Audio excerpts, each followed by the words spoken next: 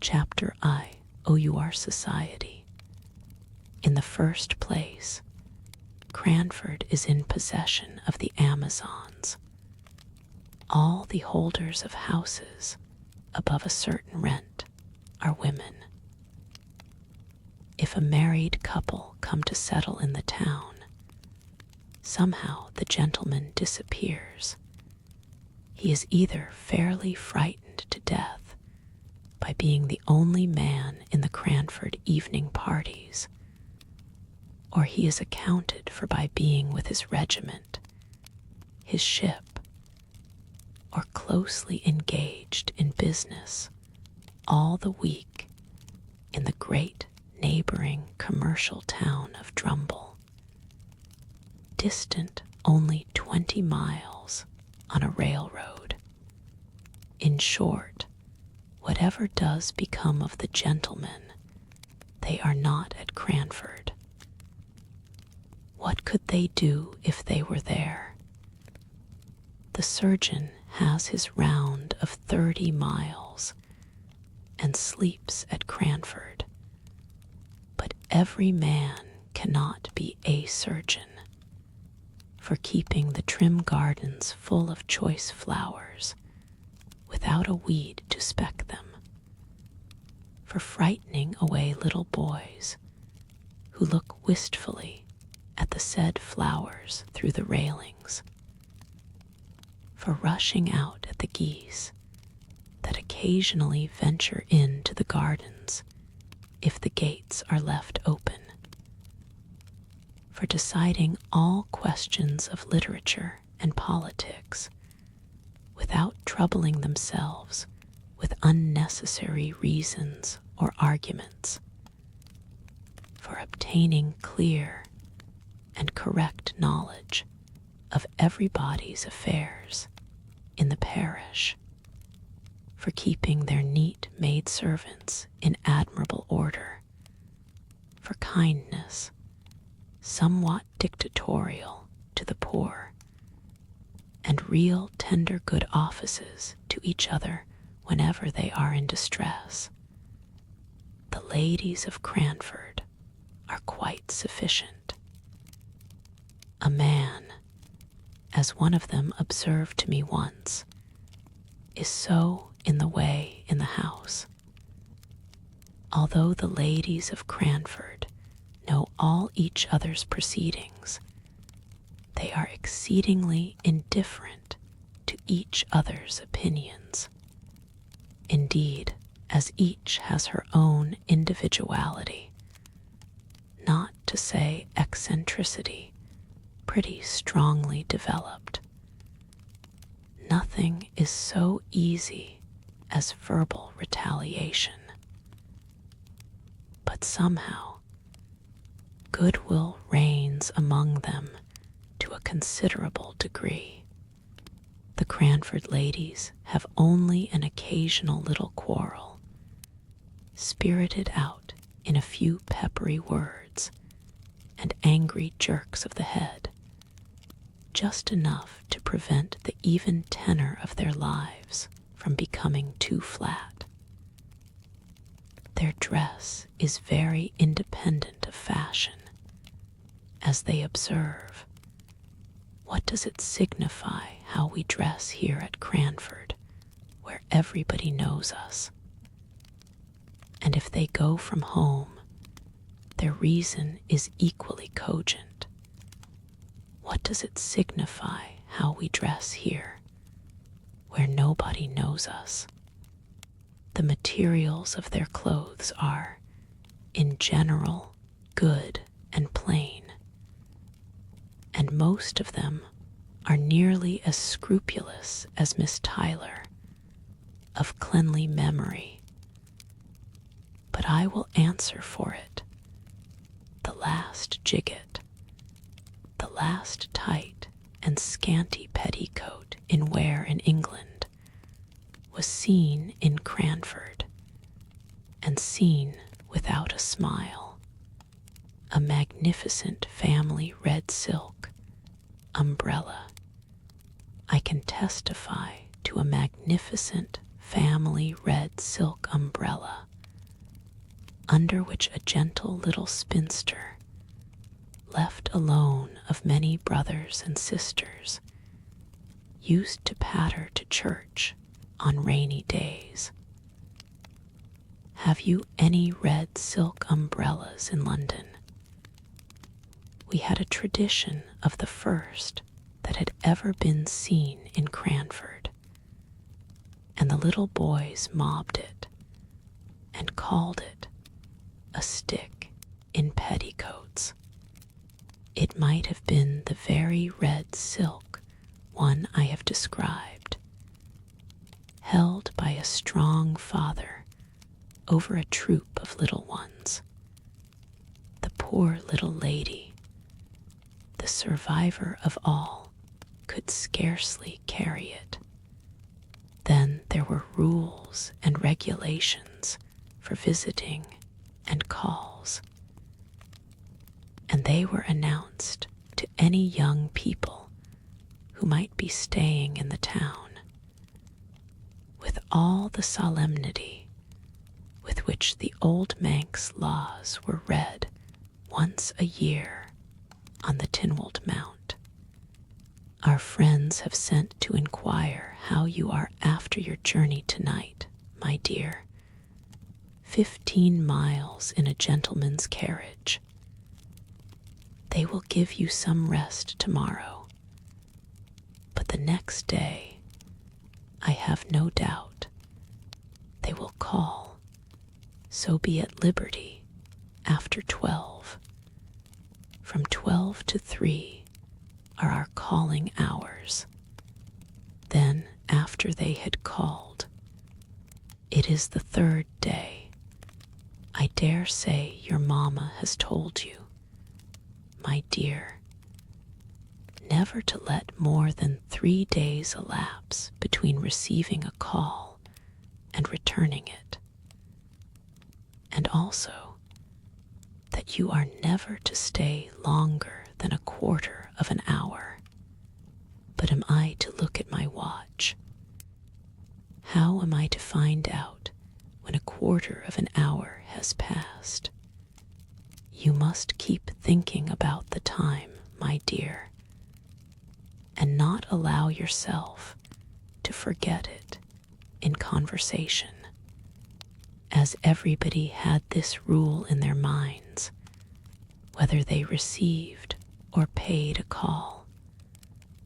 Of course, no absorbing subject was ever spoken about. We kept ourselves to short sentences of small talk and were punctual to our time.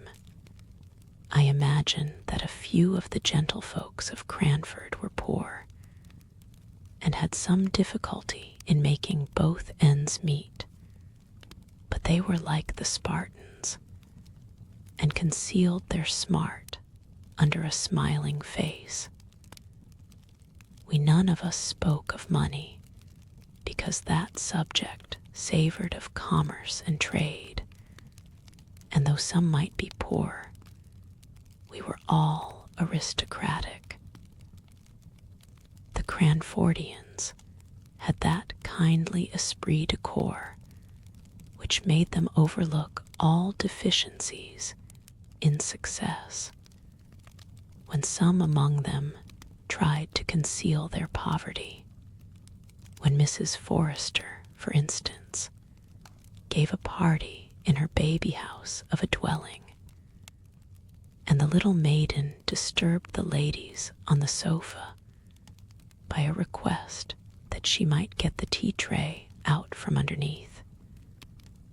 Everyone took this novel proceeding as the most natural thing in the world, and talked on about household forms and ceremonies, as if we all believed that our hostess had a regular servants. Hall, second table, with housekeeper and steward, instead of the one little charity school maiden, whose short, ruddy arms could never have been strong enough to carry the tray upstairs, if she had not been assisted in private by her mistress, who now sat in state, pretending not to know what cakes were sent up, though she knew, and we knew, and she knew that we knew, and we knew that she knew that we knew. She had been busy all the morning making tea bread and sponge cakes. There were 1 or 2 consequences arising from this general but unacknowledged poverty, and this very much acknowledged gentility, which were not amiss, and which might be introduced into many circles of society to their great improvement. For instance, the inhabitants of Cranford kept early hours, and clattered home in their pattens under the guidance of a lantern-bearer about 9 o'clock at night, and the whole town was abed and asleep by 10:30. Moreover, it was considered vulgar, a tremendous word in Cranford, to give anything expensive in the way of eatable or drinkable at the evening entertainments. Wafer, bread and butter, and sponge biscuits were all that the Honorable Mrs. Jamison gave, and she was sister-in-law to the late Earl of Glenmire, although she did practice such elegant economy. Elegant economy. How naturally one falls back into the phraseology of Cranford. There, economy was always elegant, and money spending always vulgar and ostentatious, a sort of sour grappism which made us very peaceful and satisfied. I never shall forget the dismay felt when a certain Captain Brown came to live at Cranford, and openly spoke about his being poor, not in a whisper to an intimate friend, the doors and windows being previously closed, but in the public street, in a loud military voice, alleging his poverty as a reason for not taking a particular house.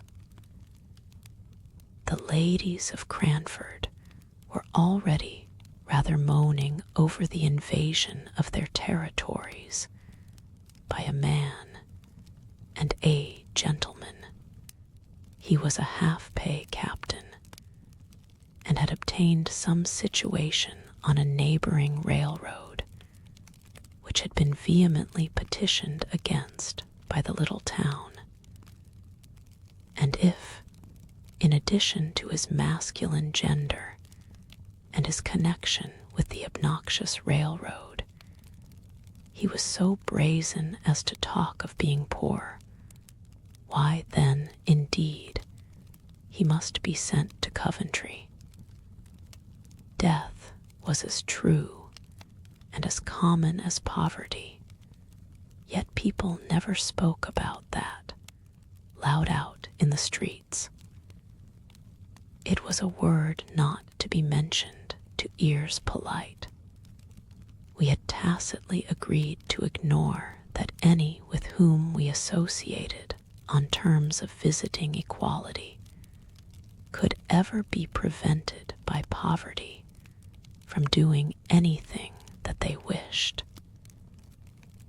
If we walked to or from a party, it was because the night was so fine, or the air so refreshing, not because sedan chairs were expensive. If we wore prints instead of summer silks, it was because we preferred a washing material and so on, till we blinded ourselves to the vulgar fact that we were, all of us, people of very moderate means. Of course, then, we did not know what to make of a man who could speak of poverty as if it was not a disgrace. Yet, somehow, Captain Brown made himself respected in Cranford, and was called upon, in spite of all resolutions to the contrary. I was surprised to hear his opinions quoted as authority at a visit which I paid to Cranford about a year after he had settled in the town. My own friends had been among the bitterest opponents of any proposal to visit the captain and his daughters only 12 months before, and now he was even admitted in the tabooed hours before 12. True, it was to discover the cause of a smoking chimney before the fire was lighted, but still Captain Brown walked upstairs, nothing daunted, spoke in a voice too large for the room, and joked quite in the way of a tame man about the house. He had been blind to all the small slights and omissions of trivial ceremonies with which he had been received. He had been friendly, though the Cranford ladies had been cool. He had answered small, sarcastic compliments in good faith, and with his manly frankness had overpowered all the shrinking which met him as a man who was not ashamed to be poor. And, at last, his excellent masculine common sense and his facility in devising expedients to overcome domestic dilemmas had gained him an extraordinary place as authority among the Cranford ladies. He himself went on in his course, as unaware of his popularity as he had been of the reverse, and I am sure he was startled one day when he found his advice so highly esteemed as to make some counsel which he had given in jest to be taken in sober, serious earnest. It was on this subject. An old lady had an Alderney cow, which she looked upon as a daughter. You could not pay the short quarter of an hour call without being told of the wonderful milk or wonderful intelligence of this animal. The whole town knew and kindly regarded Miss Betsy Barker's Alderney. Therefore great was the sympathy and regret when, in an unguarded moment, the poor cow tumbled into a lime pit. She moaned so loudly that she was soon heard and rescued. But meanwhile, the poor beast had lost most of her hair, and came out looking naked, cold, and miserable, in a bare skin. Everybody pitied the animal, though a few could not restrain their smiles at her droll appearance.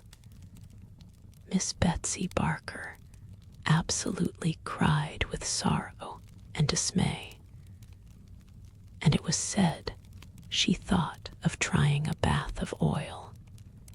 This remedy, perhaps, was recommended by someone of the number whose advice she asked. But the proposal, if ever it was made, was knocked on the head by Captain Brown's decided, "Get her a flannel waistcoat and flannel drawers, ma'am, if you wish to keep her alive. But my advice is, kill the poor creature at once." Miss Betsy Barker dried her eyes and thanked the captain heartily. She set to work, and by all the town turned out to see the Alderney meekly going to her pasture, clad in dark gray flannel. I have watched her myself many a time. Do you ever see cows dressed in gray flannel in London, meekly going to her pasture? Captain Brown had taken a small house on the outskirts of the town, where he lived with his 2 daughters. He must have been upwards of 60 at the time of the first visit I paid to Cranford after I had left it as a residence. But he had a wiry, well-trained, elastic figure, a stiff military throwback of his head, and a springing step, which made him appear much younger than he was. His eldest daughter looked almost as old as himself, and betrayed the fact that his real was more than his apparent age. Miss Brown must have been 40.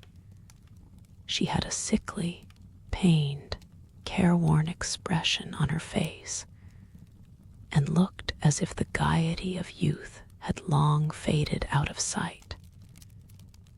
Even when young, she must have been plain and hard-featured.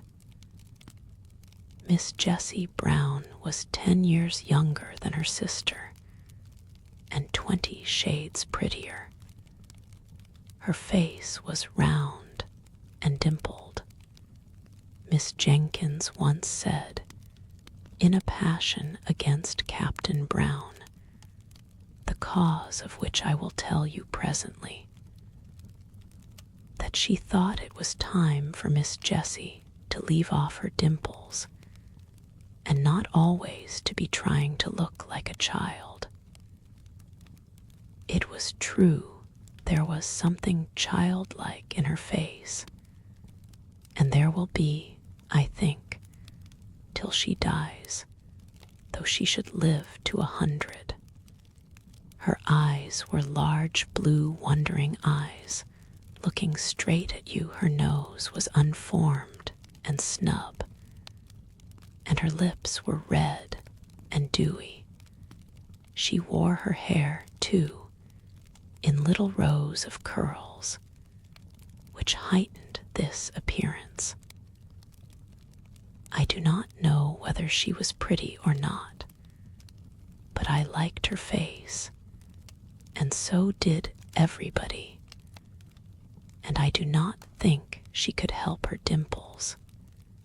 She had something of her father's jauntiness of gait and manner, and any female observer might detect a slight difference in the attire of the 2 sisters, that of Miss Jessie being about £2 per annum more expensive than Miss Brown's. £2 was a large sum in Captain Brown's annual disbursements. Such was the impression made upon me by the Brown family when I first saw them all together in Cranford Church. The captain I had met before on the occasion of the smoky chimney, which he had cured by some simple alteration in the flue. In church, he held his double eyeglass to his eyes during the morning hymn, and then lifted up his head erect and sang out loud and joyfully. He made the responses louder than the clerk, an old man with a piping, feeble voice, who, I think, felt aggrieved at the captain's sonorous bass, and quivered higher and higher in consequence. On coming out of church, the brisk captain paid the most gallant attention to his two daughters.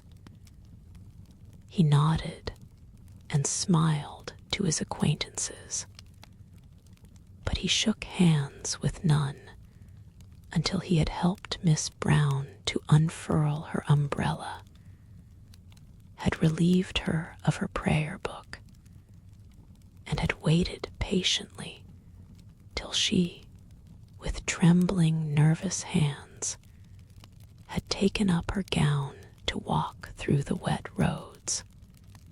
I wonder what the Cranford ladies did with Captain Brown at their parties. We had often rejoiced, in former days, that there was no gentleman to be attended to, and to find conversation for at the card parties. We had congratulated ourselves upon the snugness of the evenings, and in our love for gentility and distaste of mankind, we had almost persuaded ourselves that to be a man was to be vulgar.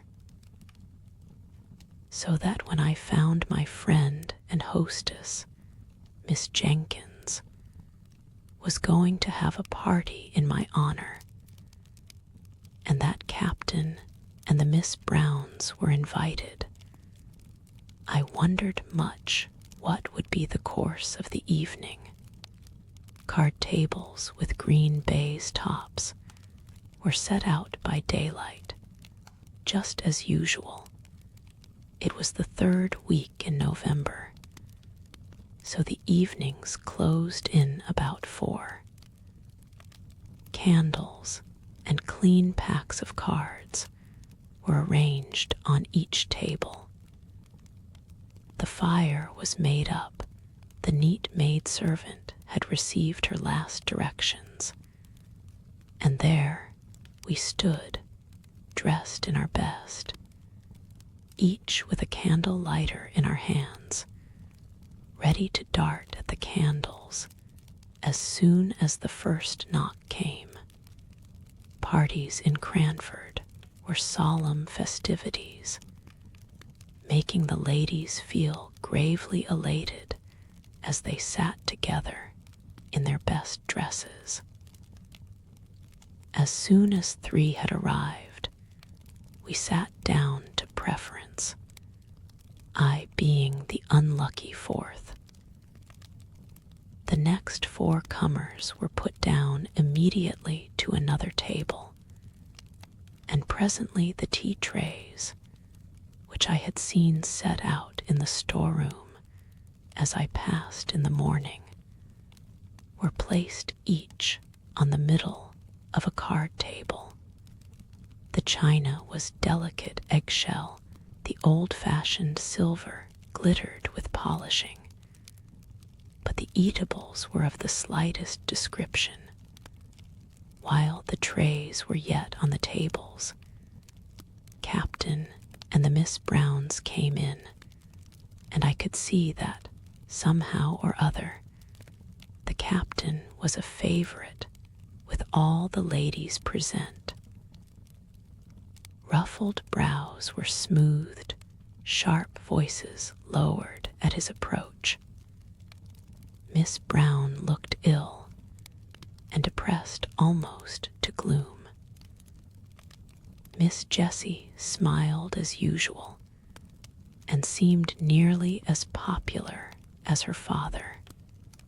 He immediately and quietly assumed the man's place in the room, attended to everyone's wants, lessened the pretty maidservant's labor by waiting on empty cups and bread and butterless ladies, and yet did it all in so easy and dignified a manner, and so much as if it were a matter of course for the strong to attend to the weak, that he was a true man throughout.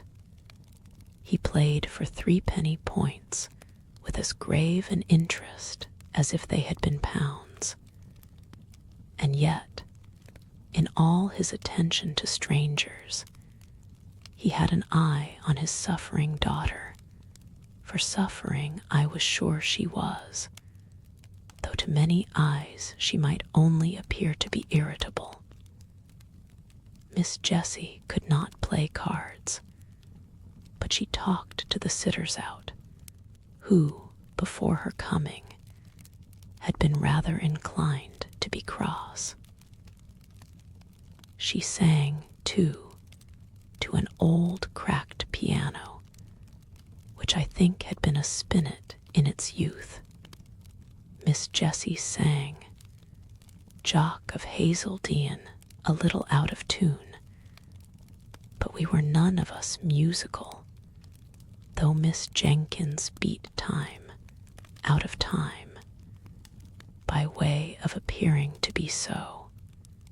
It was very good of Miss Jenkins to do this, for I had seen that, a little before, she had been a good deal annoyed by Miss Jessie Brown's unguarded admission, apropos of Shetland wool, that she had an uncle, her mother's brother, who was a shopkeeper in Edinburgh.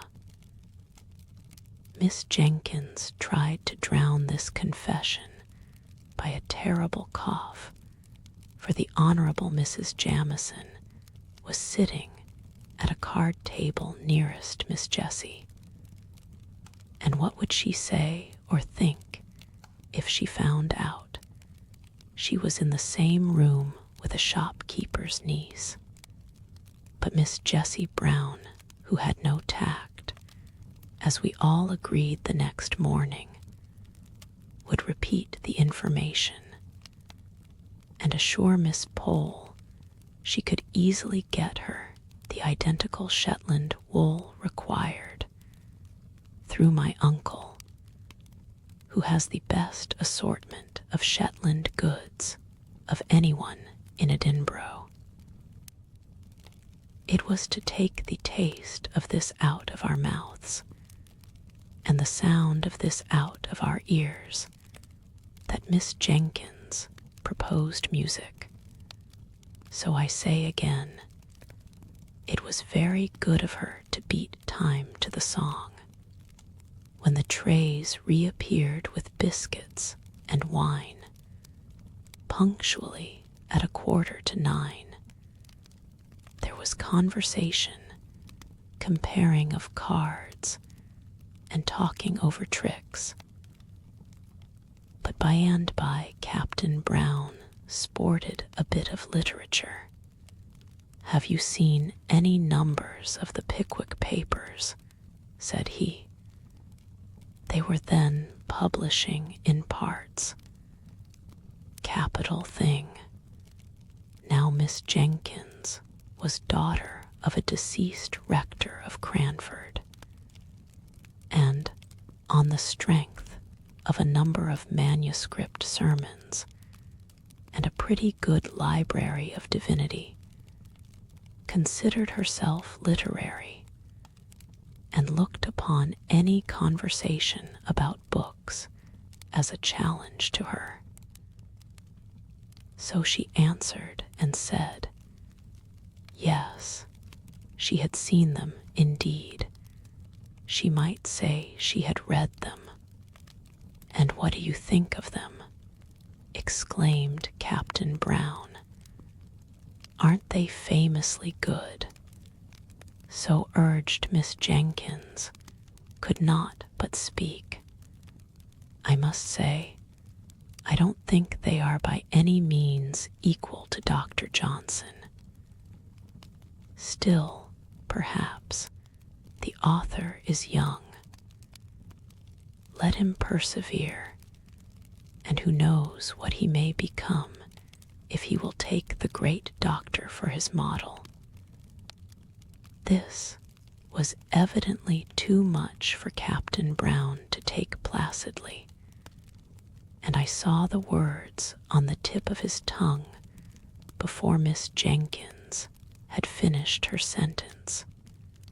"It is quite a different sort of thing, my dear madam," he began. "I am quite aware of that," returned she. "And I make allowances, Captain Brown. Just allow me to read you a scene out of this month's number," pleaded he. "I had it only this morning, and I don't think the company can have read it yet." "As you please," said she, settling herself with an air of resignation. He read the account of the soiree which Sam Weller gave at Bath. Some of us laughed heartily. I did not dare, because I was staying in the house. Miss Jenkins sat in patient gravity. When it was ended, she turned to me and said with mild dignity, "Fetch me Rasselas, my dear," out of the book room. When I had brought it to her, she turned to Captain Brown. "Now allow me to read you a scene, and then the present company can judge between your favorite, Mr. Boz, and Dr. Johnson." She read one of the conversations between Rasselas and Imlac in a high-pitched, majestic voice, and when she had ended, she said, "I imagine I am now justified in my preference of Dr. Johnson as a writer of fiction." The captain screwed his lips up and drummed on the table, but he did not speak. She thought she would give him a finishing blow or two, endeavoring to beguile her into conversation. "I consider it vulgar and below the dignity of literature to publish in numbers. How was the Rambler published, ma'am?" asked Captain Brown in a low voice, which I think Miss Jenkins could not have heard. "Dr. Johnson's style is a model for young beginners. My father recommended it to me when I began to write letters. I have formed my own style upon it. I recommend it to your favorite.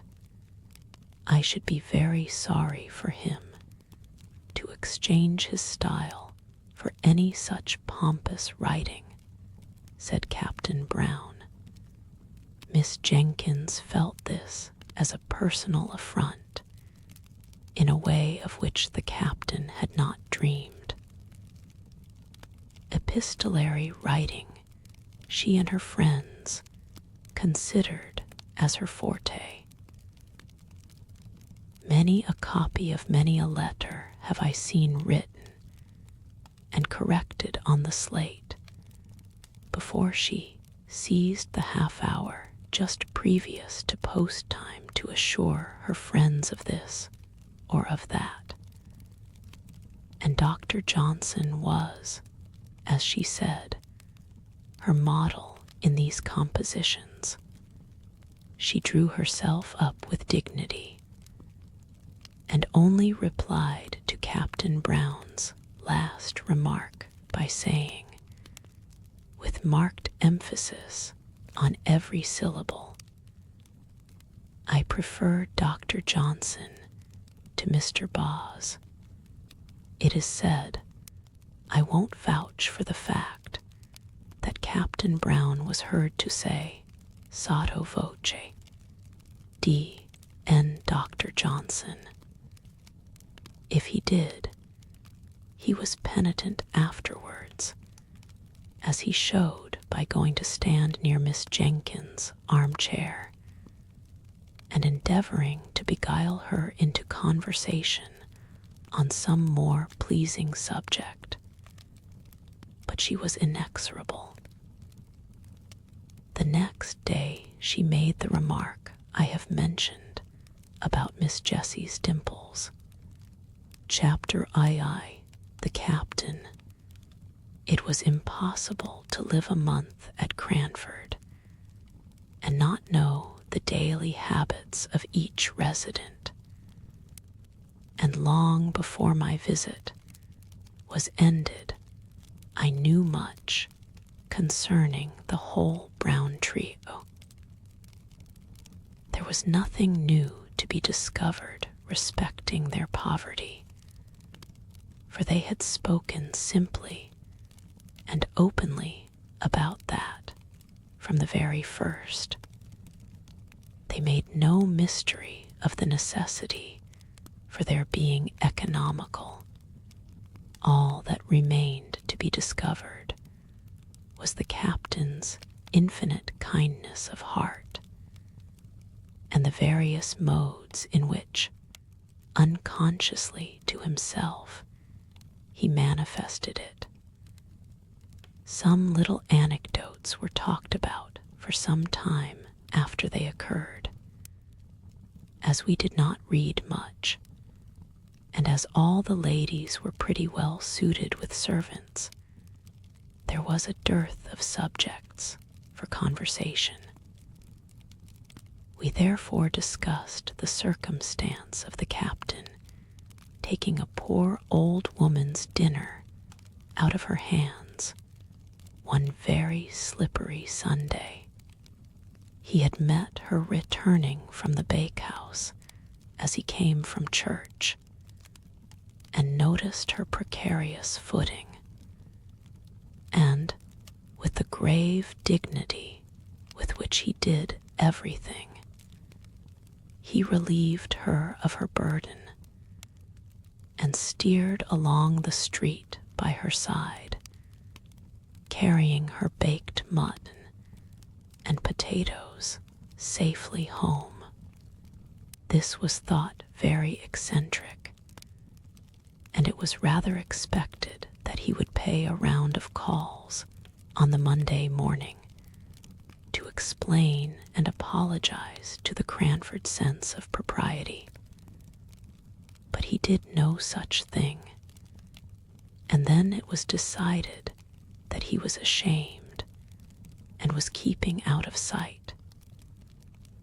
In a kindly pity for him, we began to say, after all, the Sunday morning's occurrence showed great goodness of heart, and it was resolved that he should be comforted on his next appearance amongst us.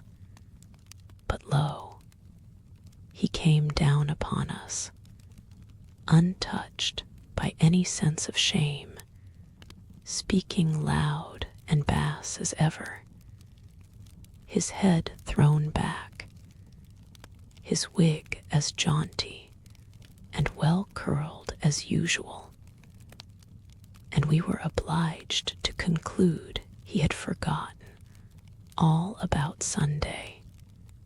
Miss Pole and Miss Jessie Brown had set up a kind of intimacy on the strength of the Shetland wool and the new knitting stitches.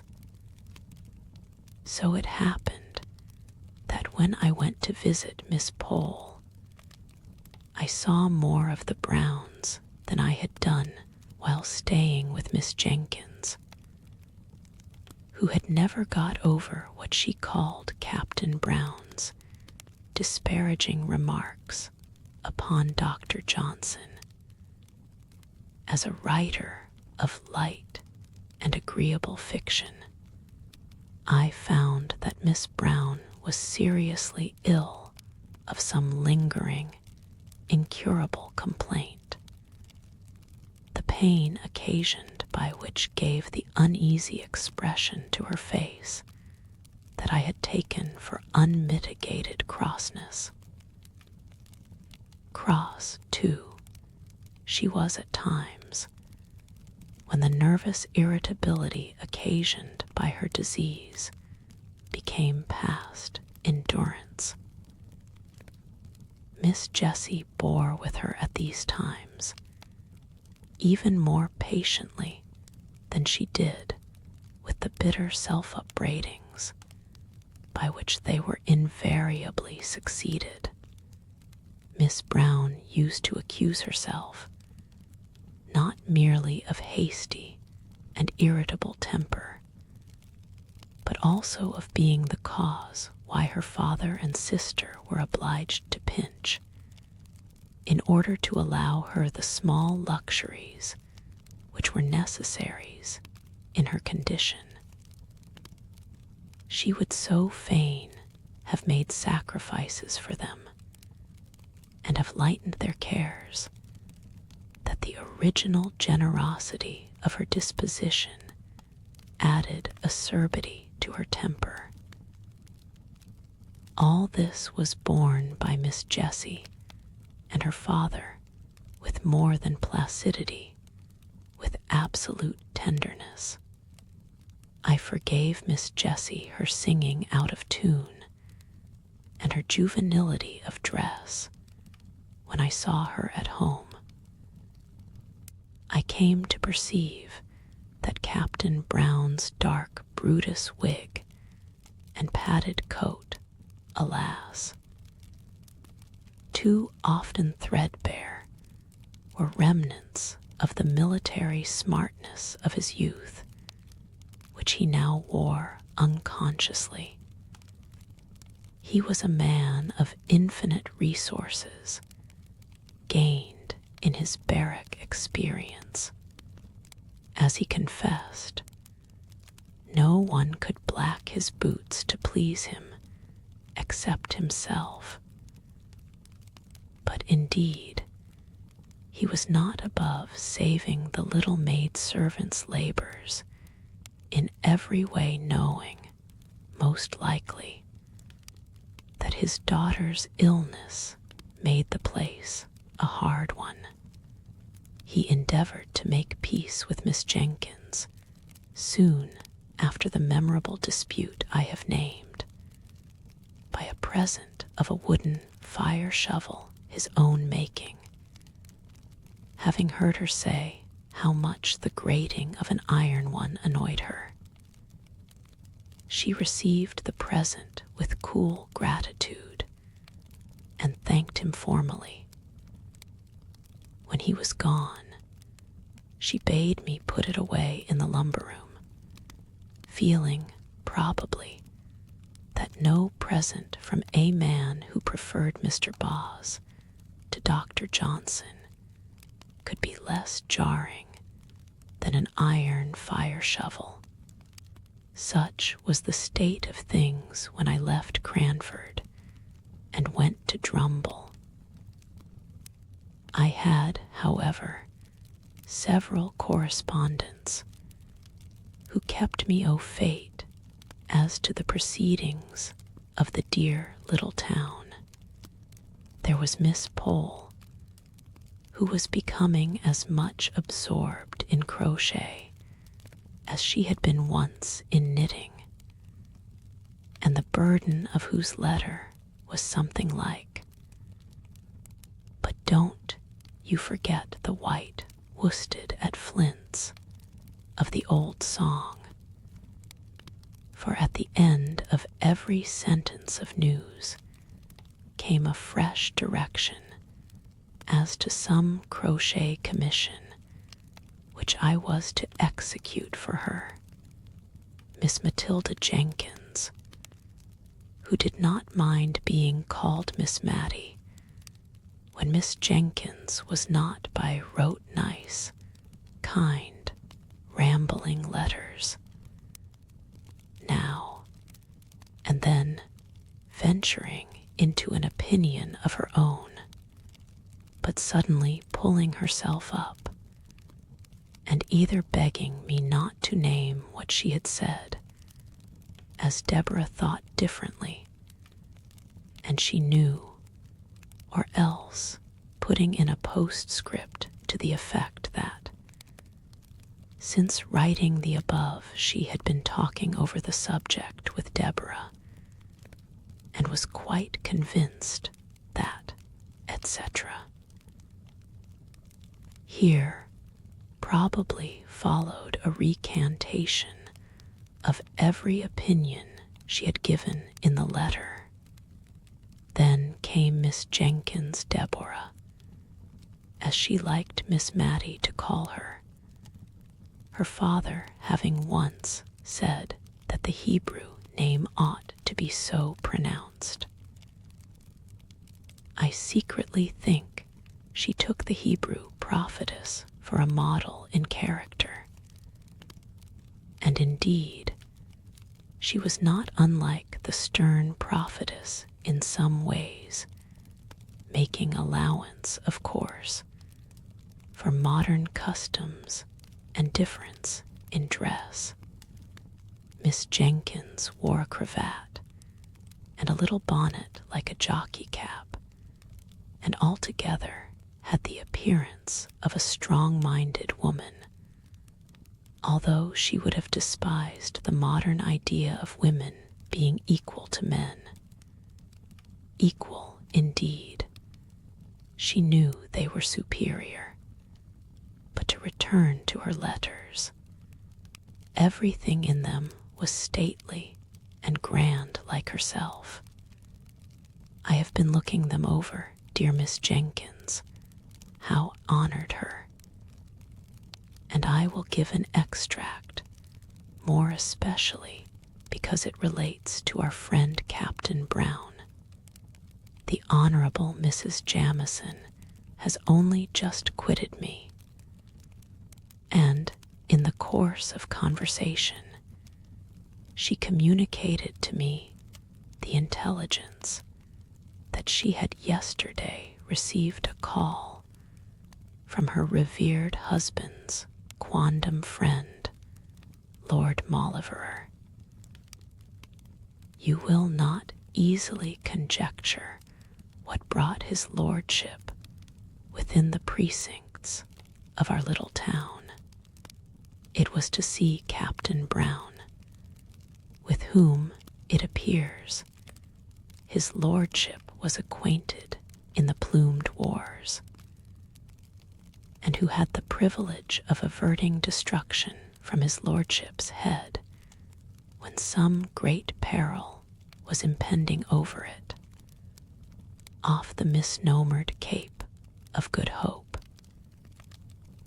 You know our friend, the Honorable Mrs. Jamison's deficiency in the spirit of innocent curiosity, and you will therefore not be so much surprised when I tell you she was quite unable to disclose to me the exact nature of the peril in question. I was anxious, I confess, to ascertain in what manner Captain Brown, with his limited establishment, could receive so distinguished a guest, and I discovered that his lordship retired to rest, and, let us hope, to refreshing slumbers at the Angel Hotel, but shared the Brunonian meals during the 2 days that he honored Cranford with his august presence.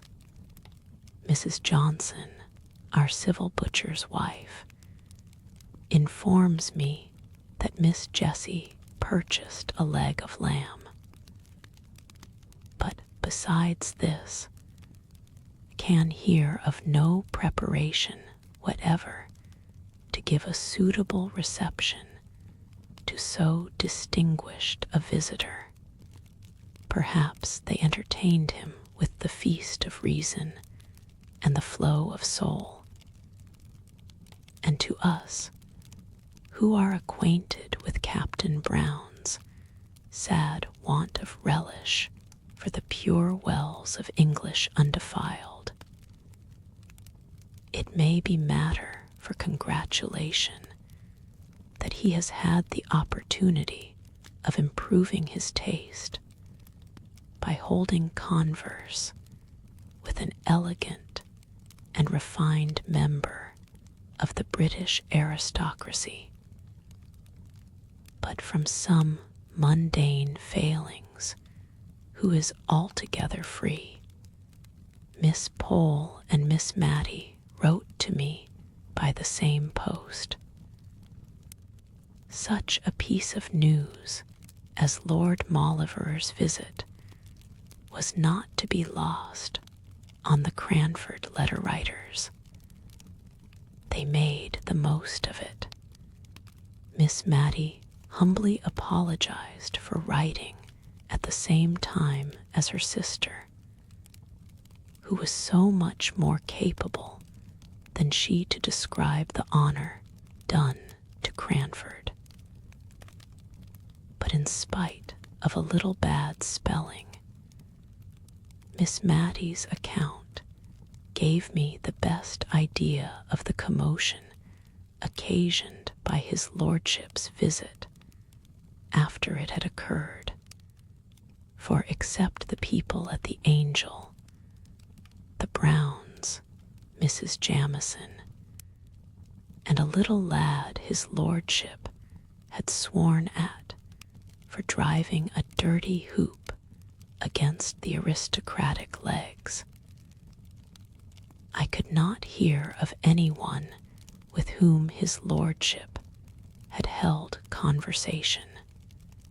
My next visit to Cranford was in the summer. There had been neither births, deaths, nor marriages since I was there last.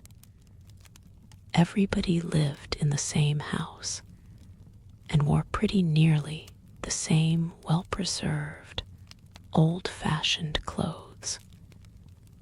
The greatest event was that Miss Jenkins had purchased a new carpet for the drawing-room. Oh, the busy work Miss Mattie and I had in chasing the sunbeams as they fell in an afternoon right down on this carpet through the blindless window. We spread newspapers over the places and sat down to our book or our work, and lo, in a quarter of an hour the sun had moved and was blazing away on a fresh spot. And down again we went on our knees to alter the position of the newspapers. We were very busy, too, one whole morning, before Miss Jenkins gave her party, in following her directions, and in cutting out and stitching together pieces of newspaper, so as to form little paths to every chair set for the expected visitors, lest their shoes might dirty or defile the purity of the carpet. Do you make paper paths for every guest to walk upon in London? Captain Brown and Miss Jenkins were not very cordial to each other.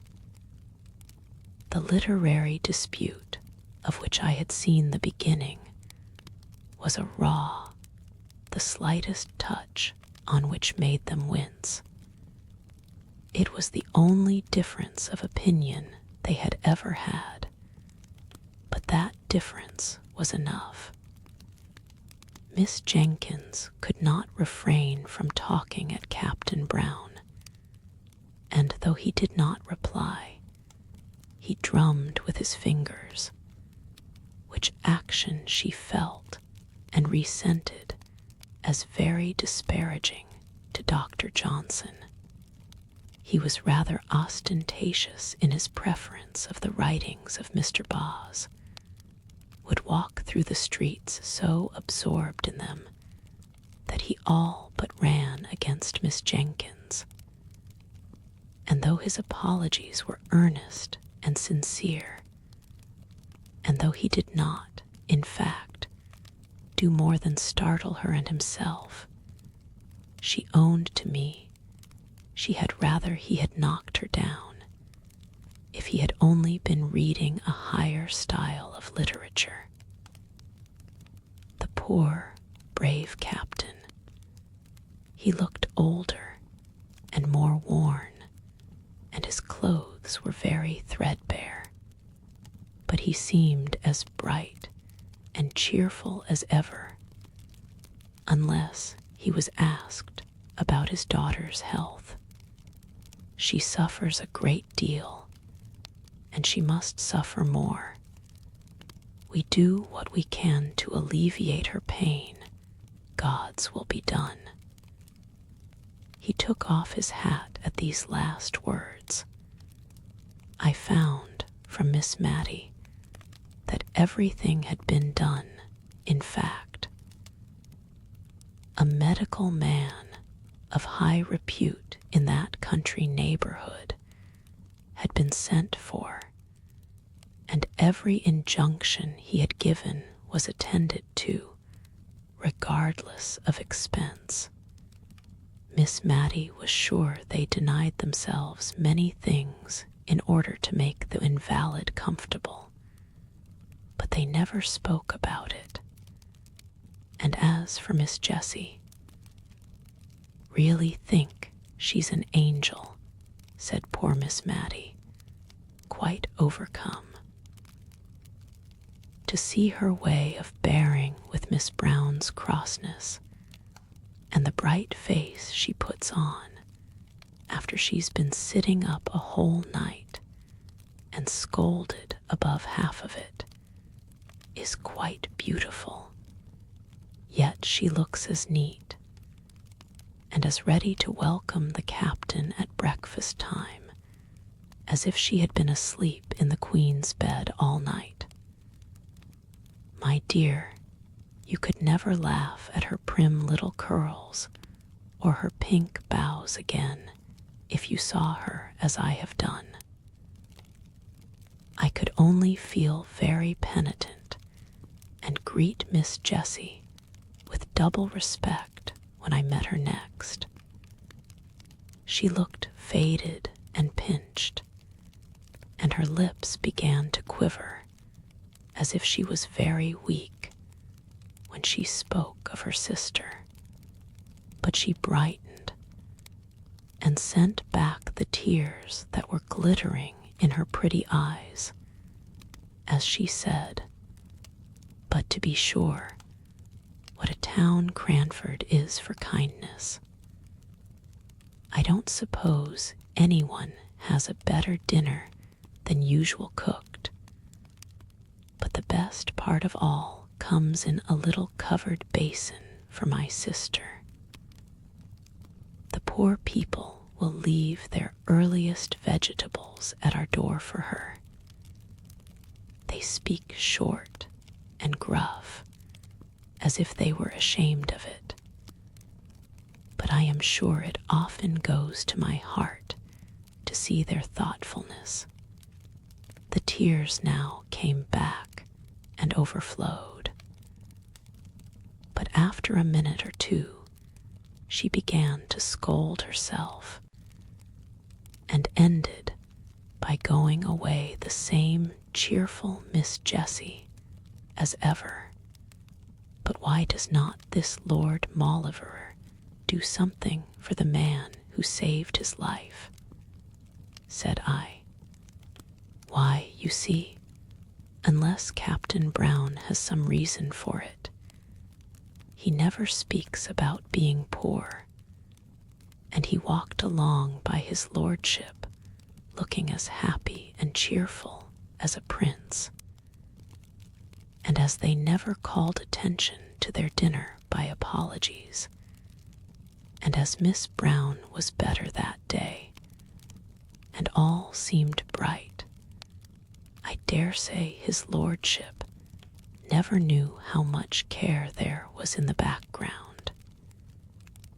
He did send game in the winter pretty often, but now he is gone abroad. I had often occasion to notice the use that was made of fragments and small opportunities in Cranford. The rose leaves that were gathered ere they fell to make into a potpourri for someone who had no garden. The little bundles of lavender flowers sent to strew the drawers of some town dweller, or to burn in the chamber of some invalid. Things that many would despise, and actions which it seemed scarcely worth while to perform, were all attended to in Cranford. Miss Jenkins stuck an apple full of cloves to be heated and smell pleasantly in Miss Brown's room, and as she put in each clove, she uttered a Johnsonian sentence. Indeed, she never could think of the Browns without talking Johnson, and, as they were seldom absent from her thoughts just then, I heard many a rolling, three-piled sentence. Captain Brown called one day to thank Miss Jenkins for many little kindnesses, which I did not know until then that she had rendered. He had suddenly become like an old man. His deep bass voice had a quavering in it. His eyes looked dim, and the lines on his face were deep. He could not speak cheerfully of his daughter's state, but he talked with manly, pious resignation, and not much. Twice over he said, "What Jessie has been to us, God only knows." And after the second time, he got up hastily, shook hands all round without speaking, and left the room. That afternoon, we perceived little groups in the street, all listening with faces aghast to some tale or other. Miss Jenkins wondered what could be the matter for some time before she took the undignified step of sending Jenny out to inquire. Jenny came back with a white face of terror. "Oh, ma'am. Oh, Miss Jenkins, ma'am. Captain Brown is killed by them nasty, cruel railroads." And she burst into tears. She, along with many others, had experienced the poor captain's kindness. How, where? Good God. Jenny, don't waste time in crying, but tell us something. Miss Mattie rushed out into the street at once and collared the man who was telling the tale. She brought the affrighted Carter into the drawing-room. Come to my sister at once, Miss Jenkins. The rector's daughter, oh, man.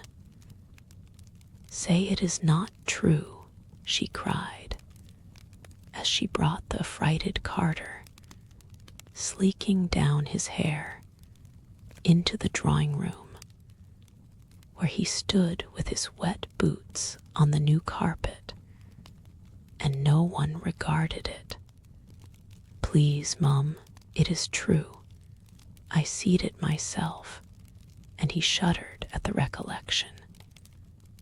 The captain was a-reading some new book as he was deep in a-waiting for the down train, and there was a little lass as wanted to come to its mammy, and gave its sister the slip, and came toddling across the line. And he looked up sudden at the sound of the train coming, and seed the child, and he darted on the line and cotched it up, and his foot slipped, and the train came over him in no time. "Oh, Lord, Lord. Mum, it's quite true, and they've come over to tell his daughters. The child's safe, though, with only a bang on its shoulder as he threw it to its mammy. Poor captain would be glad of that, Mum, wouldn't he? God bless him." The great rough Carter puckered up his manly face and turned away to hide his tears. I turned to Miss Jenkins. She looked very ill, as if she were going to faint, and signed to me to open the window. "Matilda, bring me my bonnet. I must go to those girls. God pardon me if ever I have spoken contemptuously to the captain." Miss Jenkins arrayed herself to go out, telling Miss Matilda to give the man a glass of wine. While she was away, Miss Mattie and I huddled over the fire, talking in a low and awestruck voice. I know we cried quietly all the time. Miss Jenkins came home in a silent mood, and we durst not ask her many questions.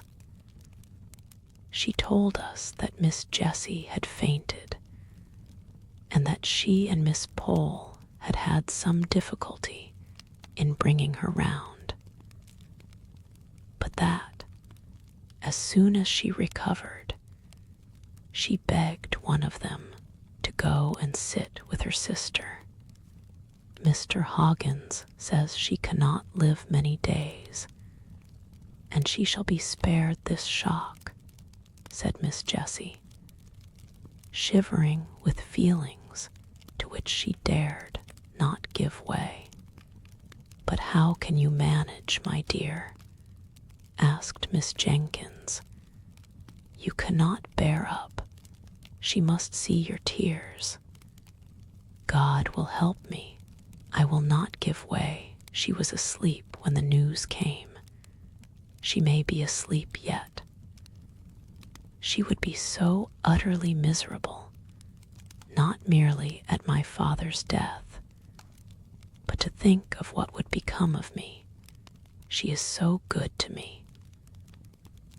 She looked up earnestly in their faces with her soft, true eyes, and Miss Pole told Miss Jenkins afterwards she could hardly bear it, knowing, as she did, how Miss Brown treated her sister. However, it was settled according to Miss Jessie's wish. Miss Brown was to be told her father had been summoned to take a short journey on railway business. They had managed it in some way. Miss Jenkins could not exactly say how. Miss Pole was to stop with Miss Jessie. Mrs. Jamison had sent to inquire, and this was all we heard that night. And a sorrowful night it was. The next day a full account of the fatal accident was in the county paper, which Miss Jenkins took in. Her eyes were very weak, she said, and she asked me to read it. When I came to the gallant gentleman was deeply engaged in the perusal of a number of Pickwick, which he had just received, Miss Jenkins shook her head long and solemnly, and then sighed out, "Poor, dear, infatuated man." The corpse was to be taken from the station to the parish church, there to be interred.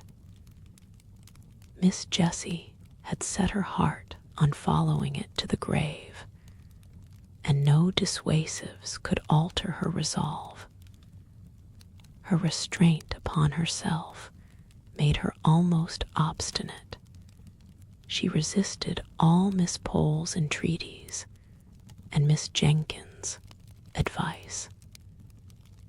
At last, Miss Jenkins gave up the point, and after a silence, which I feared portended some deep displeasure against Miss Jessie, Miss Jenkins said she should accompany the latter to the funeral. "It is not fit for you to go alone. It would be against both propriety and humanity were I to allow it." Miss Jessie seemed as if she did not half like this arrangement, but her obstinacy, if she had any, had been exhausted in her determination to go to the interment. She longed, poor thing, I have no doubt, to cry alone over the grave of the dear father to whom she had been all in all, and to give way, for one little half-hour, uninterrupted by sympathy and unobserved by friendship. But it was not to be. That afternoon Miss Jenkins sent out for a yard of black crape, and employed herself busily in trimming the little black silk bonnet have spoken about. When it was finished, she put it on and looked at us for approbation, admiration she despised. I was full of sorrow, but by one of those whimsical thoughts which come unbidden into our heads in times of deepest grief, I no sooner saw the bonnet than I was reminded of a helmet. And in that hybrid bonnet, half helmet, half jockey cap, did Miss Jenkins attend Captain Brown's funeral, and I believe supported Miss Jessie with a tender, indulgent firmness which was invaluable, allowing her to weep her passionate fill before they left. Miss Pole, Miss Mattie, and I meanwhile attended to Miss Brown, and hard work we found it to relieve her querulous and never-ending complaints. But if we were so weary and dispirited, what must Miss Jessie have been? Yet she came back almost calm, as if she had gained a new strength. She put off her morning dress and came in, looking pale and gentle, thanking us each with a soft, long pressure of the hand. She could even smile, a faint, sweet, wintry smile, as if to reassure us of her power to endure. But her look made our eyes fill suddenly with tears, more than if she had cried outright. It was settled that Miss Pole was to remain with her all the watching livelong night, and that Miss Mattie and I were to return in the morning to relieve them and give Miss Jessie the opportunity for a few hours of sleep. But when the morning came, Miss Jenkins appeared at the breakfast table, equipped in her helmet bonnet, and ordered Miss Mattie to stay at home, as she meant to go and help to nurse. She was evidently in a state of great friendly excitement, which she showed by eating her breakfast standing and scolding the household all round. No nursing, no energetic, strong-minded woman could help Miss Brown now. There was that in the room as we entered which was stronger than us all, and made us shrink into solemn, awestruck helplessness. Miss Brown was dying. We hardly knew her voice. It was so devoid of the complaining tone we had always associated with it. Miss Jessie told me afterwards that it, and her face too, were just what they had been formerly, when her mother's death left her the young, anxious head of the family, of whom only Miss Jessie survived. She was conscious of her sister's presence, though not, I think, of ours. We stood a little behind the curtain. Miss Jessie knelt with her face near her sister S, in order to catch the last soft, awful whispers. "Oh, Jessie, Jessie, how selfish I have been. God forgive me for letting you sacrifice yourself for me as you did. I have so loved you, and yet I have thought only of myself. God forgive me." "Hush, love, hush," said Miss Jessie, sobbing. "And my father, my dear, dear father. I will not complain now, if God will give me strength to be patient. But oh, Jessie, tell my father how I longed and yearned to see him at last, and to ask his forgiveness. He can never know now how I loved him. Oh, if I might but tell him before I die.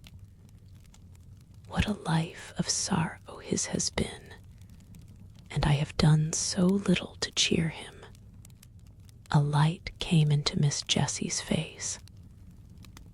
"Would it comfort you, dearest, to think that he does know? Would it comfort you, love, to know that his cares, his sorrows," her voice quivered, but she steadied it into calmness, "Mary, he has gone before you to the place where the weary are at rest. He knows now how you loved him." A strange look, which was not distress, came over Miss Brown's face. She did not speak for some time, but then we saw her lips form the words, rather than heard the sound, "Father, Mother, Harry, Archie." Then, as if it were a new idea throwing a filmy shadow over her darkened mind, "But you will be alone, Jessie."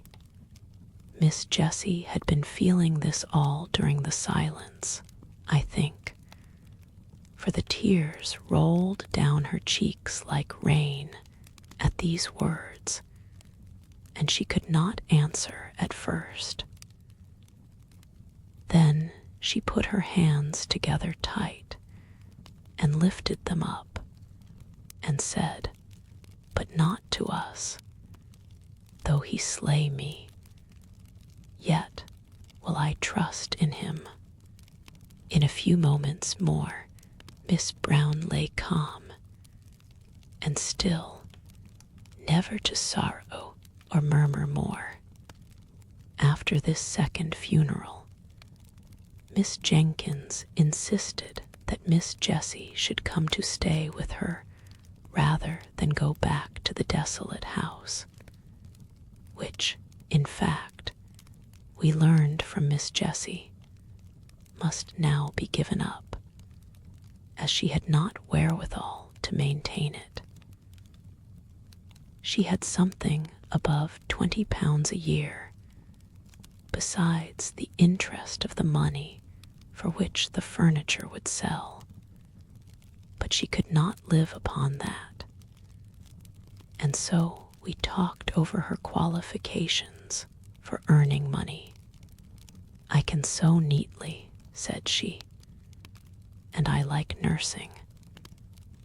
I think, too, I could manage a house if anyone would try me as housekeeper, or I would go into a shop as saleswoman if they would have patience with me at first." Miss Jenkins declared in an angry voice that she should do no such thing, and talked to herself about some people having no idea of their rank as a captain's daughter. Nearly an hour afterwards, when she brought Miss Jessie up a basin of delicately made arrowroot, and stood over her like a dragoon until the last spoonful was finished. Then she disappeared. Miss Jessie began to tell me some more of the plans which had suggested themselves to her, and insensibly fell into talking of the days that were past and gone, and interested me so much I neither knew nor heeded how time passed. We were both startled when Miss Jenkins reappeared and caught us crying. I was afraid lest she would be displeased, as she often said that crying hindered digestion, and I knew she wanted Miss Jessie to get strong, but instead she looked queer and excited and fidgeted round us without saying anything. At last she spoke. "I have been so much startled, no, I've not been at all startled, don't mind me.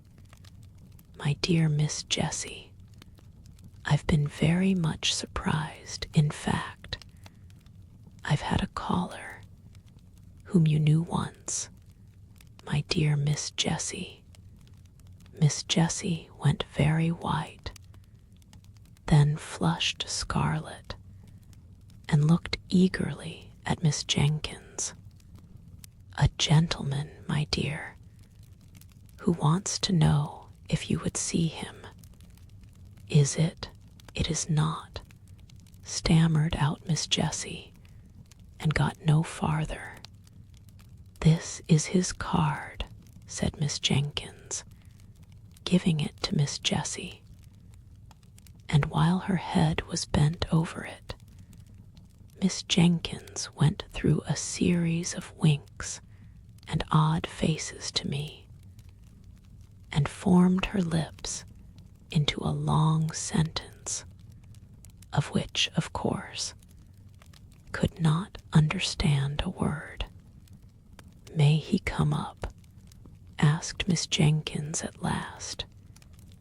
"Oh, yes." "Certainly," said Miss Jessie, as much as to say, "This is your house. You may show any visitor where you like." She took up some knitting of Miss Mattie, S. and began to be very busy, though I could see how she trembled all over. Miss Jenkins rang the bell and told the servant who answered it to show Major Gordon upstairs, and presently in walked a tall, fine, frank-looking man of 40 or upwards. He shook hands with Miss Jessie, but he could not see her eyes. She kept them so fixed on the ground. Miss Jenkins asked me if I would come and help her to tie up the preserves in the storeroom, and though Miss Jessie plucked at my gown and even looked up at me with begging eye, I durst not refuse to go where Miss Jenkins asked. Instead of tying up preserves in the storeroom, however, we went to talk in the dining room, and there Miss Jenkins told me what Major Gordon had told her, how he had served in the same regiment with Captain Brown and had become acquainted with Miss Jessie, then a sweet-looking, blooming girl of 18. How the acquaintance had grown into love on his part, though it had been some years before he had spoken. How, on becoming possessed, through the will of an uncle, of a good estate in Scotland, he had offered and been refused, though with so much agitation and evident distress that he was sure she was not indifferent to him, and how he had discovered that the obstacle was the fell disease which was, even then, too surely threatening her sister. She had mentioned that the surgeons foretold intense suffering, and there was no one but herself to nurse her poor Mary, or cheer and comfort her father during the time of illness. They had had long discussions, and on her refusal to pledge herself to him as his wife when all should be over, he had grown angry and broken off entirely, and gone abroad, believing that she was a cold-hearted person whom he would do well to forget. He had been traveling in the East, and was on his return home when, at Rome, he saw the account of Captain Brown's death in Galignani. Just then Miss Mattie, who had been out all the morning and had only lately returned to the house, burst in with a face of dismay and outraged propriety. "Oh, goodness me," she said. "Deborah, there's a gentleman sitting in the drawing-room with his arm round Miss Jessie's waist." Miss Mattie's eyes looked large with terror. With his arm around Miss Jessie's waist, Miss Jenkins snubbed her down in an instant. The most proper place in the world for his arm to be in. "Go away, Matilda, and mind your own business." This from her sister, who had hitherto been a model of feminine decorum, was a blow for poor Miss Mattie, and with a double shock she left the room. The last time I ever saw poor Miss Jenkins was many years after this. Mrs. Gordon had kept up a warm and affectionate intercourse with all at Cranford. Miss Jenkins, Miss Mattie, and Miss Pole had all been to visit her, and returned with wonderful accounts of her house, her husband, her dress, and her looks. For, with happiness, something of her early bloom returned. She had been a year or two younger than we had taken her for. Her eyes were always lovely, and as Mrs. Gordon, her dimples were not out of place. At the time to which I have referred when I last saw Miss Jenkins, that lady was old and feeble, and had lost something of her strong mind. Little Flora Gordon was staying with the Misses Jenkins, and when I came in, she was reading aloud to Miss Jenkins, who lay feeble and changed on the sofa. Flora put down the Rambler when I came in. "Ah," said Miss Jenkins, "you find me changed, my dear. I can't see as I used to do. If Flora were not here to read to me, I hardly know how I should get through the day. Did you ever read The Rambler?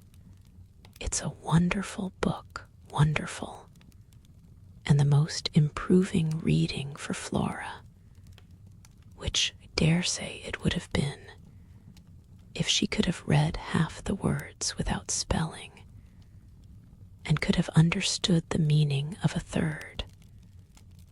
Better than that strange old book with the queer name. Poor Captain Brown was killed for reading that book by Mr. Boz. You know old Pa's, when I was a girl. But that's a long time ago. I acted Lucy in old Pa's." She babbled on long enough for Flora to get a good long spell at the Christmas Carol, which Miss Mattie had left on the table. Chapter III. A love affair of long ago. I thought that probably my connection with Cranford would cease after Miss Jenkins's death.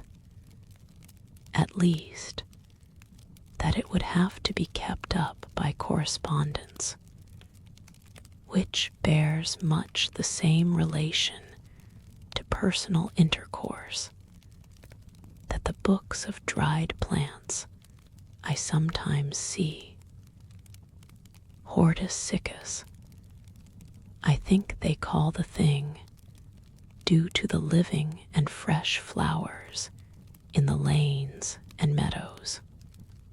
I was pleasantly surprised, therefore, by receiving a letter from Miss Pole, who had always come in for a supplementary week after my annual visit to Miss Jenkins, proposing that I should go and stay with her.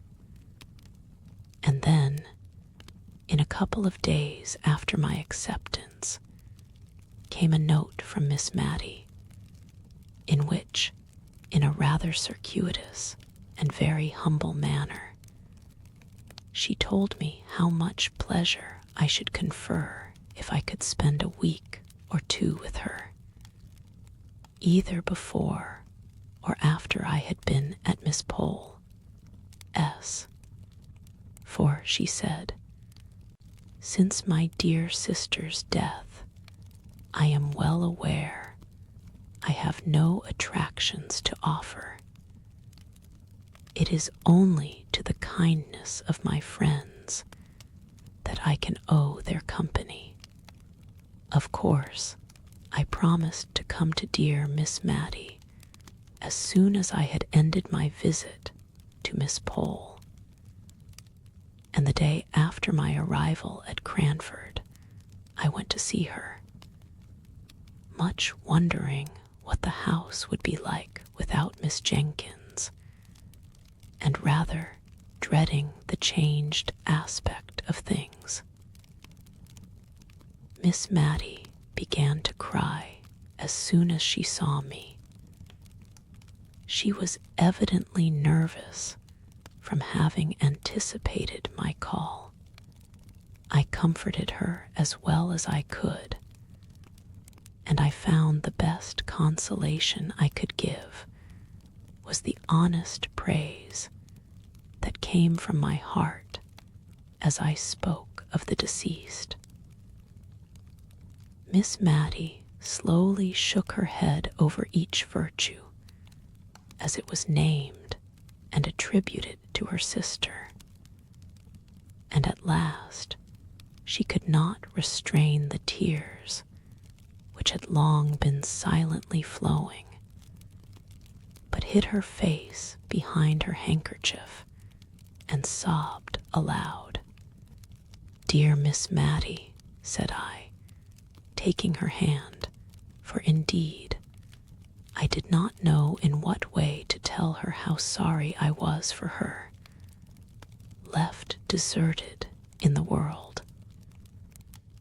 She put down her handkerchief and said, "My dear, I'd rather you did not call me Mattie." She did not like it, but I did many a thing she did not like, I'm afraid, and now she's gone. "If you please, my love, will you call me Matilda?" I promised faithfully, and began to practice the new name with Miss Pole that very day. And, by degrees, Miss Matilda's feeling on the subject was known through Cranford, and we all tried to drop the more familiar name, but with so little success that by and by we gave up the attempt. My visit to Miss Pole was very quiet. Miss Jenkins had so long taken the lead in Cranford that now she was gone, they hardly knew how to give a party. The Honorable Mrs. Jamison, to whom Miss Jenkins herself had always yielded the post of honor, was fat and inert, and very much at the mercy of her old servants. If they chose that she should give a party, they reminded her of the necessity for so doing. If not, she let it alone. There was all the more time for me to hear old-world stories from Miss Pole, while she sat knitting, and I making my father's shirts. I always took a quantity of plain sewing to Cranford, for, as we did not read much or walk much, I found it a capital time to get through my work. One of Miss Pole's stories related to a shadow of a love affair that was dimly perceived or suspected long years before. Presently, the time arrived when I was to remove to Miss Matilda's house. Found her timid and anxious about the arrangements for my comfort. Many a time while I was unpacking did she come backwards and forwards to stir the fire which burned all the worse for being so frequently poked. "Have you drawers enough, dear?" asked she. I don't know exactly how my sister used to arrange them. She had capital methods. I am sure she would have trained a servant in a week to make a better fire than this, and Fanny has been with me 4 months. This subject of servants was a standing grievance, and I could not wonder much at it. For if gentlemen were scarce, and almost unheard of in the genteel society of Cranford, they or their counterparts, handsome young men, abounded in the lower classes. The pretty neat servant maids had their choice of desirable followers, and their mistresses, without having the sort of mysterious dread of men and matrimony that Miss Matilda had, might well feel a little anxious lest the heads of their comely maids should be turned by the joiner, or the butcher, or the gardener, who were obliged by their callings to come to the house, and who, as ill luck would have it, were generally handsome and unmarried, Fanny's lovers, if she had any, and Miss Matilda suspected her of so many flirtations that, if she had not been very pretty, I should have doubted her having one were a constant anxiety to her mistress. She was forbidden by the articles of her engagement to have followers, and though she had answered innocently enough, doubling up the hem of her apron as she spoke, "Please, ma'am, I never had more than one at a time. Miss Matty prohibited that one." But a vision of a man seemed to haunt the kitchen.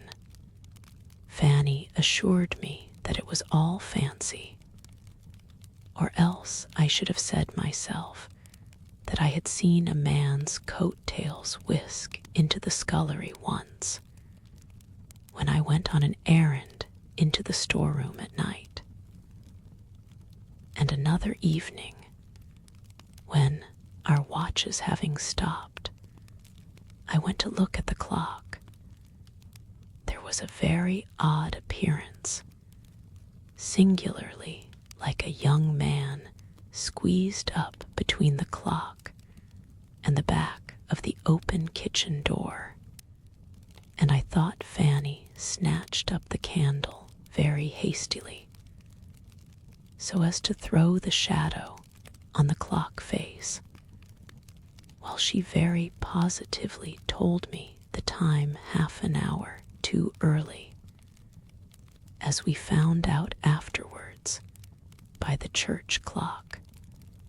But I did not add to Miss Matty's anxieties by naming my suspicions, especially as Fanny said to me the next day that it was such a queer kitchen for having odd shadows about it. She really was almost afraid to stay. "For you know, miss," she added, "I don't see a creature from 6 o'clock tea till Mrs. rings the bell for prayers at 10. However, it so fell out that Fanny had to leave, and Miss Matilda begged me to stay and settle her with the new maid, to which I consented, after I had heard from my father that he did not want me at home. The new servant was a rough, honest-looking country girl, who had only lived in a farm place before, but I liked her looks when she came to be hired, and I promised Miss Matilda to put her in the ways of the house. The said ways were religiously such as Miss Matilda thought her sister would approve. Many a domestic rule and regulation had been a subject of plaintive whispered murmur to me during Miss Jenkins's life. But now that she was gone, I do not think that even I, who was a favorite, durst have suggested an alteration. To give an instance, we constantly adhered to the forms which were observed at meal times in my father, the rector's house. Accordingly, we had always wine and dessert, but the decanters were only filled when there was a party, and what remained was seldom touched, though we had 2 wine glasses apiece every day after dinner, until the next festive occasion arrived, when the state of the remainder wine was examined into in a family council. The dregs were often given to the poor, but occasionally, when a good deal had been left at the last party 5 months ago, it might be, it was added to some of a fresh bottle brought up from the cellar.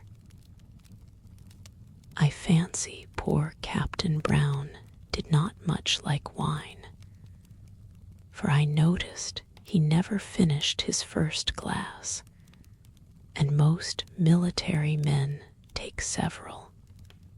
Then, as to our dessert, Miss Jenkins used to gather currants and gooseberries for it herself, which I sometimes thought would have tasted better fresh from the trees.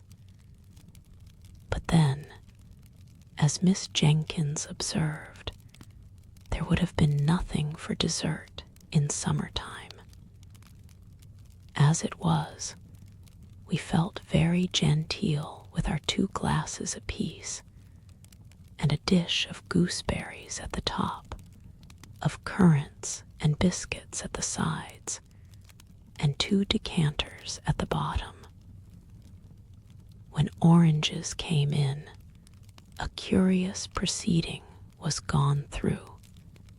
Miss Jenkins did not like to cut the fruit, for as she observed, the juice all ran out nobody knew where, sucking. Only I think she used some more recondite word, was in fact the only way of enjoying oranges. But then there was the unpleasant association with a ceremony frequently gone through by little babies. And so, after dessert, in orange season, Miss Jenkins and Miss Mattie used to rise up, possess themselves each of an orange in silence, and withdraw to the privacy of their own rooms to indulge in sucking oranges. I had once or twice tried, on such occasions, to prevail on Miss Mattie to stay, and had succeeded in her sister's lifetime. I held up a screen and did not look, and, as she said, she tried not to make the noise very offensive.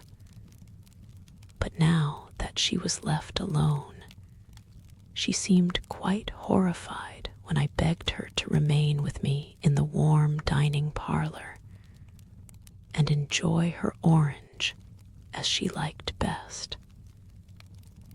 And so it was in everything.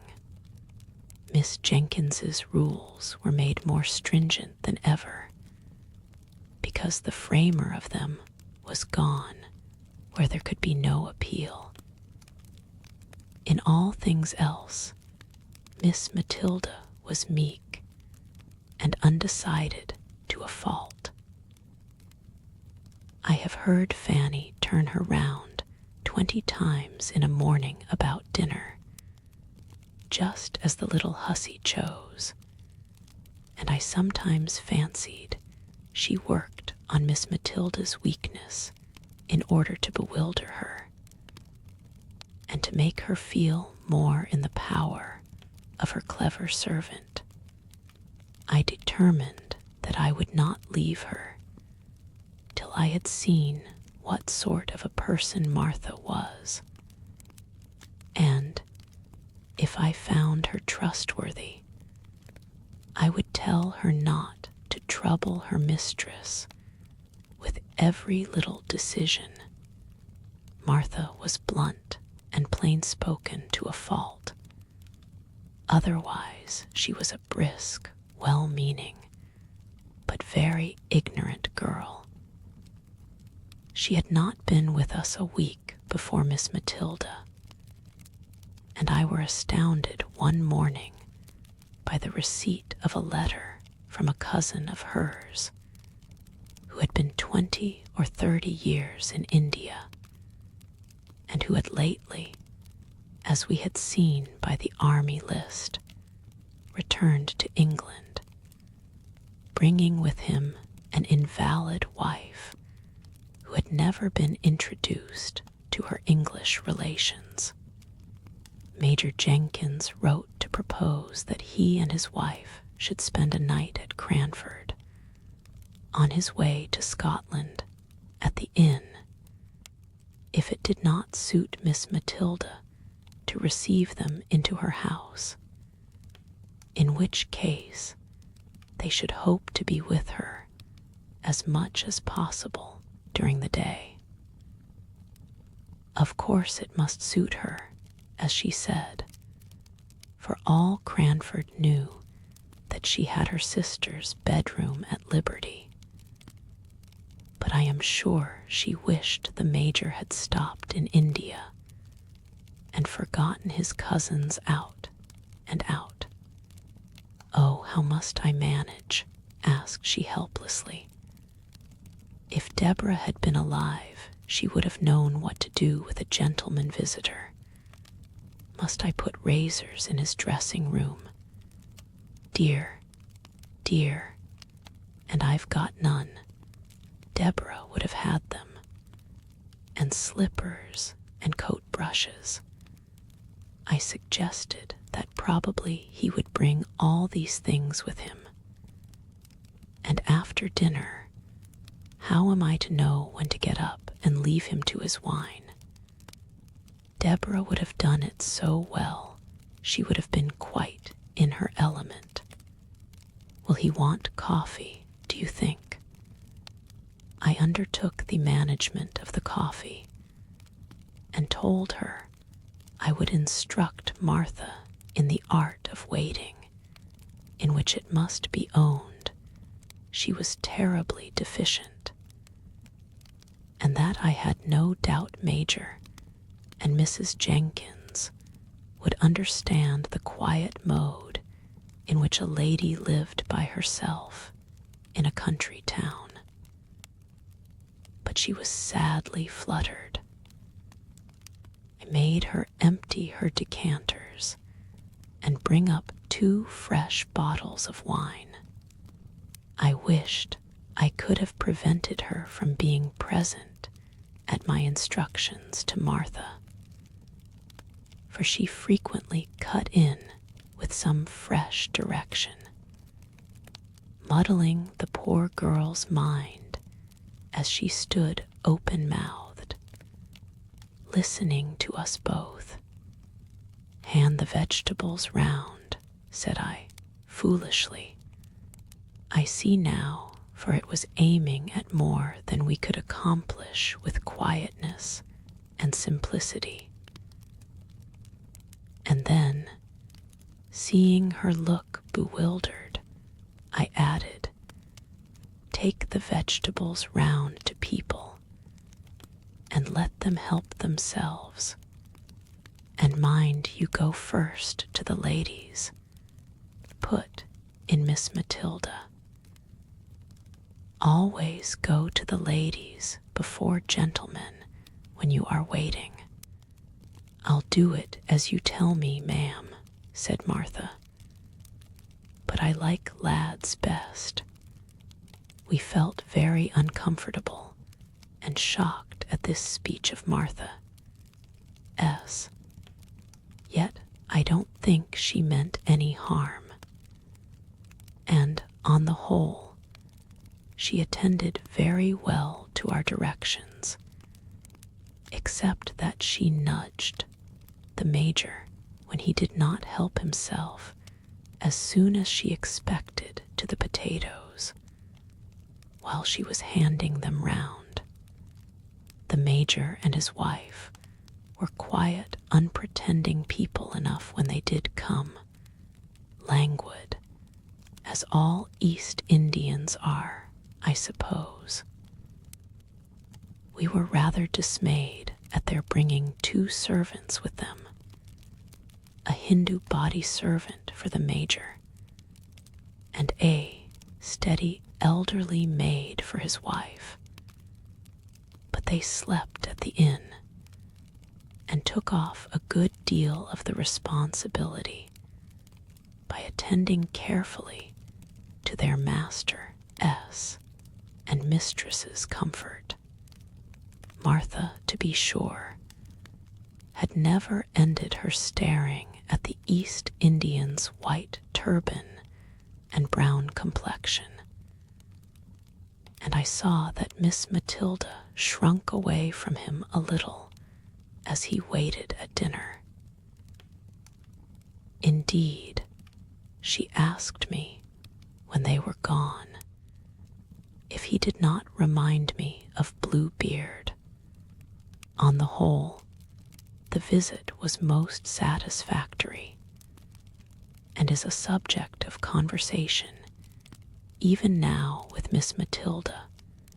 At the time, it greatly excited Cranford, and even stirred up the apathetic and honorable Mrs. Jamison to some expression of interest when I went to call and thank her for the kind answers she had vouchsafed to Miss Matilda's inquiries as to the arrangement of a gentleman's dressing room. Answers which I must confess she had given in the wearied manner of the Scandinavian prophetess. Leave me to repose. And now I come to the love affair. It seems that Miss Pole had a cousin, once or twice removed, who had offered to Miss Mattie long ago. Now, this cousin lived 4 or 5 miles from Cranford on his own estate, but his property was not large enough to entitle him to rank higher than a yeoman, or rather, with something of the pride which apes humility, he had refused to push himself on, as so many of his class had done, into the ranks of the squires. He would not allow himself to be called Thomas Holbrook, Esquire. He even sent back letters with this address, telling the postmistress at Cranford that his name was Mr. Thomas Holbrook. Yeoman. He rejected all domestic innovations. He would have the house door stand open in summer and shut in winter, without knocker or bell to summon a servant. The closed fist or the knob of a stick did this office for him if he found the door locked. He despised every refinement which had not its root deep down in humanity. If people were not ill, he saw no necessity for moderating his voice. He spoke the dialect of the country in perfection, and constantly used it in conversation. Although Miss Pole, who gave me these particulars, added that he read aloud more beautifully, and with more feeling than any one she had ever heard, except the late rector. And how came Miss Matilda not to marry him? Asked I.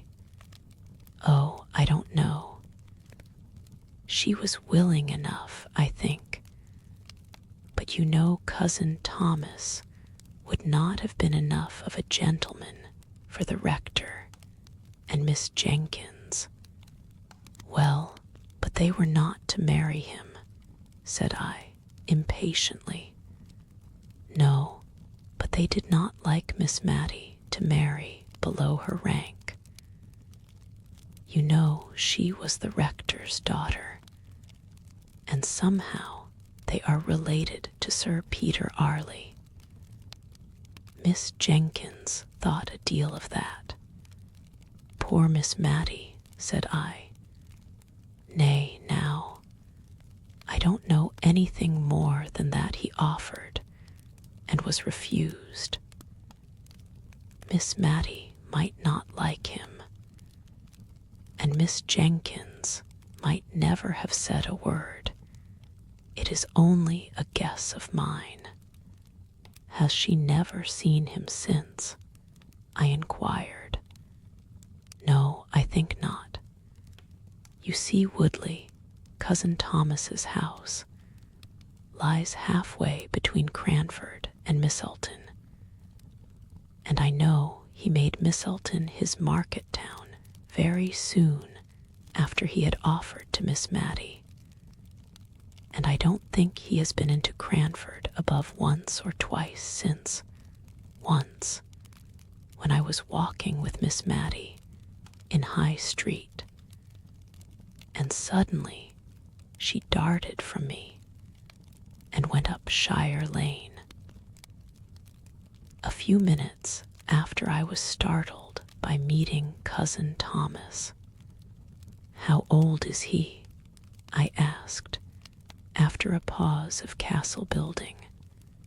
He must be about 70, I think, my dear, said Miss Pole, blowing up my castle, as if by gunpowder, into small fragments. Very soon after, at least during my long visit to Miss Matilda, I had the opportunity of seeing Mr. Holbrook, seeing, too, his first encounter with his former love, after 30 or 40 years' separation. I was helping to decide whether any of the new assortment of colored silks, which they had just received at the shop, would do to match a gray and black mousseline delaine that wanted a new breadth, when a tall, thin, Don Quixote-looking old man came into the shop for some woolen gloves. I had never seen the person who was rather striking before, and I watched him rather attentively while Miss Mattie listened to the shopman.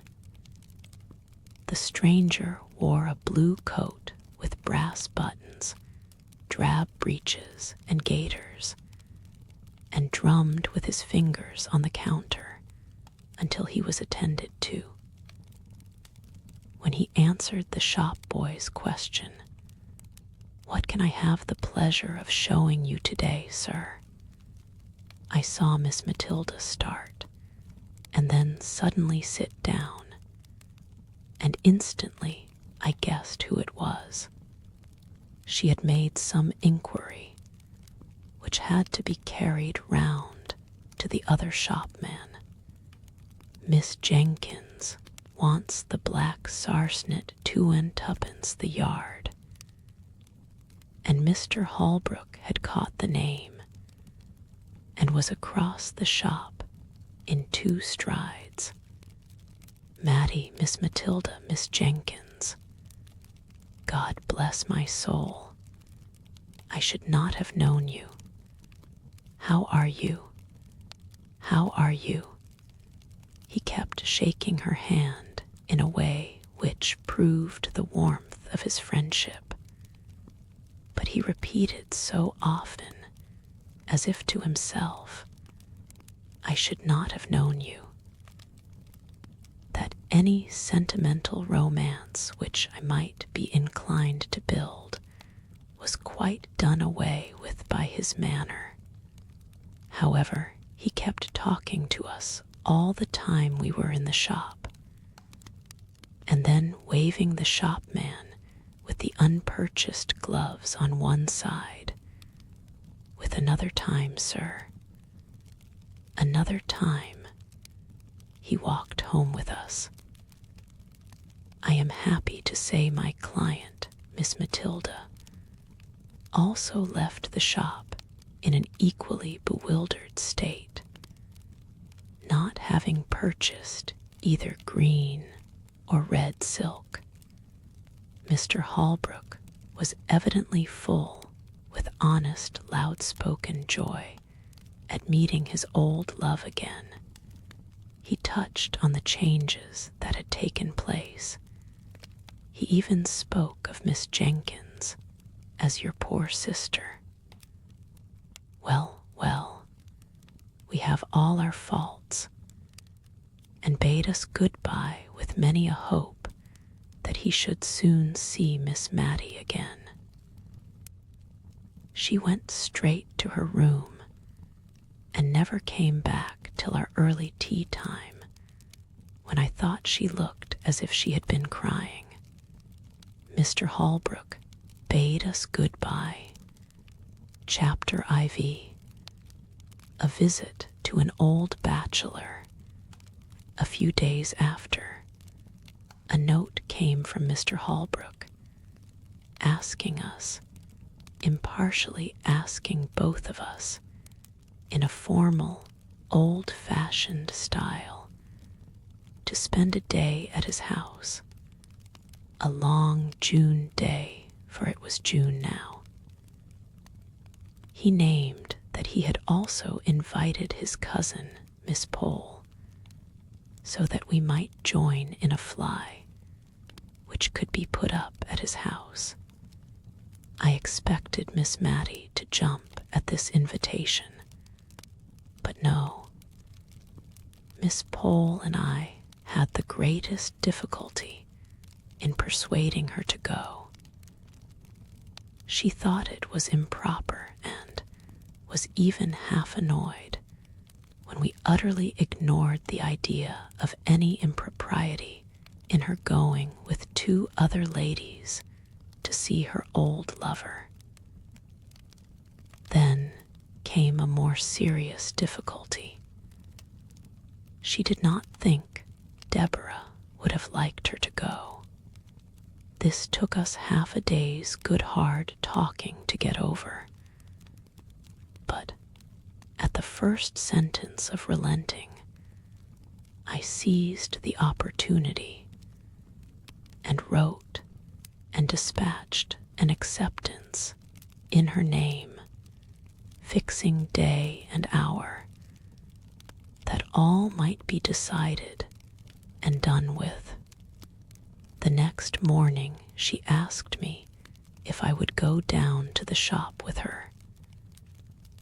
And there, after much hesitation, we chose out 3 caps to be sent home and tried on, that the most becoming might be selected to take with us on Thursday. She was in a state of silent agitation all the way to Woodley. She had evidently never been there before, and although she little dreamt I knew anything of her early story, I could perceive she was in a tremor at the thought of seeing the place which might have been her home, and round which it is probable that many of her innocent girlish imaginations had clustered. It was a long drive there, through paved, jolting lanes, Miss Matilda sat bolt upright and looked wistfully out of the windows as we drew near the end of our journey. The aspect of the country was quiet and pastoral. Woodley stood among fields, and there was an old-fashioned garden where roses and currant bushes touched each other, and where the feathery asparagus formed a pretty background to the pinks and gillyflowers. There was no drive up to the door. We got out at a little gate and walked up a straight box-edged path. "My cousin might make a drive, I think," said Miss Pole, who was afraid of earache and had only her cap on. "I think it is very pretty," said Miss Mattie, with a soft plaintiveness in her voice, and almost in a whisper, for just then Mr. Holbrook appeared at the door, rubbing his hands in very effervescence of hospitality. He looked more like my idea of Don Quixote than ever, and yet the likeness was only external.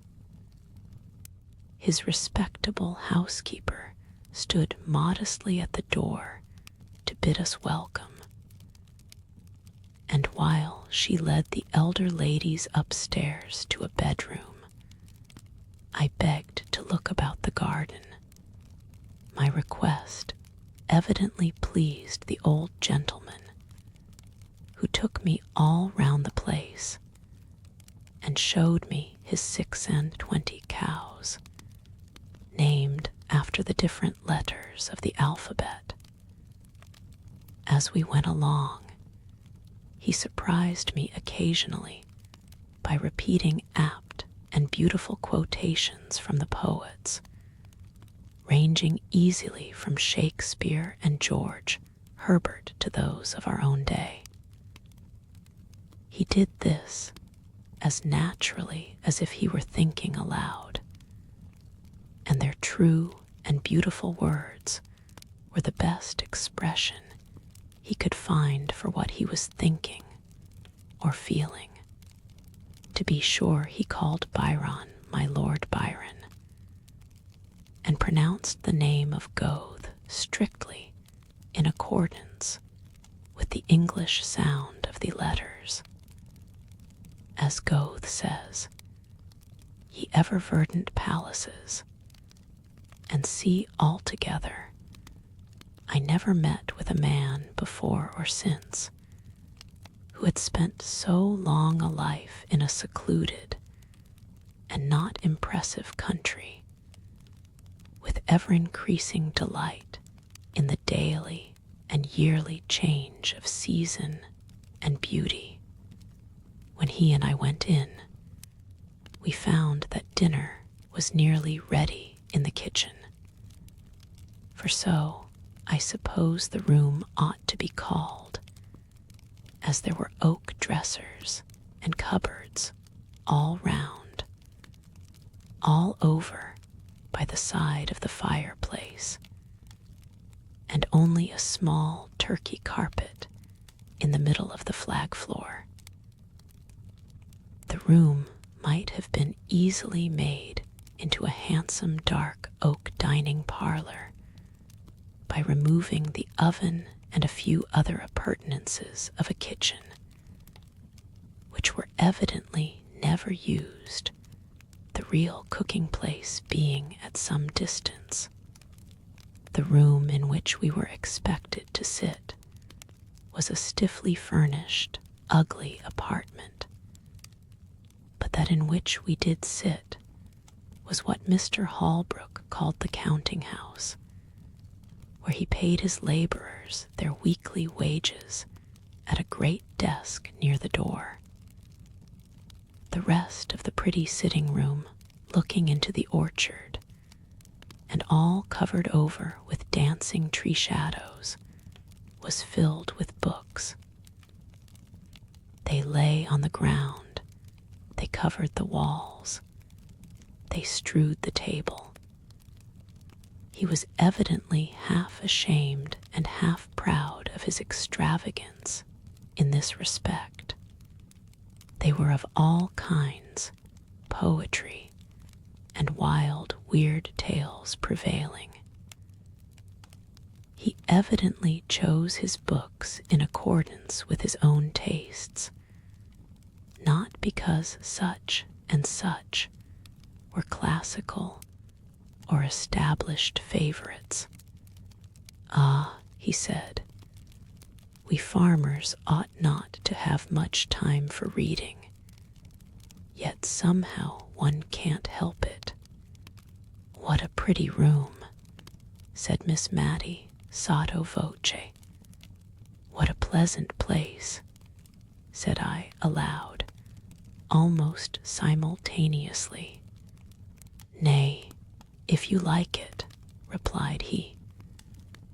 "But can you sit on these great, black leather, three-cornered chairs?" "I like it better than the best parlor, but I thought ladies would take that for the smarter place."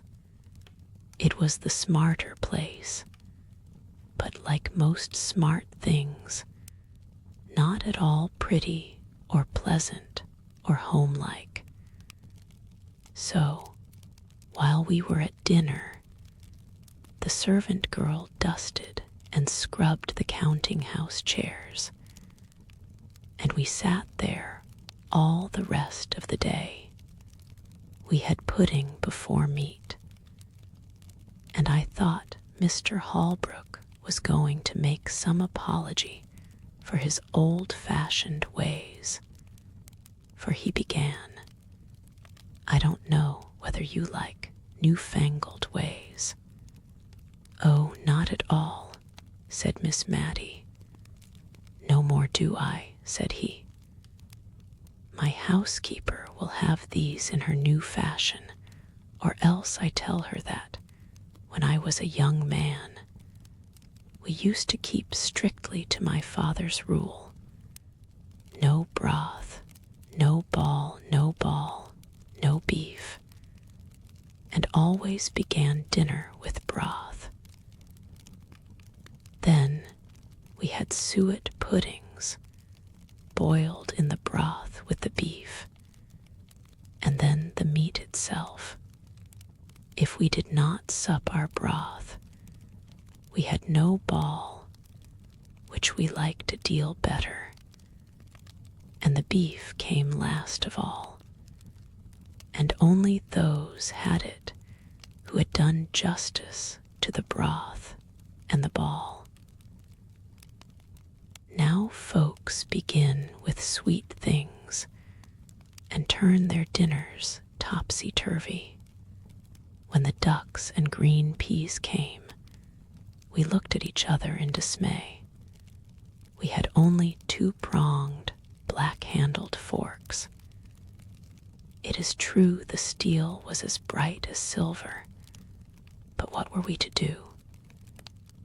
Miss Mattie picked up her peas, one by one, on the point of the prongs, much as Amine ate her grains of rice after her previous feast with the ghoul.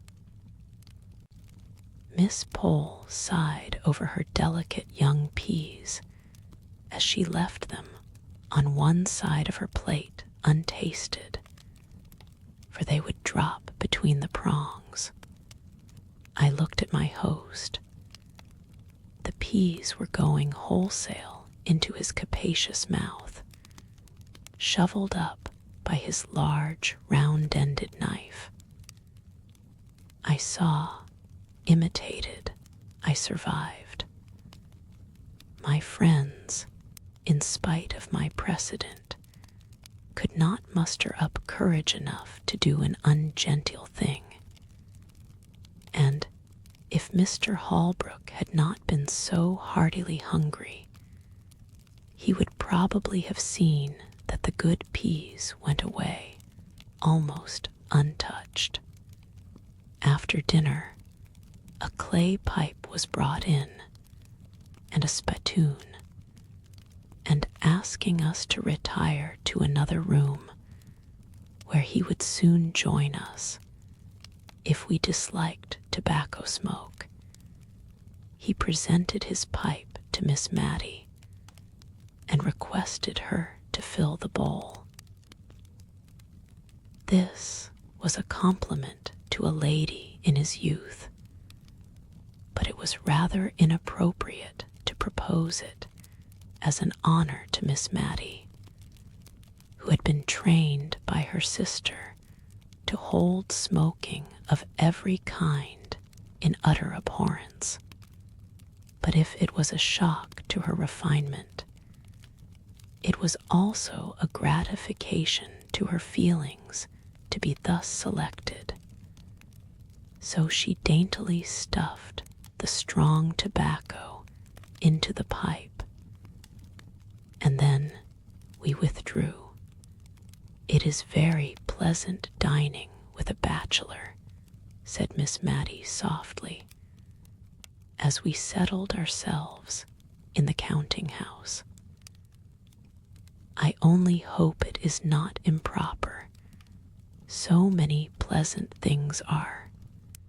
What a number of books he has," said Miss Pole, looking round the room. "And how dusty they are.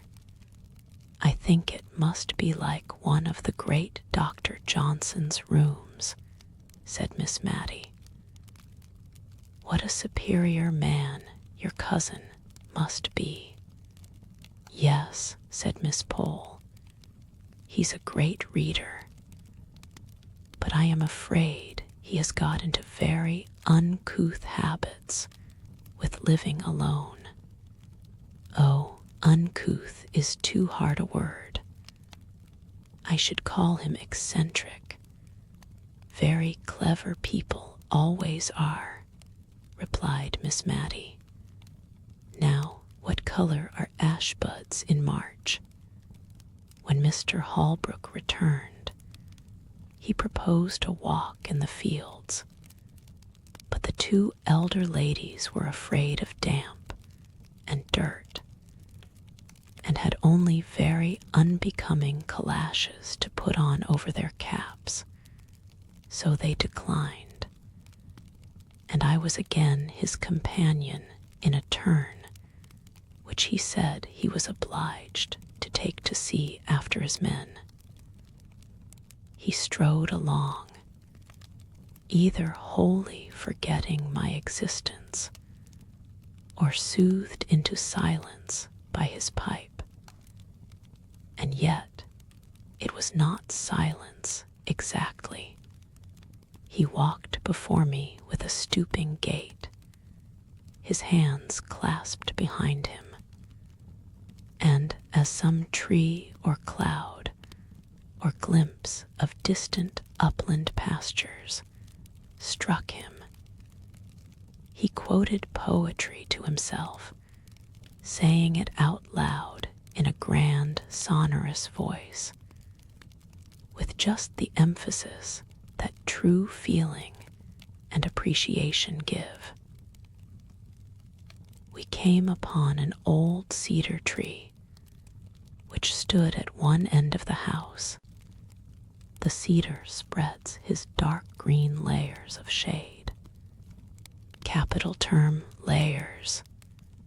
Wonderful man. I did not know whether he was speaking to me or not, but I put in an assenting wonderful, although I knew nothing about it, just because I was tired of being forgotten and of being consequently silent. He turned sharp round. "Aye, you may say wonderful. Why, when I saw the review of his poems in Blackwood, I set off within an hour and walked 7 miles to Misselton, for the horses were not in the way, and ordered them. Now, What color are ash buds in March? Is the man going mad? Thought I he is very like Don Quixote. What color are they, I say? Repeated he vehemently.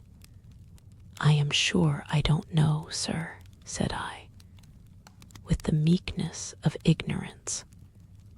I knew you didn't. No more did I, an old fool that I am, till this young man comes and tells me. Black as ash buds in March. And I've lived all my life in the country, more shame for me not to know. Black, they are jet black, madam. And he went off again, swinging along to the music of some rhyme he had got hold of. When we came back, nothing would serve him, but he must read us the poems he had been speaking of. And Miss Pole encouraged him in his proposal, I thought, because she wished me to hear his beautiful reading, of which she had boasted. But she afterwards said it was because she had got to a difficult part of her crochet and wanted to count her stitches without having to talk. Whatever he had proposed would have been right to Miss Mattie, although she did fall sound asleep within 5 minutes after he had begun a long poem called Locksley Hall, and had a comfortable nap, unobserved, till he ended, when the cessation of his voice wakened her up, and she said, feeling that something was expected, and that Miss Pole was counting, "What a pretty book! Pretty, madam. It's beautiful, pretty indeed." "Oh, yes, I meant beautiful," said she, fluttered at his disapproval of her word. "It is so like that beautiful poem of Dr. Johnson's my sister used to read. I forget the name of it. What was it, my dear?" Turning to me. "Which do you mean, ma'am? What was it about?" "I don't remember what it was about, and I've quite forgotten what the name of it was. But it was written by Dr. Johnson, and was very beautiful, and very like what Mr. Holbrook has just been reading. I don't remember it," said he reflectively, "but I don't know Dr. Johnson's poems well. I must read them." As we were getting into the fly to return, I heard Mr. Holbrook say he should call on the ladies soon and inquire how they got home, and this evidently pleased and fluttered Miss Mattie at the time he said it. But after we had lost sight of the old house among the trees, her sentiments towards the master of it were gradually absorbed into a distressing wonder as to whether Martha had broken her word, and seized on the opportunity of her mistress's absence to have a follower. Martha looked good and steady and composed enough as she came to help us out. She was always careful of Miss Mattie, and tonight she made use of this unlucky speech. Dear ma'am, to think of your going out in an evening in such a thin shawl. It's no better than muslin." At your age, ma'am, you should be careful." "My age," said Miss Mattie, almost speaking crossly for her, for she was usually gentle. "My age. Why, how old do you think I am, that you talk about my age?" "Well, ma'am, I should say you were not far short of 60. But folks, looks is often against them, and I'm sure I meant no harm." "Martha, I'm not yet 52, said Miss Mattie, with grave emphasis, for probably the remembrance of her youth had come very vividly before her this day, and she was annoyed at finding that golden time so far away in the past. But she never spoke of any former and more intimate acquaintance with Mr. Holbrook. She had probably met with so little sympathy in her early love that she had shut it up close in her heart, and it was only by a sort of watching, which I could hardly avoid since Miss Pole's confidence, that I saw how faithful her poor heart had been in its sorrow and its silence. She gave me some good reason for wearing her best cap every day, and sat near the window, in spite of her rheumatism, in order to see, without being seen, down into the street. He came. He put his open palms upon his knees, which were far apart, as he sat with his head bent down, whistling, after we had replied to his inquiries about our safe return. Suddenly he jumped up. "Well, madam, have you any commands for Paris? I am going there in a week or two." "To Paris?" we both exclaimed. "Yes, madam. I've never been there, and always had a wish to go. And I think if I don't go soon, I mayn't go at all. So as soon as the hay is got in, I shall go, before harvest time." We were so much astonished that we had no commissions. Just as he was going out of the room, he turned back with his favorite exclamation, "God bless my soul, madam, but I nearly forgot half my errand. Here are the poems for you admired so much the other evening at my house." He tugged away at a parcel in his coat pocket. "Goodbye, miss," said he. "Goodbye, Mattie. Take care of yourself." And he was gone. But he had given her a book, and he had called her Mattie, just as he used to do 30 years ago. "I wish he would not go to Paris," said Miss Matilda anxiously. "I don't believe frogs will agree with him. He used to have to be very careful what he ate, which was curious in so strong-looking a young man.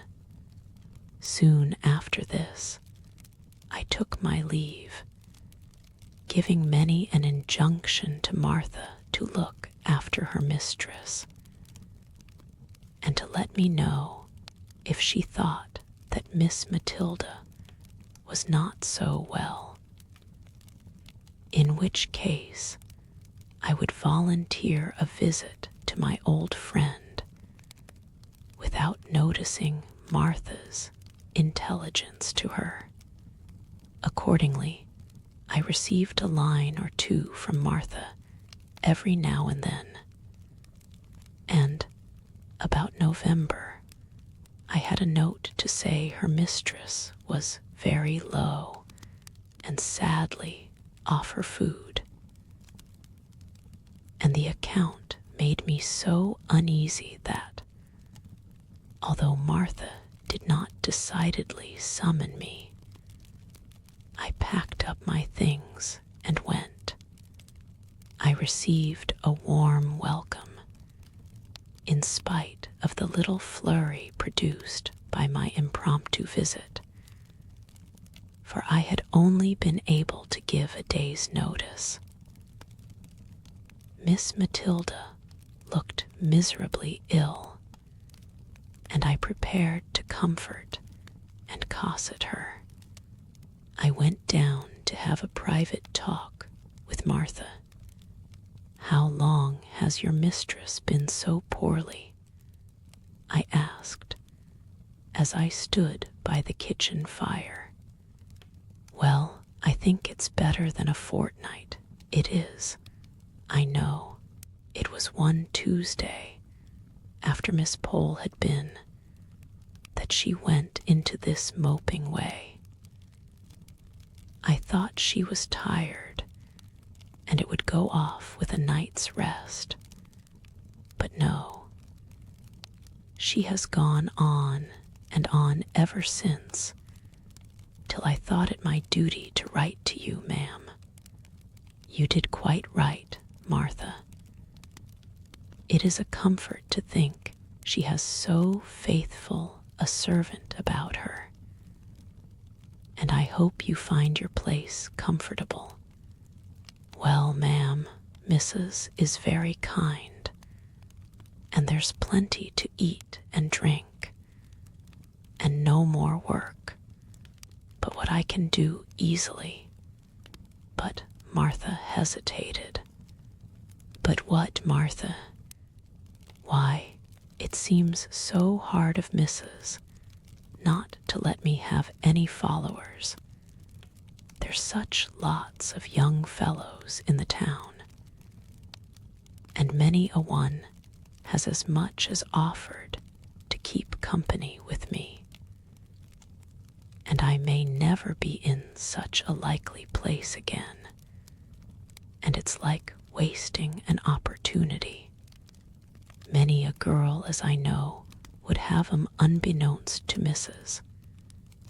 But I've given my word, and I'll stick to it, or else this is just the house for Mrs. never to be the wiser if they did come. And it's such a capable kitchen. There's such dark corners in it, I'd be bound to hide anyone.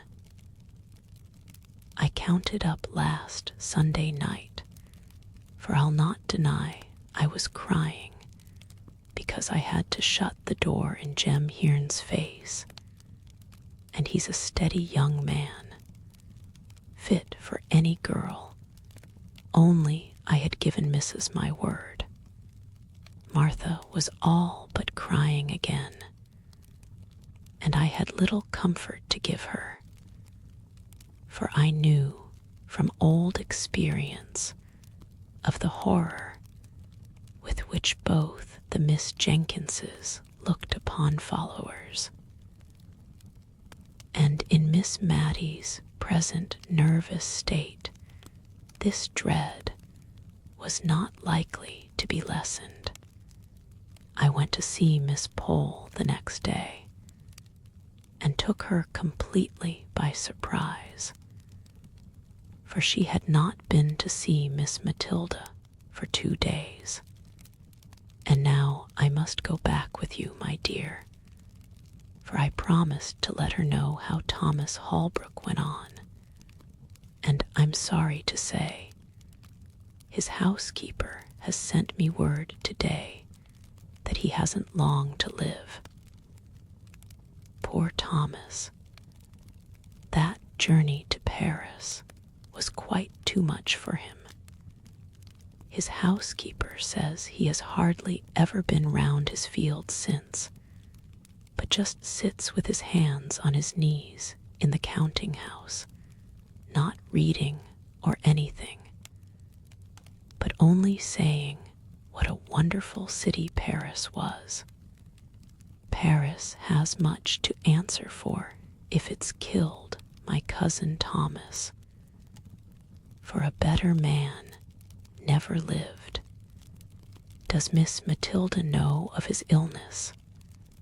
Asked I, a new light as to the cause of her indisposition dawning upon me. Dear, to be sure, yes. Has not she told you? I let her know a fortnight ago, or more, when first I heard of it. How odd she shouldn't have told you. Not at all, I thought, but I did not say anything. I felt almost guilty of having spied too curiously into that tender heart, and I was not going to speak of its secrets, hidden, Miss Mattie believed, from all the world. I ushered Miss Pole into Miss Matilda's little drawing room, and then left them alone. But I was not surprised when Martha came to my bedroom door to ask me to go down to dinner alone, for that Mrs. had one of her bad headaches.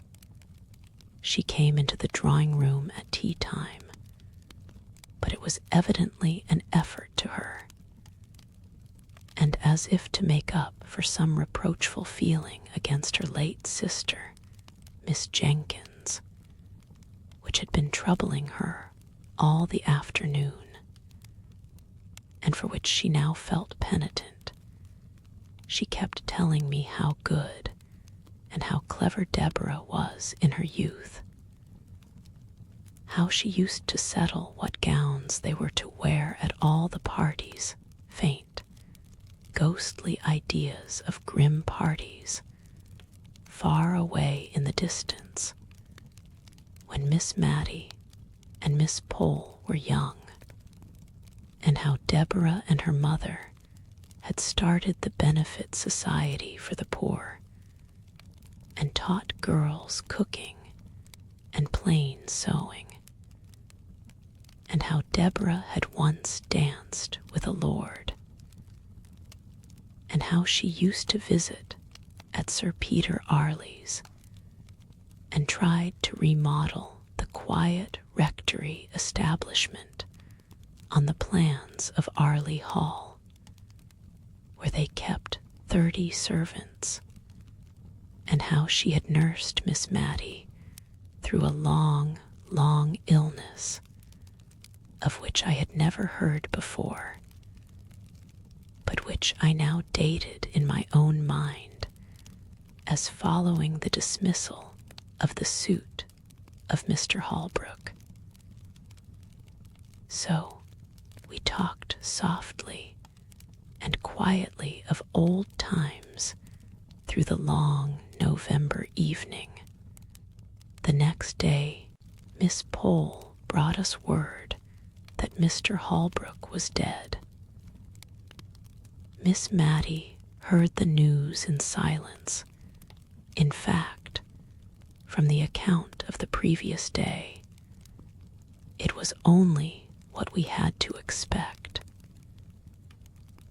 Miss Pole kept calling upon us for some expression of regret, by asking if it was not sad that he was gone, and saying, to think of that pleasant day last June, when he seemed so well, and he might have lived this dozen years if he had not gone to that wicked Paris, where they are always having revolutions. She paused for some demonstration on our part. I saw Miss Mattie could not speak. She was trembling so nervously, so I said what I really felt. and after a call of some duration, all the time of which I have no doubt Miss Pole thought Miss Mattie received the news very calmly, our visitor took her leave. Miss Mattie made a strong effort to conceal her feelings, a concealment she practiced even with me, for she has never alluded to Mr. Holbrook again, although the book he gave her lies with her Bible on the little table by her bedside. She did not think I heard her when she asked the little milliner of Cranford to make her caps something like the Honorable Mrs. Jamison's, or that I noticed the reply, but she wears widow's caps, ma'am. Oh, I only meant something in that style, not widows, of course, but rather like Mrs. Jamison S. This effort at concealment was the beginning of the tremulous motion of head and hands which I have seen ever since in Miss Mattie, the evening of the day on which we heard of Mr. Holbrook's death. Miss Matilda was very silent and thoughtful. After prayers, she called Martha back, and then she stood uncertain what to say. Martha, she said at last, you are young. And then she made so long a pause that Martha, to remind her of her half-finished sentence, dropped a curtsy and said, yes, please, ma'am. 22 last 3rd of October, please, ma'am. And perhaps, Martha, you may sometime meet with a young man you like, and who likes you. I did say you were not to have followers, but if you meet with such a young man and tell me, and I find he is respectable, I have no objection to his coming to see you once a week. God forbid, said she in a low voice, that I should grieve any young hearts. She spoke as if she were providing for some distant contingency, and was rather startled when Martha made her ready, eager answer. Please, ma'am, there's Jem Hearn, and he's a joiner making 3 and 6pence a day, and 6'1" in his stocking feet. Please, ma'am. And if you'll ask about him tomorrow morning, every one will give him a character for steadiness, and he'll be glad enough to come tomorrow night, I'll be bound. Though Miss Mattie was startled, she submitted to fate and love. Chapter V. Old Letters. I have often noticed that almost everyone has his own individual small economies, careful habits of saving fractions of pennies in some one peculiar direction, any disturbance of which annoys him more than spending shillings or pounds on some real extravagance. An old gentleman of my acquaintance, who took the intelligence of the failure of a joint stock bank, in which some of his money was invested, with stoical mildness, worried his family all through a long summer's day, because one of them had torn, instead of cutting out the written leaves of his now useless bank book, Of course, the corresponding pages at the other end came out as well, and this little unnecessary waste of paper, his private economy, chafed him more than all the loss of his money. Envelopes fretted his soul terribly when they first came in. The only way in which he could reconcile himself to such waste of his cherished article was by patiently turning inside out all that were sent to him, and so making them serve again. Even now, though tamed by age, I see him casting wistful glances at his daughters when they send a hole inside of a half-sheet of note paper with the 3 lines of acceptance to an invitation, written on only one of the sides. I am not above owning that I have this human weakness myself. String is my foible. My pockets get full of little hanks of it, picked up and twisted together, ready for uses that never come. I am seriously annoyed if anyone cuts the string of a parcel instead of patiently and faithfully undoing it fold by fold. How people can bring themselves to use India rubber rings, which are a sort of deification of string, as lightly as they do, cannot imagine. To me, an India rubber ring is a precious treasure. I have one which is not new, one that I picked up off the floor nearly 6 years ago.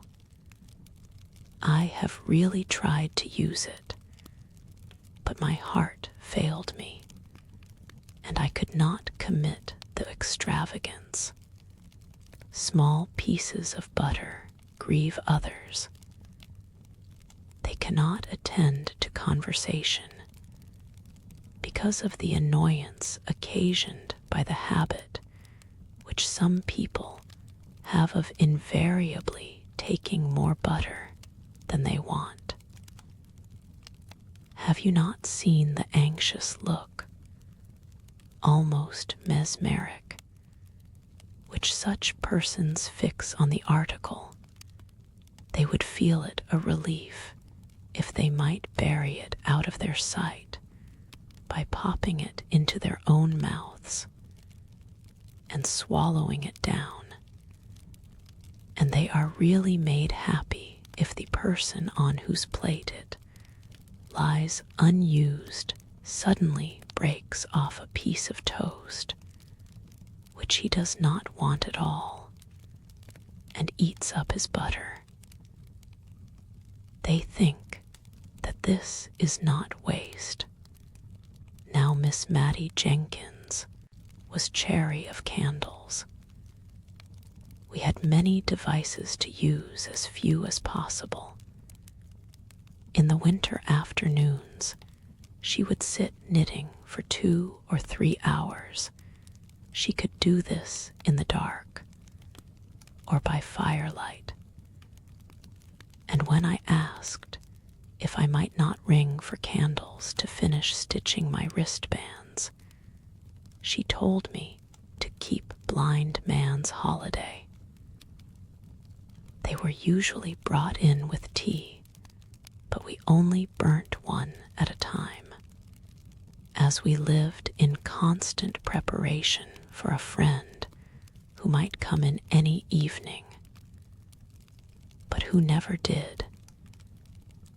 It required some contrivance to keep our 2 candles of the same length, ready to be lighted, and to look as if we burnt 2 always. The candles took it in turns, and whatever we might be talking about or doing, Miss Mattie's eyes were habitually fixed upon the candle, ready to jump up and extinguish it, and to light the other before they had become too uneven in length to be restored to equality in the course of the evening. One night, I remember this candle economy particularly annoyed me. I had been very much tired of my compulsory blind man's holiday, especially as Miss Mattie had fallen asleep, and I did not like to stir the fire and run the risk of awakening her. So I could not even sit on the rug and scorch myself with sewing by firelight, according to my usual custom. I fancied Miss Mattie must be dreaming of her early life, for she spoke 1 or 2 words in her uneasy sleep bearing reference to persons who were dead long before. When Martha brought in the lighted candle and tea, Miss Mattie started into wakefulness with a strange, bewildered look around, as if we were not the people she expected to see about her. There was a little sad expression that shadowed her face as she recognized me, but immediately afterwards she tried to give me her usual smile. All through tea time her talk ran upon the days of her childhood and youth. Perhaps this reminded her of the desirableness of looking over all the old family letters and destroying such as ought not to be allowed to fall into the hands of strangers. For she had often spoken of the necessity of this task, but had always shrunk from it with a timid dread of something painful. Tonight, however, she rose up after tea and went for them in the dark, for she piqued herself on the precise neatness of all her chamber arrangements, and used to look uneasily at me when I lighted a bed candle to go to another room for anything. When she returned, there was a faint, pleasant smell of Tonquin beans in the room. I had always noticed this scent about any of the things which had belonged to her mother, and many of the letters were addressed to her yellow bundles of love letters, 60 or 70 years old. Miss Mattie undid the packet with a sigh, but she stifled it directly, as if it were hardly right to regret the flight of time, or of life either.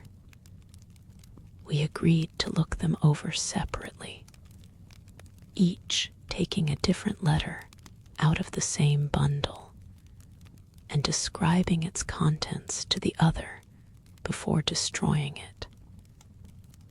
I never knew what sad work the reading of old letters was before that evening, though I could hardly tell why. The letters were as happy as letters could be, at least those early letters were.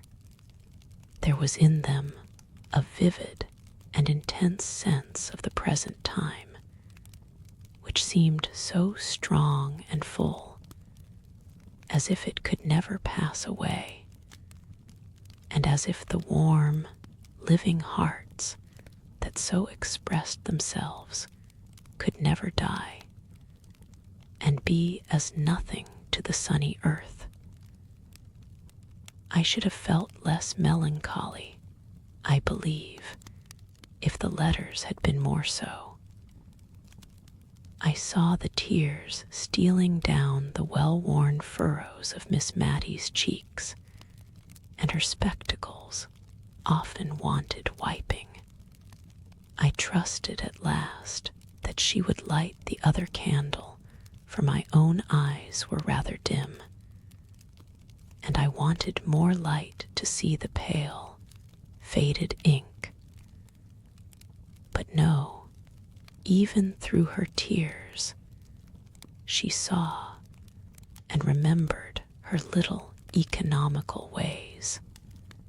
The earliest set of letters were 2 bundles tied together and ticketed in Miss Jenkins's handwriting. Letters interchanged between my ever-honored father and my dearly beloved mother prior to their marriage in July 1774.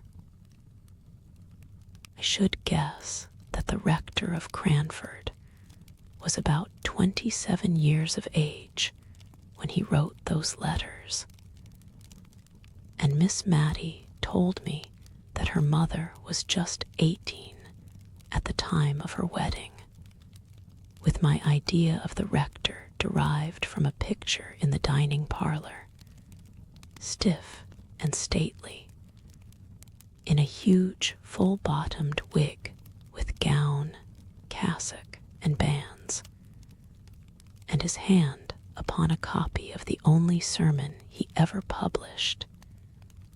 It was strange to read these letters. They were full of eager, passionate ardor, short, homely sentences, right fresh from the heart, very different from the grand Latinized, Johnsonian style of the printed sermon preached before some judge at assize time. His letters were a curious contrast to those of his girl bride.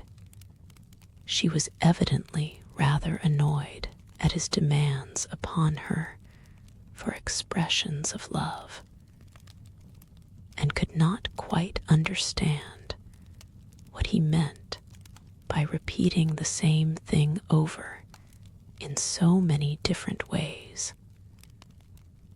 But what she was quite clear about was a longing for a white paduas,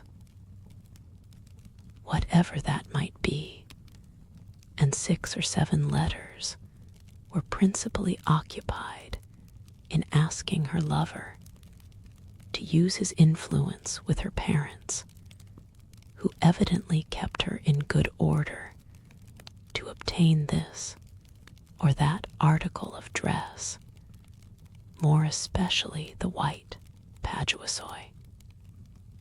He cared nothing how she was dressed. She was always lovely enough for him, as he took pains to assure her, when she begged him to express in his answers a predilection for particular pieces of finery, in order that she might show what he said to her parents.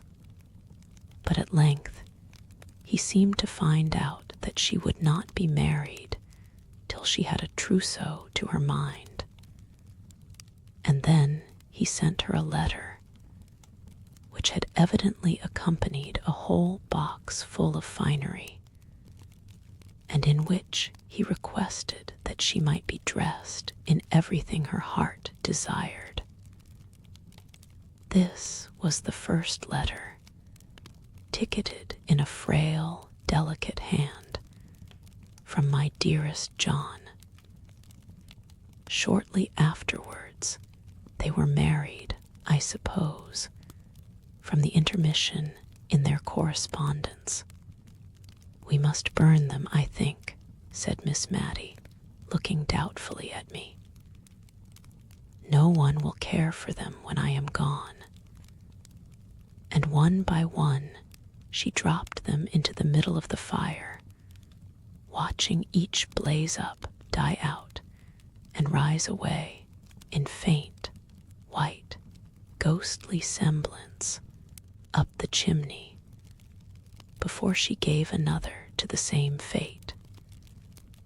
The room was light enough now, but I, like her, was fascinated into watching the destruction of those letters, into which the honest warmth of a manly heart had been poured forth. The next letter, likewise docketed by Miss Jenkins, was endorsed, "Letter of pious congratulation and exhortation from my venerable grandfather to my beloved mother, on occasion of my own birth." Also some practical remarks on the desirability of keeping warm the extremities of infants from my excellent grandmother. The first part was indeed a severe and forcible picture of the responsibilities of mothers, and a warning against the evils that were in the world, and lying in ghastly wait for the little baby of 2 days old. His wife did not write, said the old gentleman, because he had forbidden it, she being indisposed with a sprained ankle, which he said quite incapacitated her from holding a pen.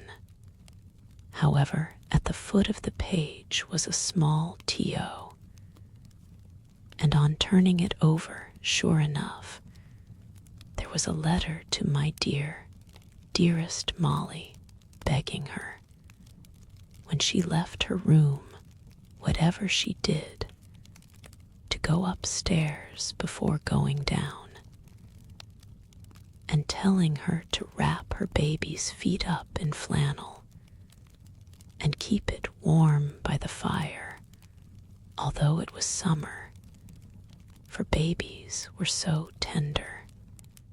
It was pretty to see from the letters, which were evidently exchanged with some frequency between the young mother and the grandmother, how the girlish vanity was being weeded out of her heart by love for her baby. The white paduasoy figured again in the letters, with almost as much vigor as before. In one, it was being made into a christening cloak for the baby. It decked it when it went with its parents to spend a day or two at Arley Hall. It added to its charms when it was the prettiest little baby that ever was seen. Dear mother, I wish you could see her. Without any partiality, I do think she will grow up a regular bow tie. I thought of Miss Jenkins, gray, withered, and wrinkled, and I wondered if her mother had known her in the courts of heaven.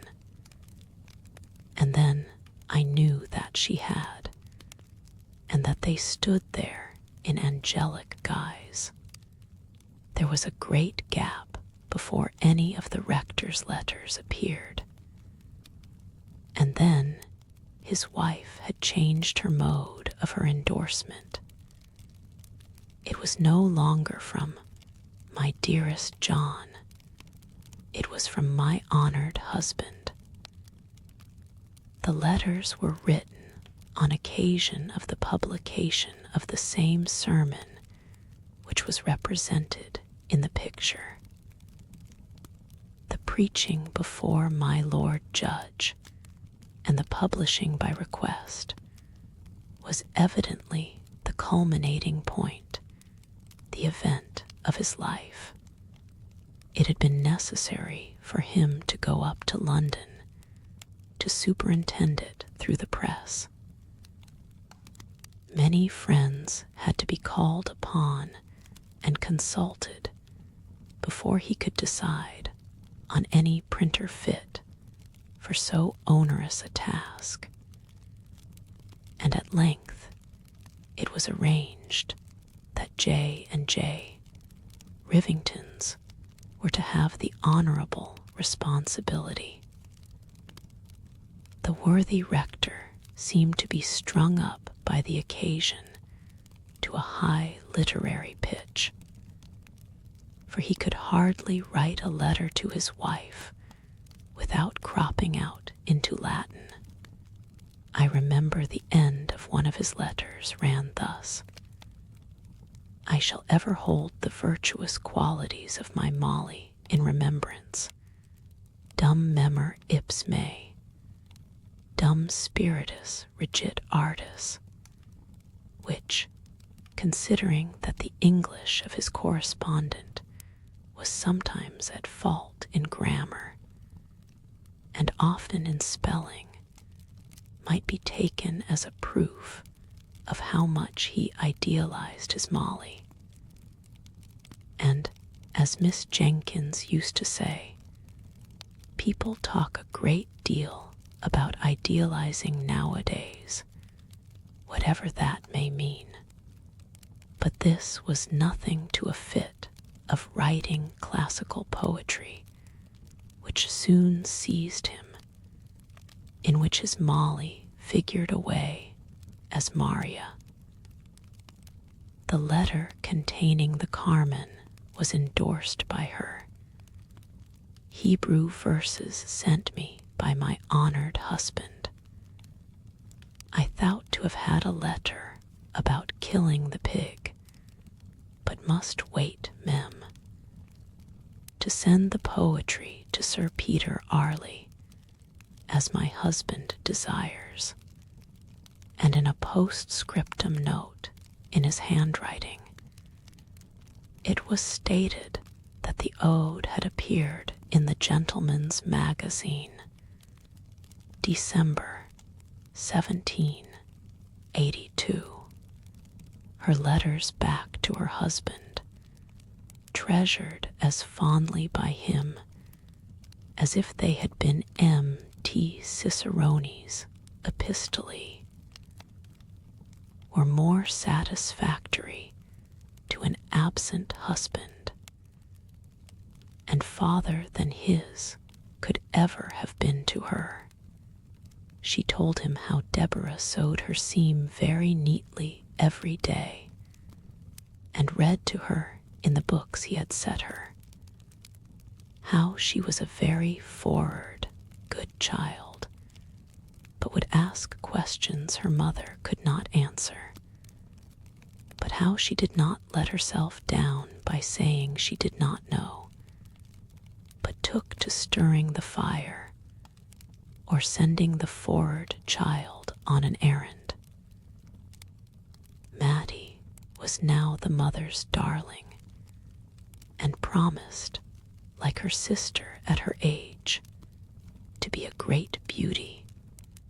I was reading this aloud to Miss Mattie, who smiled and sighed a little at the hope, so fondly expressed, that little Mattie might not be vain, even if she were a beauty.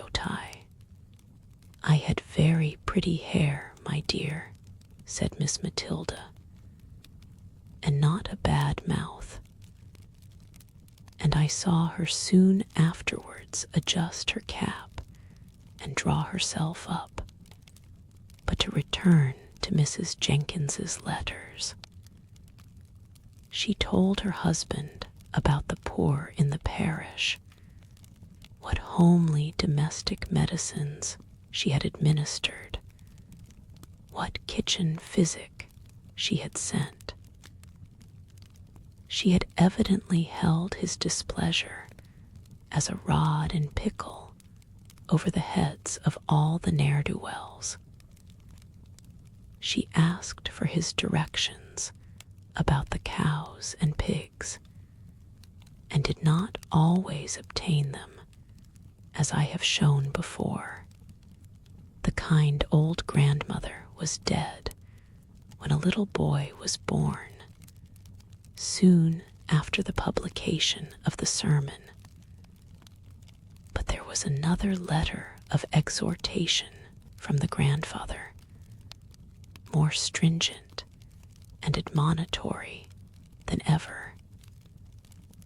Now that there was a boy to be guarded from the snares of the world, he described all the various sins into which men might fall, until I wondered how any man ever came to a natural death. The gallows seemed as if it must have been the termination of the lives of most of the grandfather's friends and acquaintance, and I was not surprised at the way in which he spoke of this life being a vale of tears. It seemed curious that I should never have heard of this brother before, but I concluded that he had died young, or else surely his name would have been alluded to by his sisters. By and by we came to packets of Miss Jenkins's letters. These Miss Mattie did regret to burn. She said all the others had been only interesting to those who loved the writers, and that it seemed as if it would have hurt her to allow them to fall into the hands of strangers who had not known her dear mother and how good she was, although she did not always spell quite in the modern fashion. But Deborah's letters were so very superior. Anyone might profit by reading them. It was a long time since she had read Mrs. Chapone, but she used to think that Deborah could have said the same things quite as well. And as for Mrs. Carter, people thought a deal of her letters just because she had written Epictetus. But she was quite sure Deborah would never have made use of such a common expression as I canna be fashed. I made use of the time to think of many other things. Miss Mattie did grudge burning these letters, it was evident. She would not let them be carelessly passed over with any quiet reading and skipping to myself. She took them from me and even lighted the second candle in order to read them aloud with a proper emphasis and without stumbling over the big words. Oh dear, how I wanted facts instead of reflections before those letters were concluded. They lasted us 2 nights, and I won't deny that I made use of the time to think of many other things. And yet I was always at my post at the end of each sentence. The rector's letters and those of his wife and mother-in-law had all been tolerably short and pithy, written in a straight hand, with the lines very close together. Sometimes the whole letter was contained on a mere scrap of paper. The paper was very yellow, and the ink very brown. Some of the sheets were as Miss Mattie made me observe, the old original post, with the stamp in the corner representing a postboy riding for life and twanging his horn. the letters of Mrs. Jenkins and her mother were fastened with a great round red wafer, for it was before Miss Edgeworth's patronage had banished wafers from polite society. It was evident from the tenor of what was said that franks were in great request, and were even used as a means of paying debts by needy members of Parliament. The rector sealed his epistles with an immense coat of arms, and showed by the care with which he had performed this ceremony that he expected they should be cut open, not broken by any thoughtless or impatient hand. Now, Miss Jenkins's letters were of a later date in form and writing. She wrote on the square sheet, which we have learned to call old-fashioned. Her hand was admirably calculated, together with her use of many-syllabled words, to fill up a sheet. And then came the pride and delight of crossing. Poor Miss Matty got sadly puzzled with this, for the words gathered size like snowballs, and towards the end of her letter, Miss Jenkins used to become quite sesquipedalian. In one to her father, slightly theological and controversial in its tone, she had spoken of Herod, tetrarch of Idumea. Miss Matty read it Herod Petrarch of Etruria, and was just as well pleased as if she had been right.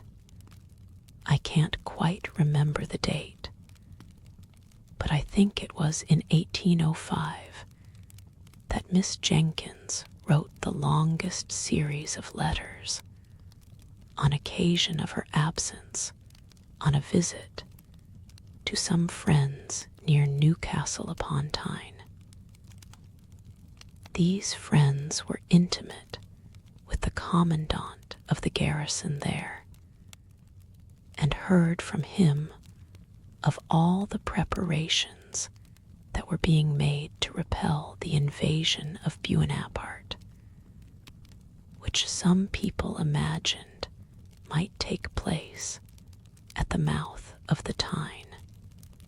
Miss Jenkins was evidently very much alarmed, and the first part of her letters was often written in pretty intelligible English, conveying particulars of the preparations which were made in the family with whom she was residing against the dreaded event, the bundles of clothes that were packed up ready for a flight to Alston Moor, a wild, hilly piece of ground between Northumberland and Cumberland, the signal that was to be given for this flight, and for the simultaneous turning out of the volunteers under arms, which said signal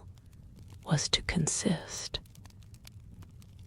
if I remember rightly, in ringing the church bells in a particular and ominous manner. One day, when Miss Jenkins and her hosts were at a dinner party in Newcastle, this warning summons was actually given, not a very wise proceeding, if there be any truth in the moral attached to the fable of the boy and the wolf.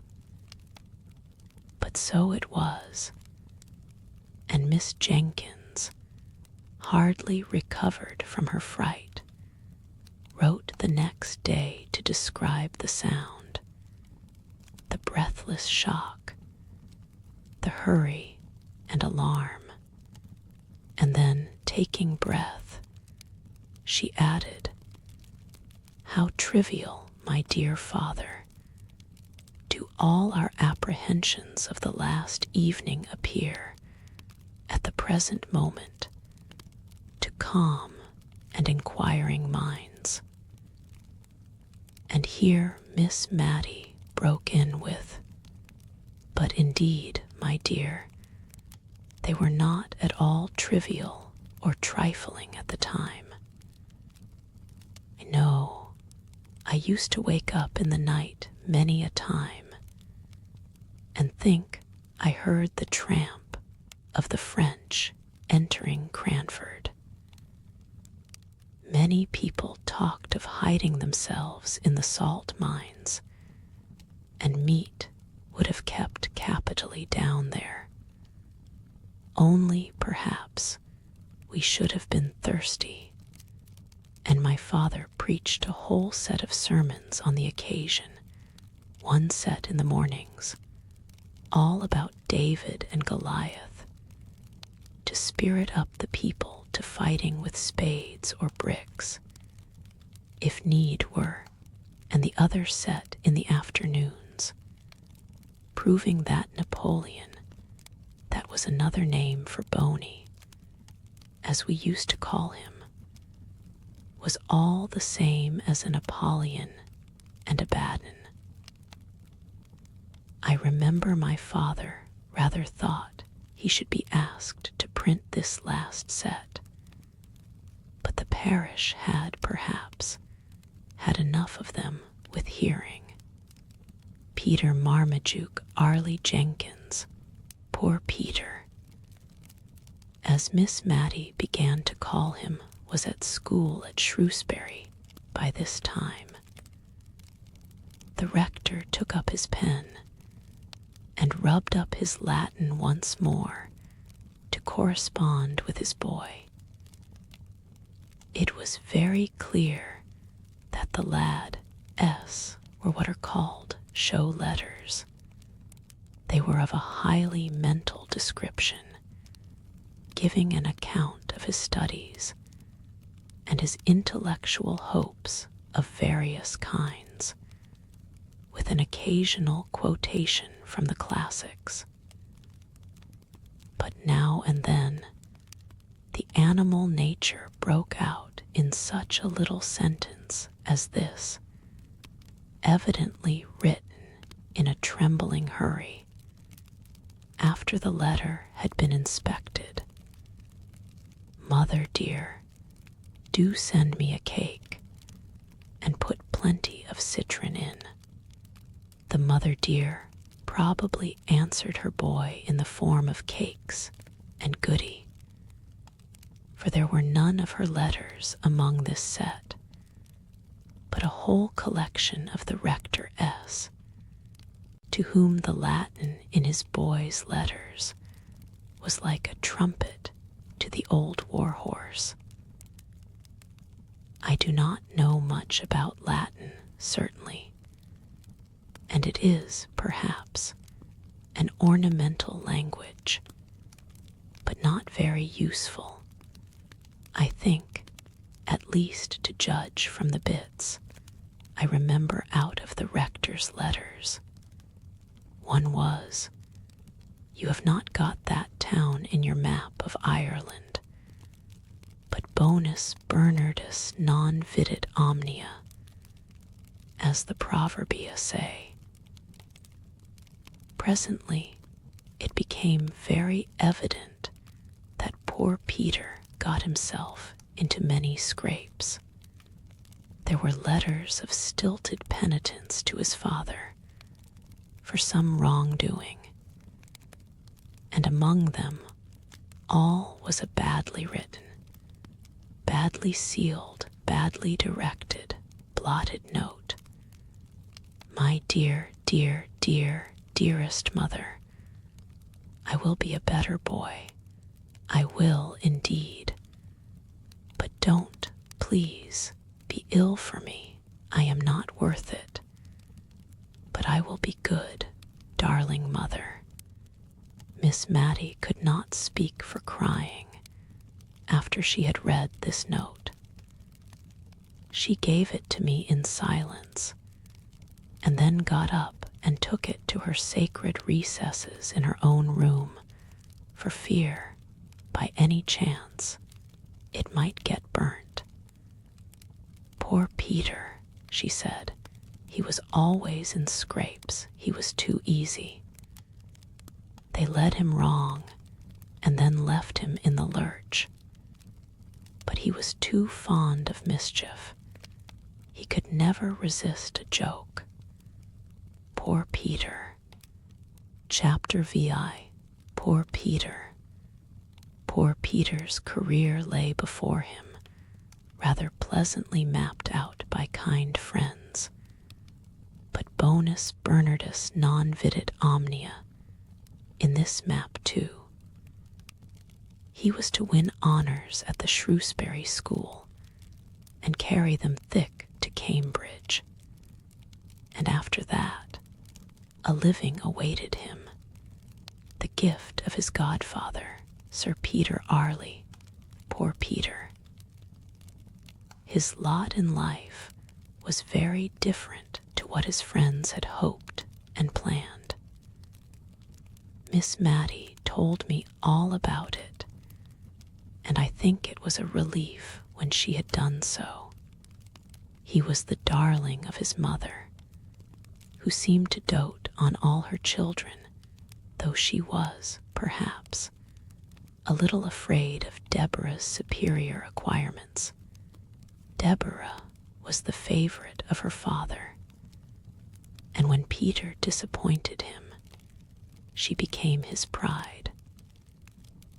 The sole honor Peter brought away from Shrewsbury was the reputation of being the best good fellow that ever was, and of being the captain of the school in the art of practical joking. His father was disappointed, but set about remedying the matter in a manly way. He could not afford to send Peter to read with any tutor, but he could read with him himself.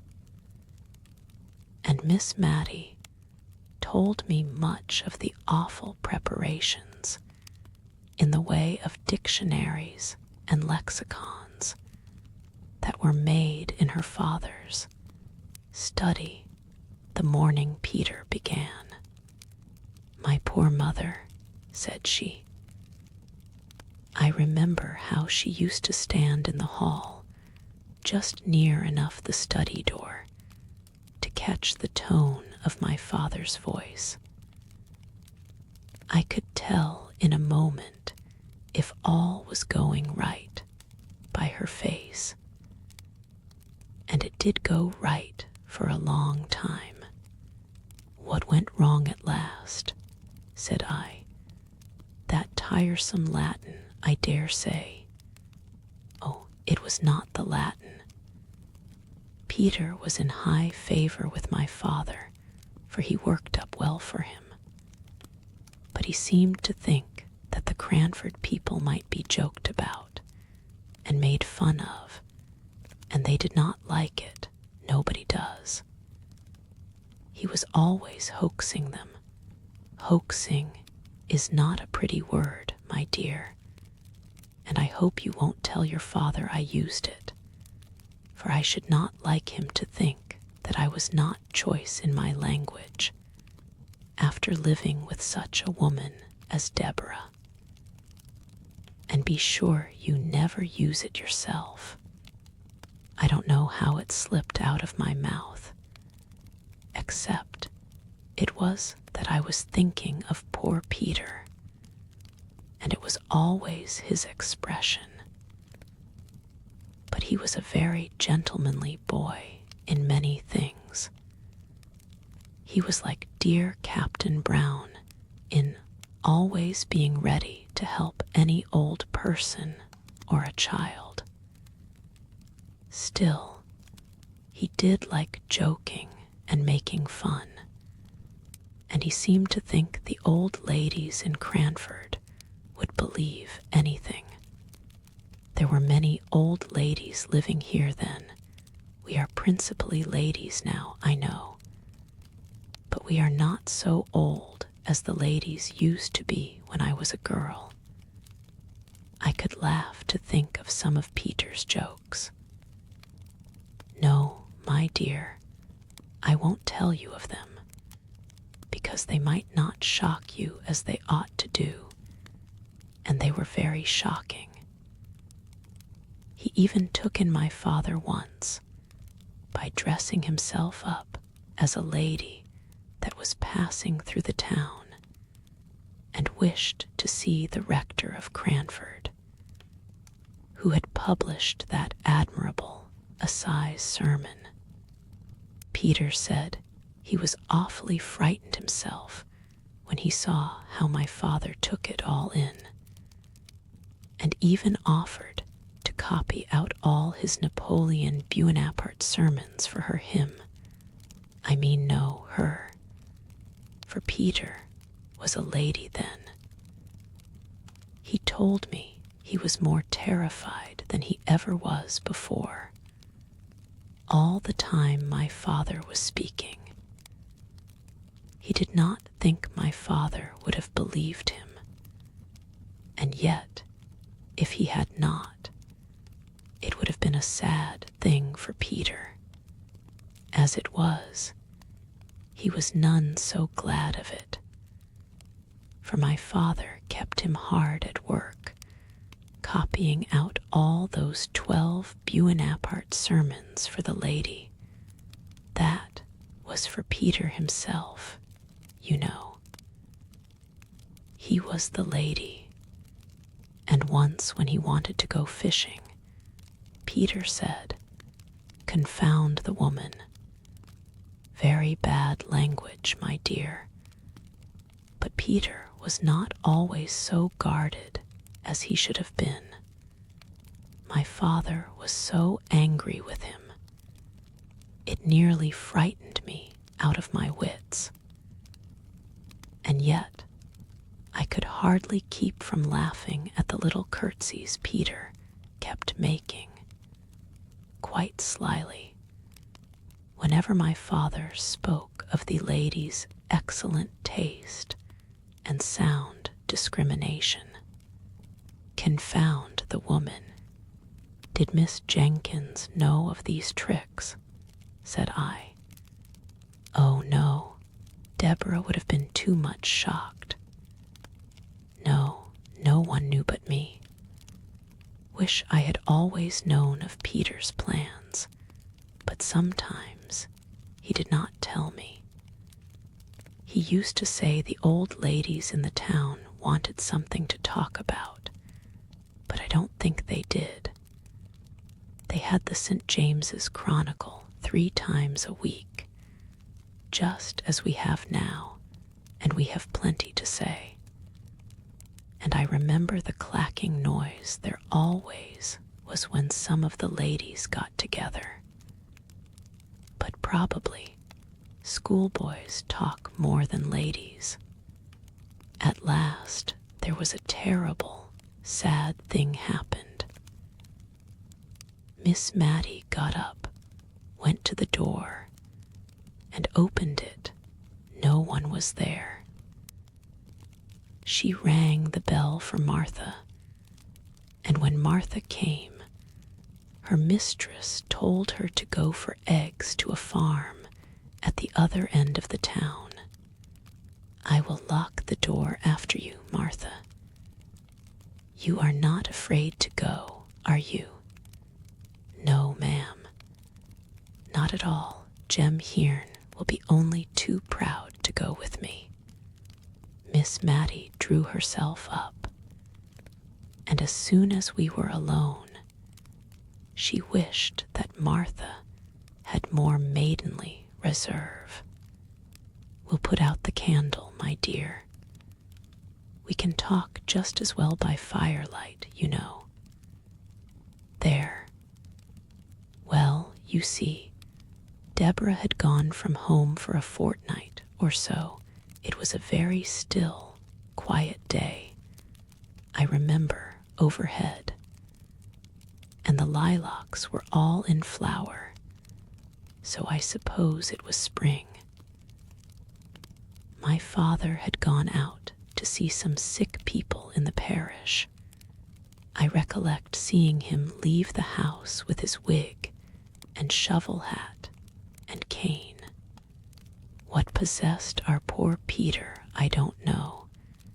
He had the sweetest temper, and yet he always seemed to like to plague Deborah.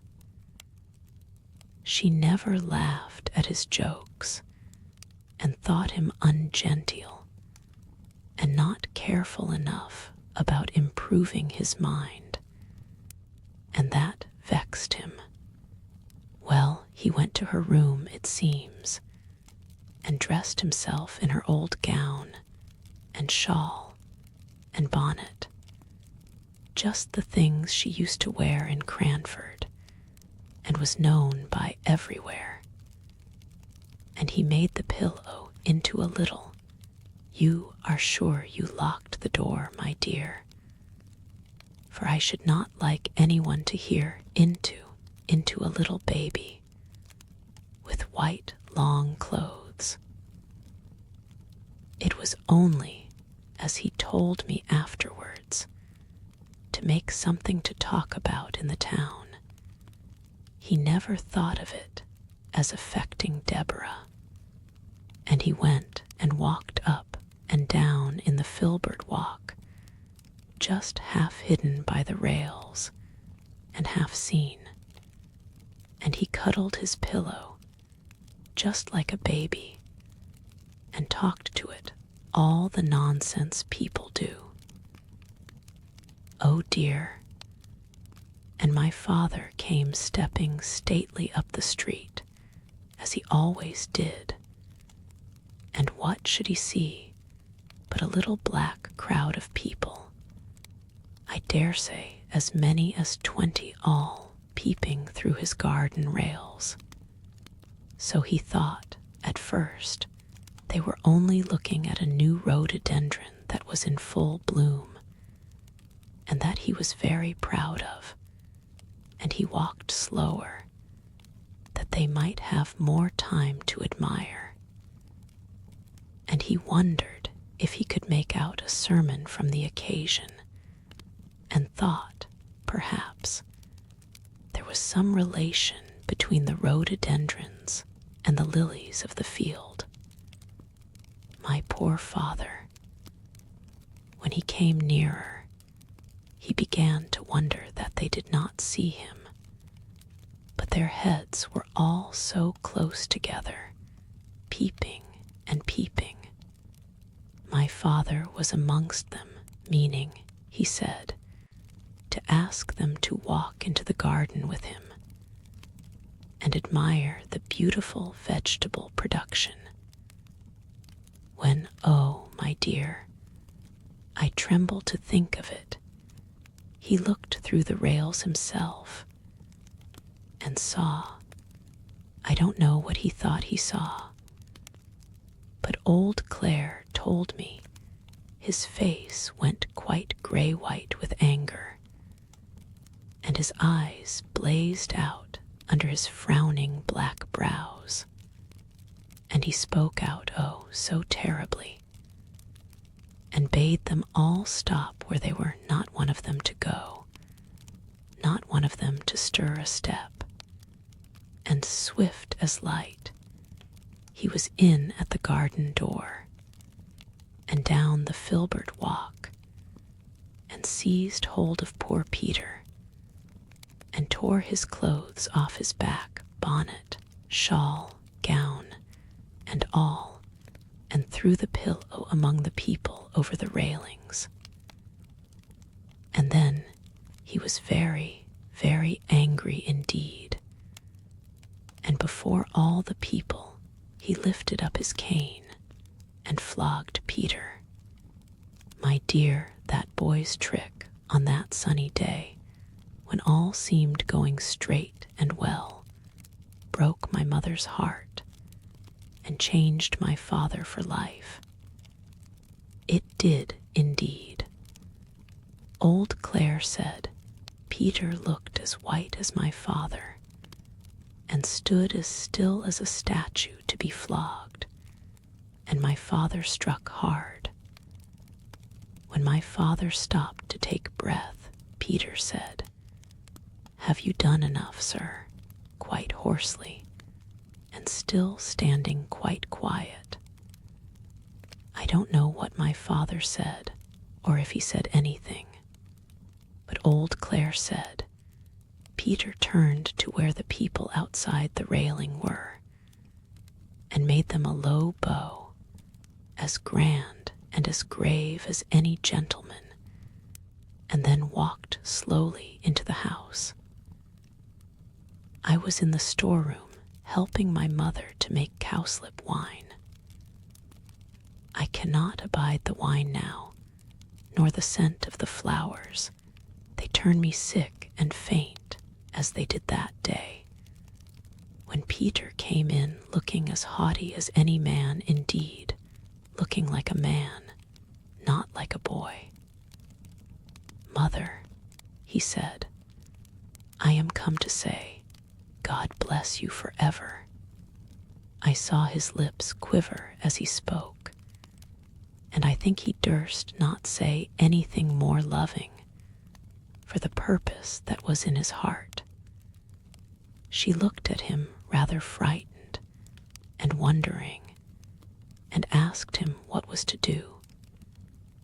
He did not smile or speak, but put his arms round her and kissed her as if he did not know how to leave off, and before she could speak again, he was gone. We talked it over, and could not understand it, and she bade me go and seek my father, and ask what it was all about. I found him walking up and down, looking very highly displeased. "Tell your mother I have flogged Peter, and that he richly deserved it." I durst not ask any more questions. When I told my mother, she sat down, quite faint, for a minute. I remember a few days after, I saw the poor, withered cowslip flowers thrown out to the leaf heap, to decay and die there. There was no making of cowslip wine that year at the rectory, nor, indeed, ever after. Presently my mother went to my father. I know I thought of Queen Esther and King Ahasuerus, for my mother was very pretty and delicate looking, and my father looked as terrible as King Ahasuerus. Some time after they came out together, and then my mother told me what had happened, and that she was going up to Peter's room at my father's desire, though she was not to tell Peter this, to talk the matter over with him. But no Peter was there. We looked over the house. No Peter was there. Even my father, who had not liked to join in the search at first, helped us before long. The rectory was a very old house, steps up into a room, steps down into a room, all through. At first, my mother went calling low and soft, as if to reassure the poor boy, Peter. "Peter, dear, it's only me." But by and by, as the servants came back from the errands, my father had sent them in different directions to find where Peter was, as we found he was not in the garden, nor the hayloft, nor anywhere about. My mother's cry grew louder and wilder. "Peter, Peter, my darling, where are you?" For then she felt and understood that that long kiss meant some sad kind of goodbye.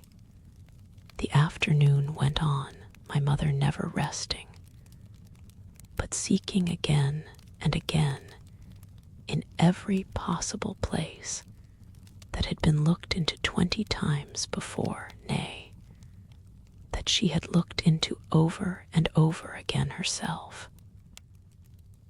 My father sat with his head in his hands, not speaking except when his messengers came in, bringing no tidings. Then he lifted up his face, so strong and sad, and told them to go again in some new direction.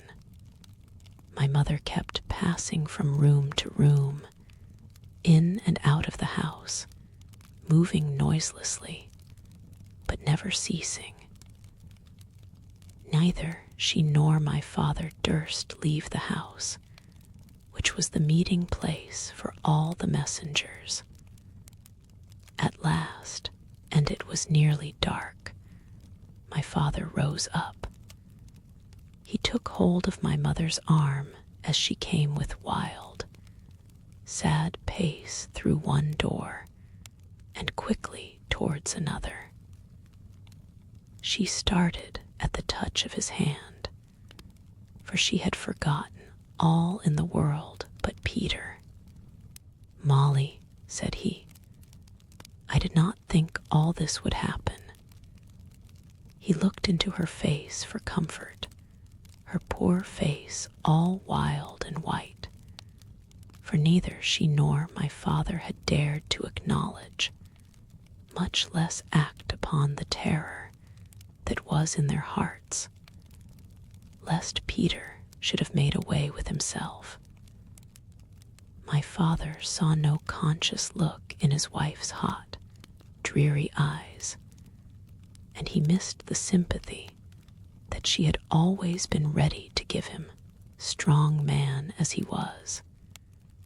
And at the dumb despair in her face, his tears began to flow.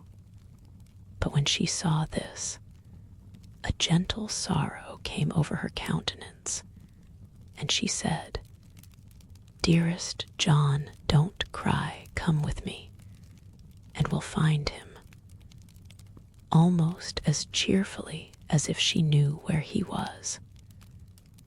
And she took my father's great hand in her little soft one and led him along, the tears dropping as he walked on that same unceasing, weary walk, from room to room, through house and garden. Oh, how I wished for Deborah. I had no time for crying, for now all seemed to depend on me. I wrote for Deborah to come home. I sent a message privately to that same Mr. Holbrook's house. Poor Mr. Holbrook. You know who I mean. I don't mean I sent a message to him, but I sent one that I could trust to know if Peter was at his house. For at one time, Mr. Holbrook was an occasional visitor at the rectory. You know, he was Miss Pole's cousin, and he had been very kind to Peter and taught him how to fish. He was very kind to everybody, and I thought Peter might have gone off there. But Mr. Holbrook was from home, and Peter had never been seen. It was night now, but the doors were all wide open, and my father and mother walked on and on. It was more than an hour since he had joined her, and I don't believe they had ever spoken all that time. I was getting the parlor fire lighted, and one of the servants was preparing tea, for I wanted them to have something to eat and drink and warm them. When old Claire asked to speak to me, I have borrowed the nets from the weir, Miss Mattie. Shall we drag the ponds tonight, or wait for the morning? I remember staring in his face to gather his meaning, and when I did, I laughed out loud. The horror of that new thought, our bright, darling Peter, cold and stark and dead. I remember the ring of my own laugh now. The next day Deborah was at home before I was myself again. She would not have been so weak as to give way as I had done. But my screams, my horrible laughter had ended in crying, had roused my sweet dear mother, whose poor wandering wits were called back and collected as soon as a child needed her care. She and Deborah sat by my bedside. I knew by the looks of each that there had been no news of Peter, no awful, ghastly news, which was what I most had dreaded in my dull state between sleeping and waking. The same result of all the searching had brought something of the same relief to my mother, to whom, I am sure, the thought that Peter might even then be hanging dead in some of the familiar home places had caused that never-ending walk of yesterday. Her soft eyes never were the same again after that. They had always a restless, craving look, as if seeking for what they could not find. Oh, it was an awful time, coming down like a thunderbolt on the still sunny day when the lilacs were all in bloom. Where was Mr. Peter? Said I. He had made his way to Liverpool, and there was war then, and some of the king's ships lay off the mouth of the Mersey, and they were only too glad to have a fine likely boy such as him, 5'9" he was, come to offer himself. The captain wrote to my father, and Peter wrote to my mother. Stay, those letters will be somewhere here. We lighted the candle and found the captain's letter and Peter's too. And we also found a little simple begging letter from Mrs. Jenkins to Peter, addressed to him at the house of an old schoolfellow whither she fancied he might have gone. They had returned it unopened, and unopened it had remained ever since, having been inadvertently put by among the other letters of that time. This is it. My dearest Peter, you did not think we should be so sorry as we are, I know, or you would never have gone away. You are too good. Your father sits and sighs till my heart aches to hear him. He cannot hold up his head for grief, and yet he only did what he thought was right. Perhaps he has been too severe, and perhaps I have not been kind enough, but God knows how we love you, my dear only boy. Don looks so sorry you are gone. Come back and make us happy, who love you so much. I know you will come back. But Peter did not come back, that spring day was the last time he ever saw his mother's face. The writer of the letter, the last, the only person who had ever seen what was written in it, was dead long ago. And I, a stranger, not born at the time when this occurrence took place, was the one to open it. The captain's letter summoned the father and mother to Liverpool instantly, if they wished to see their boy. And by some of the wild chances of life, the captain's letter had been detained somewhere, somehow. Miss Mattie went on, and it was race time, and all the post horses at Cranford were gone to the races. But my father and mother set off in our own gig. And oh, my dear, they were too late. The ship was gone. And now read Peter's letter to my mother. It was full of love and sorrow and pride in his new profession, and a sore sense of his disgrace in the eyes of the people at Cranford, but ending with a passionate entreaty that she would come and see him before he left the Mersey. Mother, we may go into battle. I hope we shall, and lick those French. But I must see you again before that time.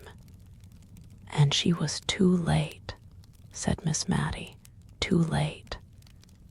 We sat in silence, pondering on the full meaning of those sad, sad words. At length, I asked Miss Mattie to tell me how her mother bore it.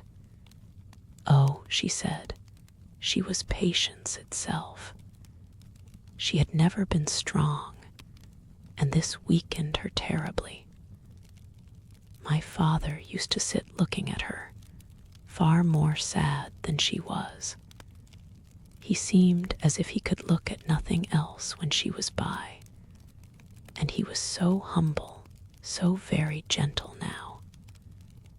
He would, perhaps, speak in his old way, laying down the law, as it were, and then, in a minute or two, he would come round and put his hand on our shoulders and ask us in a low voice if he had said anything to hurt us. I did not wonder at his speaking so to Deborah, for she was so clever, but I could not bear to hear him talking so to me. But you see, he saw what we did not, that it was killing my mother. Yes, killing her put out the candle, my dear. I can talk better in the dark. For she was but a frail woman, and ill-fitted to stand the fright and shock she had gone through. And she would smile at him and comfort him, not in words, but in her looks and tones, which were always cheerful when he was there. And she would speak of how she thought Peter stood a good chance of being admiral very soon.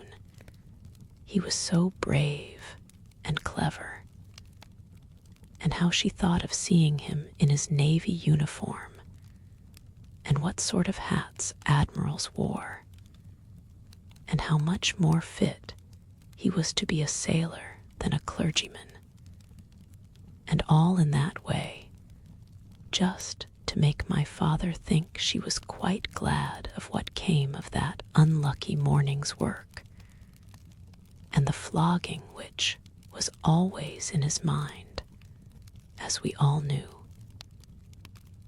But oh, my dear, the bitter, bitter crying she had when she was alone, at last, as she grew weaker.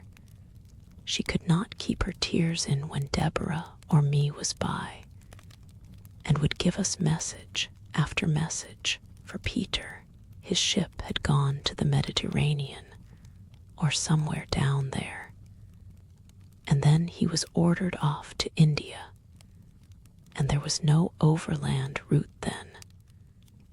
But she still said that no one knew where their death lay in wait, and that we were not to think hers was near. We did not think it, but we knew it, as we saw her fading away.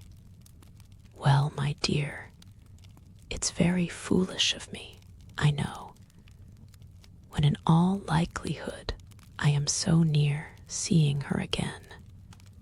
And only think, love, the very day after her death, for she did not live quite a 12-month after Peter went away.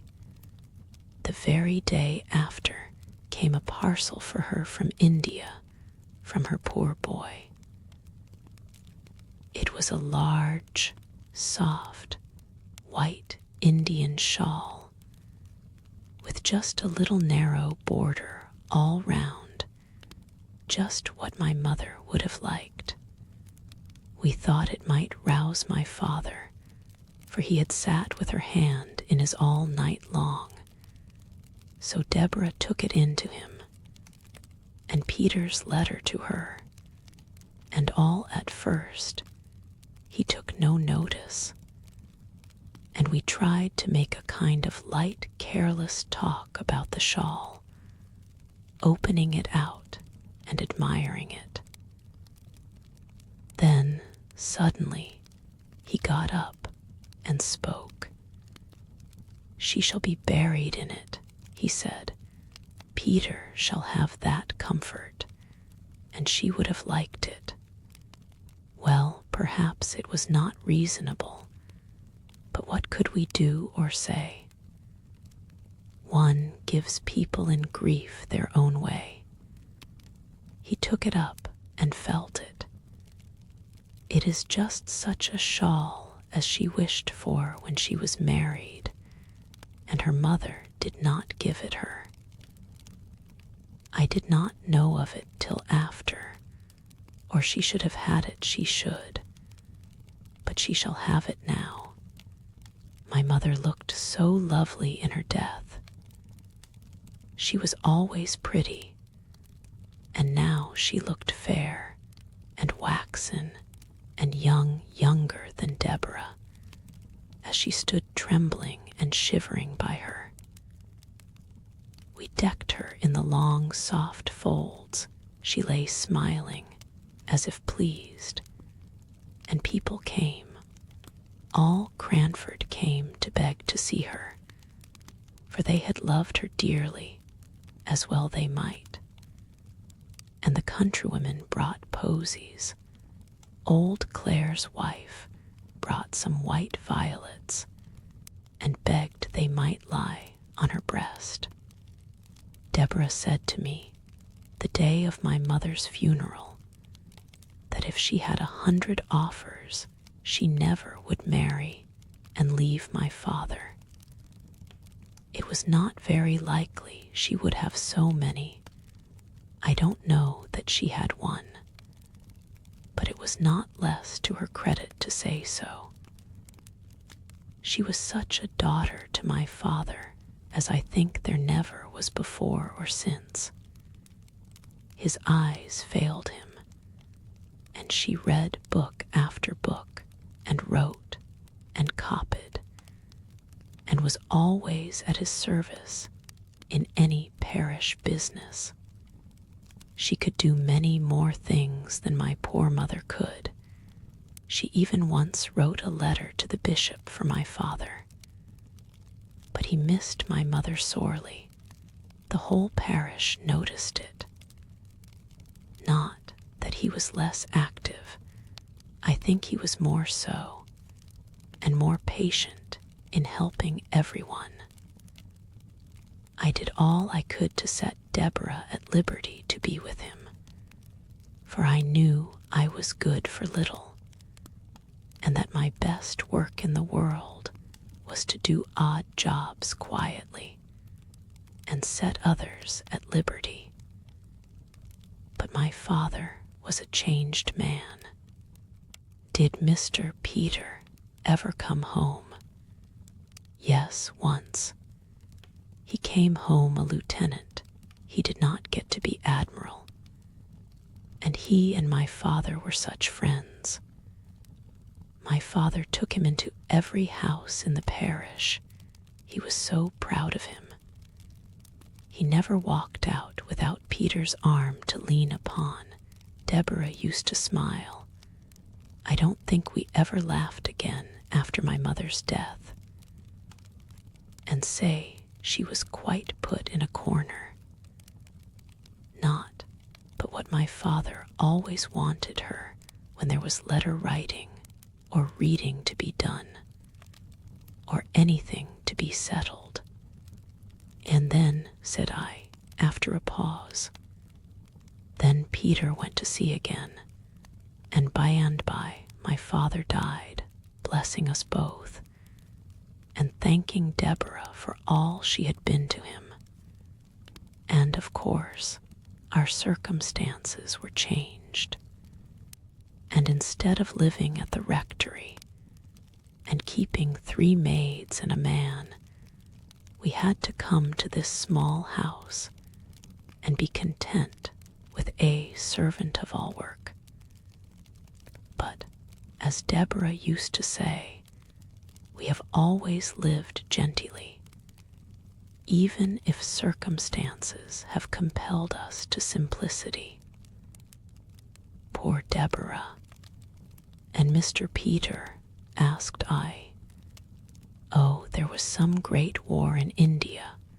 I forget what they call it. And we have never heard of Peter since then. I believe he is dead myself, and it sometimes fidgets me that we have never put on mourning for him. And then again, when I sit by myself, and all the house is still, I think I hear his step coming up the street, and my heart begins to flutter and beat. But the sound always goes past, and Peter never comes. That's Martha back. No, I'll go, my dear. I can always find my way in the dark, you know. And a blow of fresh air at the door will do my head good, and it's rather got a trick of aching. So she pattered off. I had lighted the candle to give the room a cheerful appearance against her return. Was it Martha? Asked I.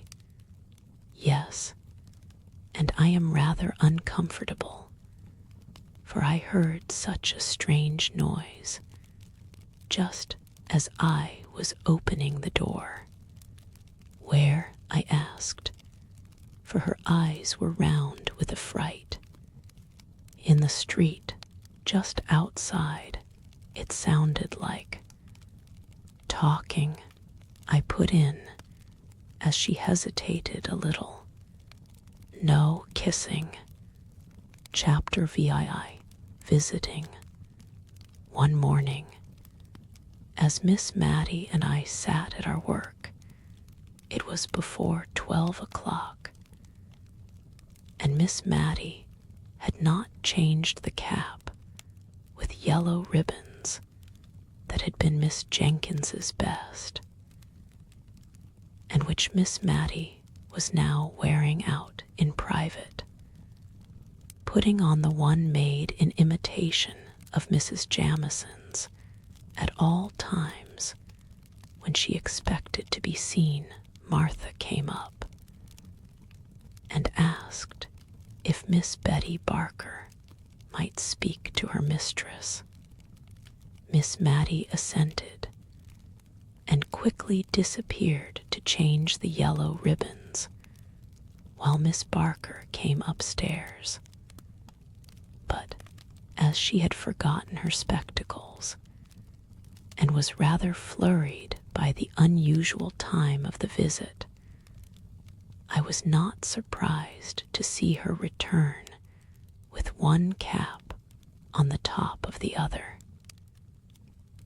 She was quite unconscious of it herself and looked at us with bland satisfaction, nor do I think Miss Barker perceived it, for, putting aside the little circumstance that she was not so young as she had been, she was very much absorbed in her errand, which she delivered herself of with an oppressive modesty that found vent in endless apologies. Miss Betty Barker was the daughter of the old clerk at Cranford, who had officiated in Mr. Jenkins's time. She and her sister had had pretty good situations as ladies' maids, and had saved money enough to set up a milliner's shop, which had been patronized by the ladies in the neighborhood. Lady Arley, for instance, would occasionally give Miss Barker's the pattern of an old cap of hers, which they immediately copied and circulated among the elite of Cranford. I say the elite, for Miss Barker's had caught the trick of the place and piqued themselves upon their aristocratic connection. They would not sell their caps and ribbons to anyone without a pedigree. Many a farmer's wife or daughter turned away huffed from Miss Barker's select millinery, and went rather to the universal shop, where the profits of brown soap and moist sugar enabled the proprietor to go straight to Paris, he said, until he found his customers too patriotic and John Bullish to wear what the Mounseers wore London, where, as he often told his customers, Queen Adelaide had appeared only the very week before in a cap exactly like the one he showed them, trimmed with yellow and blue ribbons, and had been complimented by King William on the becoming nature of her headdress. Miss Barker's, who confined themselves to truth and did not approve of miscellaneous customers, throve notwithstanding. They were self-denying, good people. Many a time have I seen the eldest of them, she that had been maid to Mrs. Jamison, carrying out some delicate mess to a poor person. They only aped their betters in having nothing to do with the class immediately below theirs. And when Miss Barker died, their profits and income were found to be such that Miss Betty was justified in shutting up shop and retiring from business. She also, as I think I have before said, set up her cow, a mark of respectability in Cranford, almost as decided as setting up a gig is among some people. She dressed finer than any lady in Cranford, and we did not wonder at it, for it was understood that she was wearing out all the bonnets and caps and outrageous ribbons which had once formed her stock in trade. It was 5 or 6 years since she had given up shop, so in any other place than Cranford her dress might have been considered passé. And now Miss Betty Barker had called to invite Miss Mattie to tea at her house on the following Tuesday. She gave me also an impromptu invitation, as I happened to be a visitor, though I could see she had a little fear lest, since my father had gone to live in Drumble, he might have engaged in that horrid cotton trade, and so dragged his family down out of aristocratic society. She prefaced this invitation with so many apologies that she quite excited my curiosity. Her presumption was to be excused. What had she been doing? She seemed so overpowered by it. I could only think that she had been writing to Queen Adelaide to ask for a receipt for washing lace. But the act which she so characterized was only an invitation she had carried to her sister's former mistress, Mrs. Jamison. Her former occupation considered, could Miss Mattie excuse the liberty? Ah, thought I, she has found out that double cap, and is going to rectify Miss Mattie's headdress. No, it was simply to extend her invitation to Miss Mattie and to me. Miss Mattie bowed acceptance, and I wondered that, in the graceful action, she did not feel the unusual weight and extraordinary height of her headdress.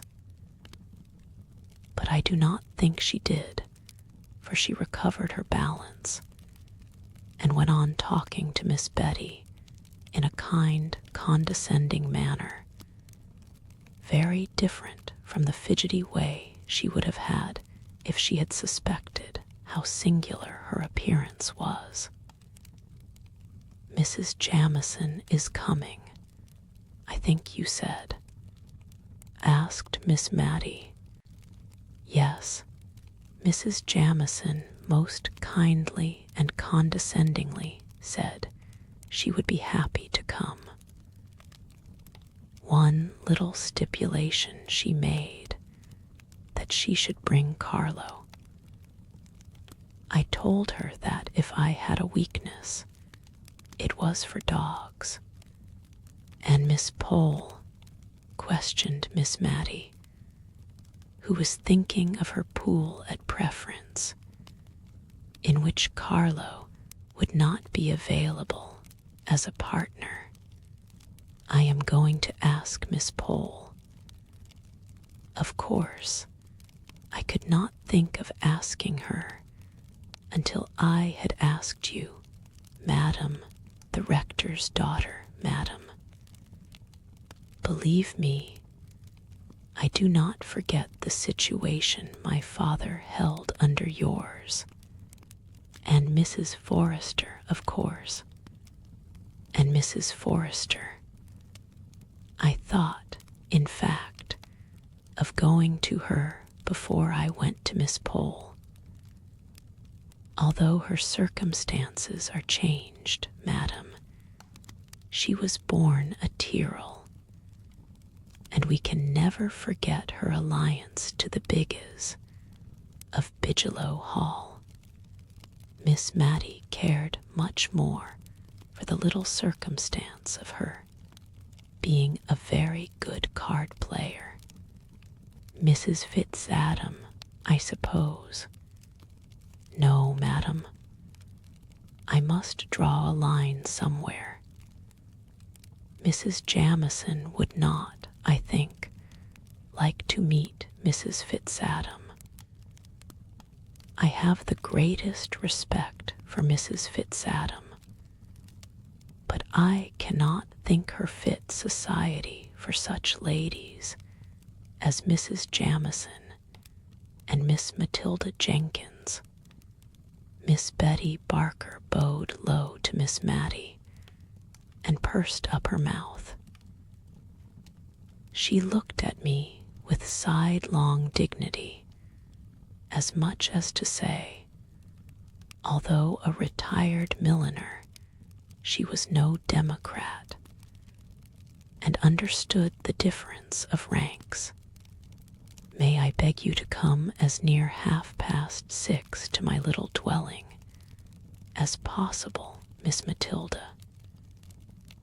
Mrs. Jamison dines at 5, but has kindly promised not to delay her visit beyond that time, 6:30. And with a swimming curtsy, Miss Betty Barker took her leave. My prophetic soul foretold a visit that afternoon from Miss Pole, who usually came to call on Miss Matilda after any event, or indeed in sight of any event, to talk it over with her. Miss Betty told me it was to be a choice and select few, said Miss Pole, as she and Miss Mattie compared notes. Yes, so she said. Not even Mrs. Fitzadam. Now Mrs. Fitzadam was the widowed sister of the Cranford surgeon, whom I have named before. Their parents were respectable farmers, content with their station. The name of these good people was Hoggins. Mr. Hoggins was the Cranford doctor now.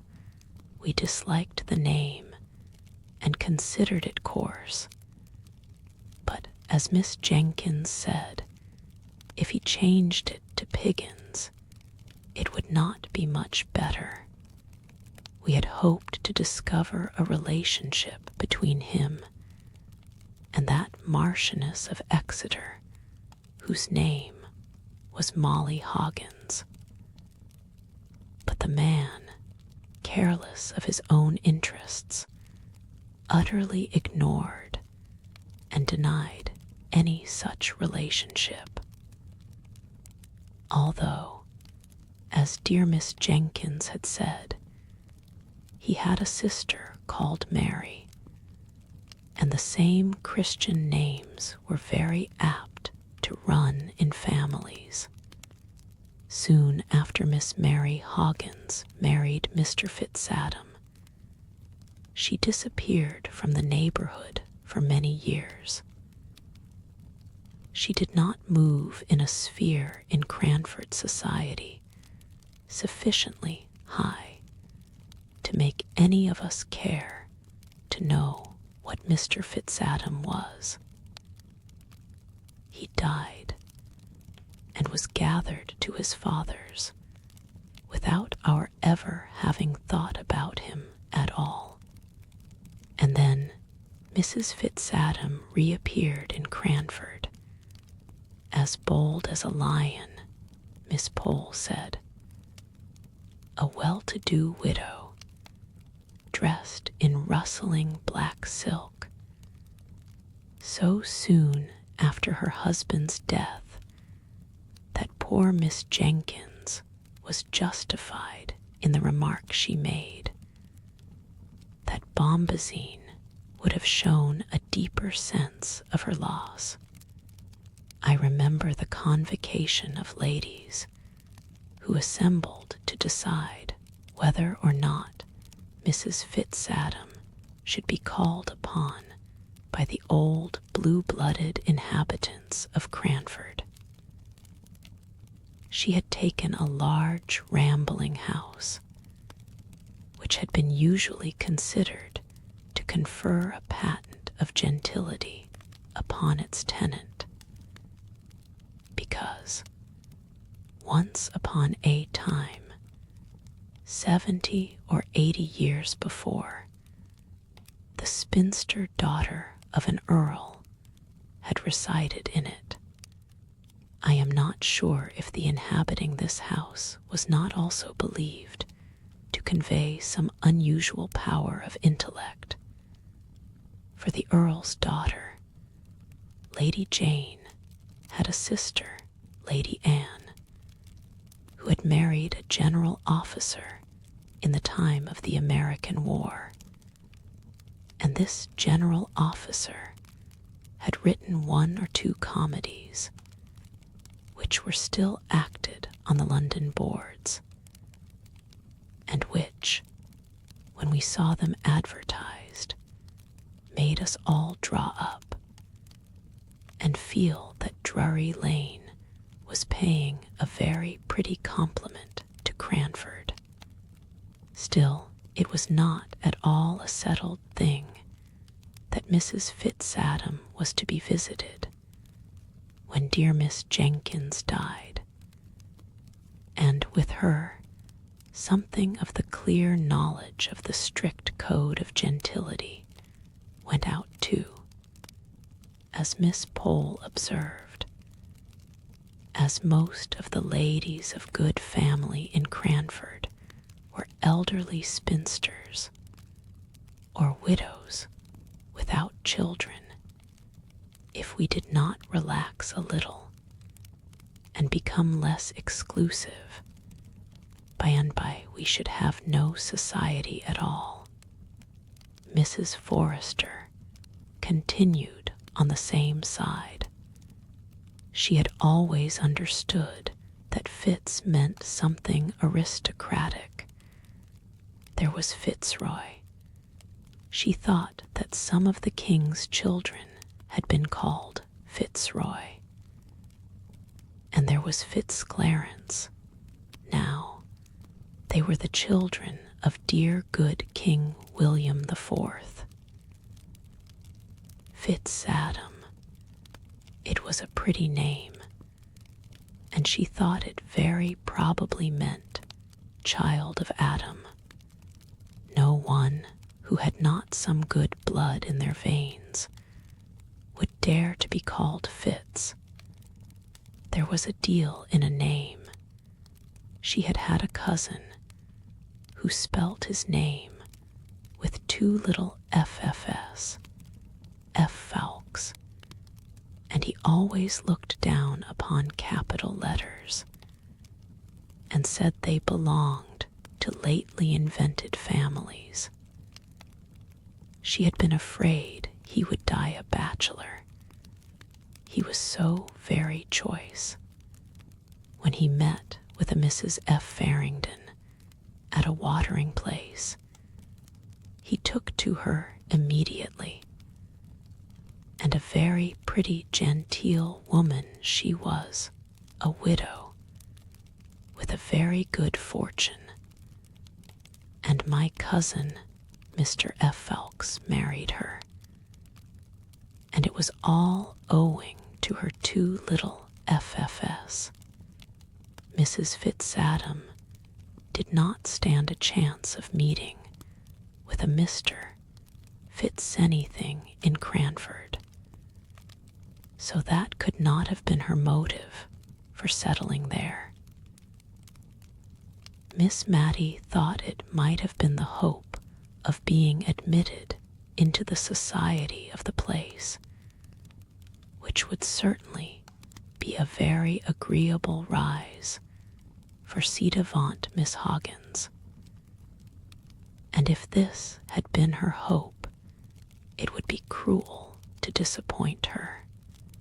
So everybody called upon Mrs. Fitz-Adam, everybody but Mrs. Jamison, who used to show how honorable she was by never seeing Mrs. Fitz-Adam when they met at the Cranford parties. There would be only 8 or 10 ladies in the room, and Mrs. Fitz-Adam was the largest of all, and she invariably used to stand up when Mrs. Jamison came in. and curtsy very low to her whenever she turned in her direction, so low, in fact, that I think Mrs. Jamieson must have looked at the wall above her, for she never moved a muscle of her face, no more than if she had not seen her. Still, Mrs. Fitzatum persevered. The spring evenings were getting bright and long when 3 or 4 ladies in calashes met at Miss Barker's door. Do you know what a calash is? It is a covering worn over caps, not unlike the heads fastened on old-fashioned gigs, but sometimes it is not quite so large. This kind of headgear always made an awful impression on the children in Cranford, and now 2 or 3 left off their play in the quiet, sunny little street, and gathered in wondering silence round Miss Pole, Miss Mattie, and myself. We were silent too, so that we could hear loud, suppressed whispers inside Miss Barker's house. Wait, Peggy. Wait till I've run upstairs and washed my hands. When I cough, open the door. I'll not be a minute. And true enough, it was not a minute before we heard a noise, between a sneeze and a crow, on which the door flew open. Behind it stood a round-eyed maiden, all aghast at the honorable company of calashes, who marched in without a word. She recovered presence of mind enough to usher us into a small room which had been the shop, but was now converted into a temporary dressing room. There we unpinned and shook ourselves, and arranged our features before the glass into a sweet and gracious company face. And then, bowing backwards with "After you, ma'am," we allowed Mrs. Forrester to take precedence up the narrow staircase that led to Miss Barker's drawing room. There she sat, as stately and composed as though we had never heard that odd-sounding cough, from which her throat must have been even then sore and rough. Kind, gentle, shabbily dressed Mrs. Forrester was immediately conducted to the second place of honor, a seat arranged something like Prince Albert's near the Queen's good, but not so good. The place of preeminence was, of course, reserved for the Honorable Mrs. Jamieson, who presently came panting up the stairs, Carlo rushing round her on her progress, as if he meant to trip her up.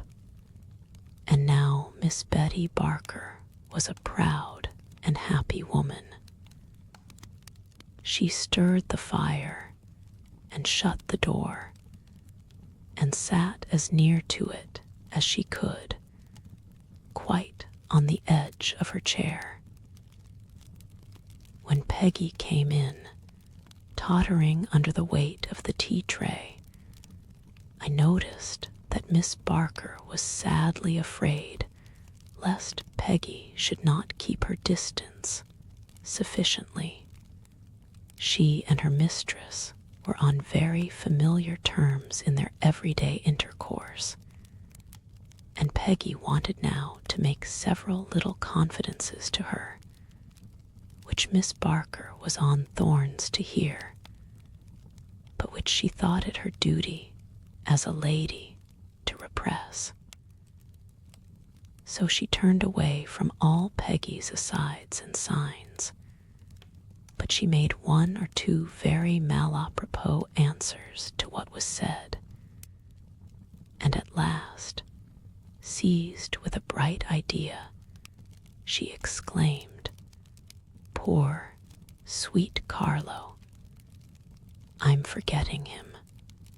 Come downstairs with me, poor itty doggy, and it shall have its tea, it shall." In a few minutes she returned, bland and benignant as before, but I thought she had forgotten to give the poor itty doggy anything to eat, judging by the avidity with which he swallowed down chance pieces of cake. The tea tray was abundantly loaded. I was pleased to see it. I was so hungry, but I was afraid the ladies present might think it vulgarly heaped up. I know they would have done at their own houses, but somehow the heaps disappeared here. I saw Mrs. Jamison eating seed cake slowly and considerately, as she did everything, and I was rather surprised, for I knew she had told us, on the occasion of her last party, that she never had it in her house. It reminded her so much of scented soap. She always gave us Savoy biscuits. However, Mrs. Jamison was kindly indulgent to Miss Barker's want of knowledge of the customs of high life, and to spare her feelings, ate 3 large pieces of seed cake with a placid, ruminating expression of countenance, not unlike a cow's. After tea, there was some little demur and difficulty. We were 6 in number 4 could play at preference, and for the other 2 there was cribbage. But all, except myself, I was rather afraid of the Cranford ladies at cards, for it was the most earnest and serious business they ever engaged in, were anxious to be of the pool. Even Miss Barker, while declaring she did not know Spaddle from Menil, was evidently hankering to take a hand. The dilemma was soon put an end to by a singular kind of noise. If a baron's daughter-in-law could ever be supposed to snore, I should have said Mrs. Jamison did so then, for, overcome by the heat of the room, and inclined to doze by nature, the temptation of that very comfortable armchair had been too much for her, and Mrs. Jamison was nodding. Once or twice she opened her eyes with an effort, and calmly but unconsciously smiled upon us. But by and by, even her benevolence was not equal to this exertion, and she was sound asleep. The temptation of the comfortable armchair had been too much for her. "It is very gratifying to me," whispered Miss Barker at the card table to her 3 opponents, whom, notwithstanding her ignorance of the game, she was basting most unmercifully. Very gratifying indeed to see how completely Mrs. Jamison feels at home in my poor little dwelling. she could not have paid me a greater compliment. Miss Barker provided me with some literature in the shape of 3 or 4 handsomely bound fashion books 10 or 12 years old, observing, as she put a little table and a candle for my especial benefit, that she knew young people liked to look at pictures. Carlo lay and snorted and started at his mistress's feet. He, too, was quite at home. The card table was an animated scene to watch 4 ladies' heads, with niddle-noddling caps, all nearly meeting over the middle of the table in their eagerness to whisper quick enough and loud enough. And every now and then came Miss Barker's, "Hush, ladies. If you please, hush. Mrs. Jamison is asleep." It was very difficult to steer clear between Mrs. Forrester's deafness and Mrs. Jamison's sleepiness. But Miss Barker managed her arduous task well. She repeated the whisper to Mrs. Forrester, distorting her face considerably in order to show, by the motions of her lips, what was said. And then she smiled kindly all round at us and murmured to herself, "Very gratifying indeed. Wish my poor sister had been alive to see this day." Presently the door was thrown wide open. Carlo started to his feet with a loud snapping bark, and Mrs. Jamison awoke. Or perhaps she had not been asleep, as she said almost directly. The room had been so light she had been glad to keep her eyes shut, but had been listening with great interest to all our amusing and agreeable conversation.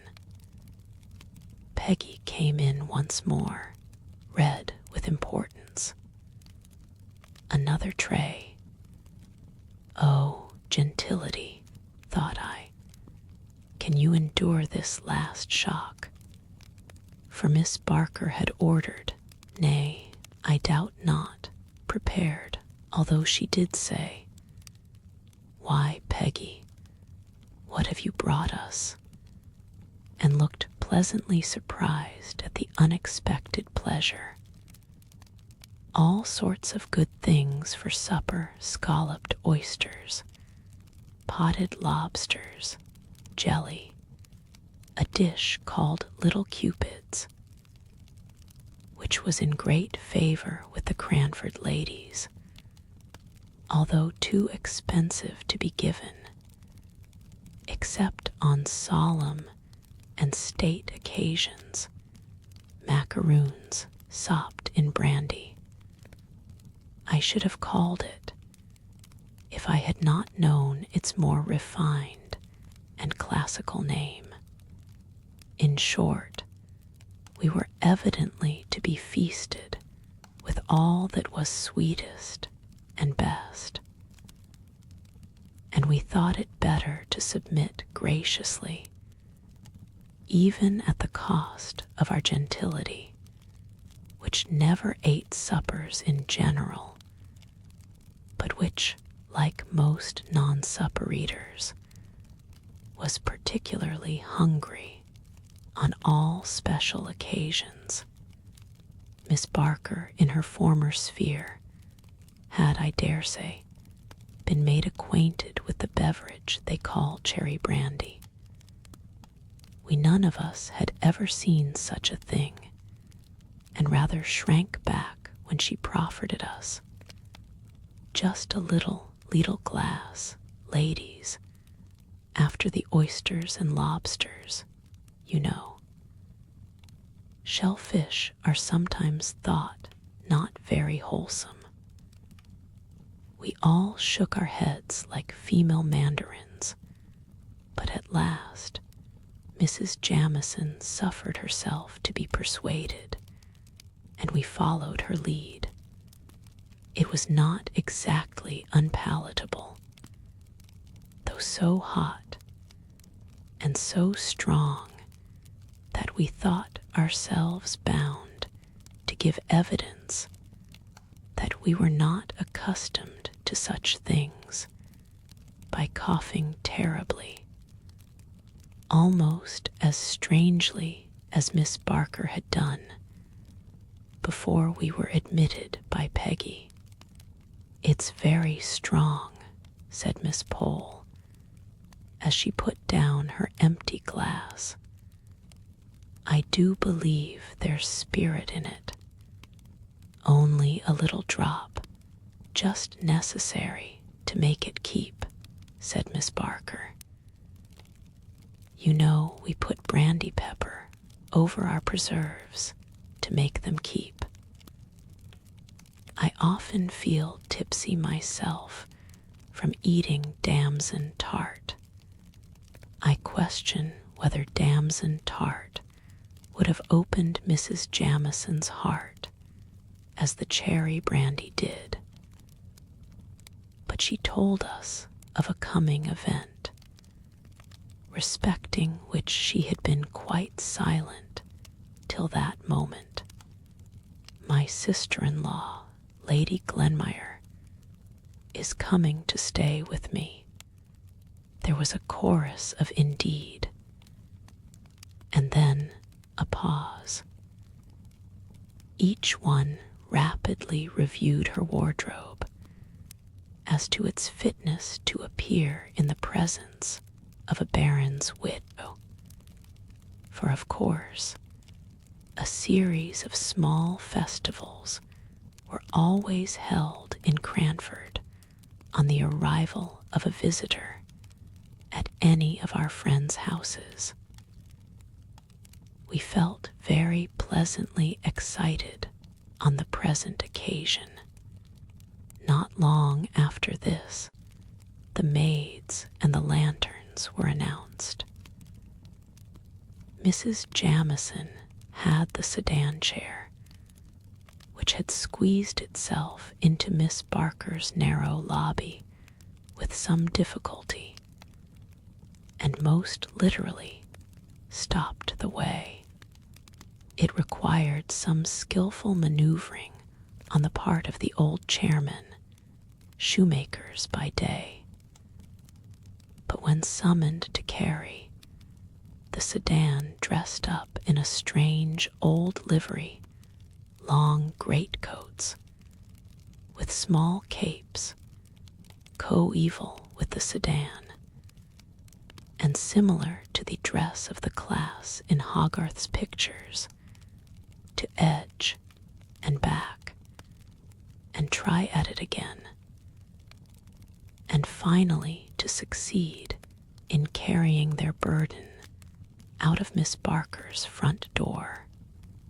Then we heard their quick pit-a-pat along the quiet little street as we put on our calashes and pinned up our gowns, Miss Barker hovering about us with offers of help, which, if she had not remembered her former occupation and wished us to forget it, would have been much more pressing. Chapter VII. Your Ladyship. Early the next morning, directly after 12, Miss Pole made her appearance at Miss Mattie S. Some very trifling piece of business was alleged as a reason for the call, but there was evidently something behind. At last out it came.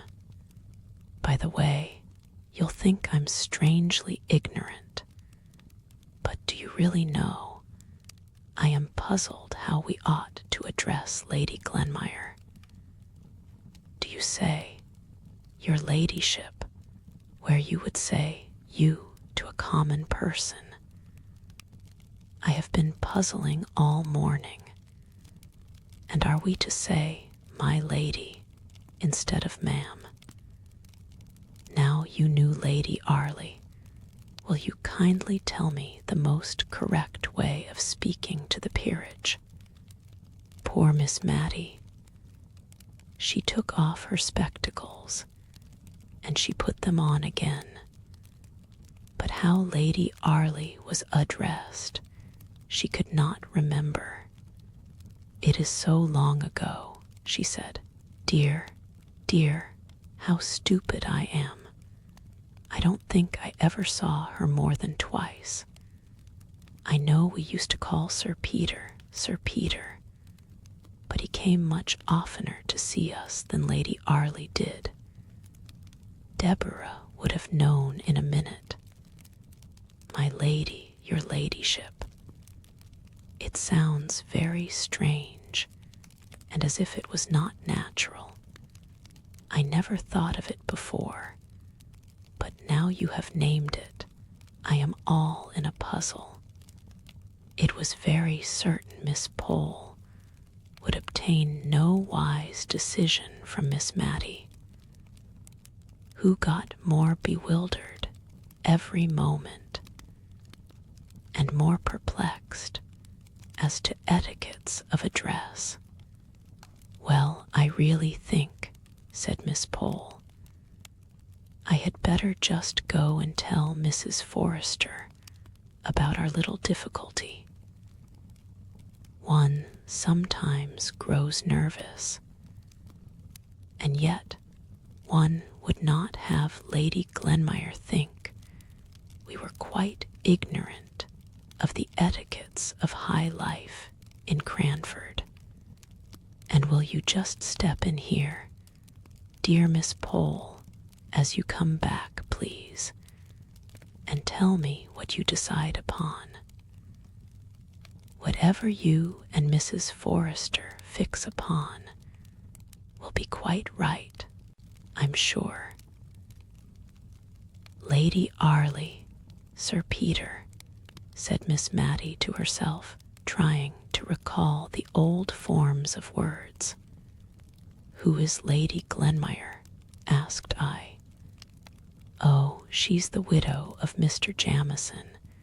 That's Mrs. Jamison's late husband, you know, widow of his eldest brother. Mrs. Jamison was a Miss Walker, daughter of Governor Walker. Your ladyship.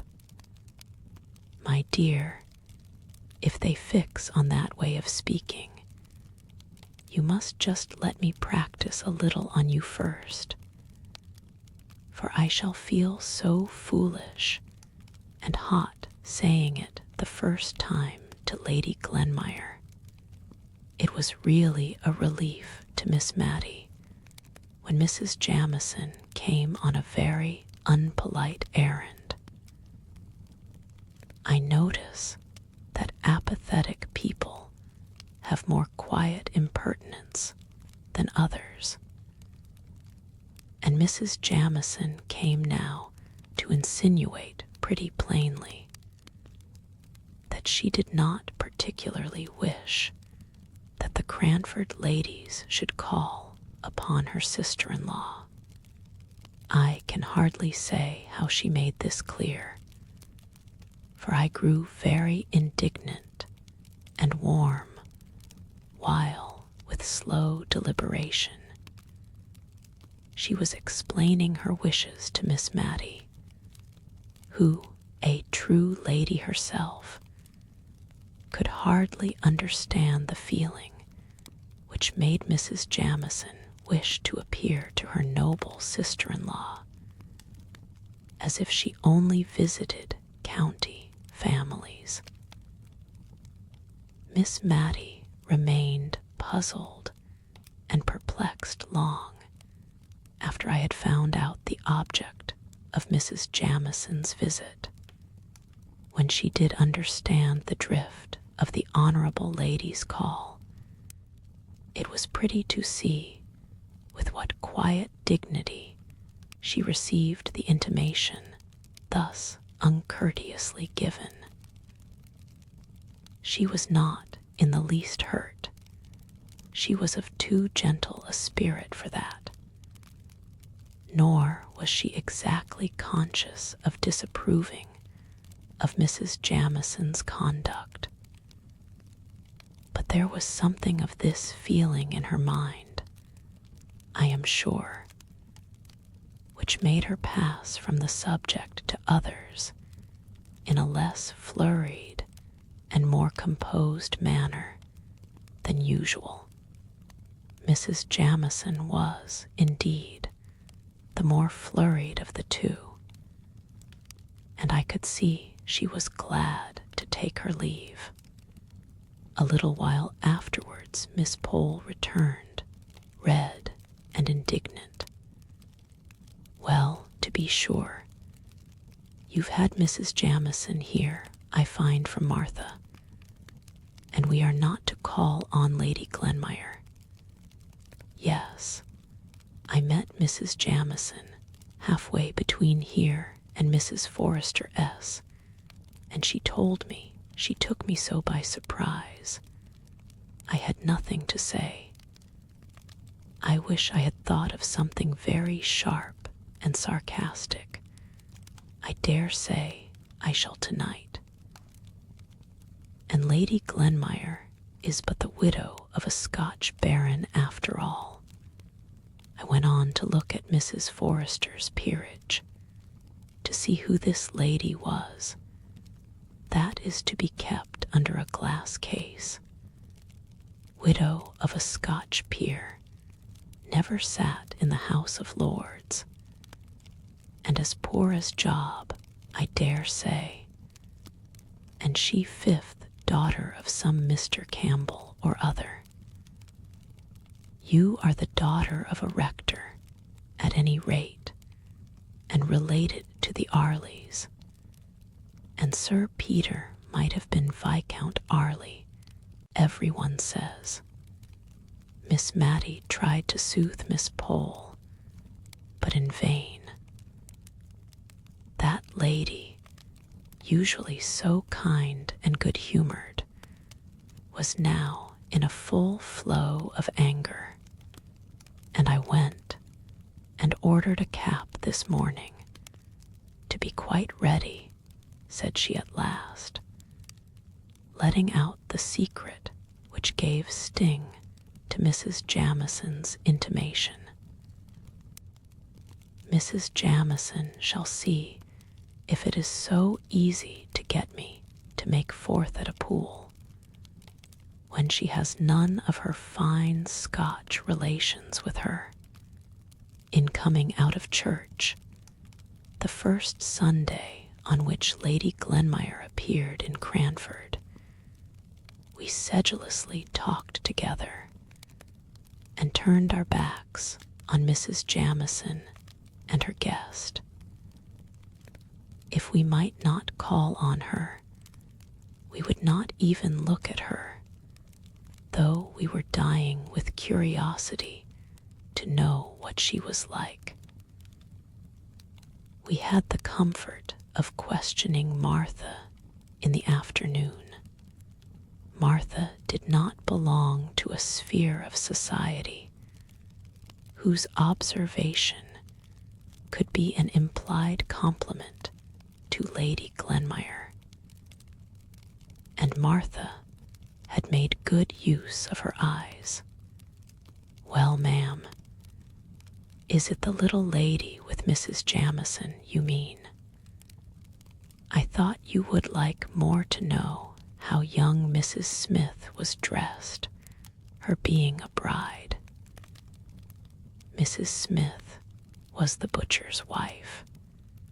Miss Pole said, "Good gracious me," as if we cared about a Mrs. Smith, but was silent as Martha resumed her speech.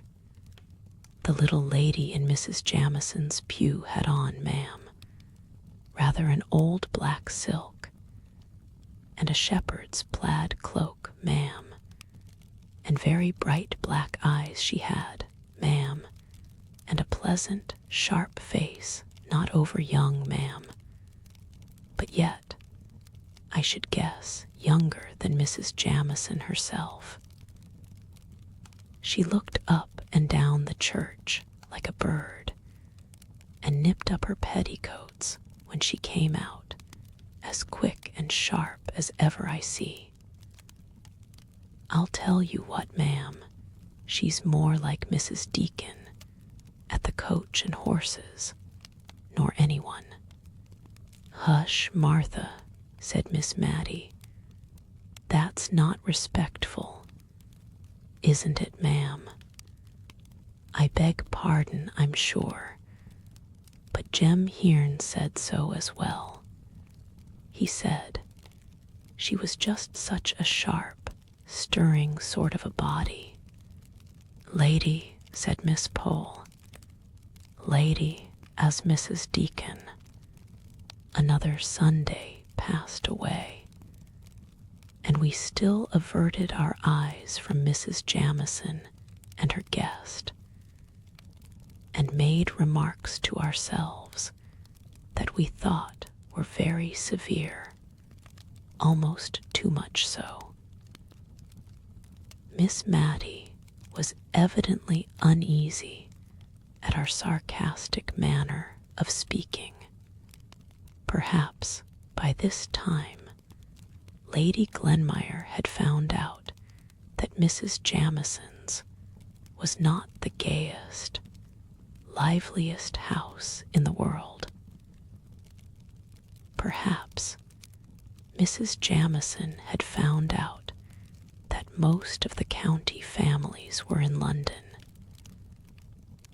and that those who remained in the country were not so alive as they might have been to the circumstance of Lady Glenmire being in their neighborhood. Great events spring out of small causes, so I will not pretend to say what induced Mrs. Jamieson to alter her determination of excluding the Cranford ladies and send notes of invitation all round for a small party on the following Tuesday. Mr. Mulliner himself brought them round. He would always ignore the fact of there being a back door to any house, and gave a louder rat-tat than his mistress, Mrs. Jamieson. He had 3 little notes, which he carried in a large basket, in order to impress his mistress with an idea of their great weight, though they might easily have gone into his waistcoat pocket. Miss Matty and I quietly decided that we would have a previous engagement at home.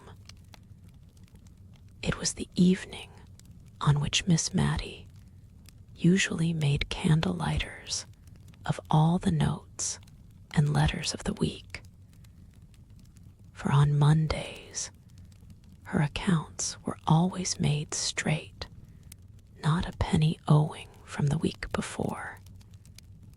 So, by a natural arrangement, making candle lighters fell upon a Tuesday evening, and gave us a legitimate excuse for declining Mrs. Jamieson's invitation. But before our answer was written, in came Miss Pole with an open note in her hand. So, she said, "Ah, I see you have got your note, too. Better late than never. I could have told my Lady Glenmire she would be glad enough of our society before a fortnight was over." "Yes," said Miss Matty, "we're asked for Tuesday evening." and perhaps you would just kindly bring your work across and drink tea with us that night. It is my usual regular time for looking over the last week's bills and notes and letters and making candle lighters of them. But that does not seem quite reason enough for saying I have a previous engagement at home, though I meant to make it do. Now, if you would come, my conscience would be quite at ease.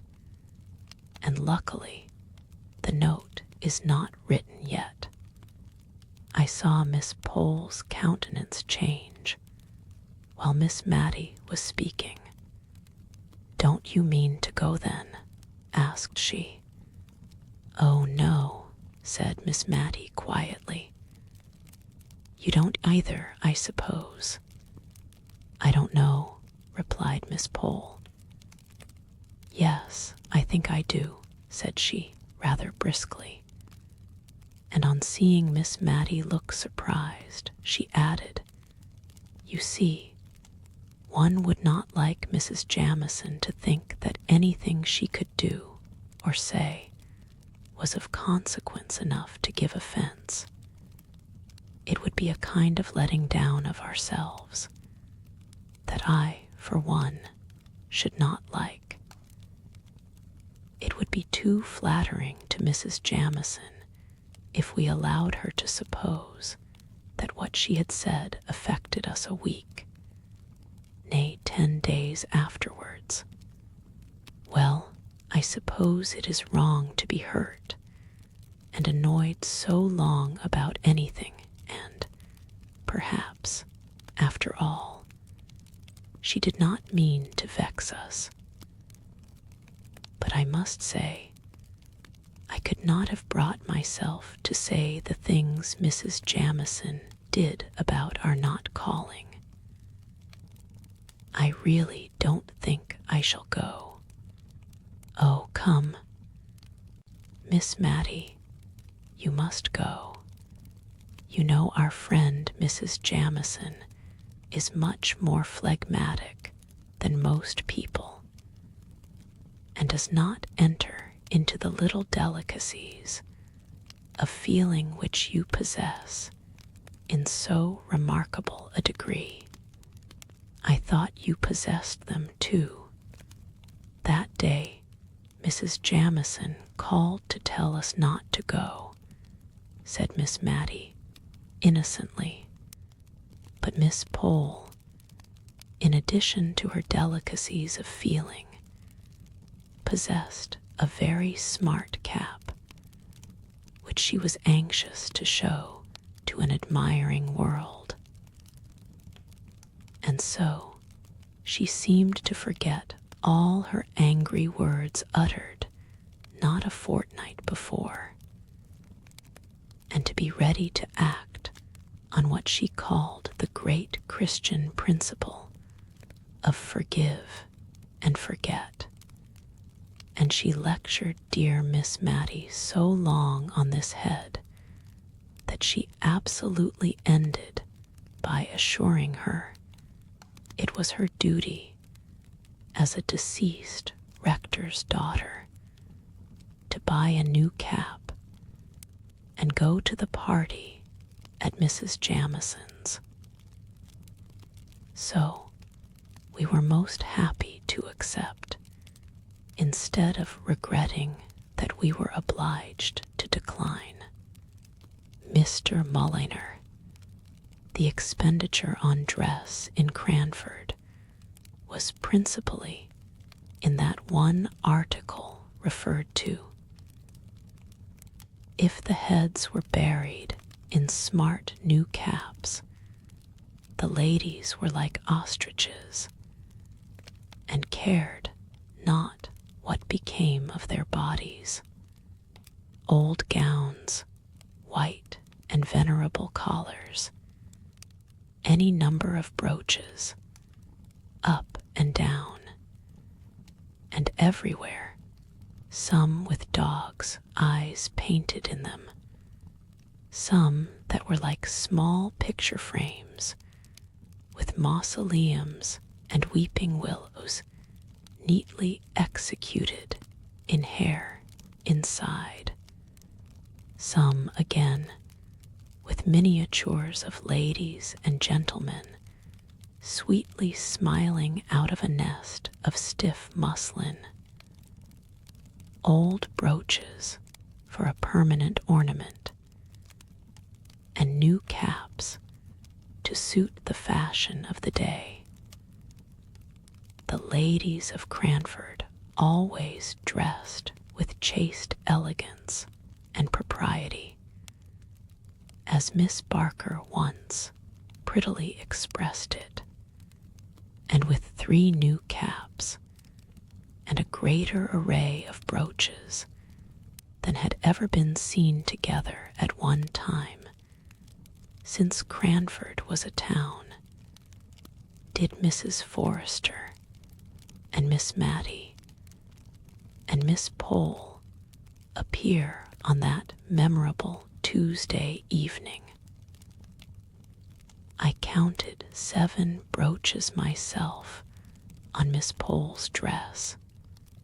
2 were fixed negligently in her cap. One was a butterfly made of Scotch pebbles, which a vivid imagination might believe to be the real insect. One fastened her net neckerchief, one her collar, one ornamented the front of her gown, midway between her throat and waist, and another adorned the point of her stomacher. Where the 7th was, I have forgotten, but it was somewhere about her, I am sure. But I am getting on too fast in describing the dresses of the company. I should first relate the gathering on the way to Mrs. Jamison's. That lady lived in a large house just outside the town.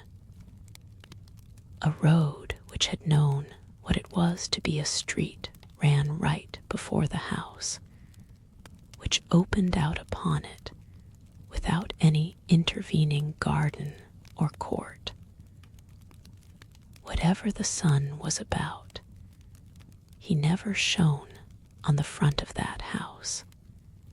To be sure, the living rooms were at the back, looking on to a pleasant garden. The front windows only belonged to kitchens and housekeepers, rooms and pantries, and in one of them Mr. Mulliner was reported to sit, indeed looking askance. We often saw the back of a head covered with hair powder, which also extended itself over his coat collar down to his very waist. And this imposing back was always engaged in reading the St. James's Chronicle opened wide, which, in some degree, accounted for the length of time the said newspaper was in reaching us, equal subscribers with Mrs. Jamison, though, in right of her honorableness, she always had the reading of it first. This very Tuesday, the delay in forwarding the last number had been particularly aggravating. Just when both Miss Pole and Miss Mattie, the former more especially, had been wanting to see it, in order to coach up the court news ready for the evening's interview with aristocracy, Miss Pole told us she had absolutely taken time by the forelock and been dressed by 5 o'clock in order to be ready if the St. James's Chronicle should come in at the last moment. The very St. James's Chronicle, which the powdered head was tranquilly and composedly reading as we passed the accustomed window this evening. "The impudence of the man," said Miss Pole, in a low, indignant whisper. "I should like to ask him whether his mistress pays her quarter share for his exclusive use." We looked at her in admiration of the courage of her thought, for Mr. Mulliner was an object of great awe to all of us. He seemed never to have forgotten his condescension in coming to live at Cranford.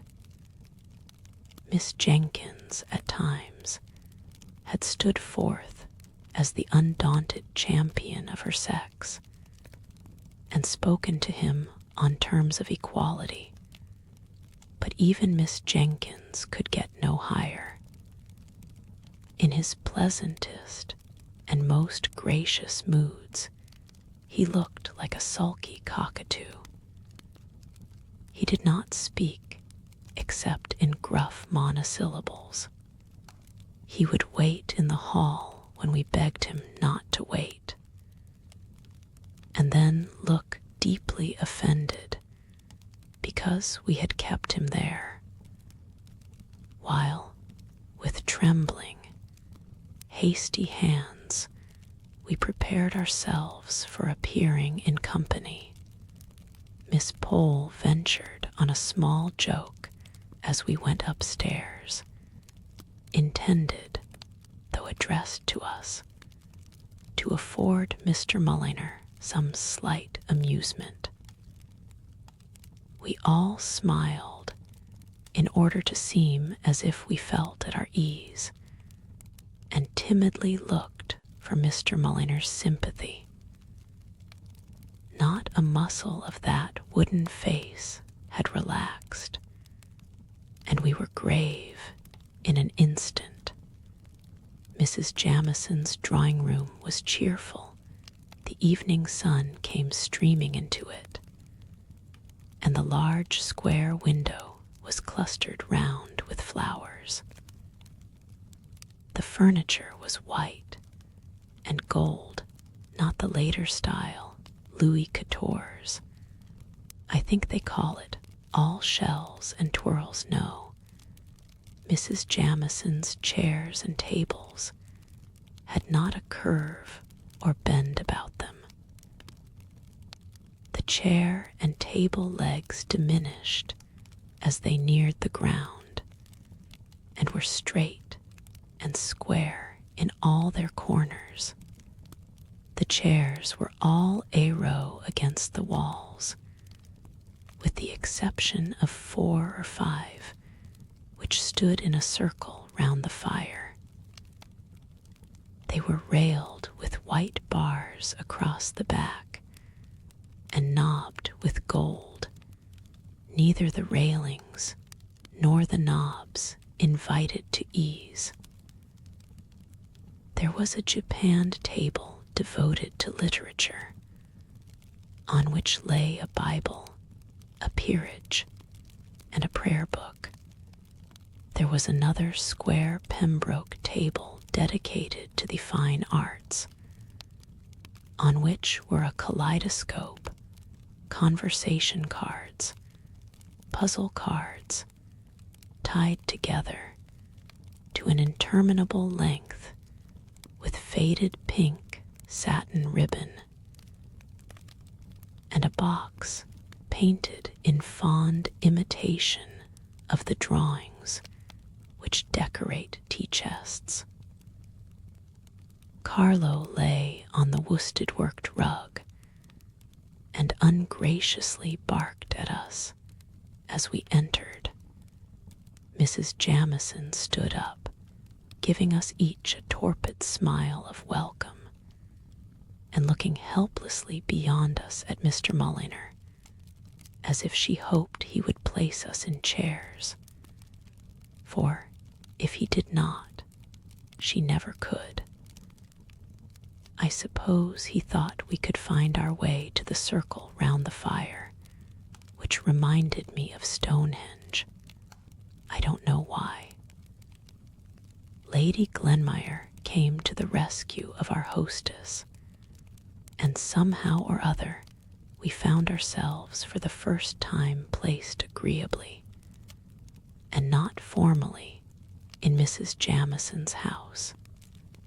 Lady Glenmire, now we had time to look at her, proved to be a bright little woman of middle age, who had been very pretty in the days of her youth, and who was even yet very pleasant looking. I saw Miss Pole appraising her dress in the first 5 minutes, and I take her word when she said the next day, "My dear, £10 would have purchased every stitch she had on lace, and all.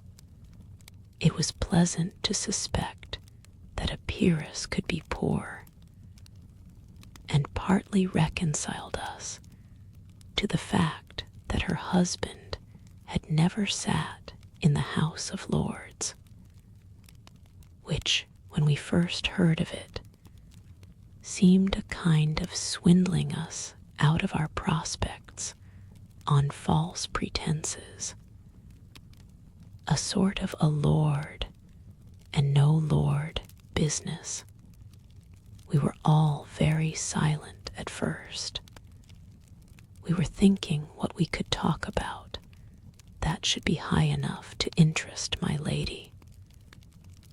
There had been a rise in the price of sugar, which, as preserving time was near, was a piece of intelligence to all our housekeeping hearts, and would have been the natural topic if Lady Glenmire had not been by. But we were not sure if the peerage ate preserves, much less knew how they were made.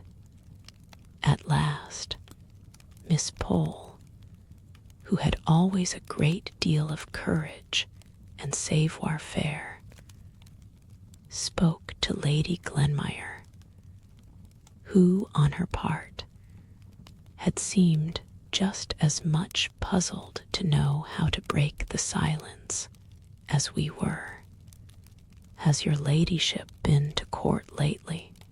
asked she, and then gave a little glance round at us, half timid and half triumphant, as much as to say, "See how judiciously I have chosen a subject befitting the rank of the stranger."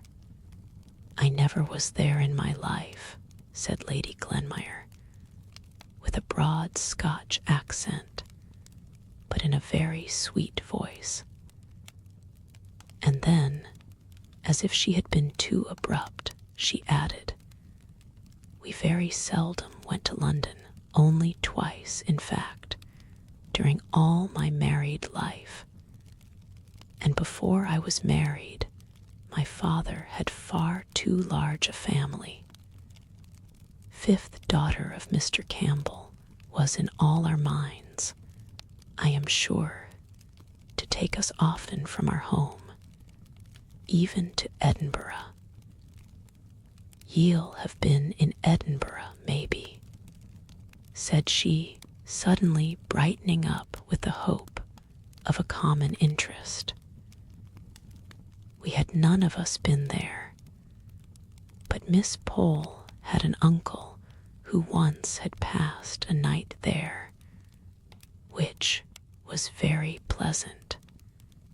Mrs. Jamison, meanwhile, was absorbed in wonder why Mr. Mulliner did not bring the tea, and at length the wonder oozed out of her mouth.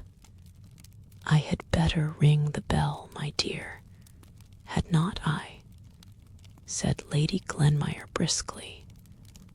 No, I think not. Mulliner does not like to be hurried. We should have liked our tea, for we dined at an earlier hour than Mrs. Jamison. I suspect Mr. Mulliner had to finish the St. James's Chronicle before he chose to trouble himself about tea. His mistress fidgeted and fidgeted and kept saying, I can't think why Mulliner does not bring tea. Can't think what he can be about. And Lady Glenmire at last grew quite impatient. But it was a pretty kind of impatience, after all.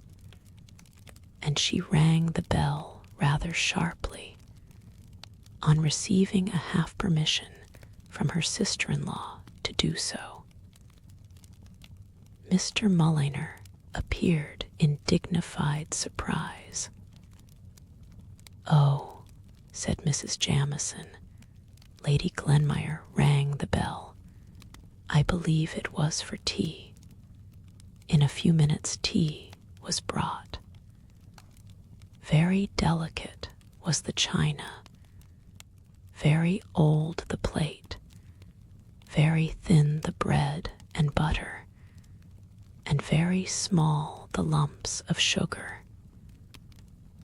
Sugar was evidently Mrs. Jamison's favorite economy. I question if the little filigree sugar tongs, made something like scissors, could have opened themselves wide enough to take up an honest, vulgar, good-sized piece. And when I tried to seize 2 little minikin pieces at once, so as not to be detected in too many returns to the sugar basin, they absolutely dropped one, with a little sharp clatter, quite in a malicious and unnatural manner. But before this happened, we had had a slight disappointment. In the little silver jug was cream. In the larger one was milk. As soon as Mr. Mulliner came in, Carlo began to beg, which was a thing our manners forbade us to do, though I am sure we were just as hungry. And Mrs. Jamison said she was certain we would excuse her if she gave her poor dumb Carlo his tea first. She accordingly mixed a saucerful for him and put it down for him to lap. And then she told us how intelligent and sensible the dear little fellow was. He knew cream quite well and constantly refused tea with only milk in it. So the milk was left for us, but we silently thought we were quite as intelligent and sensible as Carlo, and felt as if insult were added to injury when we were called upon to admire the gratitude evinced by his wagging his tail for the cream which should have been ours. After tea, we thawed down into common life subjects.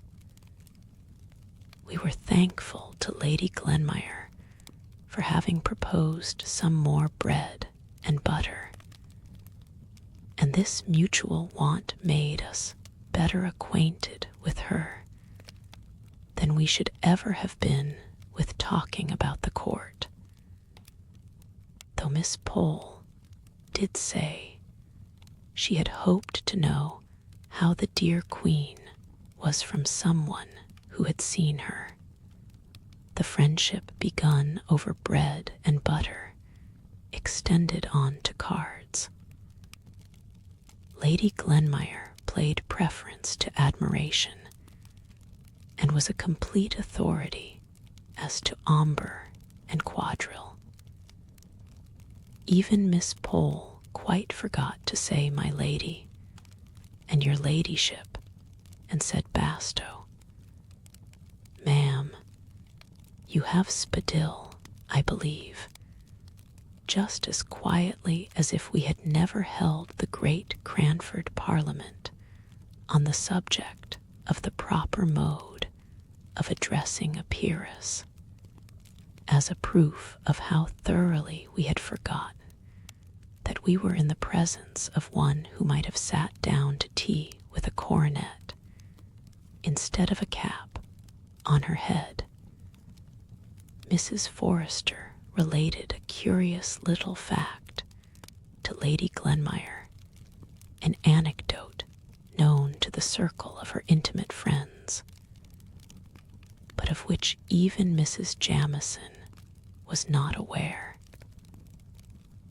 It related to some fine old lace, the sole relic of better days, which Lady Glenmire was admiring on Mrs. Forrester's collar.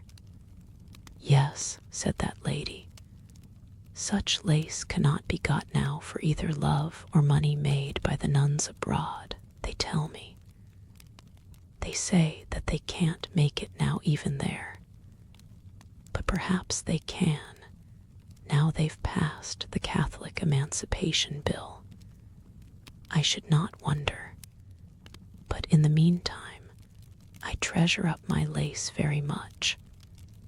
I daren't even trust the washing of it to my maid, the little charity schoolgirl I have named before, but who sounded well as my maid. I always wash it myself, and once it had a narrow escape. Of course, your ladyship knows that such lace must never be starched or ironed.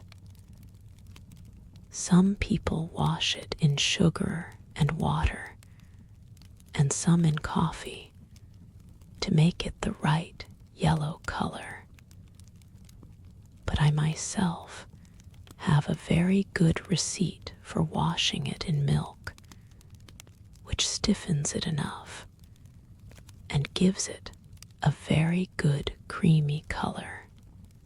Well, ma'am, I had tacked it together, and the beauty of this fine lace is that, when it is wet, it goes into a very little space, and put it to soak in milk when, unfortunately, I left the room. On my return, I found Pussy on the table, looking very like a thief, but gulping very uncomfortably, as if she was half choked with something she wanted to swallow and could not.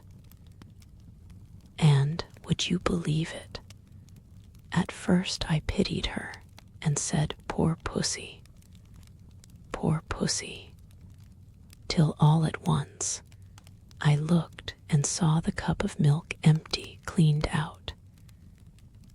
You naughty cat, said I, and I believe I was provoked enough to give her a slap, which did no good, but only helped the lace down just as one slaps a choking child on the back.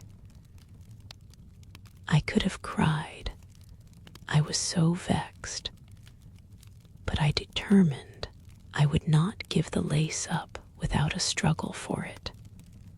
I hoped the lace might disagree with her at any rate, but it would have been too much for Job if he had seen, as I did, that cat come in, quite placid and purring, not a quarter of an hour after, and almost expecting to be stroked. No, Pussy, said I, if you have any conscience you ought not to expect that. And then a thought struck me, and I rang the bell for my maid and sent her to Mr. Hoggins with my compliments, and would he be kind enough to lend me one of his top boots for an hour. I did not think there was anything odd in the message, but Jenny said the young men in the surgery laughed as if they would be ill at my wanting a top boot. When it came, Jenny and I put Pussy in with her 4 feet straight down so that they were fastened and could not scratch, and we gave her a teaspoonful of currant jelly, in which your ladyship must excuse me. I had mixed some tartar emetic. I shall never forget how anxious I was for the next half hour. I took Pussy to my own room and spread a clean towel on the floor. I could have kissed her when she returned the lace to sight, very much as it had gone down. Jenny had boiling water ready, and we soaked it and spread it on a lavender bush in the sun before could touch it again, even to put it in milk. But now your ladyship would never guess that it had been in Pussy's inside. We gave her a teaspoonful of currant jelly. We found out in the course of the evening that Lady Glenmire was going to pay Mrs. Jamieson a long visit, as she had given up her apartments in Edinburgh and had no ties to take her back there in a hurry. On the whole, we were rather glad to hear this, for she had made a pleasant impression upon us, and it was also very comfortable to find, from things which dropped out in the course of conversation, that, in addition to many other genteel qualities, she was far removed from the vulgarity of wealth. "Don't you find it very unpleasant walking?" asked Mrs. Jamieson, as our respective servants were announced. It was a pretty regular question from Mrs. Jamieson, who had her own carriage in the coach-house, and always went out in a sedan chair to the very shortest distances. The answers were nearly as much a matter of course. "Oh dear, no. It is so pleasant and still at night. Such a refreshment after the excitement of a party. The stars are so beautiful."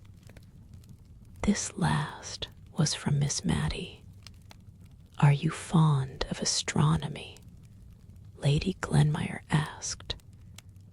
"Not very," replied Miss Mattie, rather confused at the moment to remember which was astronomy and which was astrology.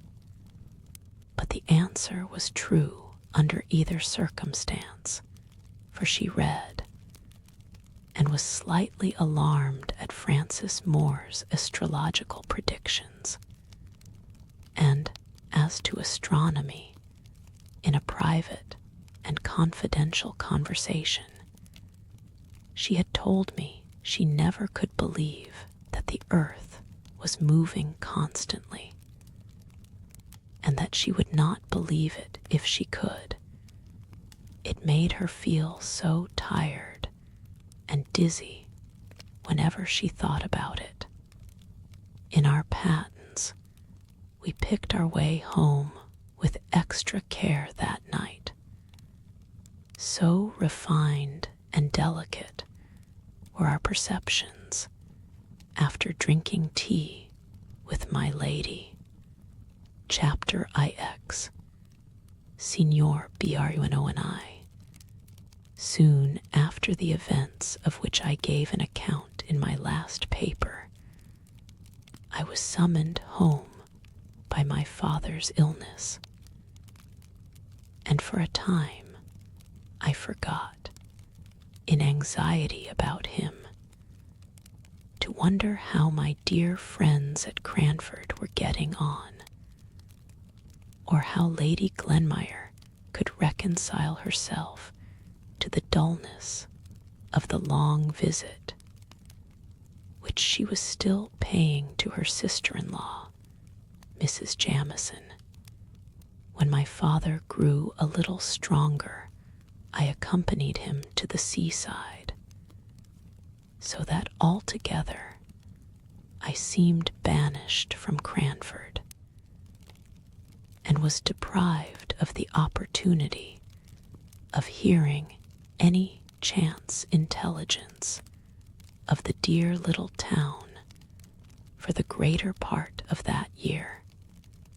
Late in November, when we had returned home again, and my father was once more in good health, I received a letter from Miss Matty, and a very mysterious letter it was.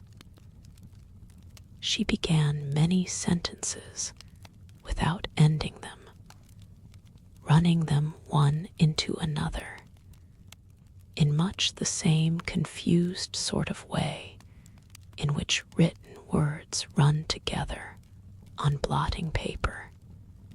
All I could make out was that, if my father was better, which she hoped he was, and would take warning and wear a greatcoat from Michaelmas to Lady Day, if turbans were in fashion, could I tell her, such a piece of gaiety was going to happen as had not been seen or known of since Wombwell's lions came, when one of them ate a little child's arm, and she was, perhaps, too old to care about dress, but a new cap she must have, and having heard that turbans were worn, and some of the county families likely to come, she would like to look tidy, if I would bring her a cap from the milliner I employed.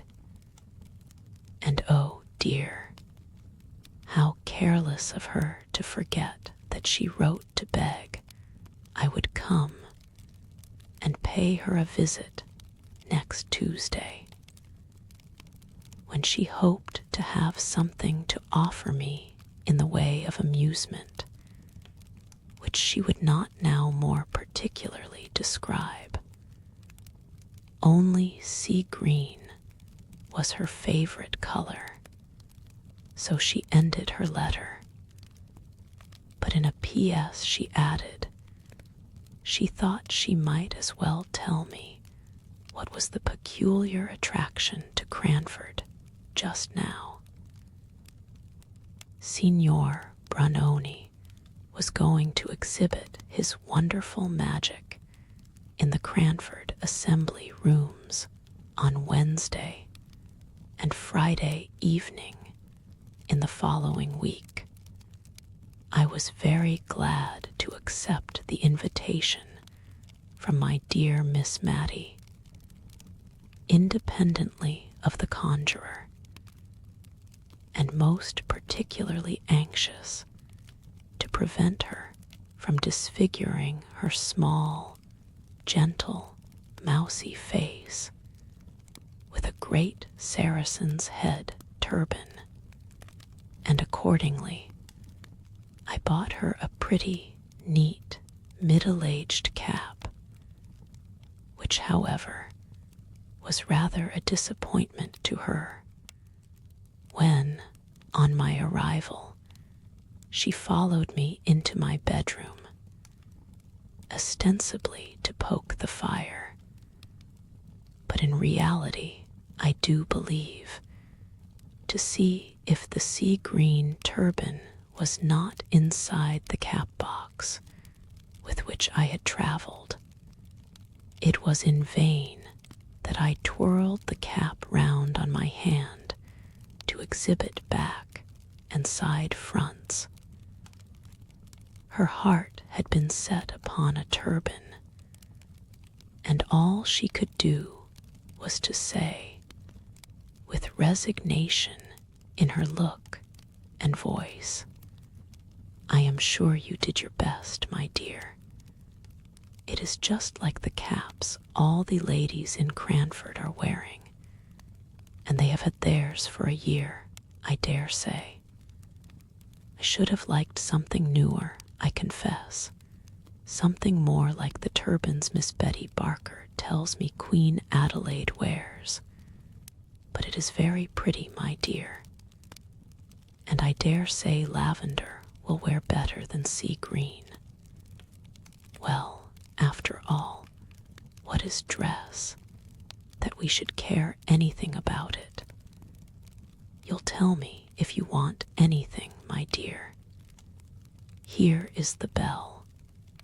I suppose turbans have not got down to Drumble yet."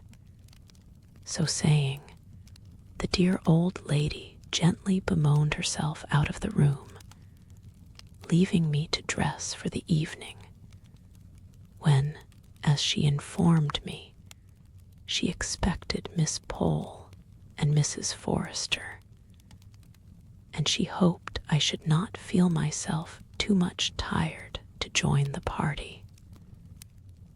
Of course I should not, and I made some haste to unpack and arrange my dress. But with all my speed, I heard the arrivals and the buzz of conversation in the next room before I was ready. Just as I opened the door, caught the words, "I was foolish to expect anything very genteel out of the Drumble shops. Poor girl.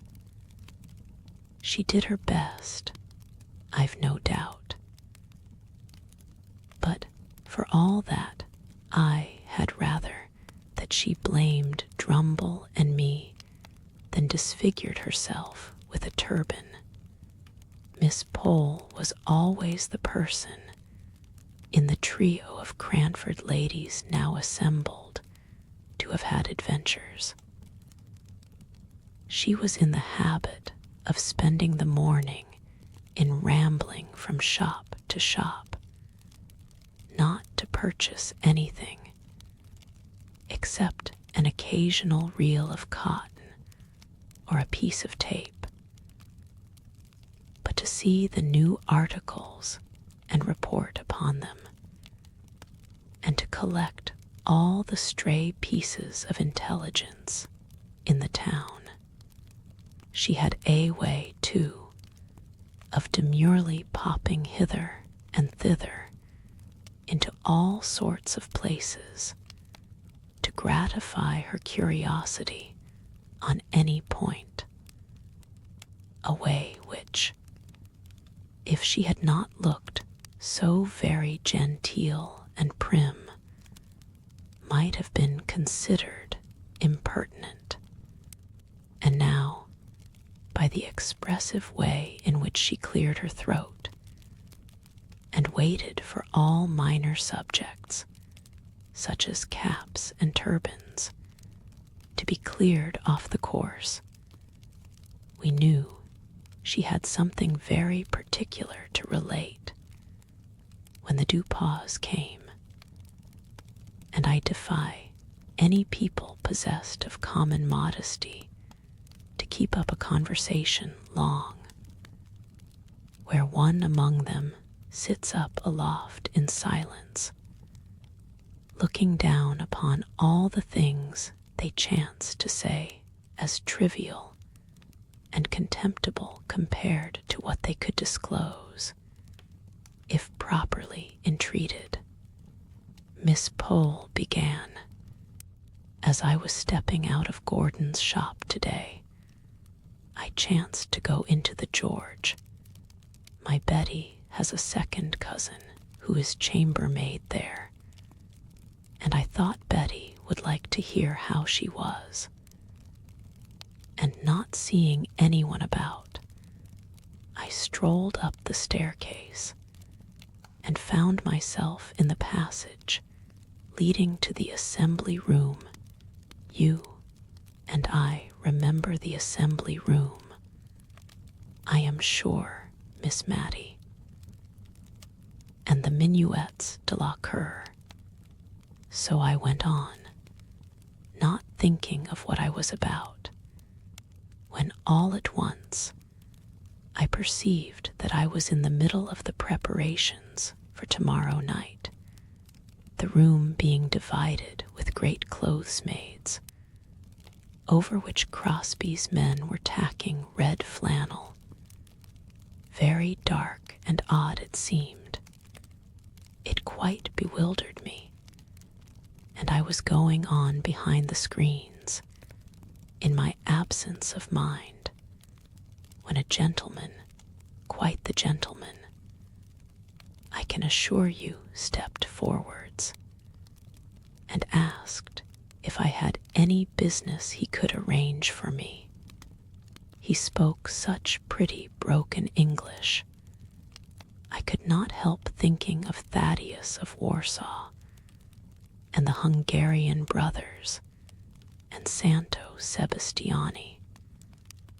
And while I was busy picturing his past life to myself, he had bowed me out of the room. But wait a minute. You have not heard half my story yet. I was going downstairs, when who should I meet but Betty's second cousin. So, of course, I stopped to speak to her for Betty's sake, and she told me that I had really seen the conjurer, the gentleman who spoke broken English was Signor BRUNONI himself. Just at this moment, he passed us on the stairs, making such a graceful bow, in reply to which I dropped a curtsy. All foreigners have such polite manners. One catches something of it. But when he had gone downstairs, I bethought me that I had dropped my glove in the assembly room. It was safe in my muff all the time, but I never found it till afterwards. So I went back, and just as I was creeping up the passage left on one side of the great screen that goes nearly across the room, who should I see but the very same gentleman that had met me before and passed me on the stairs, coming now forwards from the inner part of the room, to which there is no entrance, you remember, Miss Mattie, and just repeating, in his pretty broken English, the inquiry if I had any business there. I don't mean that he put it quite so bluntly, but he seemed very determined that I should not pass the screen. So, of course, I explained about my glove, which, curiously enough, I found at that very moment. Miss Pole, then, had seen the conjurer, the real live conjurer, and numerous were the questions we all asked her. Had he a beard? Was he young or old? Fair or dark? Did he look unable to shape my question prudently? I put it in another form. How did he look? In short, Miss Pole was the heroine of the evening, owing to her morning's encounter. If she was not the rose, that is to say the conjurer, she had been near it. Conjuration, sleight of hand, magic, witchcraft, were the subjects of the evening, Miss Pole was slightly skeptical and inclined to think there might be a scientific solution found for even the proceedings of the Witch of Endor. Mrs. Forrester believed everything, from ghosts to death watches. Miss Mattie ranged between the two, always convinced by the last speaker. I think she was naturally more inclined to Mrs. Forrester's side, but a desire of proving herself a worthy sister to Miss Jenkins kept her equally balanced. Miss Jenkins, who would never allow a servant to call the little rolls of tallow that formed themselves round candles winding sheets, but insisted on their being spoken of as roly-polies. A sister of hers to be superstitious. It would never do. After tea, I was dispatched downstairs into the dining parlor for that volume of the old encyclopedia which contained the nouns beginning with C, in order that Miss Pole might prime herself with scientific explanations for the tricks of the following evening. It spoilt the pool at Preference, which Miss Mattie and Mrs. Forrester had been looking forward to, for Miss Pole became so much absorbed in her subject, and the plates by which it was illustrated, that we felt it would be cruel to disturb her otherwise than by one or two well-timed yawns, which I threw in now and then, for I was really touched by the meek way in which the two ladies were bearing their disappointment. But Miss Pole only read the more zealously, imparting to us no more information than this. Ah, I see, I comprehend perfectly. A represents the ball. Put A between B and D, no. Between C and F, and turn the second joint of the third finger of your left hand over the wrist of your right H, very clear indeed. My dear Mrs. Forrester, conjuring and witchcraft is a mere affair of the alphabet. Do let me read you this one passage. Mrs. Forrester implored Miss Pole to spare her, saying, from a child upwards, she never could understand being read aloud to. And I dropped the pack of cards, which I had been shuffling very audibly, and by this discreet movement obliged Miss Pole to perceive that Preference was to have been the order of the evening, and to propose, rather unwillingly, that the pool should commence.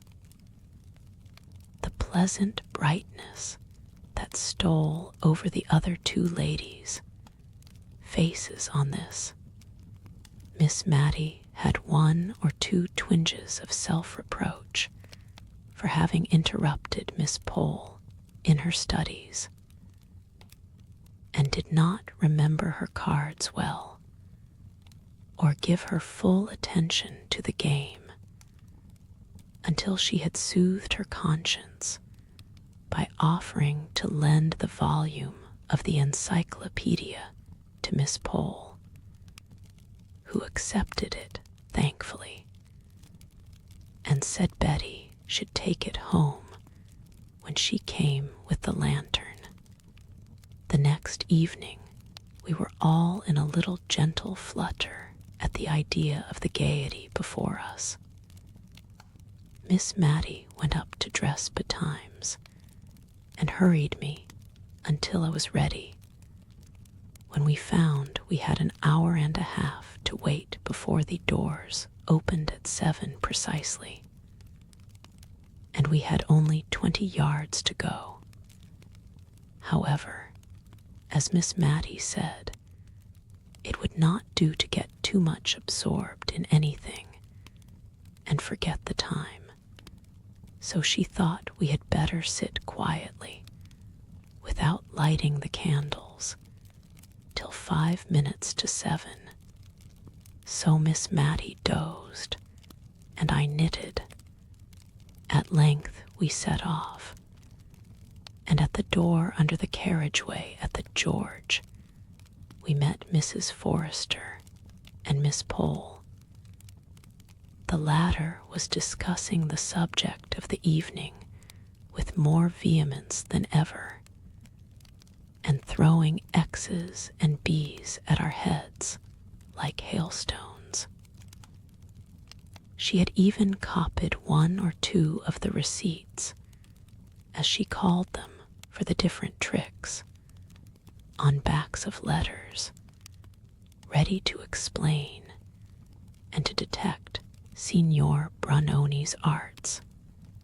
We went into the cloakroom adjoining the assembly room. Miss Mattie gave a sigh or two to her departed youth, and the remembrance of the last time she had been there, as she adjusted her pretty new cap before the strange, quaint old mirror in the cloakroom. The assembly room had been added to the inn about 100 years before by the different county families, who met together there once a month during the winter to dance and play at cards. Many a county beauty had first swung through the minuet that she afterwards danced before Queen Charlotte in this very room. It was said that one of the Gunnings had graced the apartment with her beauty.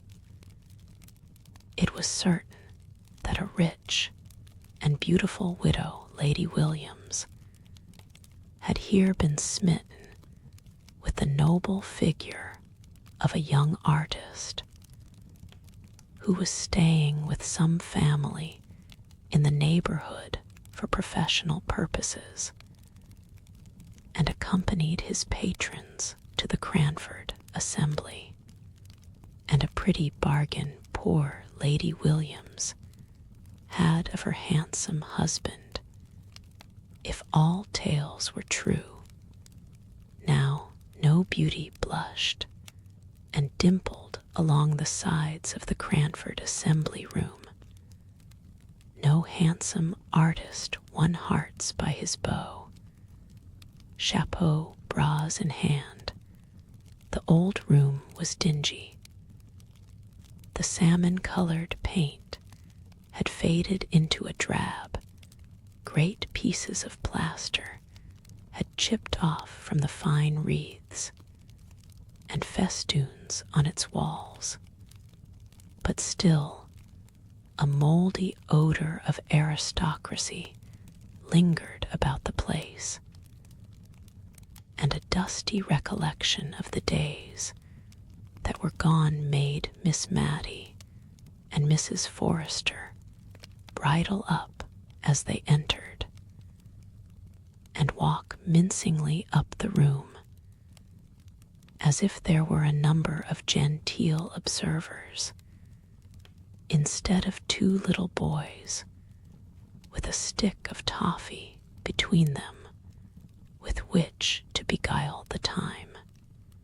We stopped short at the second front row. I could hardly understand why, until I heard Miss Pole ask a stray waiter if any of the county families were expected, and when he shook his head and believed not, Mrs. Forrester and Miss Mattie moved forwards, and our party represented a conversational square. The front row was soon augmented and enriched by Lady Glenmire and Mrs. Jamison. We 6 occupied the 2 front rows, and our aristocratic seclusion was respected by the groups of shopkeepers who strayed in from time to time and huddled together on the back benches.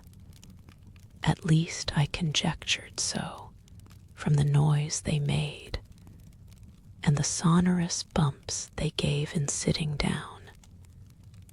But when, in weariness of the obstinate green curtain that would not draw up, but would stare at me with 2 odd eyes, seen through holes, as in the old tapestry story, I would fain have looked round at the merry chattering people behind me.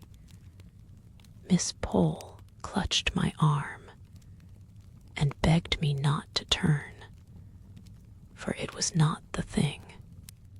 What the thing was, I never could find out, but it must have been something eminently dull and tiresome. However, we all sat eyes right, square front, gazing at the tantalizing curtain, and hardly speaking intelligibly. We were so afraid of being caught in the vulgarity of making any noise in a place of public amusement. Mrs. Jamison was the most fortunate, for she fell asleep. At length the eyes disappeared, the curtain quivered, one side went up before the other, which stuck fast. It was dropped again, and with a fresh effort and a vigorous pull from some unseen hand, it flew up, revealing to our sight a magnificent gentleman in the Turkish costume, seated before a little table, gazing at us. I should have said, with the same eyes that I had last seen through the hole in the curtain, with calm and condescending dignity, like a being of another sphere, as I heard a sentimental voice ejaculate behind me. "That's not Signor BRUNONI," said Miss Pole decidedly, and so audibly that I am sure he heard, for he glanced down over his flowing beard at our party with an air of mute reproach. Signor BRUNONI had no beard, but perhaps he'll come soon. So she lulled herself into patience. Meanwhile, Miss Mattie had reconnoitred through her eyeglass, wiped it, and looked again. Then she turned round and said to me in a kind, mild, sorrowful tone, "You see, my dear, turbans are worn." But we had no time for more conversation. The Grand Turk, as Miss Pole chose to call him, arose and announced himself as Signor BRUNONI. "I don't believe him," exclaimed Miss Pole in a defiant manner. He looked at her again with the same dignified upbraiding in his countenance. "I don't," she repeated more positively than ever. Signor BRUNONI had not got that muffy sort of thing about his chin, but looked like a close-shaved Christian gentleman, Miss Pole's energetic speeches had the good effect of wakening up Mrs. Jamison, who opened her eyes wide in sign of the deepest attention, a proceeding which silenced Miss Pole and encouraged the Grand Turk to proceed, which he did in very broken English, so broken that there was no cohesion between the parts of his sentences, a fact which he himself perceived at last, and so left off speaking and proceeded to action. Now we were astonished. How he did his tricks I could not imagine.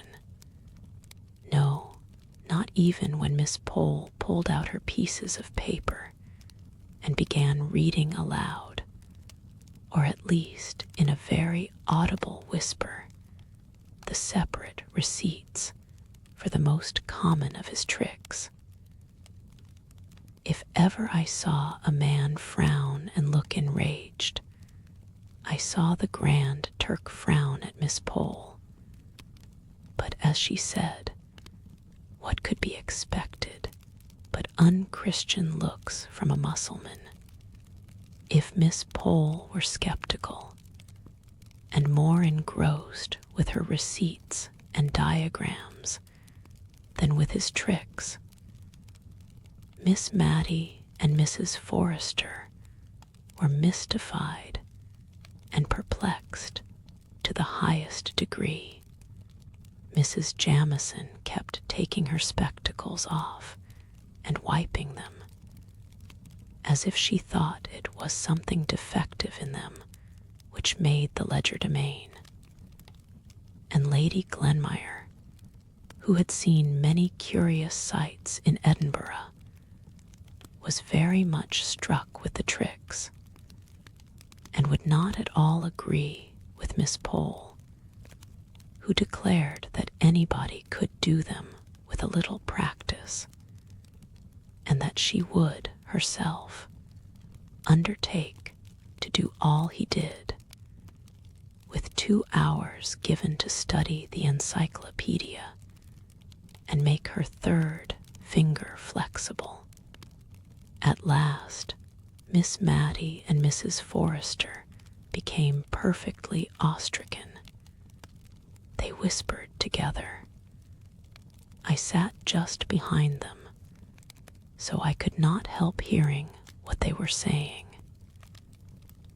Miss Mattie asked Mrs. Forrester if she thought it was quite right to have come to see such things. She could not help fearing they were lending encouragement to something that was not quite. A little shake of the head filled up the blank. Mrs. Forrester replied that the same thought had crossed her mind. She too was feeling very uncomfortable. It was so very strange. She was quite certain that it was her pocket handkerchief which was in that loaf just now, and it had been in her own hand not 5 minutes before. She wondered who had furnished the bread. She was sure it could not be Dakin, because he was the churchwarden. Suddenly, Miss Mattie half turned towards me. Will you look, my dear? You are a stranger in the town, and it won't give rise to unpleasant reports. Will you just look round and see if the rector is here? If he is, I think we may conclude that this wonderful man is sanctioned by the church, and that will be a great relief to my mind. I looked, and I saw the tall, thin, dry, dusty rector sitting surrounded by national school boys, guarded by troops of his own sex from any approach of the many Cranford spinsters. His kind face was all agape with broad smiles, and the boys around him were in chinks of laughing. I told Miss Mattie that the church was smiling approval, which set her mind at ease, afraid of matrimonial reports. I have never named Mr. Hayter the rector, because I, as a well-to-do and happy young woman, never came in contact with him. He was an old bachelor, but as afraid of matrimonial reports getting abroad about him as any girl of 18, and he would rush into a shop or dive down an entry sooner than encounter any of the Cranford ladies in the street. And as for the preference parties, I did not wonder at his not accepting invitations to them. To tell the truth, I always suspected Miss Pole of having given very vigorous chase to Mr. Hayter when he first came to Cranford, and not the less because now she appeared to share so vividly in his dread lest her name should ever be coupled with his. He found all his interests among the poor and helpless. He had treated the national school boys this very night to the performance, and virtue was for once its own reward, for they guarded him right and left, and clung round him as if he had been the queen bee and they the swarm. He felt so safe in their environment that he could even afford to give our party a beau as we filed out. Miss Pole ignored his presence and pretended to be absorbed in convincing us that we had been cheated and had not seen Signor BRUNONI after all. Chapter X, The Panic, I think a series of circumstances dated from Signor BRUNONI's visit to Cranford, which seemed at the time connected in our minds with him, though I don't know that he had anything really to do with them. All at once, all sorts of uncomfortable rumors got afloat in the town. There were 1 or 2 robberies, real bona fide robberies. Men had up before the magistrates and committed for trial, and that seemed to make us all afraid of being robbed.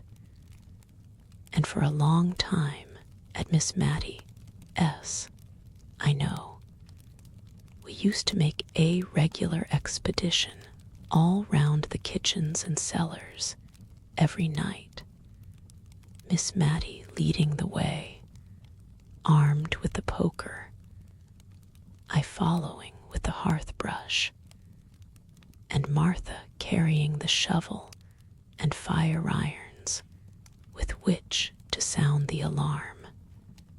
And by the accidental hitting together of them, she often frightened us so much that we bolted ourselves up, all 3 together, in the back kitchen or storeroom, or wherever we happened to be, till, when our affright was over, we recollected ourselves and set out afresh with double valiance, by day we heard strange stories from the shopkeepers and cottagers of carts that went about in the dead of night, drawn by horses shod with felt, and guarded by men in dark clothes, going round the town, no doubt in search of some unwatched house or some unfastened door. Miss Pole, who affected great bravery herself, was the principal person to collect and arrange these reports, so as to make them assume their most fearful aspect. But we discovered that she had begged one of Mr. Hoggins's worn-out hats to hang up in her lobby, and we, at least I, had doubts as to whether she really would enjoy the little adventure of having her house broken into, as she protested she should.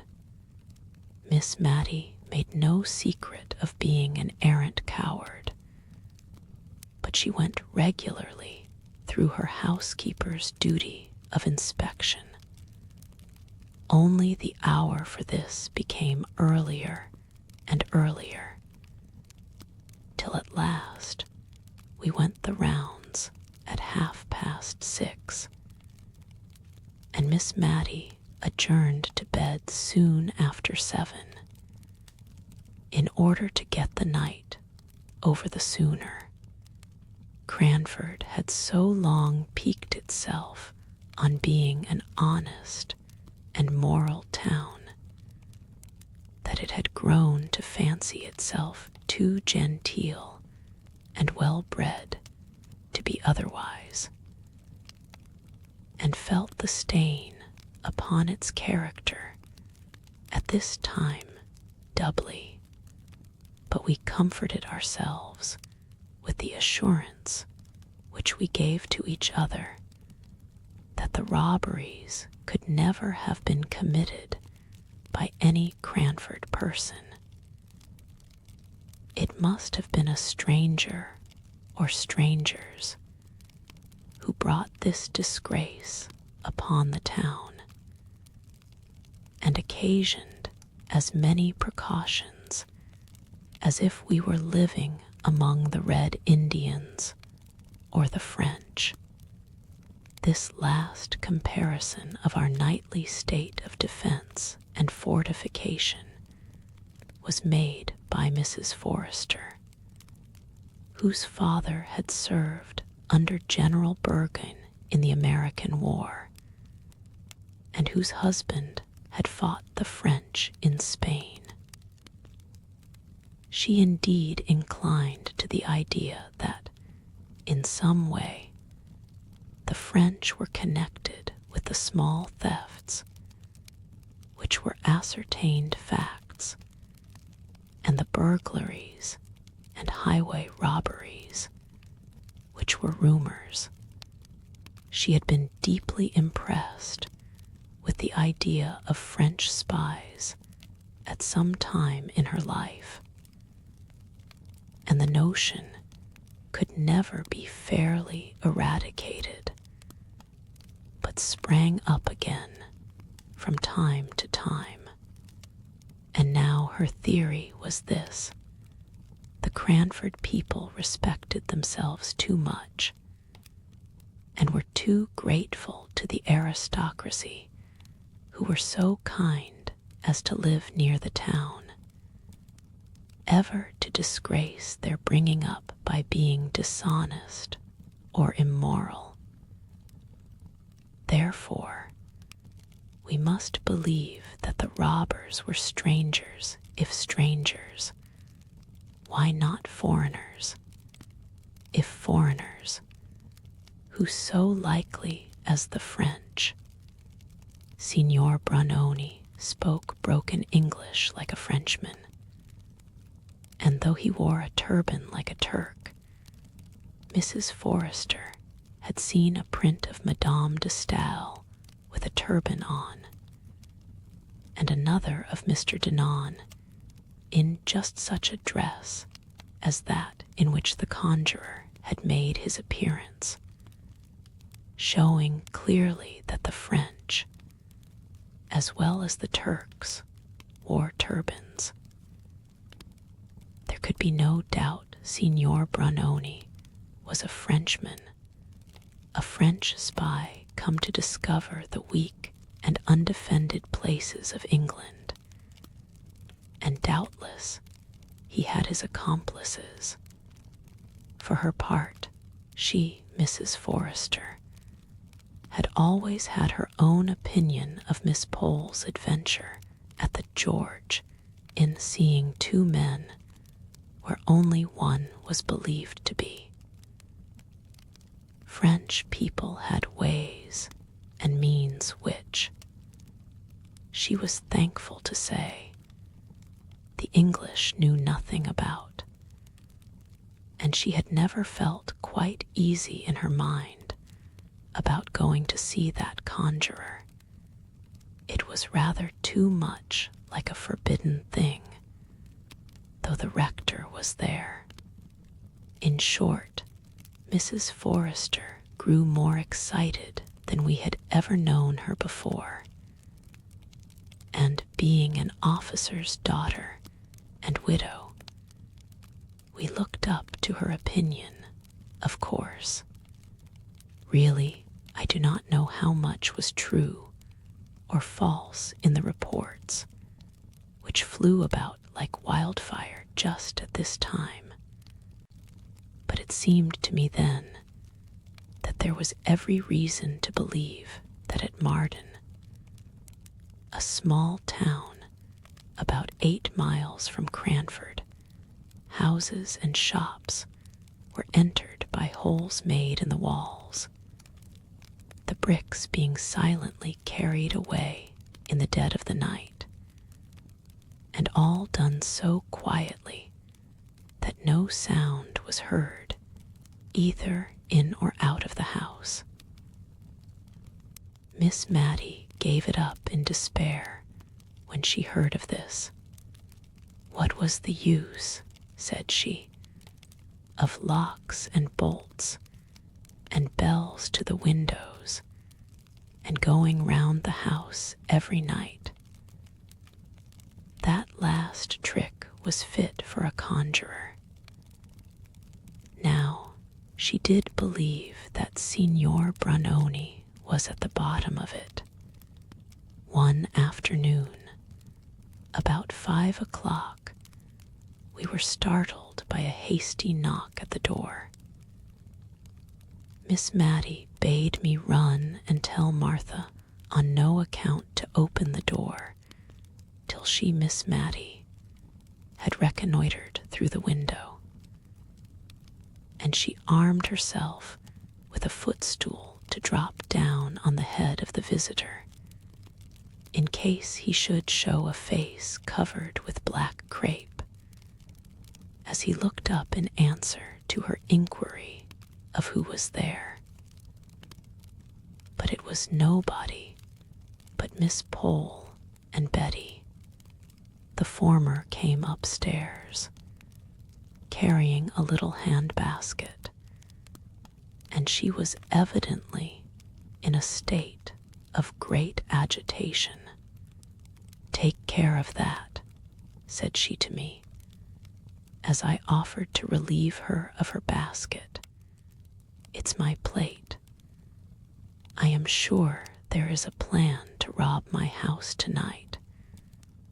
I am come to throw myself on your hospitality, Miss Mattie. Betty is going to sleep with her cousin at the George. I can sit up here all night if you will allow me, but my house is so far from any neighbors, and I don't believe we could be heard if we screamed ever so." "But," said Miss Mattie, "what has alarmed you so much? Have you seen any men lurking about the house?" "Oh, yes," answered Miss Pole. 2 very bad-looking men have gone 3 times past the house, very slowly, and an Irish beggar woman came not half an hour ago, and all but forced herself in past Betty, saying her children were starving, and she must speak to the mistress. You see, she said mistress, though there was a hat hanging up in the hall, and it would have been more natural to have said master. But Betty shut the door in her face and came up to me, and we got the spoons together and sat in the parlor window watching till we saw Thomas Jones going from his work, when we called to him and asked him to take care of us into the town. We might have triumphed over Miss Pole, who had professed such bravery until she was frightened, but we were too glad to perceive that she shared in the weaknesses of humanity to exult over her, and I gave up my room to her very willingly, and shared Miss Mattie's bed for the night. But before we retired, the 2 ladies rummaged up, out of the recesses of their memory, such horrid stories of robbery and murder that I quite quaked in my shoes. Miss Pole was evidently anxious to prove that such terrible events had occurred within her experience, that she was justified in her sudden panic. And Miss Mattie did not like to be outdone, and capped every story with one yet more horrible, till it reminded me, oddly enough, of an old story I had read somewhere, of a nightingale and a musician who strove one against the other, which could produce the most admirable music, till poor Philomel dropped down dead.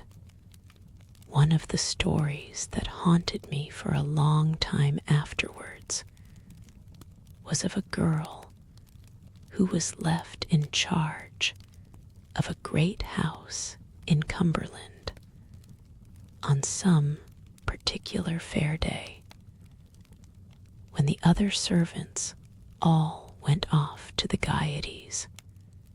The family were away in London, and a peddler came by and asked to leave his large and heavy pack in the kitchen, saying he would call for it again at night.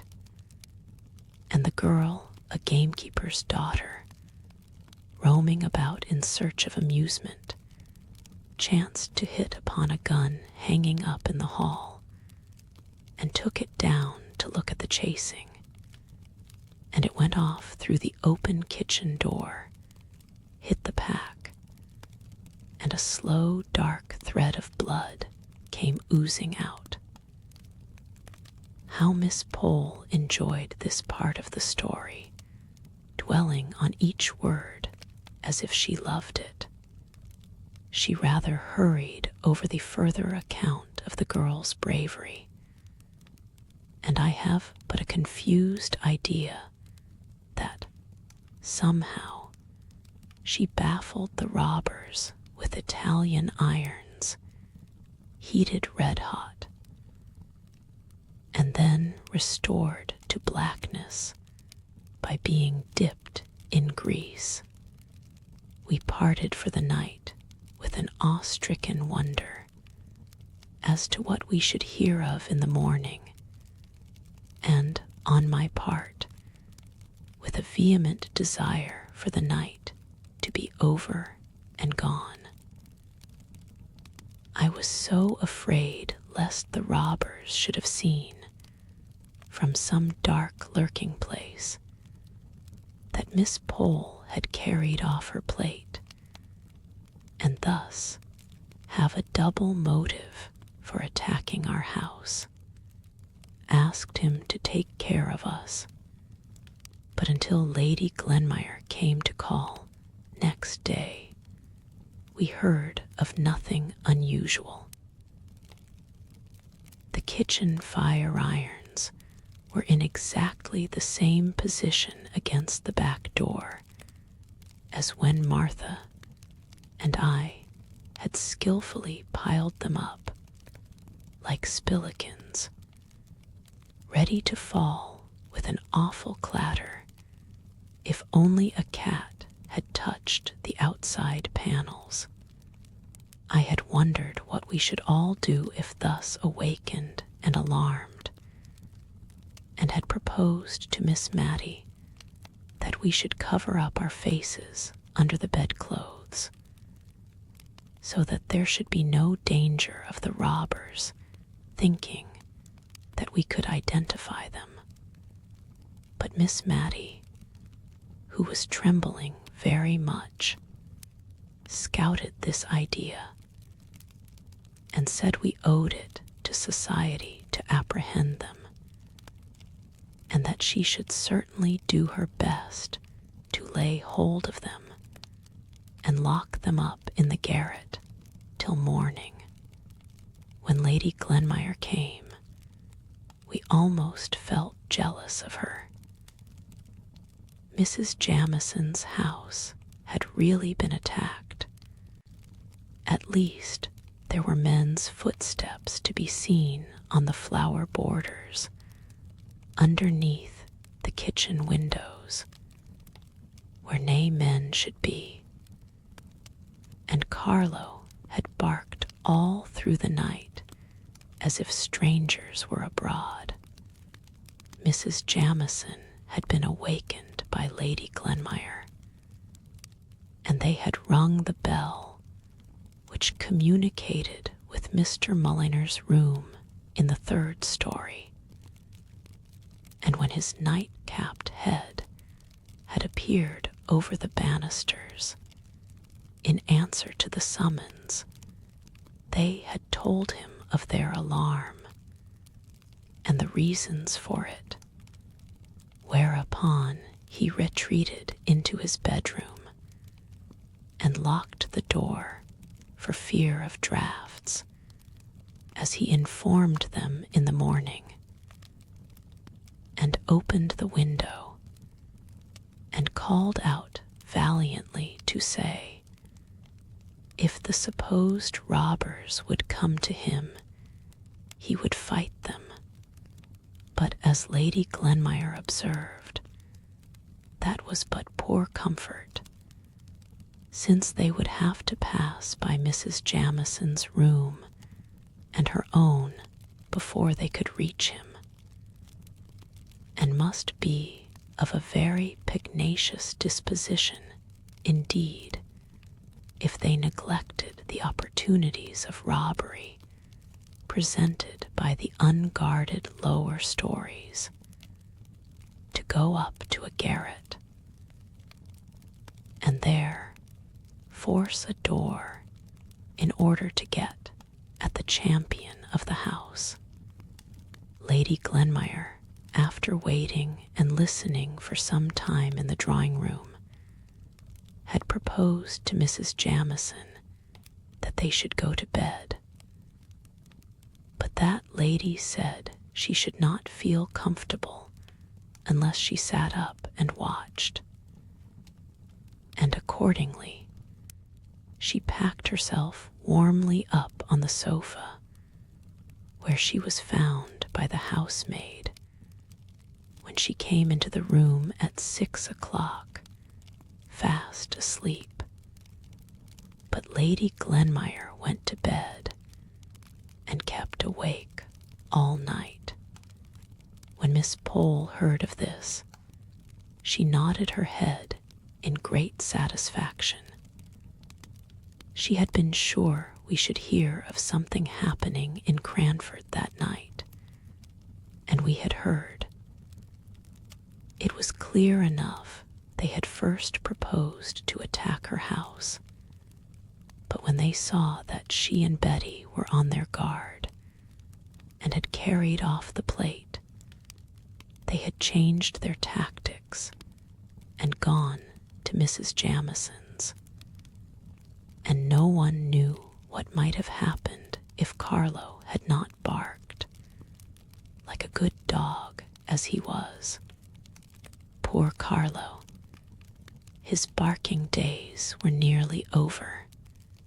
Whether the gang who infested the neighborhood were afraid of him, or whether they were revengeful enough for the way in which he had baffled them on the night in question to poison him, or whether, as some among the more uneducated people thought, he died of apoplexy, brought on by too much feeding and too little exercise. At any rate, it is certain that 2 days after this eventful night, Carlo was found dead, with his poor legs stretched out stiff in the attitude of running,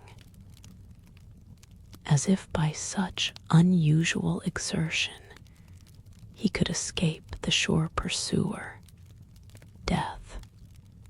We were all sorry for Carlo, the old familiar friend who had snapped at us for so many years, and the mysterious mode of his death made us very uncomfortable. Could Signor BRUNONI be at the bottom of this? He had apparently killed a canary with only a word of command.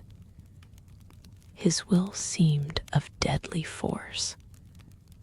Who knew but what he might yet be lingering in the neighborhood, willing all sorts of awful things?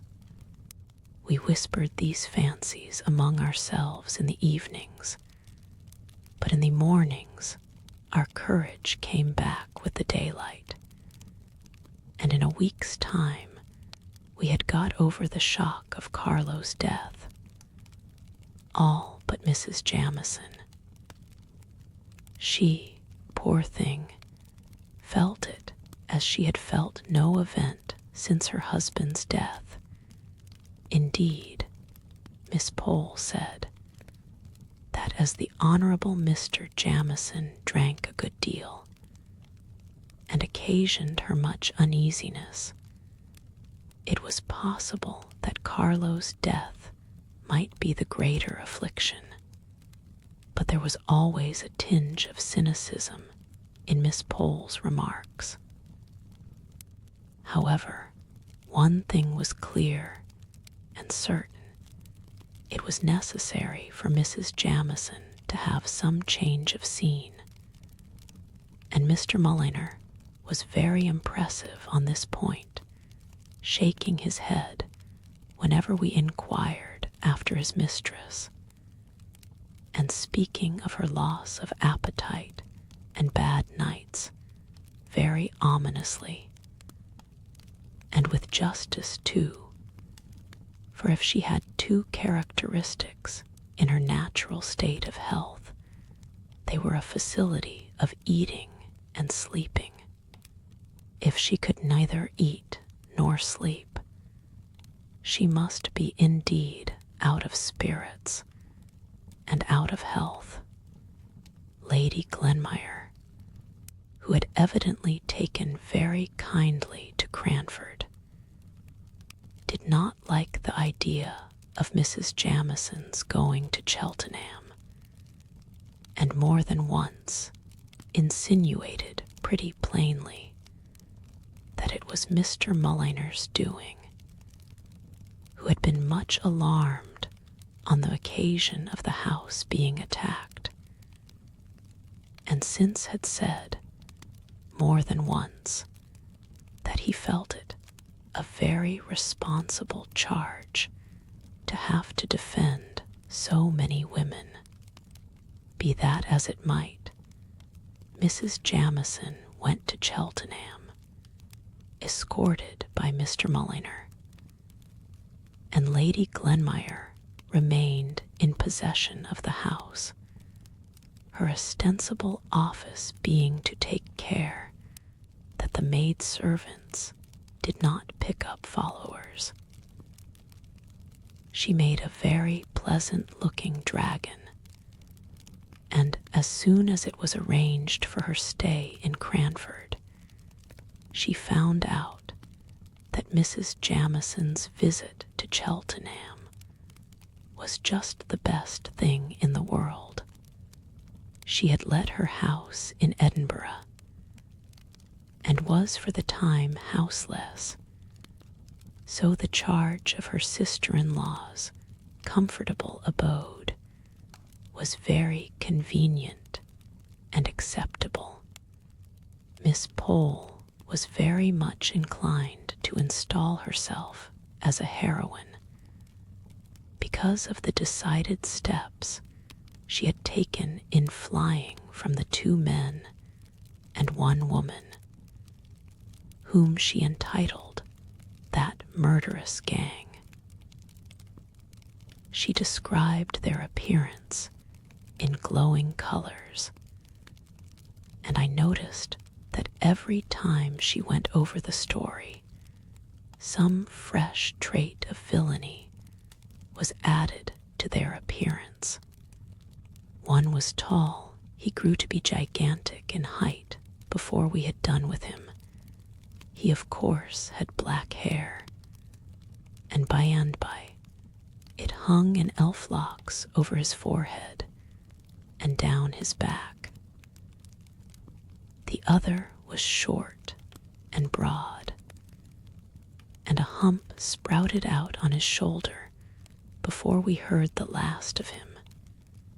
He had red hair, which deepened into carroty, and she was almost sure he had a cast in the eye, a decided squint.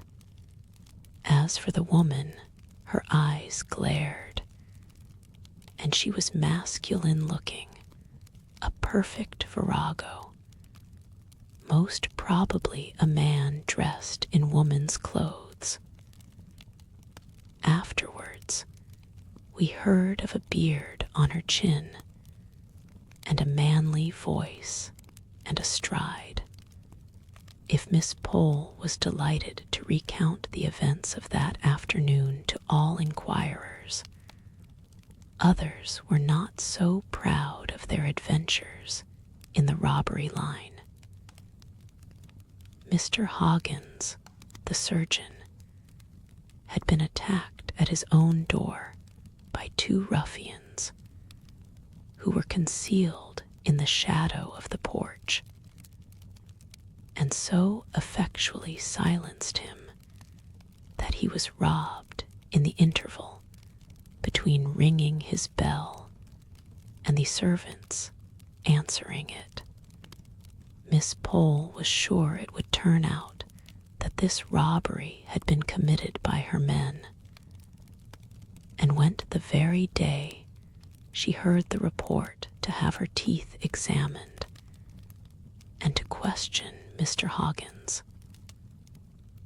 She came to us afterwards, so we heard what she had heard, straight and direct from the source, while we were yet in the excitement and flutter of the agitation caused by the first intelligence, for the event had only occurred the night before. "Well," said Miss Pole, sitting down with the decision of a person who has made up her mind as to the nature of life and the world, and such people never tread lightly or seat themselves without a bump. "Well, Miss Mattie, men will be men. Every mother's son of them wishes to be considered Samson and Solomon rolled into one, too strong ever to be beaten or discomfited, too wise ever to be outwitted. If you will notice, they have always foreseen events, though they never tell one for one's warning before the events happen. My father was a man, and I know the sex pretty well. She had talked herself out of breath, and we should have been very glad to fill up the necessary pause as chorus, but we did not exactly know what to say, or which man had suggested this diatribe against the sex. So we only joined in generally, with a grave shake of the head and a soft murmur of, "They are very incomprehensible, certainly. Now only think," said she. "There, I have undergone the risk of having one of my remaining teeth drawn, for one is terribly at the mercy of any surgeon-dentist, and I, for one, always speak them fair till I have got my mouth out of their clutches. And after all, Mr. Hoggins is too much of a man to own that he was robbed last night." "Not robbed," exclaimed the chorus. "Don't tell me," Miss Pole exclaimed, angry that we could be for a moment imposed upon. "I believe he was robbed, just as Betty told me, and he is ashamed to own it. And to be sure, it was very silly of him to be robbed just at his own door. I dare say he feels that such a thing won't raise him in the eyes of Cranford society, and is anxious to conceal it. But he need not have tried to impose upon me by saying I must have heard an exaggerated account of some petty theft of a neck of mutton, which, it seems, was stolen out of the safe in his yard last week.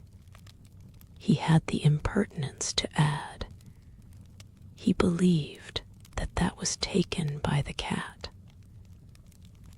I have no doubt, if I could get at the bottom of it, it was that Irishman dressed up in woman's clothes who came spying about my house with the story about the starving children, after we had duly condemned the want of candor which Mr. Hoggins had evinced, and abused men in general, taking him for the representative and type.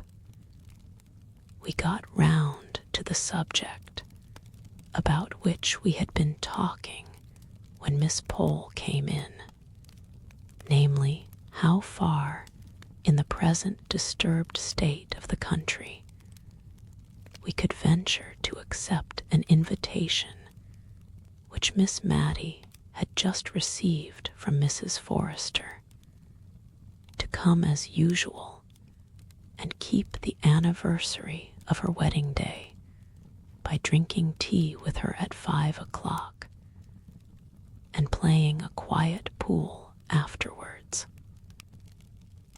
Mrs. Forrester had said that she asked us with some diffidence, because the roads were, she feared, very unsafe, but she suggested that perhaps one of us would not object to take the sedan, and that the others, by walking briskly, might keep up with the long trot of the chairman, and so we might all arrive safely at Over Place, a suburb of the town. No, that is too large an expression, a small cluster of houses separated from Cranford by about 200 yards of a dark and lonely lane. There was no doubt but that a similar note was awaiting Miss Pole at home, so her call was a very fortunate affair, as it enabled us to consult together.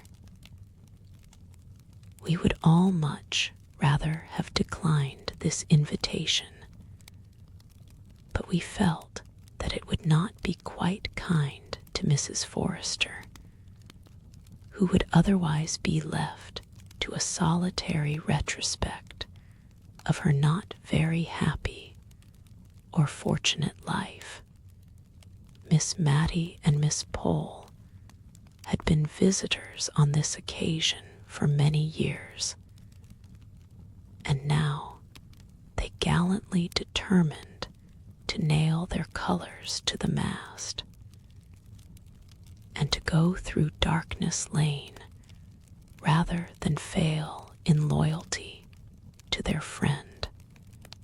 But when the evening came, Miss Mattie, for it was she who was voted into the chair, as she had a cold, before being shut down in the sedan like Jack-in-a-Box, implored the chairman, whatever might befall, not to run away and leave her fastened up there to be murdered. And even after they had promised, I saw her tighten her features into the stern determination of a martyr, and she gave me a melancholy and ominous shake of the head through the glass. However, we got there safely, only rather out of breath, for it was who could trot hardest through Darkness Lane, and I am afraid poor Miss Mattie was sadly jolted. Mrs. Forrester had made extra preparations in acknowledgment of our exertion in coming to see her through such dangers. The usual forms of genteel ignorance as to what her servants might send up were all gone through, and harmony and preference seemed likely to be the order of the evening, but for an interesting conversation that began I don't know how, but which had relation, of course, to the robbers who infested the neighborhood of Cranford, having braved the dangers of Darkness Lane, and thus having a little stock of reputation for courage to fall back upon, and also, I dare say, desirous of proving ourselves superior to men, viz. Mr. Hoggins. In the article of candor, we began to relate our individual fears and the private precautions we each of us took. I owned that my pet apprehension was eyes looking at me and watching me, glittering out from some dull, flat, wooden surface, and that, if I dared to go up to my looking-glass when I was panic-stricken, I should certainly turn it round, with its back towards me, for fear of seeing eyes behind me looking out of the darkness. I saw Miss Mattie nerving herself up for a confession, and at last out it came. She owned that, ever since she had been a girl, she had dreaded being caught by her last leg, just as she was getting into bed, by someone concealed under it. She said, when she was younger and more active. She used to take a flying leap from a distance, and so bring both her legs up safely into bed at once. But that this had always annoyed Deborah, who piqued herself upon getting into bed gracefully, and she had given it up in consequence.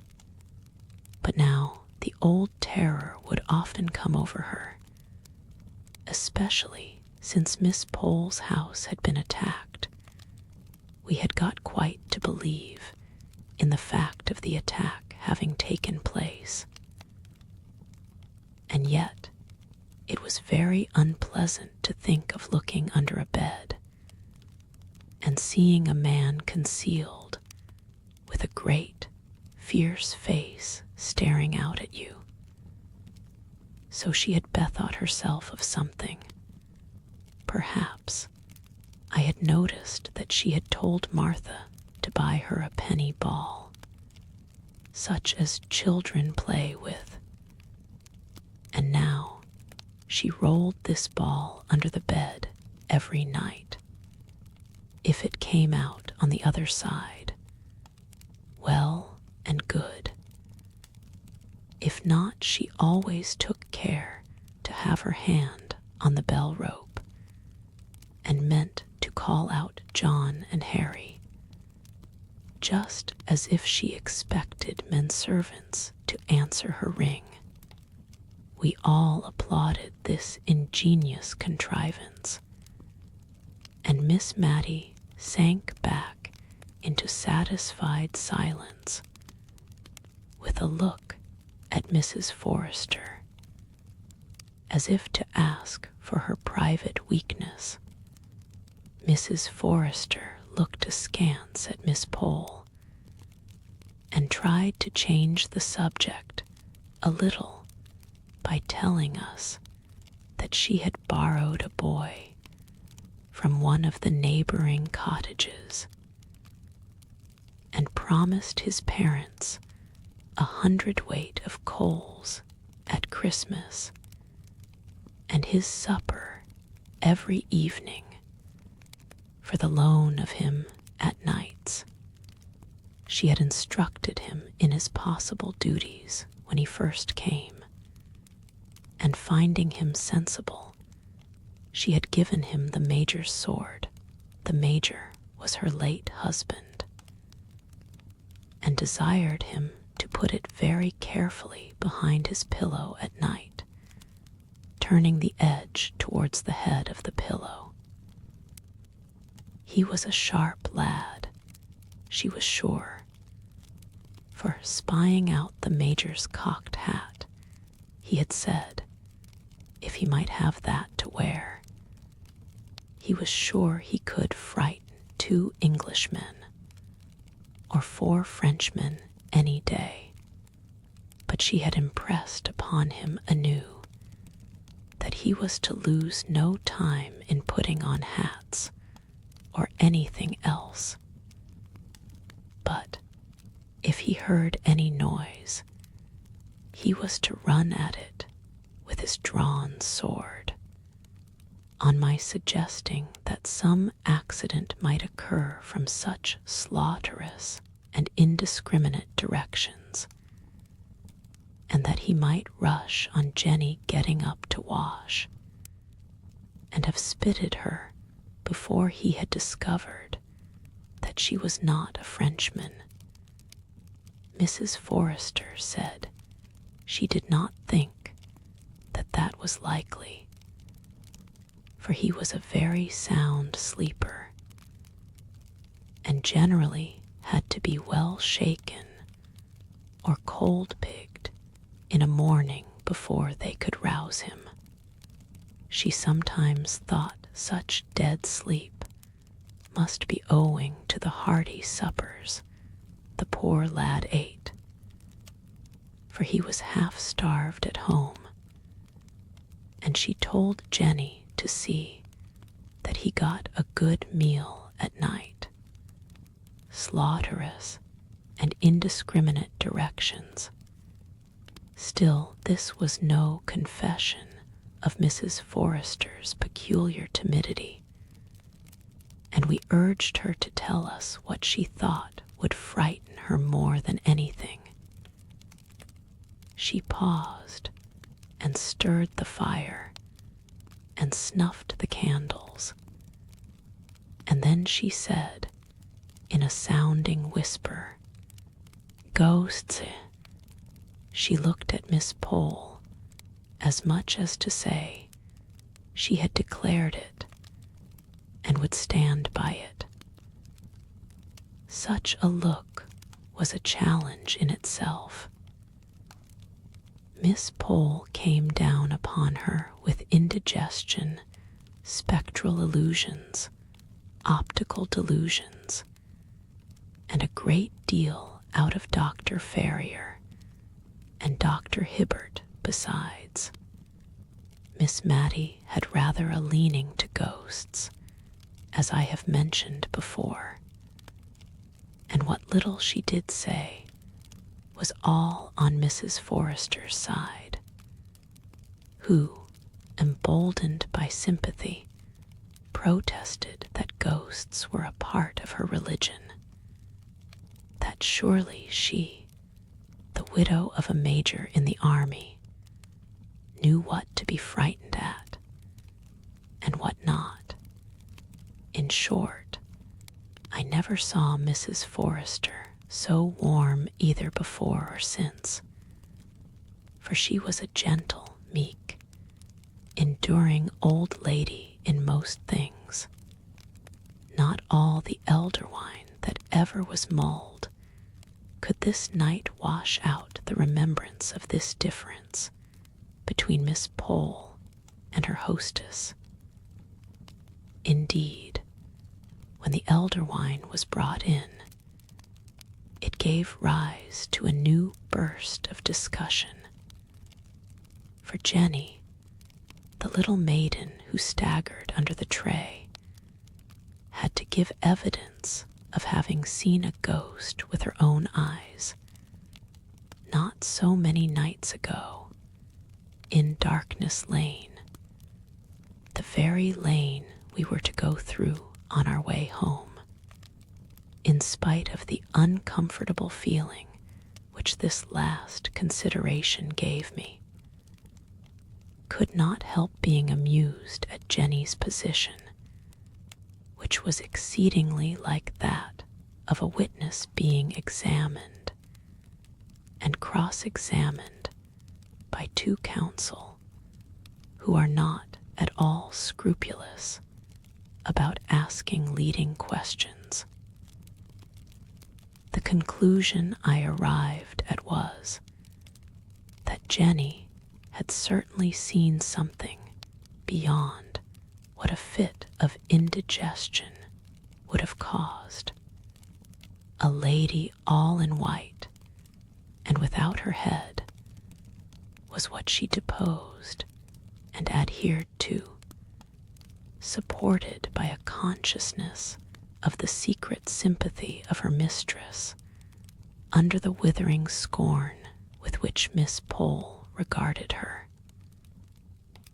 And not only she, but many others, had seen this headless lady, who sat by the roadside wringing her hands as in deep grief. Mrs. Forrester looked at us from time to time with an air of conscious triumph.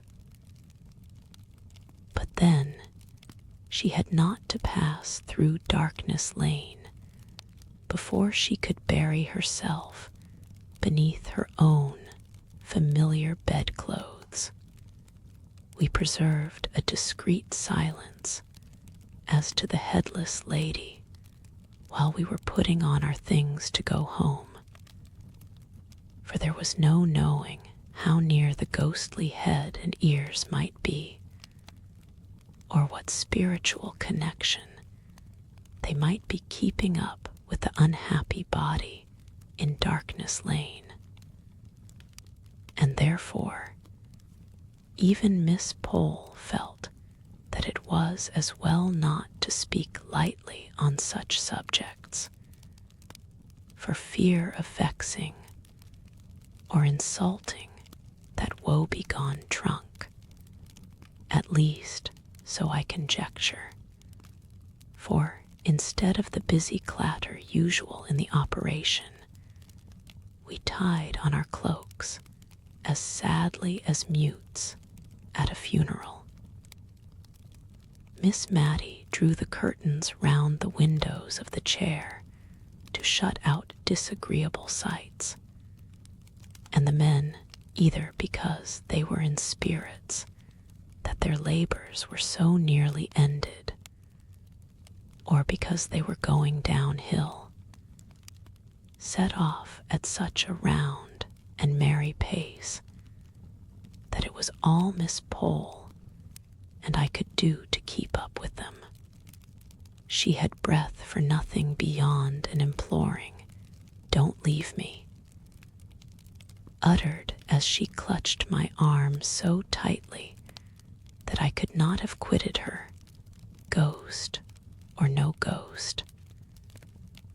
What a relief it was when the men, weary of their burden and their quick trot, stopped just where Headingley Causeway branches off from Darkness Lane. Miss Pole unloosed me and caught at one of the men. Could not you take Miss Mattie round by Headingley Causeway?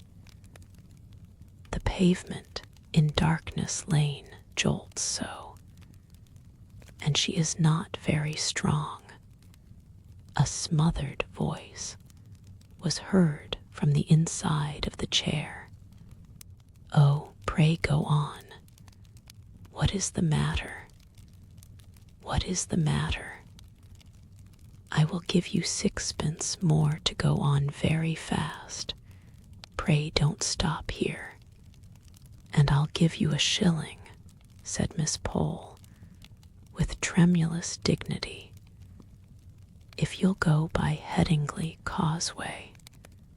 The 2 men grunted acquiescence and took up the chair and went along the causeway, which certainly answered Miss Pole's kind purpose of saving Miss Mattie's bones, for it was covered with soft, thick mud, and even a fall there would have been easy till the getting up came, when there might have been some difficulty in extrication. Chapter XI.SAMUEL Brown. The next morning I met Lady Glenmire and Miss Pole setting out on a long walk to find some old woman who was famous in the neighborhood for her skill in knitting woolen stockings. Miss Pole said to me, with a smile half kindly and half contemptuous upon her countenance, "I have been just telling Lady Glenmire of our poor friend Mrs. Forrester and her terror of ghosts. It comes from living so much alone and listening to the bugaboo stories of that Jenny of hers. She was so calm and so much above superstitious fears herself that I was almost ashamed to say how glad I had been of her Headingley Causeway proposition the night before, and turned off the conversation to something else. In the afternoon, Miss Pole called on Miss Mattie to tell her of the adventure, the real adventure they had met with on their morning's walk. They had been perplexed about the exact path which they were to take across the fields in order to find the knitting old woman, and had stopped to inquire at a little wayside public house, standing on the high road to London, about 3 miles from Cranford. The good woman had asked them to sit down and rest themselves while she fetched her husband, who could direct them better than she could. And while they were sitting in the sanded parlor, a little girl came in. They thought that she belonged to the landlady and began some trifling conversation with her.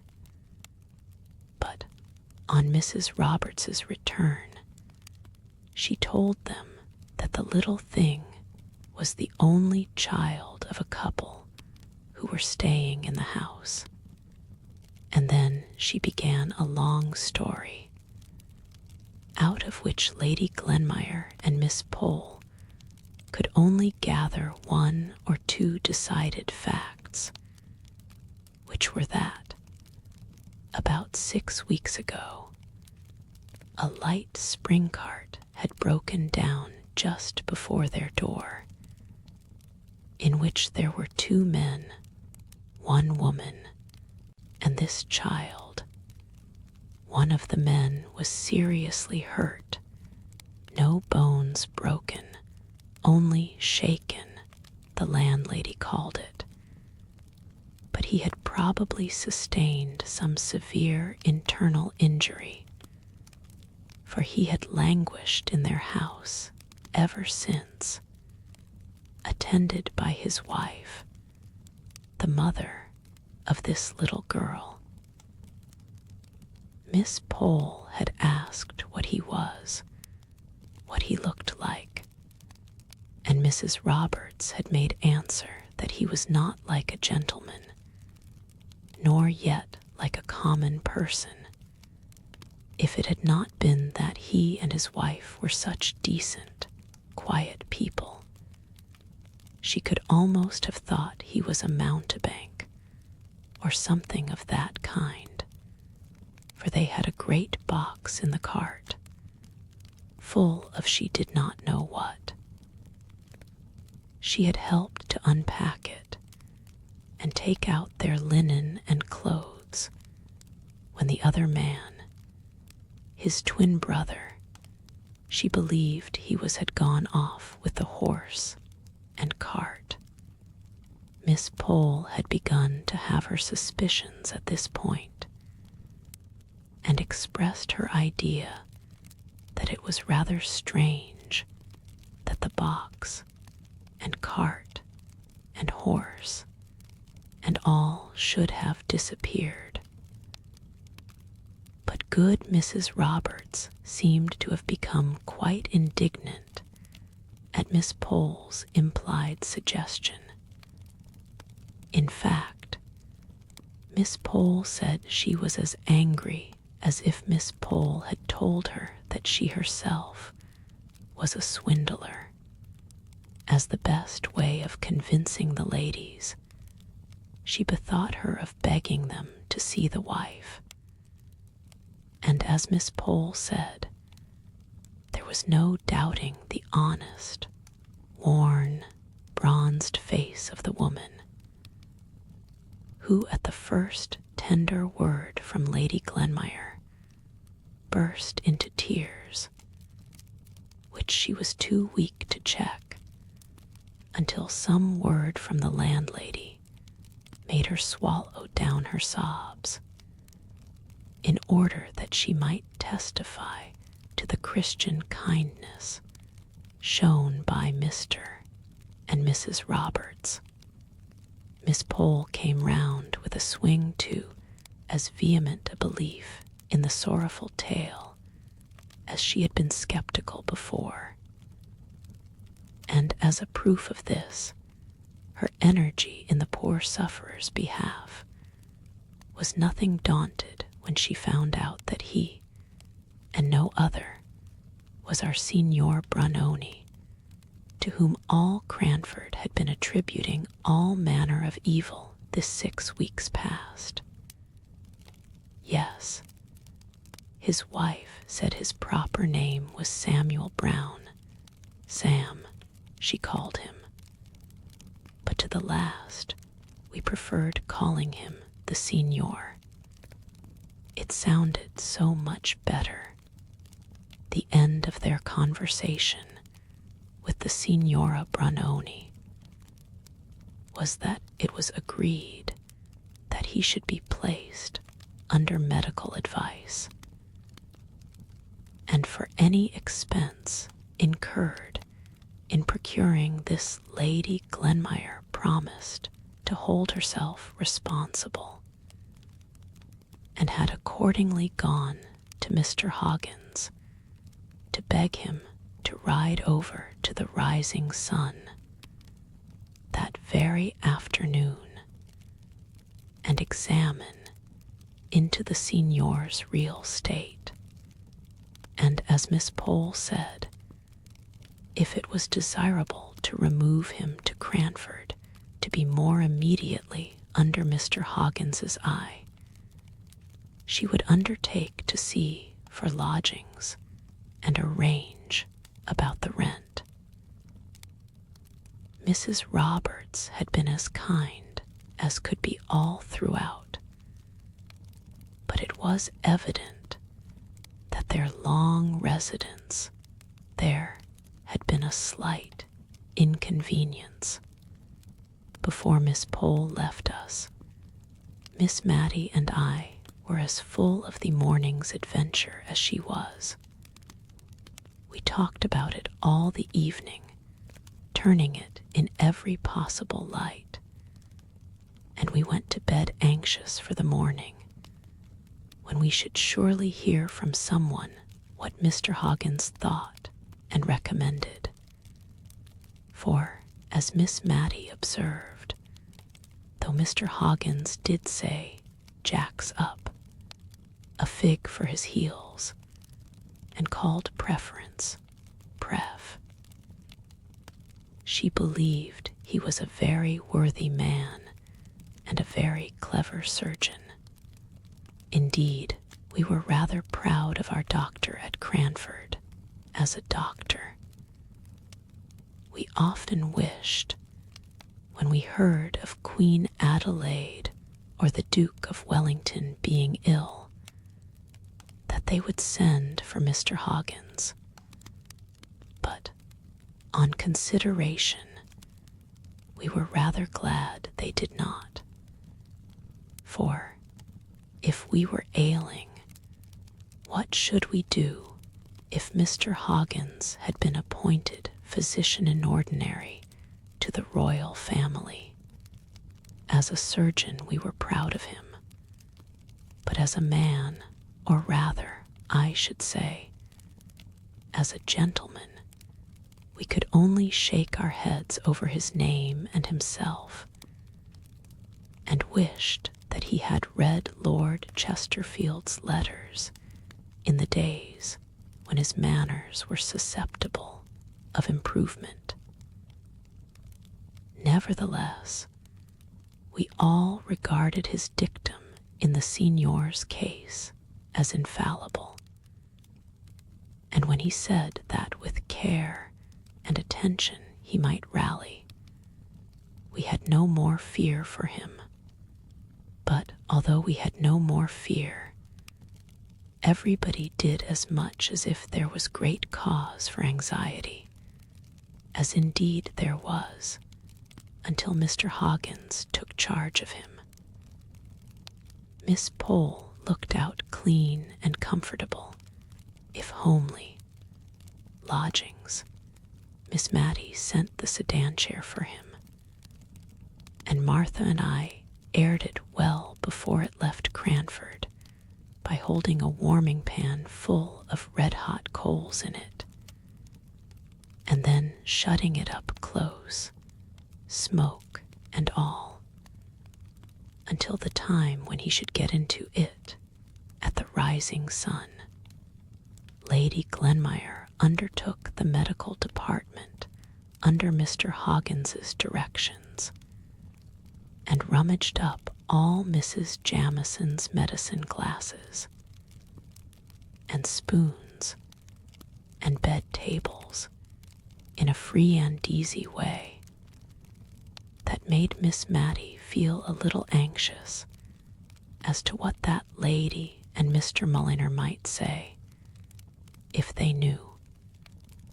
Mrs. Forrester made some of the bread jelly, for which she was so famous, to have ready as a refreshment in the lodgings when he should arrive. A present of this bread jelly was the highest mark of favor dear Mrs. Forrester could confer. Miss Pole had once asked her for the receipt, but she had met with a very decided rebuff. That lady told her that she could not part with it to anyone during her life, and that after her death it was bequeathed, as her executors would find, to Miss Mattie.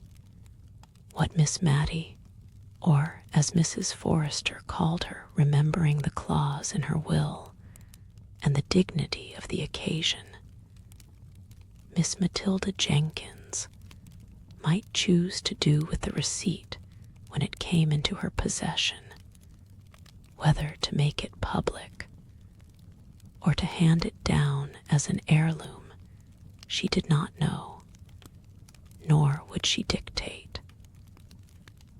And a mold of this admirable, digestible, unique bread jelly was sent by Mrs. Forrester to our poor sick conjurer, who says that the aristocracy are proud.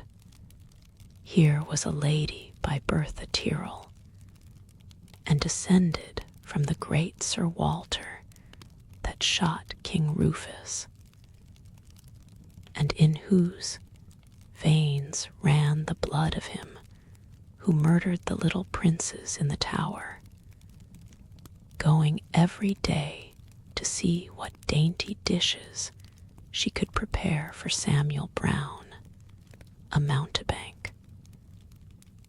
But indeed, it was wonderful to see what kind feelings were called out by this poor man coming amongst us, and also wonderful to see how the great Cranford panic, which had been occasioned by his first coming in his Turkish dress, melted away into thin air on his second coming, pale and feeble, and with his heavy, filmy eyes that only brightened a very little when they fell upon the countenance of his faithful wife, or their pale and sorrowful little girl.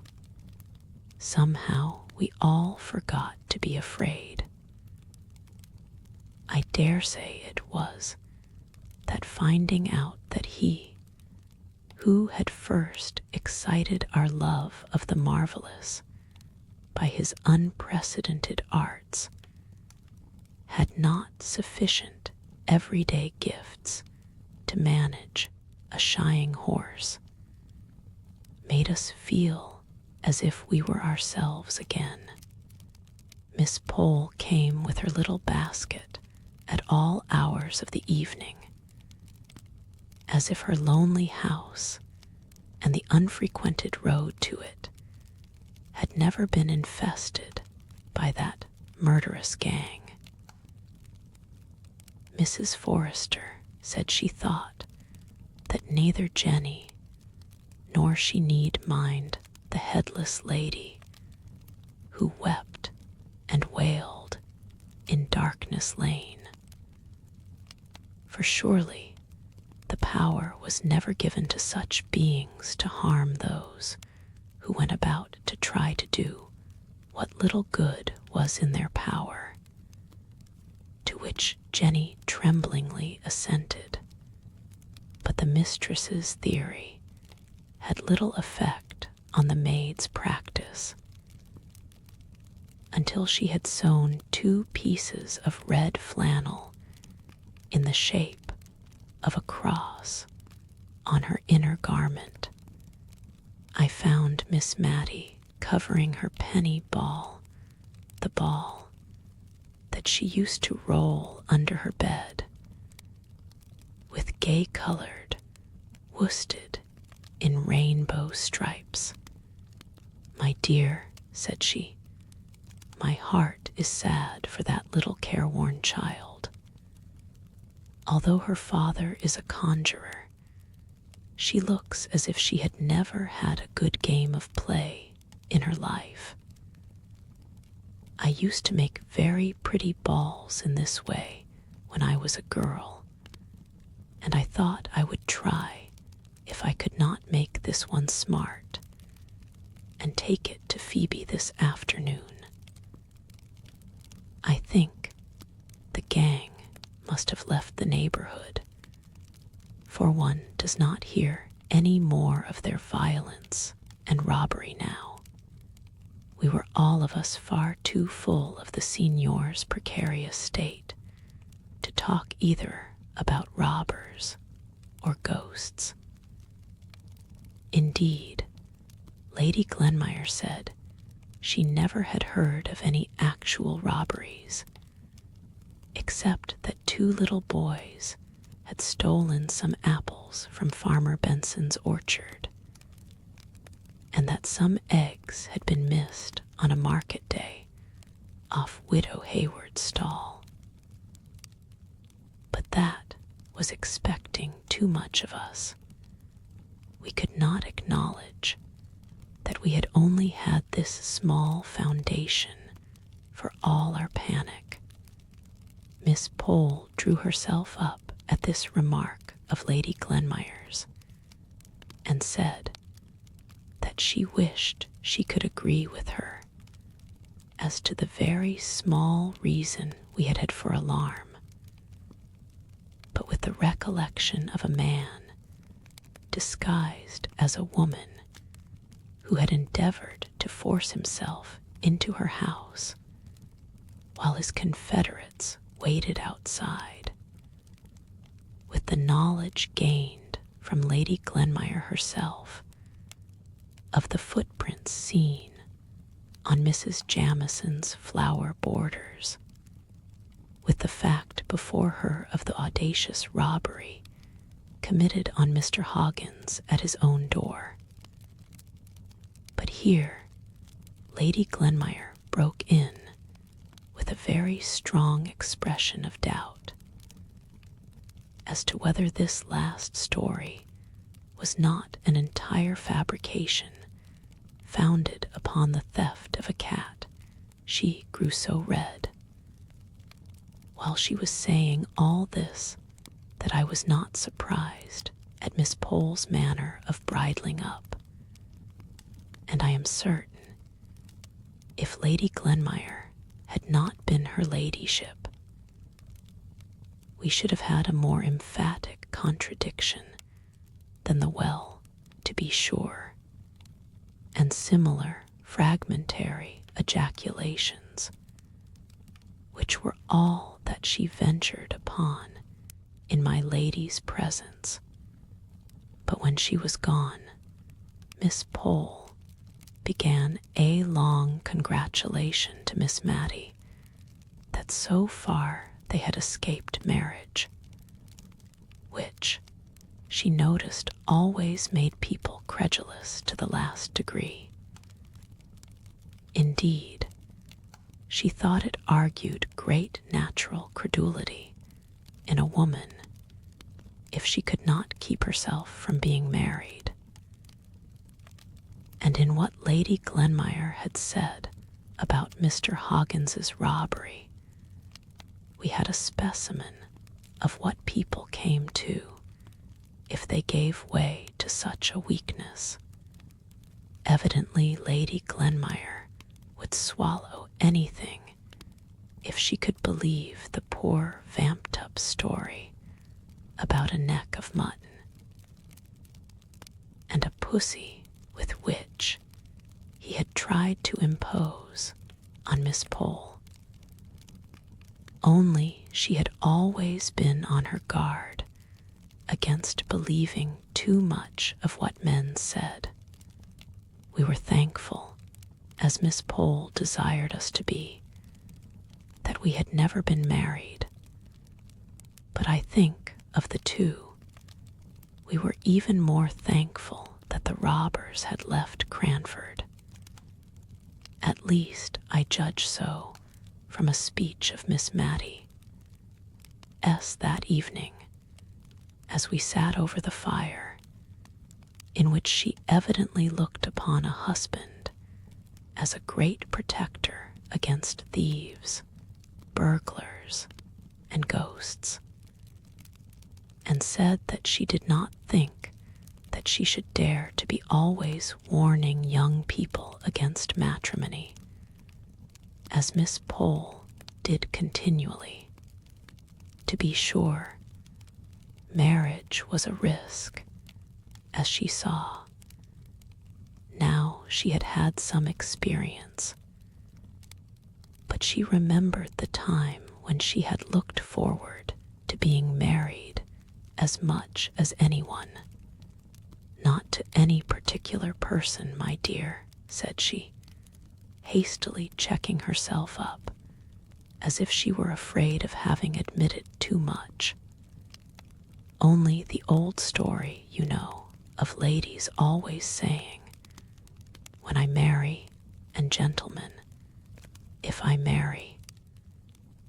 It was a joke spoken in rather a sad tone, and I doubt if either of us smiled, but I could not see Miss Mattie's face by the flickering firelight.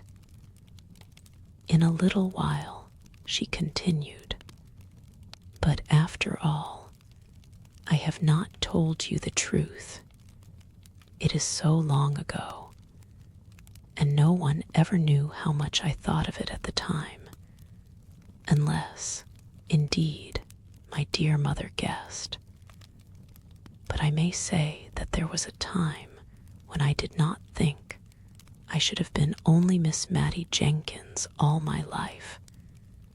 For even if I did meet with anyone who wished to marry me now, and as Miss Pole says, one is never too safe, could not take him, I hope he would not take it too much to heart. But I could not take him, or anyone but the person I once thought I should be married to.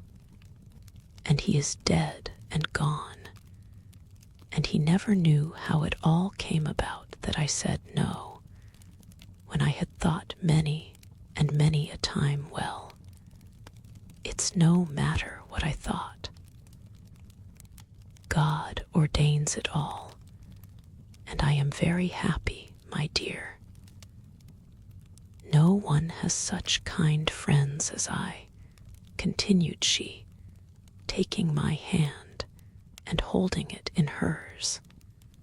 If I had never known of Mr. Holbrook, I could have said something in this pause, but as I had, I could not think of anything that would come in naturally. And so we both kept silence for a little time. My father once made us, she began, keep a diary. In 2 columns on one side, we were to put down in the morning what we thought would be the course and events of the coming day. And at night, we were to put down on the other side what really had happened. It would be to some people rather a sad way of telling their lives. A tear dropped upon my hand at these words. Don't mean that mine has been sad, only so very different to what I expected. I remember one winter's evening, sitting over our bedroom fire with Deborah. I remember it as if it were yesterday. and we were planning our future lives. Both of us were planning, though only she talked about it. She said she should like to marry an archdeacon and write his charges. And you know, my dear, she never was married, and for aught I know, she never spoke to an unmarried archdeacon in her life. I never was ambitious, nor could I have written charges, but I thought I could manage a house. My mother used to call me her right hand, and I was always so fond of little children. The shyest babies would stretch out their little arms to come to me. When I was a girl, I was half my leisure time nursing in the neighboring cottages. But I don't know how it was, when I grew sad and grave, which I did a year or two after this time, the little things drew back from me, and I am afraid I lost the knack. Though I am just as fond of children as ever, and have a strange yearning at my heart whenever I see a mother with her baby in her arms. Nay, my dear, and by a sudden blaze which sprang up from a fall of the unstirred coals, I saw that her eyes were full of tears, gazing intently on some vision of what might have been. Do you know, I dream sometimes that I have a little child, always the same, a little girl of about 2 years old. She never grows older, though I have dreamt about her for many years. I don't think I ever dream of any words or sound she makes. She is very noiseless and still, but she comes to me when she is very sorry or very glad, and I have wakened with the clasp of her dear little arms round my neck.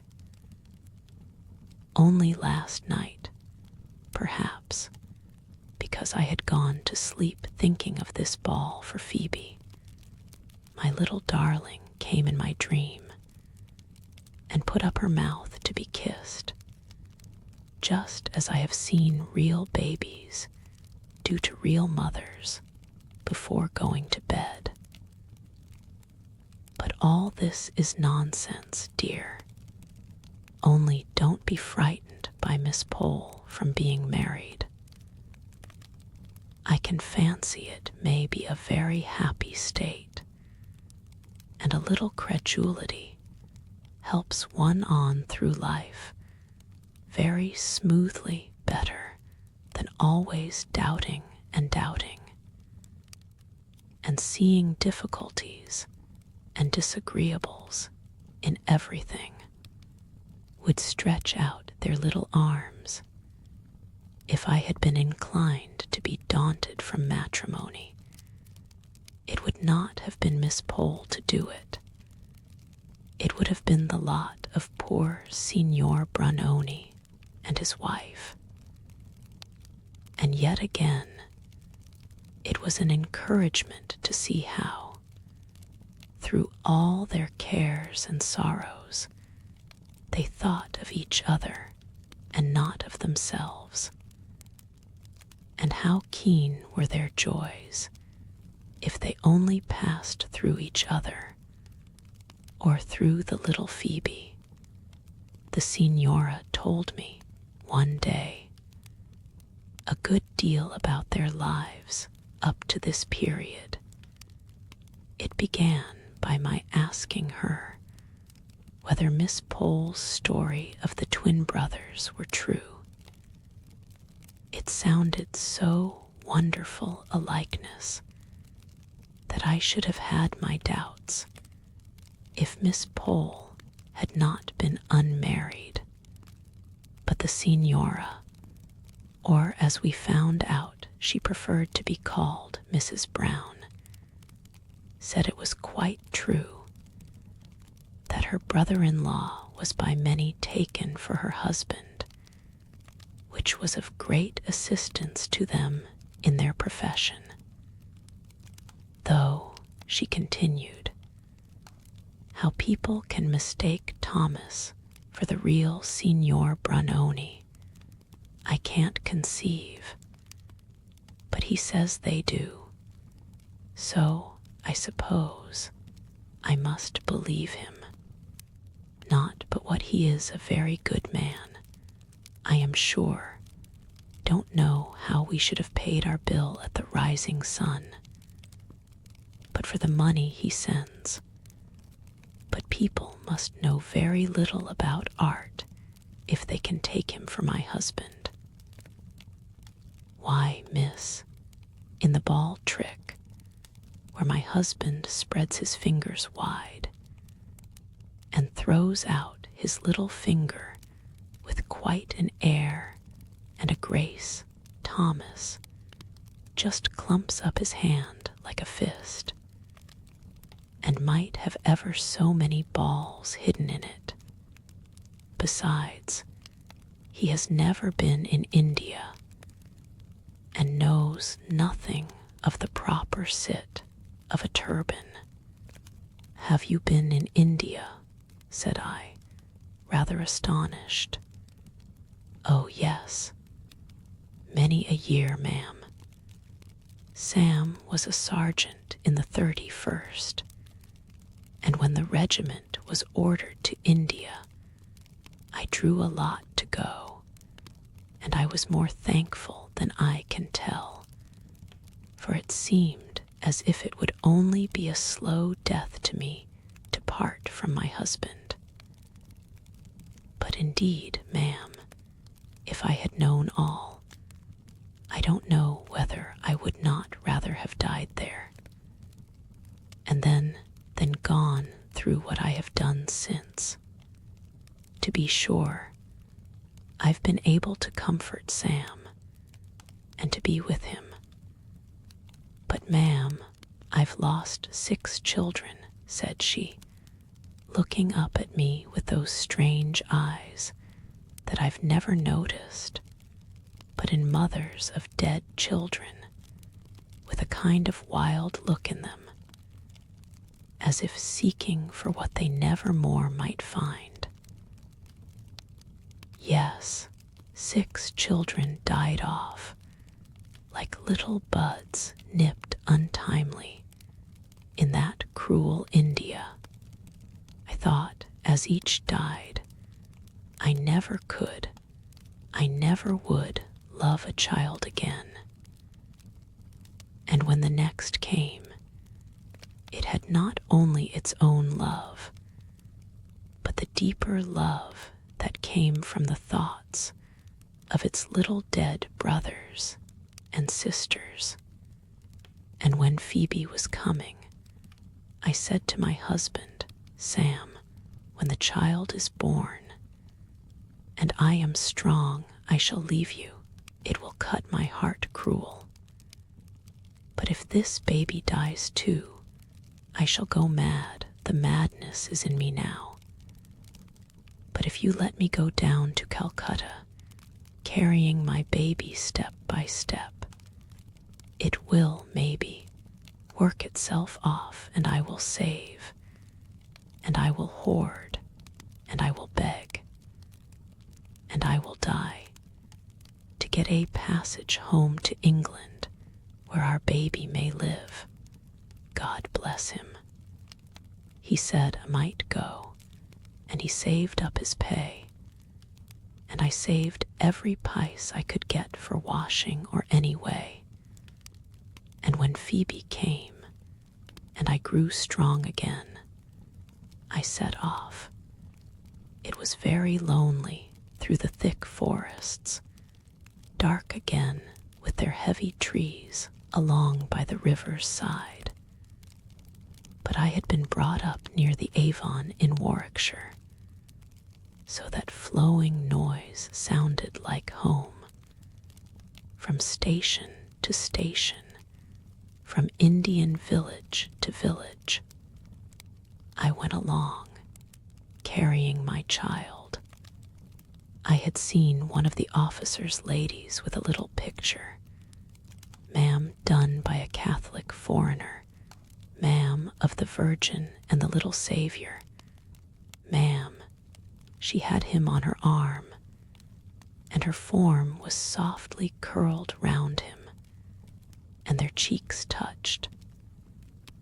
Well, when I went to bid goodbye to this lady, for whom I had washed, she cried sadly, for she too had lost her children, but she had not another to save, like me, and I was bold enough to ask her would she give me that print, and she cried the more, and said her children were with that little blessed Jesus, and gave it me, and told me that she had heard it had been painted on the bottom of a cask, which made it have that round shape.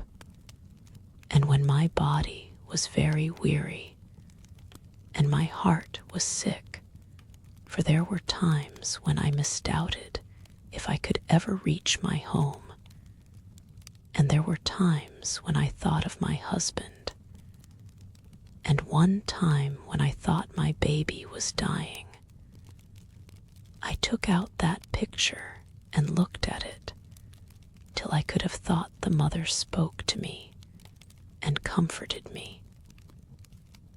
And the natives were very kind.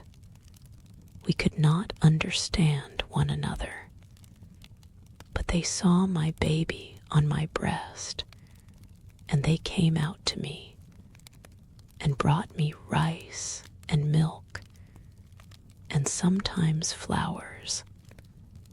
I have got some of the flowers dried. Then the next morning I was so tired, and they wanted me to stay with them. I could tell that, and tried to frighten me from going into the deep woods, which indeed looked very strange and dark. But it seemed to me as if death was following me to take my baby away from me, and as if I must go on and on, and I thought how God had cared for mothers ever since the world was made, and would care for me. So I bade them goodbye and set off afresh.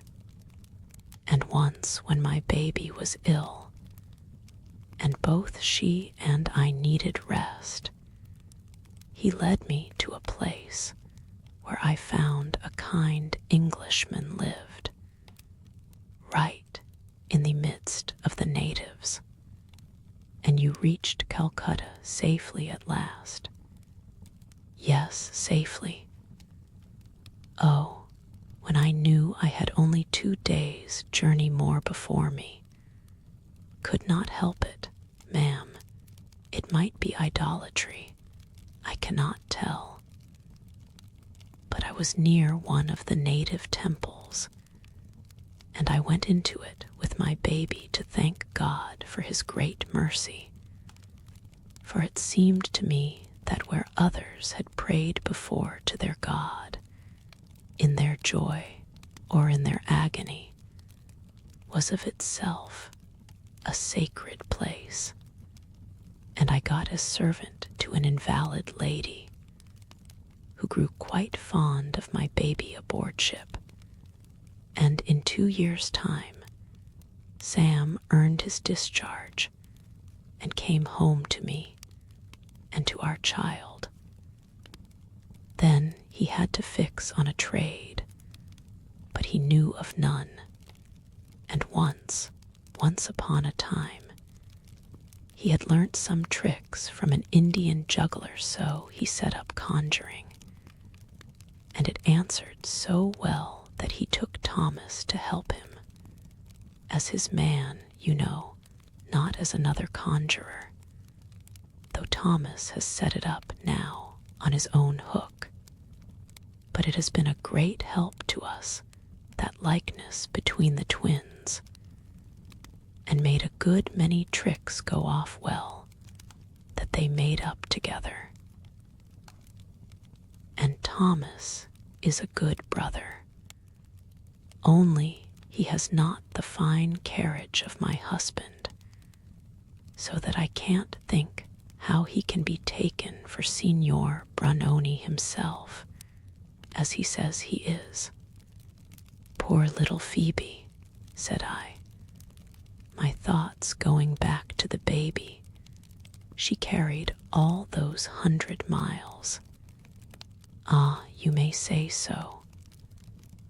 I never thought I should have reared her, though, when she fell ill at Chundarabadad. But that good, kind Aga Jenkins took us in, which I believe was the very saving of her. Jenkins, said I. Yes, Jenkins. I shall think all people of that name are kind, for here is that nice old lady who comes every day to take Phoebe a walk. But an idea had flashed through my head. Could the Aga Jenkins be the lost Peter? True, he was reported by many to be dead. But equally true, some had said that he had arrived at the dignity of Great Lama of Thibet. Miss Mattie thought he was alive. I would make further inquiry. Chapter XII. Engaged to be married. Was the poor Peter of Cranford the Aga Jenkins of Chundarabadad, or was he not? As somebody says, that was the question. In my own home, whenever people had nothing else to do, they blamed me for want of discretion. Indiscretion was my bugbear fault. Everybody has a bugbear fault, a sort of standing characteristic, a piece de resistance for their friends to cut at. And in general, they cut and come again. I was tired of being called indiscreet and incautious, and I determined for once to prove myself a model of prudence and wisdom. I would not even hint my suspicions respecting the Aga. I would collect evidence and carry it home to lay before my father as the family friend of the two Miss Jenkinses. In my search after facts, I was often reminded of a description my father had once given of a ladies' committee that he had had to preside over. He said he could not help thinking of a passage in Dickens which spoke of a chorus in which every man took the tune he knew best and sang it to his own satisfaction. So, at this charitable committee, every lady took the subject uppermost in her mind and talked about it to her own great contentment, but not much to the advancement of the subject they had met to discuss. But even that committee could have been nothing to the Cranford ladies when I attempted to gain some clear and definite information as to poor Peter's height appearance, and when and where he was seen and heard of last. Instance, I remember asking Miss Pole, and I thought the question was very opportune, for I put it when I met her at a call at Mrs. Forrester's, and both the ladies had known Peter, and I imagined that they might refresh each other's memories. I asked Miss Pole what was the very last thing they had ever heard about him, and then she named the absurd report to which I have alluded about his having been elected Great Lama of Thibet, and this was a signal for each lady to go off on her separate idea. Mrs. Forrester's start was made on the veiled prophet in Lalla Rookh. Whether I thought he was meant for the Great Lama, though Peter was not so ugly, indeed rather handsome, if he had not been freckled, I was thankful to see her double upon Peter. But in a moment the delusive lady was off upon Roland's Calidore, and the merits of cosmetics and hair oils in general, and holding forth so fluently that I turned to listen to Miss Pole, who, through the llamas, the beasts of burden, had got to Peruvian bonds, and the share market, and her poor opinion of joint stock banks in general, and of that one in particular in which Miss Mattie's money was invested. In vain I put in, when was it, in what year was it, that you heard that Mr. Peter was the Great Lama. They only joined issue to dispute whether llamas were carnivorous animals or not, in which dispute they were not quite on fair grounds, as Mrs. Forrester, after they had grown warm and cool again, acknowledged that she always confused carnivorous and graminivorous together, just as she did horizontal and perpendicular. But then she apologized for it very prettily by saying that in her day the only use people made of four-syllabled words was to teach how they should be spelt. The only fact I gained from this conversation was that certainly Peter had last been heard of in India, or that neighborhood, and that this scanty intelligence of his whereabouts had reached Cranford in the year when Miss Pole had bought her Indian muslin gown. Long since worn out, we washed it and mended it, and traced its decline and fall into a window blind before we could go on. And in a year when Wombwell came to Cranford, because Miss Mattie had wanted to see an elephant in order that she might the better imagine Peter riding on one,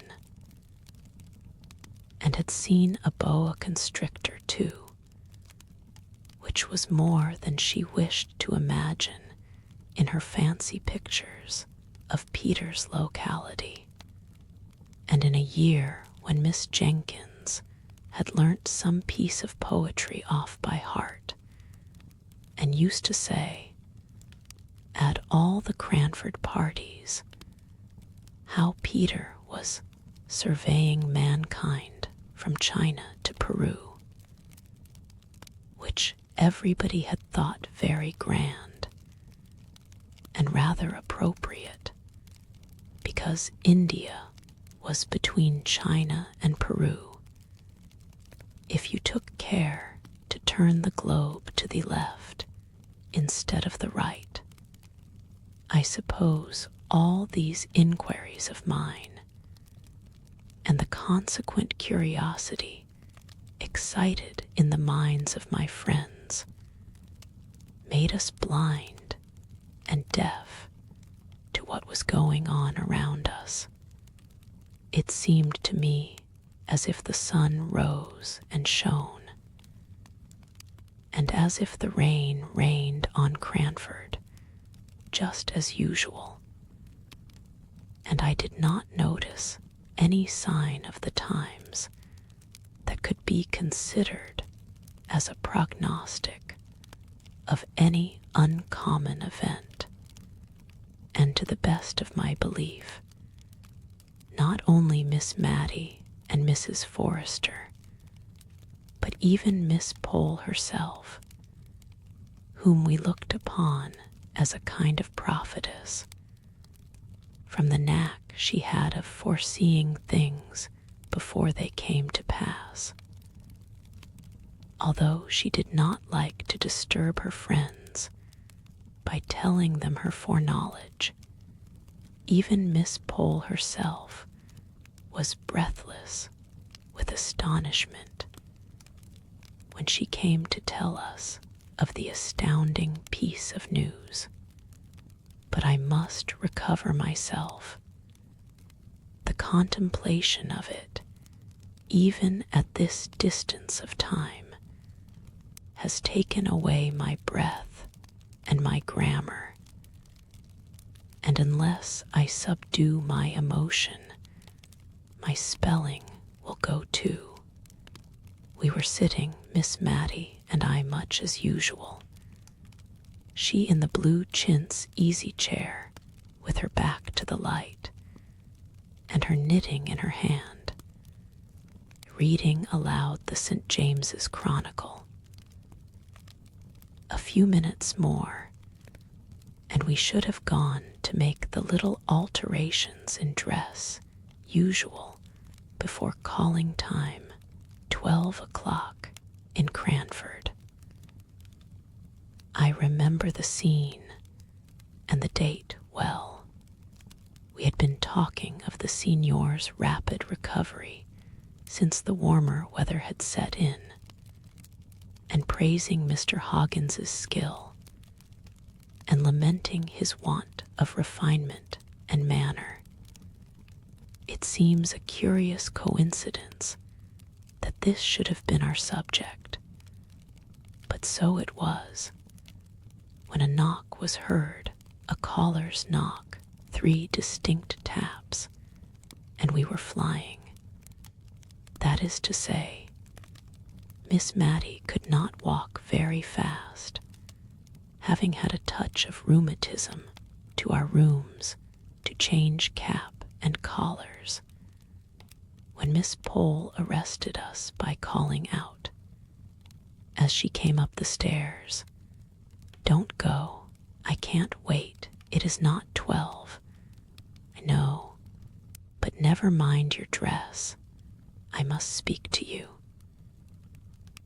We did our best to look as if it was not we who had made the hurried movement, the sound of which she had heard, for of course we did not like to have it supposed that we had any old clothes that it was convenient to wear out in the sanctuary of home, as Miss Jenkins once prettily called the back parlor, where she was tying up preserves.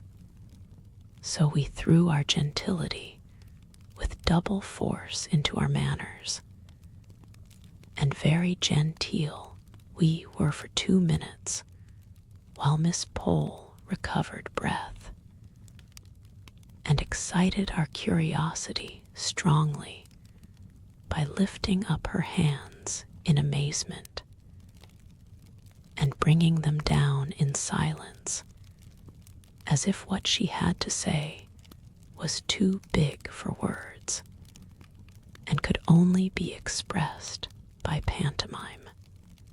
"What do you think, Miss Matty? What do you think?" Lady Glenmire is to marry, is to be married. I mean Lady Glenmire, Mr. Hoggins. Mr. Hoggins is going to marry Lady Glenmire. Marry, said we. Marry madness. What do you think, Miss Mattie? Marry, said Miss Pole, with the decision that belonged to her character. I said marry. As you do, and I also said, what a fool my lady is going to make of herself.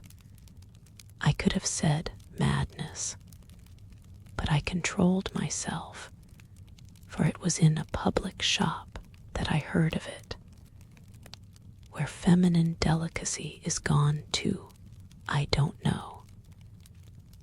You and I, Miss Mattie, would have been ashamed to have known that our marriage was spoken of in a grocer's shop, in the hearing of shopmen.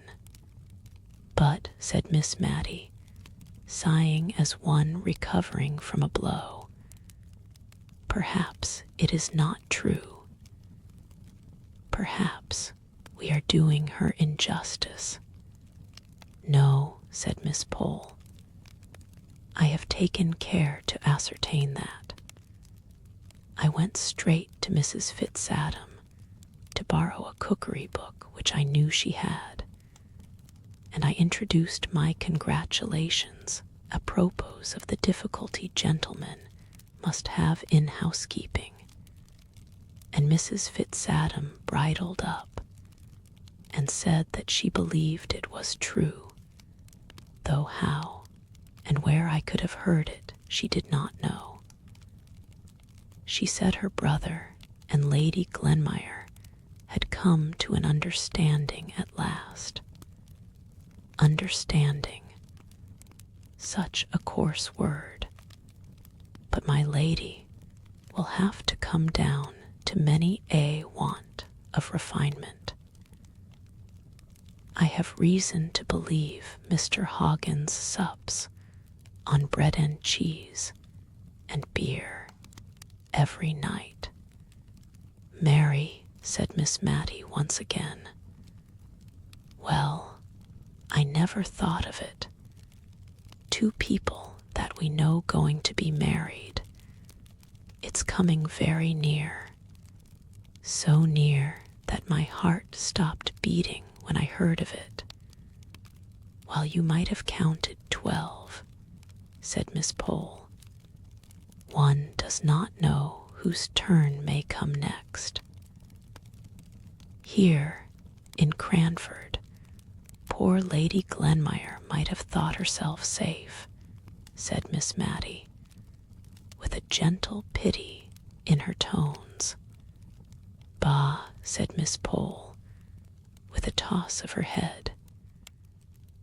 Don't you remember poor dear Captain Brown's song, Tibby Fowler, and the line, set her on the tin-tock tap, the wind will blaw a man till her. That was because Tibby Fowler was rich, I think. Well, there was a kind of attraction about Lady Glenmire that I, for one, should be ashamed to have. I put in my wonder. But how can she have fancied Mr. Hoggins? I am not surprised that Mr. Hoggins has liked her. Oh, I don't know. Mr. Hoggins is rich and very pleasant-looking, said Miss Mattie, and very good-tempered and kind-hearted. She has married for an establishment. That's it.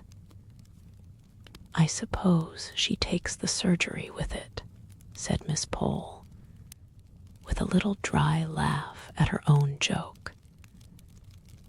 But like many people who think they have made a severe and sarcastic speech, which yet is clever of its kind, she began to relax in her grimness from the moment when she made this allusion to the surgery, and we turned to speculate on the way in which Mrs. Jamieson would receive the news.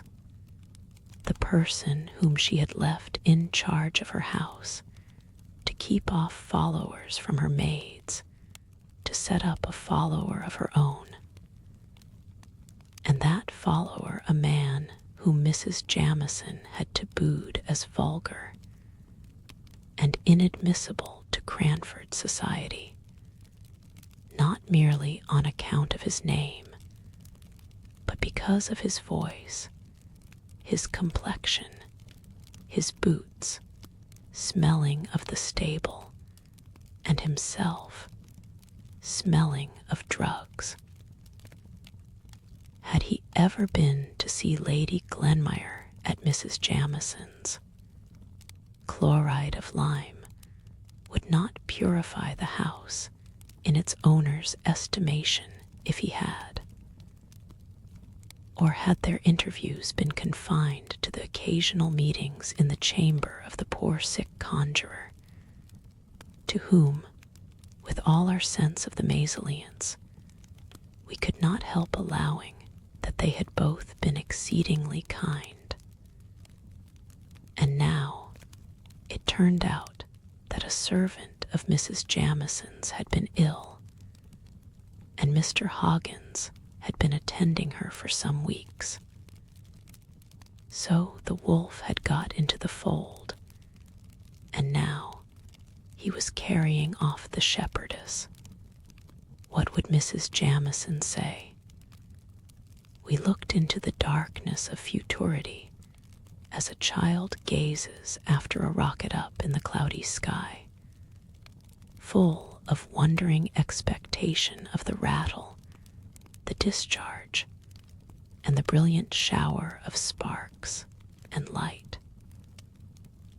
Then we brought ourselves down to earth, and the present time by questioning each other, being all equally ignorant, and all equally without the slightest data to build any conclusions upon, as to when it would take place, where, how much a year Mr. Hoggins had, whether she would drop her title, and how Martha and the other correct servants in Cranford would ever be brought to announce a married couple as Lady Glenmire and Mr. Hoggins.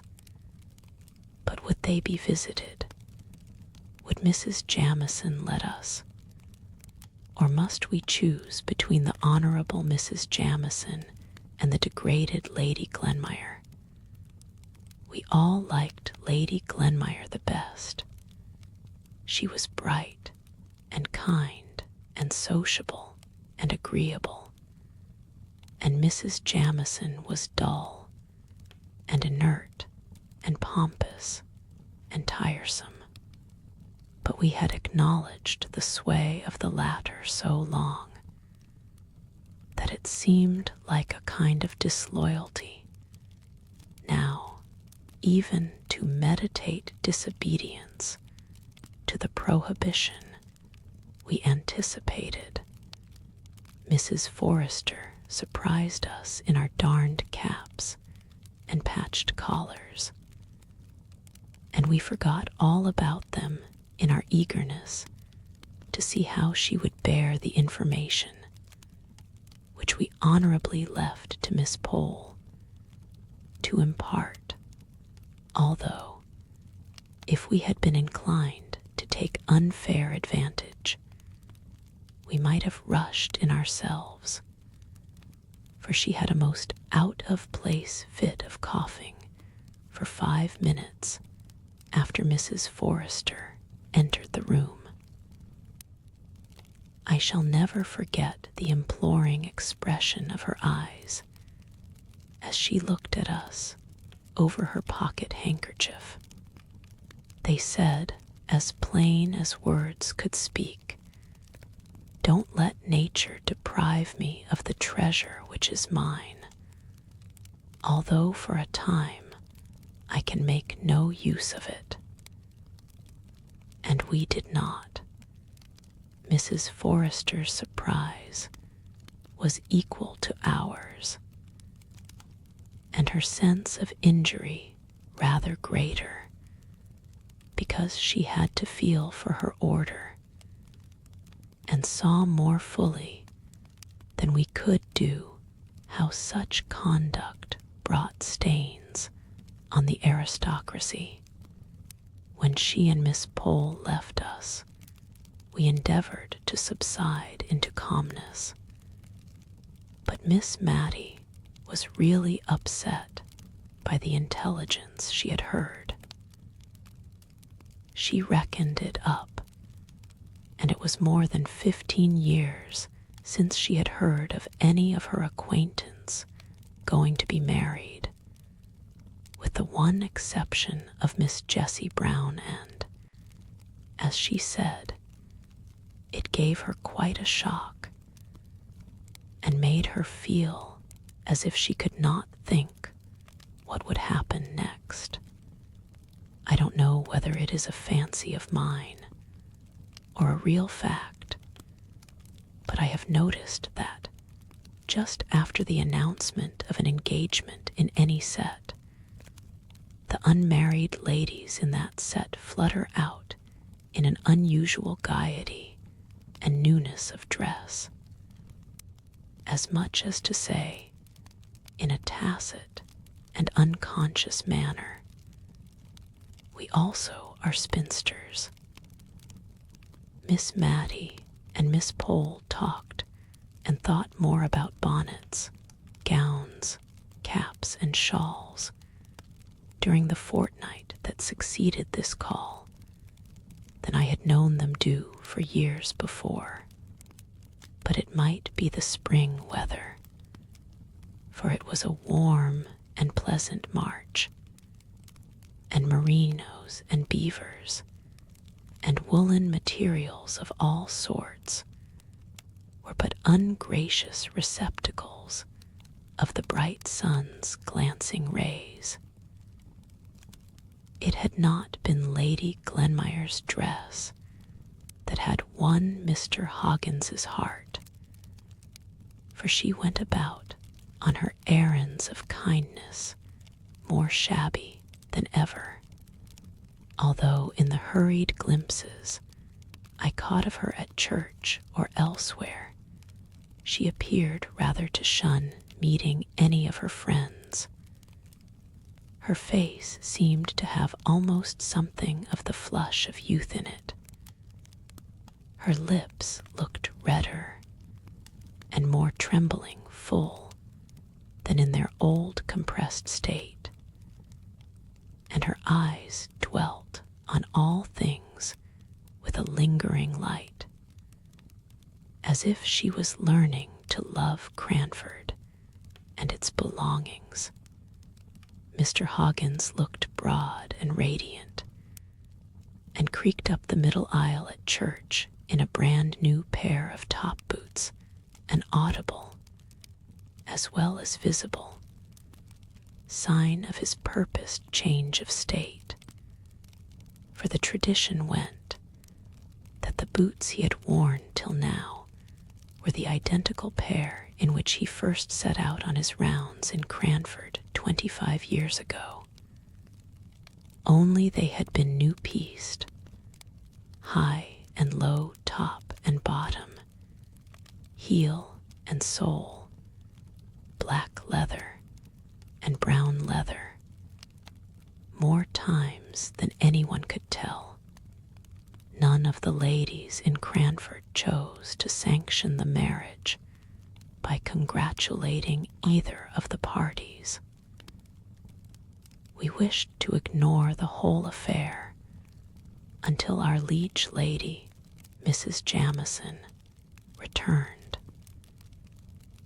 Till she came back to give us our cue, we felt that it would be better to consider the engagement in the same light as the Queen of Spain's legs, facts which certainly existed, but the less said about the better.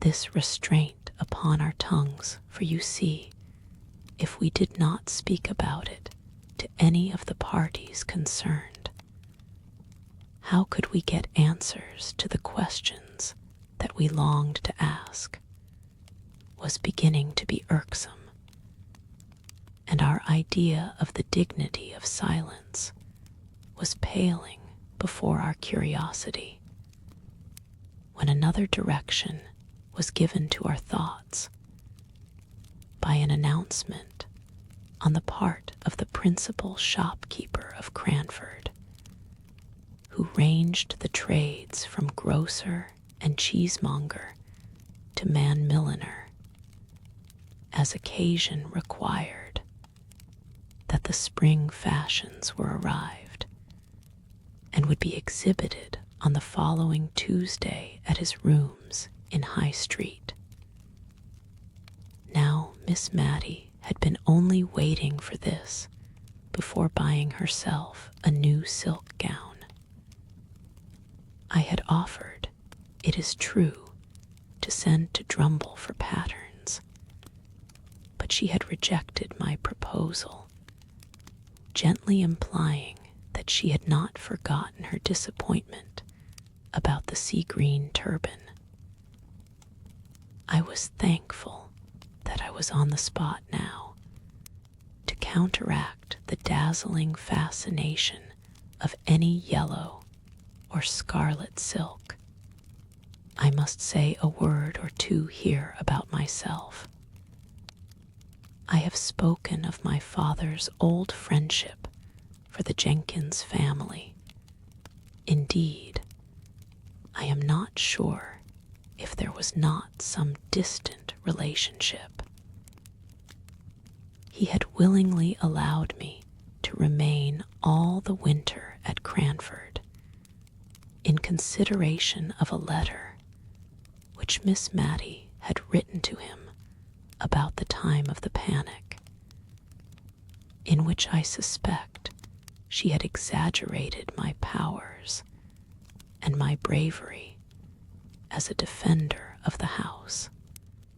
But now that the days were longer and more cheerful, he was beginning to urge the necessity of my return, and I only delayed in a sort of odd, forlorn hope that if I could obtain any clear information, I might make the account given by the Signora of the Aga Jenkins tally with that of poor Peter, his appearance and disappearance, which I had winnowed out of the conversation of Miss Pole and Mrs. Forrester. Chapter XIII. Stopped payment.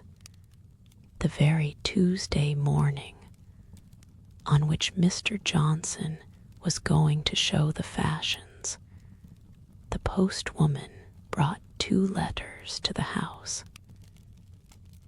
I say the postwoman, but I should say the postman's wife. He was a lame shoemaker, a very clean, honest man, much respected in the town. But he never brought the letters round except on unusual occasions, such as Christmas Day or Good Friday. And on those days, the letters, which should have been delivered at 8 in the morning, did not make their appearance until 2 or 3 in the afternoon. For everyone liked poor Thomas and gave him a welcome on these festive occasions. He used to say he was welly stawed why eating, for there were 3 or 4 houses where nowt would serve him, but he must share in their breakfast.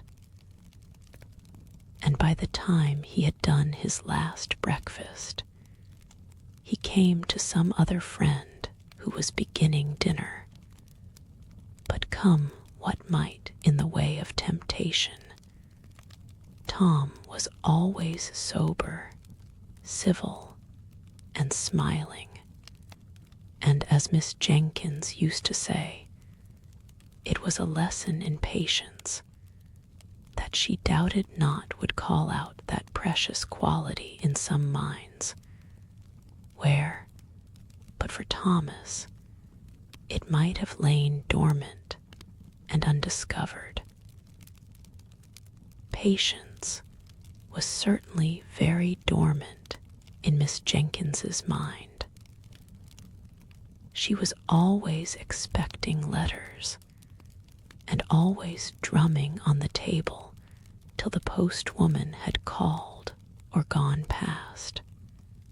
On Christmas Day and Good Friday, she drummed from breakfast till church, from church time till 2 o'clock, unless when the fire wanted stirring, when she invariably knocked down the fire irons and scolded Miss Mattie for it, but equally certain was the hearty welcome and the good dinner for Thomas, Miss Jenkins standing over him like a bold dragoon, questioning him as to his children, what they were doing, what school they went to, upbraiding him if another was likely to make its appearance, but sending even the little babies the shilling, and the mince pie, which was her gift to all the children, with half a crown in addition for both father and mother.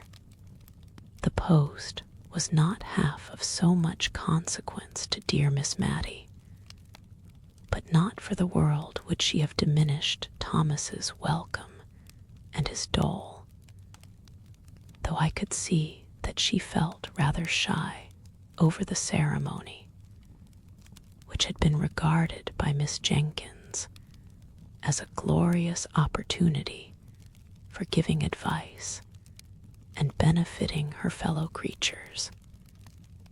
Miss Mattie would steal the money all in a lump into his hand, as if she were ashamed of herself. Miss Jenkins gave him each individual coin separate, with a there, that's for yourself, that's for Jenny, etc. Miss Mattie would even beckon Martha out of the kitchen while he ate his food, and once, to my knowledge, winked at its rapid disappearance into a blue cotton pocket handkerchief. Miss Jenkins almost scolded him if he did not leave a clean plate, however heaped it might have been, and gave an injunction with every mouthful, standing over him like a bold dragoon. I have wandered a long way from the 2 letters that awaited us on the breakfast table that Tuesday morning. Mine was from my father. Miss Mattie S. was printed. My father S. was just a man's letter. I mean, it was very dull, and gave no information beyond that he was well, that they had had a good deal of rain, that trade was very stagnant, and there were many disagreeable rumors afloat. He then asked me if I knew whether Miss Mattie still retained her shares in the town and county bank, as there were very unpleasant reports about it, though nothing more than he had always foreseen and had prophesied to Miss Jenkins years ago, when she would invest their little property in it, the only unwise step that clever woman had ever taken, to his knowledge, the only time she ever acted against his advice. I knew. However, if anything had gone wrong, of course I was not to think of leaving Miss Mattie while I could be of any use, etc. Who is your letter from, my dear? Mine is a very civil invitation, signed Edwin Wilson, asking me to attend an important meeting of the shareholders of the town and county bank, to be held in Drumble on Thursday the 21st. I am sure it is very attentive of them to remember me. I did not like to hear of this important meeting, for though I did not know much about business, I feared it confirmed what my father said. However, I thought, ill news always came fast enough, so I resolved to say nothing about my alarm, and merely told her that my father was well, and sent his kind regards to her. She kept turning over and admiring her letter. At last she spoke. I remember their sending one to Deborah just like this, but that I did not wonder at, for everybody knew she was so clear-headed. I am afraid I could not help them much. Indeed, if they came to accounts, I should be quite in the way, for I never could do sums in my head. Deborah, I know, rather wished to go, and went so far as to order a new bonnet for the occasion.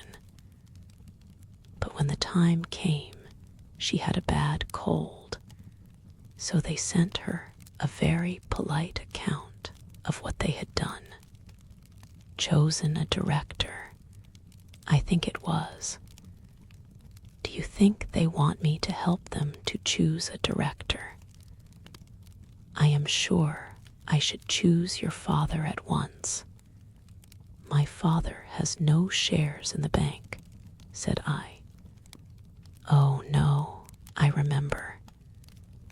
He objected very much to Deborah's buying any, I believe, but she was quite the woman of business, and always judged for herself. And here, you see, they have paid 8%. All these years, it was a very uncomfortable subject to me, with my half-knowledge, so I thought I would change the conversation, and I asked at what time she thought we had better go and see the fashions. Well, my dear, she said, the thing is this, it is not etiquette to go till after 12. But then, you see, all Cranford will be there, and one does not like to be too curious about dress and trimmings and caps with all the world looking on. It is never genteel to be over-curious on these occasions. Deborah had the knack of always looking as if the latest fashion was nothing new to her, a manner she had caught from Lady Arley, who did see all the new modes in London, you know. So I thought we would just slip down this morning, soon after breakfast, for I do want half a pound of tea, and then we could go up and examine the things at our leisure, and see exactly how my new silk gown must be made. And then, after 12, we could go with our minds disengaged and free from thoughts of dress. We began to talk of Miss Mattie's new silk gown. I discovered that it would be really the first time in her life that she had had to choose anything of consequence for herself. For Miss Jenkins had always been the more decided character, whatever her taste might have been. And it is astonishing how such people carry the world before them by the mere force of will. Miss Mattie anticipated the sight of the glossy folds with as much delight as if the 5 sovereigns, set apart for the purchase, could buy all the silks in the shop. And remembering my own loss of 2 hours in a toy shop before I could tell on what wonder to spend a silver 3_pence, I was very glad that we were going early, that dear Miss Mattie might have leisure for the delights of perplexity. If a happy sea green could be met with, the gown was to be sea green. If not, she inclined to maize, and I to silver gray, and we discussed the requisite number of breadths until we arrived at the shop door. We were to buy the tea, select the silk, and then clamber up the iron corkscrew stairs that led into what was once a loft, though now a fashion showroom. The young men at Mr. Johnson's had on their best looks and their best cravats, and pivoted themselves over the counter with surprising activity. They wanted to show us upstairs at once, but on the principle of business first and pleasure afterwards, we stayed to purchase the tea. Here Miss Mattie's absence of mind betrayed itself. If she was made aware that she had been drinking green tea at any time, she always thought it her duty to lie awake half through the night afterward. I have known her take it in ignorance many a time without such effects, and consequently green tea was prohibited the house. Yet today she herself asked for the obnoxious article, under the impression that she was talking about the silk. However, the mistake was soon rectified, and then the silks were unrolled in good truth.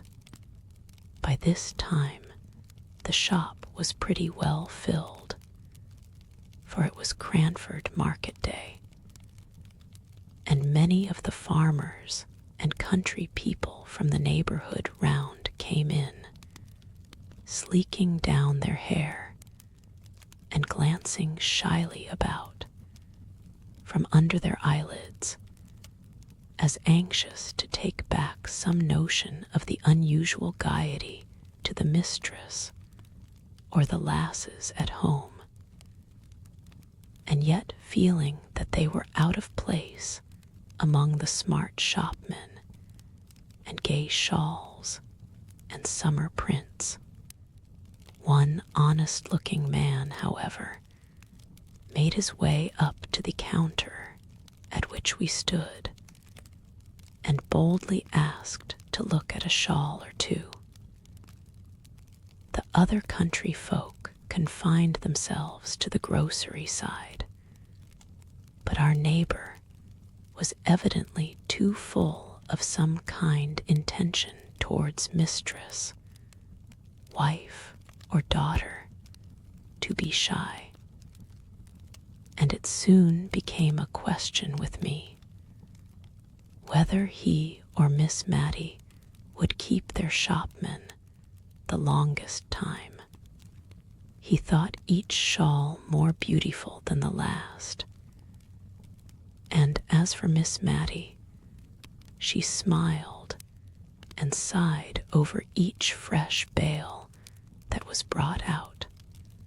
One color set off another, and the heap together would, as she said, make even the rainbow look poor.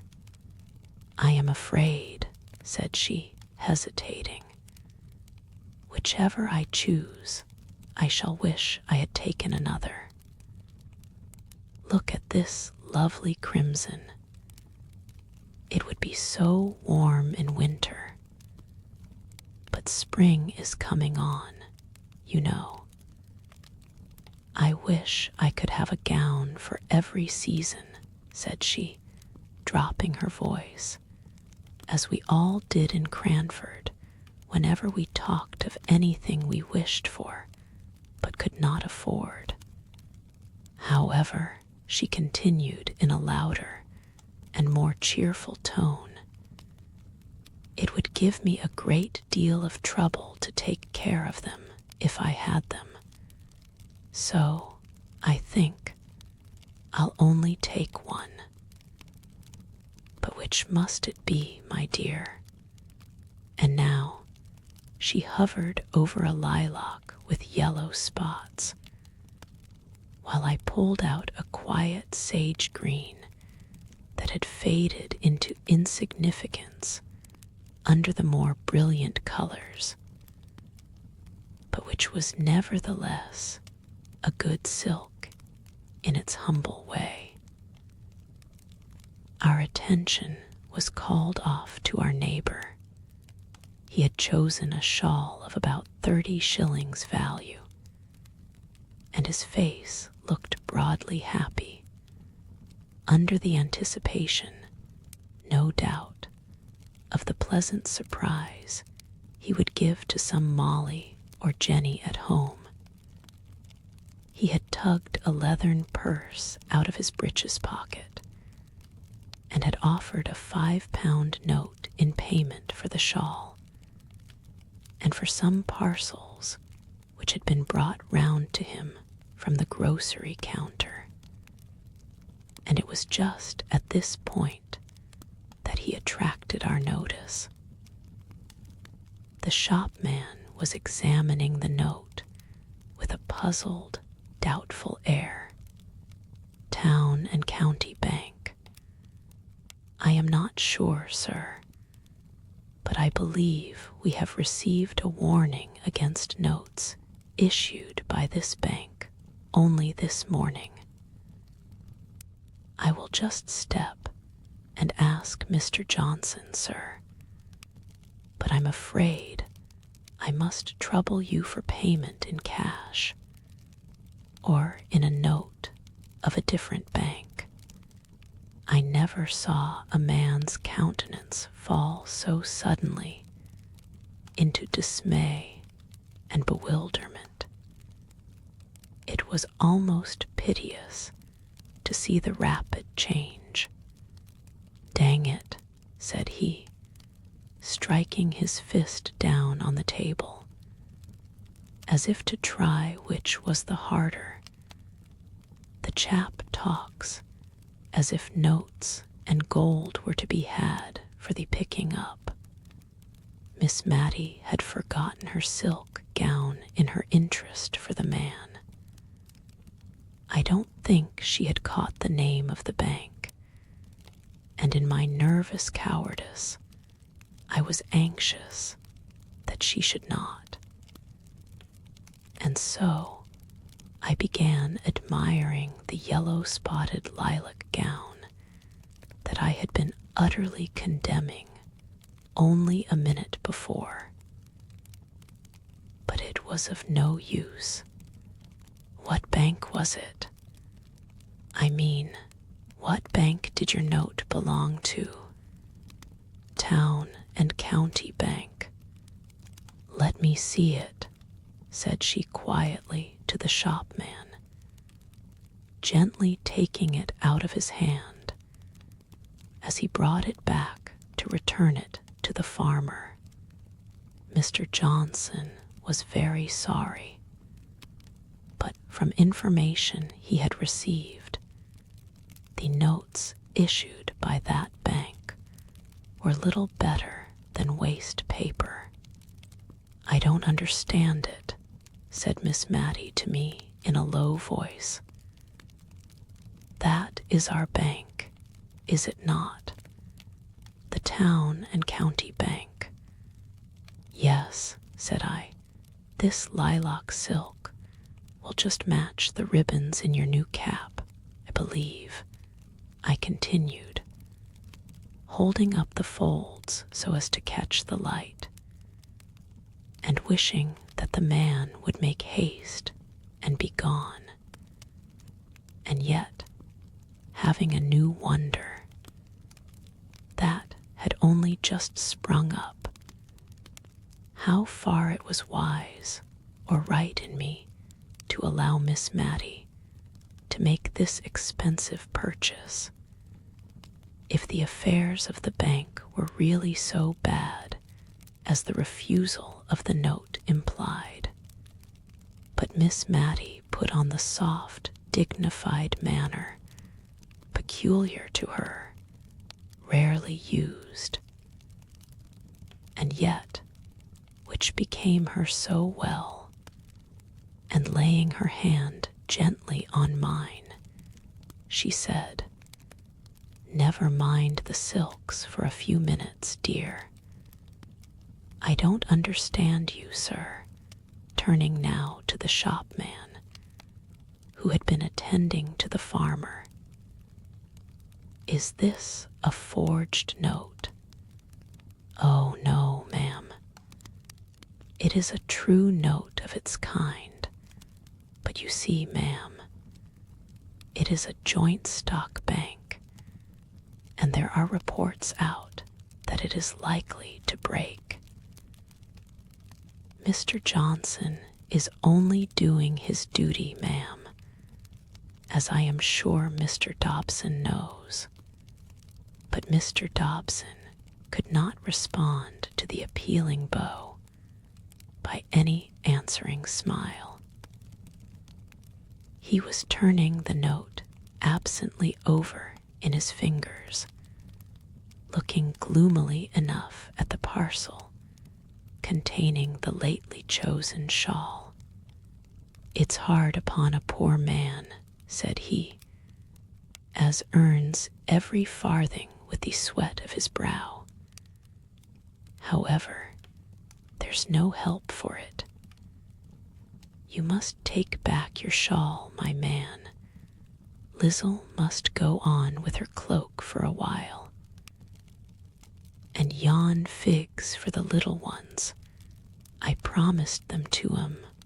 I'll take them, but the 'bacco and the other things, I will give you 5 sovereigns for your note, my good man," said Miss Mattie.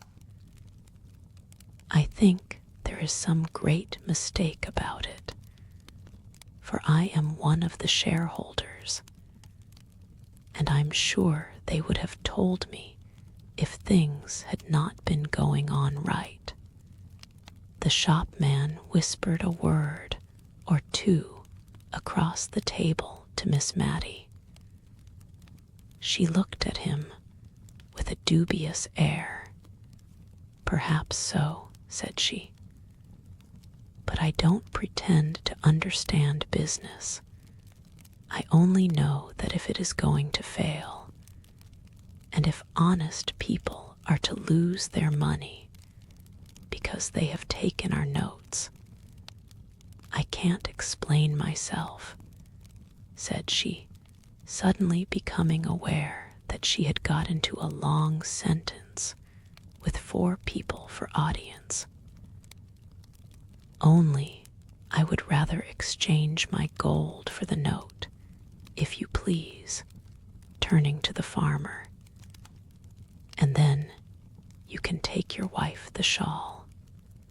"It is only going without my gown a few days longer," she continued, speaking to me. "Then, I have no doubt, everything will be cleared up. But if it is cleared up the wrong way," said I, "why, then it will only have been common honesty in me, as a shareholder, to have given this good man the money. I am quite clear about it in my own mind. But, you know, I can never speak quite as comprehensibly as others can. Only you must give me your note, Mr. Dobson, if you please, and go on with your purchases with these sovereigns.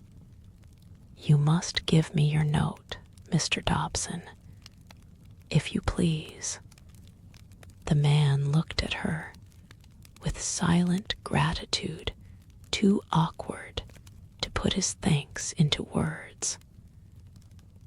But he hung back for a minute or two, fumbling with his note. "I'm loth to make another one lose instead of me, if it is a loss. But you see, £5 is a deal of money to a man with a family. And, as you say 10 to 1 in a day or two, the note will be as good as gold again." "No hope of that, my friend," said the shopman. "The more reason why I should take it," said Miss Mattie quietly. She pushed her sovereigns towards the man, who slowly laid his note down in exchange. "Thank you. I will wait a day or two before I purchase any of these silks. Perhaps you will then have a greater choice. My dear, will you come upstairs? We inspected the fashions with as minute and curious an interest as if the gown to be made after them had been bought. I could not see that the little event in the shop below had in the least damped Miss Mattie's curiosity as to the make of sleeves or the sit of skirts. She once or twice exchanged congratulations with me on our private and leisurely view of the bonnets and shawls.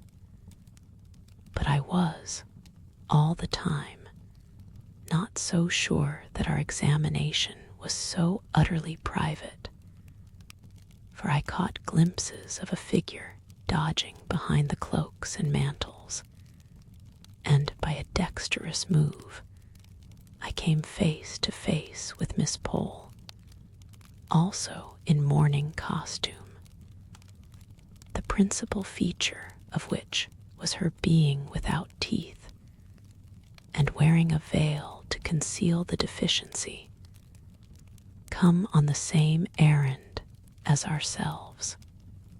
But she quickly took her departure, because, as she said, she had a bad headache, and did not feel herself up to conversation. As we came down through the shop, the civil Mr. Johnson was awaiting us. He had been informed of the exchange of the note for gold, and with much good feeling and real kindness, but with a little want of tact, he wished to condole with Miss Mattie and impress upon her the true state of the case. I could only hope that he had heard an exaggerated rumor, for he said that her shares were worse than nothing, and that the bank could not pay a shilling in the pound. I was glad that Miss Mattie seemed still a little incredulous, but I could not tell how much of this was real or assumed. With that self-control, which seemed habitual to ladies of Miss Matty's standing in Cranford, who would have thought their dignity compromised by the slightest expression of surprise, dismay, or any similar feeling to an inferior in station, or in a public shop. However, we walked home very silently. I am ashamed to say, I believe I was rather vexed and annoyed at Miss Matty's conduct in taking the note to herself so decidedly. I had so set my heart upon her having a new silk gown, which she wanted sadly. In general, she was so undecided anybody might turn her round. In this case, had felt that it was no use attempting it. But I was not the less put out at the result. Somehow, after 12 o'clock, we both acknowledged to a sated curiosity about the fashions, and to a certain fatigue of body, which was, in fact, depression of mind, that indisposed us to go out again. But still, we never spoke of the note, till, all at once, something possessed me to ask Miss Matty if she would think it her duty to offer sovereigns for all the notes of the town and county bank she met with. I could have bitten my tongue out the minute I had said it. She looked up rather sadly, and as if I had thrown a new perplexity into her already distressed mind. And for a minute or two she did not speak. Then she said, my own dear Miss Matty, without a shade of reproach in her voice, my dear, I never feel as if my mind was what people call very strong. And it's often hard enough work for me to settle what I ought to do with the case right before me. I was very thankful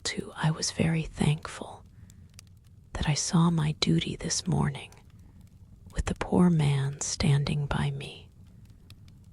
But it's rather a strain upon me to keep thinking and thinking what I should do if such and such a thing happened. And I believe I had rather wait and see what really does come. And I don't doubt I shall be helped then if I don't fidget myself and get too anxious beforehand. You know, love, I'm not like Deborah. If Deborah had lived, I've no doubt she would have seen after them before they had got themselves into this state. We had neither of us much appetite for dinner, though we tried to talk cheerfully about indifferent things. When we returned into the drawing room, Miss Matty unlocked her desk and began to look over her account books.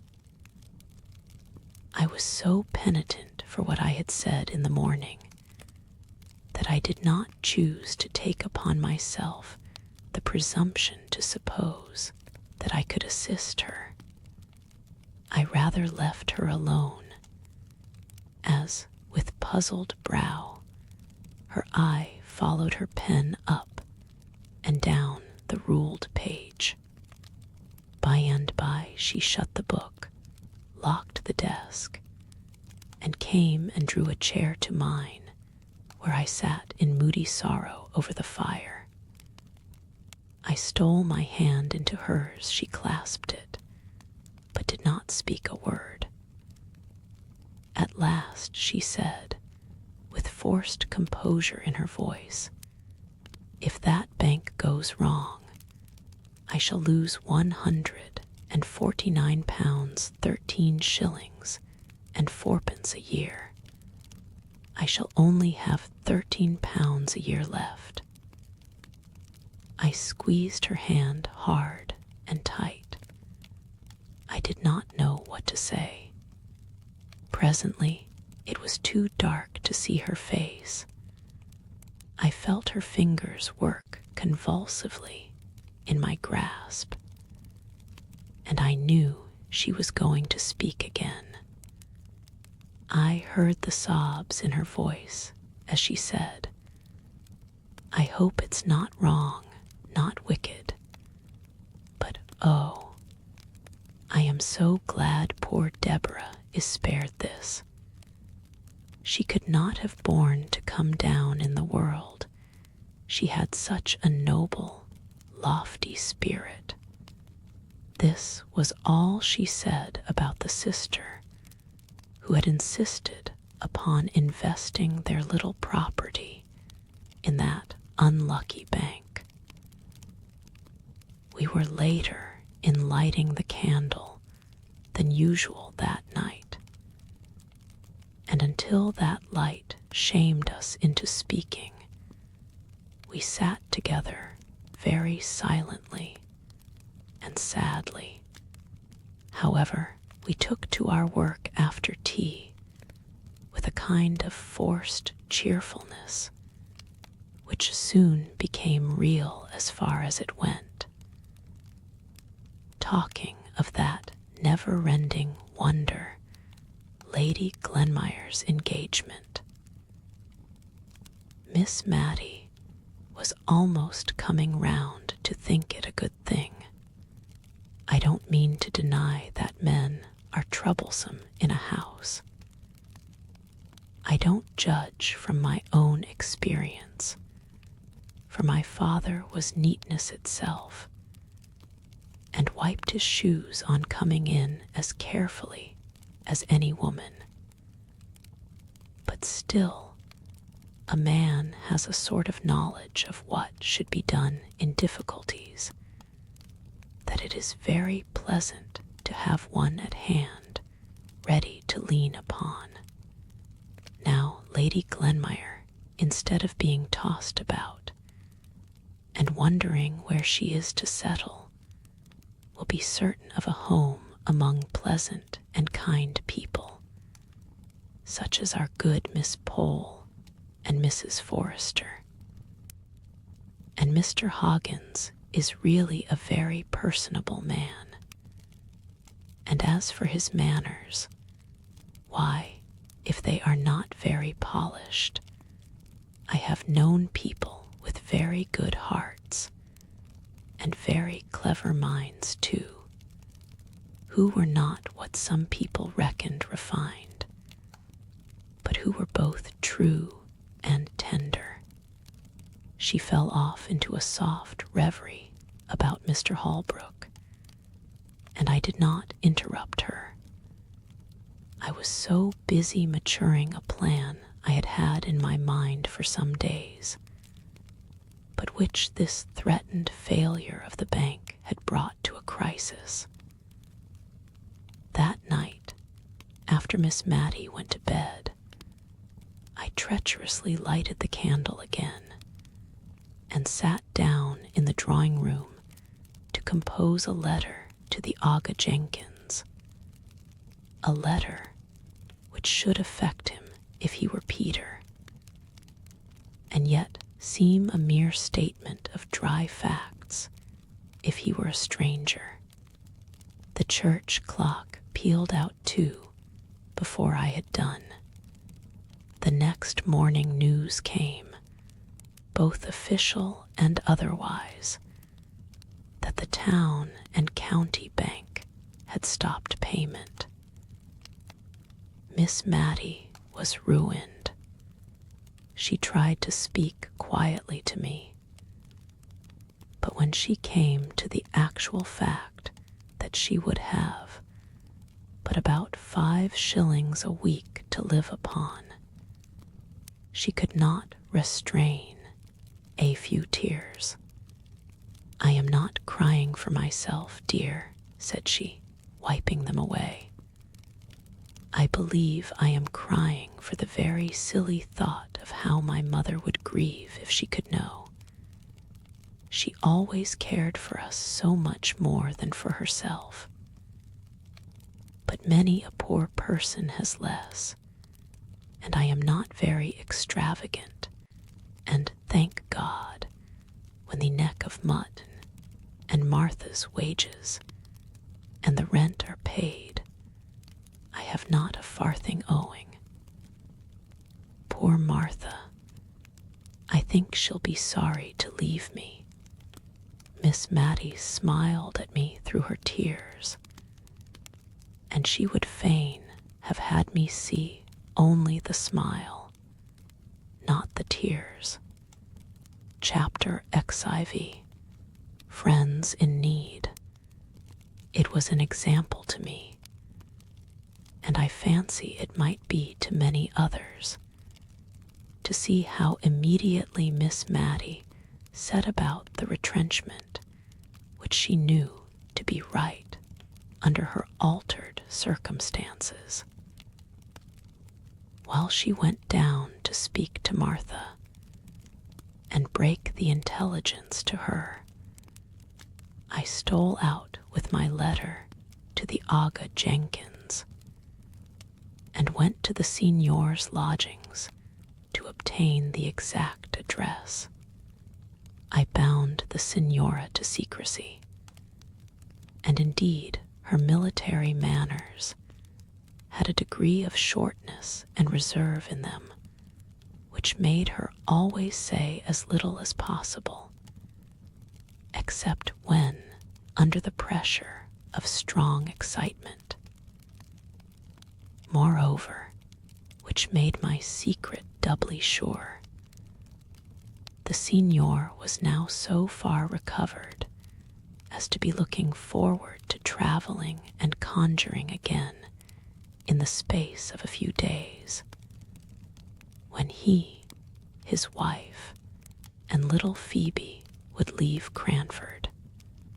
Indeed, I found him looking over a great black and red placard in which the Signor Brunoni's accomplishments were set forth, and to which only the name of the town where he would next display them was wanting.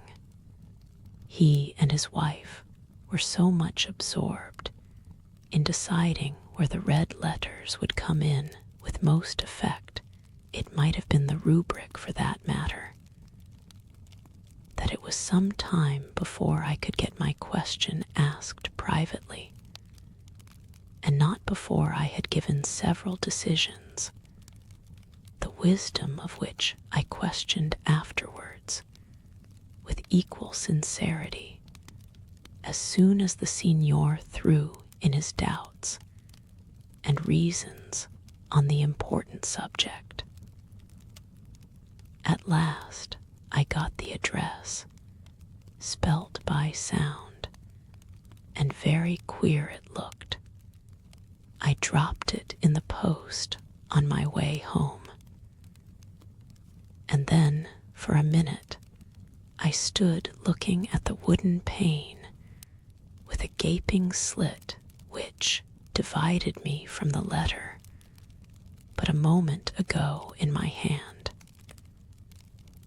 It was gone from me like life, never to be recalled.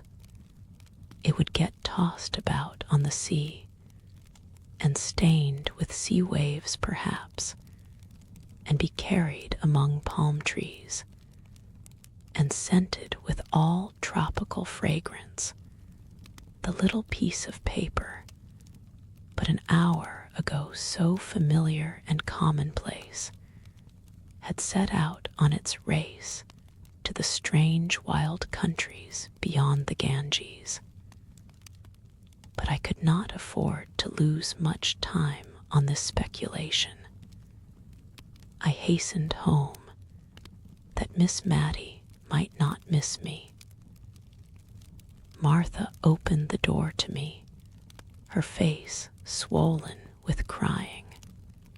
As soon as she saw me, she burst out afresh, and taking hold of my arm, she pulled me in and banged the door to, in order to ask me if indeed it was all true that Miss Mattie had been saying, "I'll never leave her." "No, I won't." I told her so, and said I could not think how she could find in her heart to give me warning. I could not have had the face to do it if I'd been her.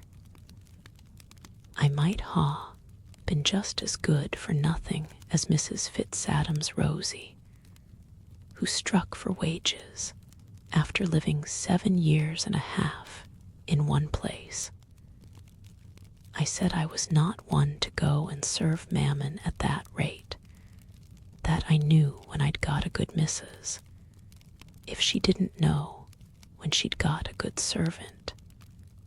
"But Martha," said I, cutting in while she wiped her eyes. "Don't but Martha me," she replied to my deprecatory tone. "Listen to reason." "I'll not listen to reason," she said, now in full possession of her voice, which had been rather choked with sobbing. "Reason always means what someone else has got to say. Now, I think what I've got to say is good enough reason, but reason or not, I'll say it, and I'll stick to it. I've money in the savings bank, and I've a good stock of clothes, and I'm not going to leave Miss Mattie. No, not if she gives me warning every hour in the day." She put her arms akimbo, as much as to say she defied me. And indeed, I could hardly tell how to begin to remonstrate with her. So much did I feel that Miss Mattie, in her increasing infirmity, needed the attendance of this kind and faithful woman. "Well," said I at last, "I'm thankful you begin with well. If you'd have begun with but, as you did afore, I'd not ha listened to you. Now you may go on. I know you would be a great loss to Miss Mattie, Martha." I told her so. "A loss she'd never cease to be sorry for," broke in Martha triumphantly. "Still, she will have so little, so very little to live upon, that I don't see just now how she could find you food. She will even be pressed for her own. I tell you this, Martha, because I feel you are like a friend to dear Miss Mattie. But you know she might not like to have it spoken about." Apparently this was even a blacker view of the subject than Miss Mattie had presented to her. For Martha just sat down on the first chair that came to hand and cried out loud. We had been standing in the kitchen. At last she put her apron down and, looking me earnestly in the face, asked, was that the reason Miss Mattie wouldn't order a pudding today? She said she had no great fancy for sweet things, and you and she would just have a mutton chop. But I'll be up to her. Never you tell, but I'll make her a pudding, and a pudding she'll like, too, and I'll pay for it myself, so mind you see she eats it. Many a one has been comforted in their sorrow by seeing a good dish come upon the table. I was rather glad that Martha's energy had taken the immediate and practical direction of pudding making, for it staved off the quarrelsome discussion as to whether she should or should not leave Miss Mattie's service. She began to tie on a clean apron and otherwise prepare herself for going to the shop for the butter, eggs, and what else she might require. She would not use a scrap of the articles already in the house for her cookery, but went to an old teapot in which her private store of money was deposited, and took out what she wanted. I found Miss Mattie very quiet and not a little sad, but by and by she tried to smile for my sake. It was settled that I was to write to my father and ask him to come over and hold a consultation, and as soon as this letter was dispatched, we began to talk over future plans. Miss Mattie's idea was to take a single room and retain as much of her furniture as would be necessary to fit up this, and sell the rest, and there to quietly exist upon what would remain after paying the rent. For my part, I was more ambitious and less contented. I thought of all the things by which a woman, past middle age, and with the education common to ladies 50 years ago, could earn or add to a living without materially losing caste. But at length, I put even this last clause on one side, and wondered what in the world Miss Mattie could do. Teaching was, of course, the first thing that suggested itself. If Miss Mattie could teach children anything, it would throw her among the little elves in whom her soul delighted. I ran over her accomplishments. Once upon a time, I had heard her say she could play V.OLD, Mammon on the piano, but that was long, long ago. That faint shadow of musical acquirement had died out years before. She had also once been able to trace out patterns very nicely for muslin embroidery, by dint of placing a piece of silver paper over the design to be copied, and holding both against the window pane while she marked the scallop and eyelet holes. But that was her nearest approach to the accomplishment of drawing, and I did not think it would go very far. Then again, as to the branches of a solid English education, fancy work, and the use of the globes, such as the mistress of the ladies' seminary, to which all the tradespeople in Cranford sent their daughters, professed to teach.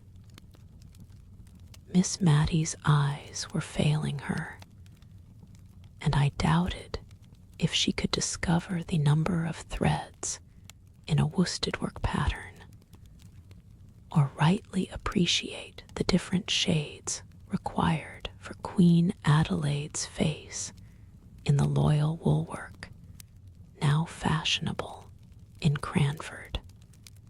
As for the use of the globes, I had never been able to find it out myself, so perhaps I was not a good judge of Miss Mattie's capability of instructing in this branch of education. But it struck me that equators and tropics and such mystical circles were very imaginary lines indeed to her, and that she looked upon the signs of the zodiac as so many remnants of the black art. What she piqued herself upon as arts in which she excelled was making candle lighters, or spills, as she preferred calling them, of colored paper, cut so as to resemble feathers, and knitting garters in a variety of dainty stitches.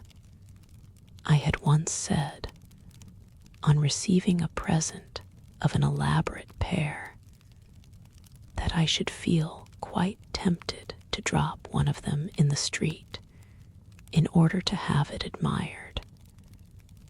But I found this little joke, and it was a very little one, was such a distress to her sense of propriety, and was taken with such anxious, earnest alarm, lest the temptation might some day prove too strong for me, that I quite regretted having ventured upon it. A present of these delicately wrought garters, a bunch of gay spills, or a set of cards on which sewing silk was wound in a mystical manner, were the well-known tokens of Miss Mattie's favor. But would any one pay to have their children taught these arts, or, indeed, would Miss Mattie sell, for filthy lucre, the knack and the skill with which she made trifles of value to those who loved her? I had to come down to reading, writing, and arithmetic, and in reading the chapter every morning, she always coughed before coming to long words, doubted her power of getting through a genealogical chapter with any number of coughs. Writing she did well and delicately, but spelling, she seemed to think that the more out of the way this was, and the more trouble it cost her, the greater the compliment she paid to her correspondent, and words that she would spell quite correctly in her letters to me became perfect enigmas when she wrote to my father. No, there was nothing she could teach to the rising generation of Cranford, unless they had been quick learners and ready imitators of her patience, her humility, her sweetness, her quiet contentment with all that she could not do. I pondered and pondered until dinner was announced by Martha, with a face all blubbered and swollen with crying. Miss Mattie had a few little peculiarities which Martha was apt to regard as whims below her attention, and appeared to consider as childish fancies, of which an old lady of 58 should try and cure herself. But today everything was attended to with the most careful regard. The bread was cut to the imaginary pattern of excellence that existed in Miss Mattie's mind, as being the way which her mother had preferred. The curtain was drawn so as to exclude the dead brick wall of a neighbor's stable, and yet left so as to show every tender leaf of the poplar which was bursting into spring beauty. Martha's tone to Miss Mattie was just such as that good, rough-spoken servant usually kept sacred for little children, and which I had never heard her use to any grown-up person. I had forgotten to tell Miss Mattie about the pudding, and I was afraid she might not do justice to it, for she had evidently very little appetite this day. So I seized the opportunity of letting her into the secret while Martha took away the meat. Miss Mattie's eyes filled with tears, and she could not speak, either to express surprise or delight, when Martha returned bearing it aloft, made in the most wonderful representation of a lion couchant that ever was molded. Martha's face gleamed with triumph as she set it down before Miss Mattie with an exultant "there." Miss Mattie wanted to speak her thanks, but could not, so she took Martha's hand and shook it warmly, which set Martha off crying, and I myself could hardly keep up the necessary composure. Martha burst out of the room, and Miss Mattie had to clear her voice once or twice before she could speak. At last she said, "I should like to keep this pudding under a glass shade, my dear, and the notion of the lion couchant, with his currant eyes, being hoisted up to the place of honor on a mantelpiece, tickled my hysterical fancy, and I began to laugh, which rather surprised Miss Mattie. I am sure, dear, I have seen uglier things under a glass shade before now," said she. "So had I many a time and oft, and I accordingly composed my countenance. And now I could hardly keep from crying, and we both fell to upon the pudding, which was indeed excellent, only every morsel seemed to choke us. Our hearts were so full. We had too much to think about to talk much that afternoon. It passed over very tranquilly. But when the tea urn was brought in, a new thought came into my head. Why should not Miss Mattie sell tea, be an agent to the East India Tea Company, which then existed? I could see no objections to this plan, while the advantages were many, always supposing that Miss Mattie could get over the degradation of condescending to anything like trade. Tea was neither greasy nor sticky, grease and stickiness being two of the qualities which Miss Mattie could not endure. No shop window would be required. A small, genteel notification of her being licensed to sell tea would, it is true, be necessary, but I hoped that it could be placed where no one would see it. Neither was tea a heavy article, so as to tax Miss Mattie's fragile strength. The only thing against my plan was the buying and selling involved. While I was giving but absent answers to the questions, Miss Mattie was putting, almost as absently.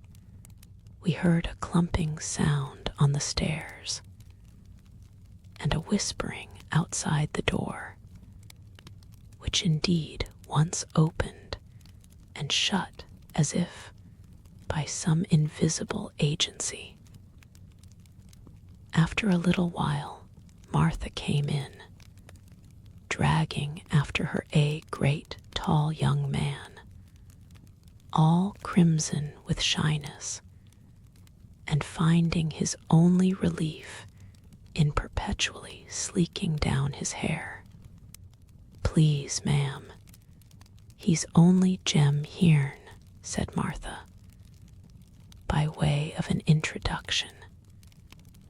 And so out of breath was she that I imagine she had had some bodily struggle before she could overcome his reluctance to be presented on the courtly scene of Miss Matilda Jenkins's drawing room. "And please, ma'am, he wants to marry me offhand. And please, ma'am, we want to take a lodger, just one quiet lodger, to make our two ends meet. And we'd take any house conformable. And, oh dear Miss Mattie, if I may be so bold, would you have any objections to lodging with us? Jem wants it as much as I do. To Jem, you great oaf, why can't you back me? But he does want it all the same, very bad, don't you, Jem? Only, you see, he's dazed at being called on to speak before quality. Please, ma'am, he wants to marry me offhand." "It's not that," broke in Jem. "It's that you've taken me all on a sudden, and I didn't think for to get married so soon, and such quick words does flabbergast a man. It's not that I'm against it, ma'am," addressing Miss Mattie. "Only Martha has such quick ways with her when once she takes a thing into her head. And marriage, ma'am, marriage nails a man, as one may say. I dare say I shan't mind it after it's once over." "Please, ma'am," said Martha, who had plucked at his sleeve and nudged him with her elbow, and otherwise tried to interrupt him all the time he had been speaking. "Don't mind him. He'll come to. 'Twas only last night he was annexing me, and all the more because I said I could not think of it for years to come. And now he's only taken aback with the suddenness of the joy. But you know, Jem, you are just as full as me about wanting a lodger." Another great nudge. "Aye, if Miss Mattie would lodge with us, otherwise I've no mind to be cumbered with strange folk in the house," said Jem, with a want of tact which could see enraged Martha, who was trying to represent a lodger as the great object they wished to obtain, and that, in fact, Miss Mattie would be smoothing their path and conferring a favor if she would only come and live with them. Miss Mattie herself was bewildered by the pair there, or rather Martha's sudden resolution in favor of matrimony staggered her, and and stood between her and the contemplation of the plan which Martha had at heart. Miss Mattie began. "Marriage is a very solemn thing, Martha." "It is indeed, ma'am," quoth Jem. "Not that I've no objections to Martha. You've never let me be for asking me for to fix when I would be married," said Martha, her face all afire, and ready to cry with vexation. "And now you're shaming me before my missus and all. Nay, now, Martha, don't 'ee. Don't 'ee. Only a man likes to have breathing time," said Jem, trying to possess himself of her hand, but in vain. Then, seeing that she was more seriously hurt than he had imagined, he seemed to try to rally his scattered faculties, and with more straightforward dignity than 10 minutes before I should have thought it possible for him to assume, he turned to Miss Mattie and said, "I hope, ma'am, you know that I am bound to respect everyone who has been kind to Martha. I always looked on her as to be my wife some time, and she has often and often spoken of you as the kindest lady that ever was. And though the plain truth is, I would not like to be troubled with lodgers of the common run. Yet, if, ma'am, you'd honor us by living with us, I'm sure Martha would do her best to make you comfortable. And I'd keep out of your way as much as I could, which I reckon would be the best kindness such an awkward chap as me could do." Miss Mattie had been very busy with taking off her spectacles, wiping them, and replacing them, but all she could say was, "Don't let any thought of me hurry you into marriage. Pray don't. Marriage is such a very solemn thing. But Miss Matilda will think of your plan, Martha," said I, struck with the advantages that it offered, and unwilling to lose the opportunity of considering about it. "And I'm sure neither she nor I can ever forget your kindness, nor yours either, Jem." "Why, yes, ma'am. I'm sure I mean kindly, though I'm a bit fluttered by being pushed straight ahead into matrimony, as it were, and mayn't express myself conformable.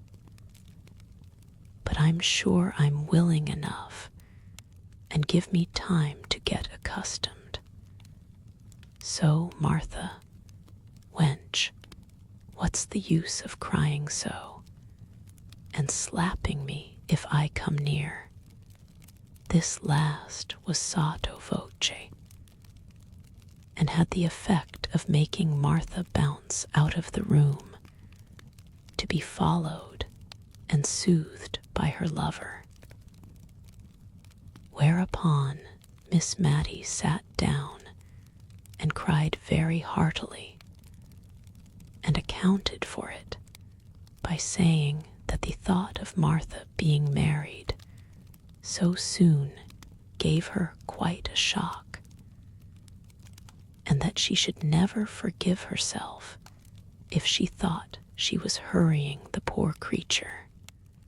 I think my pity was more for Jem of the two, but both Miss Mattie and I appreciated to the full the kindness of the honest couple, although we said little about this, and a good deal about the chances and dangers of matrimony.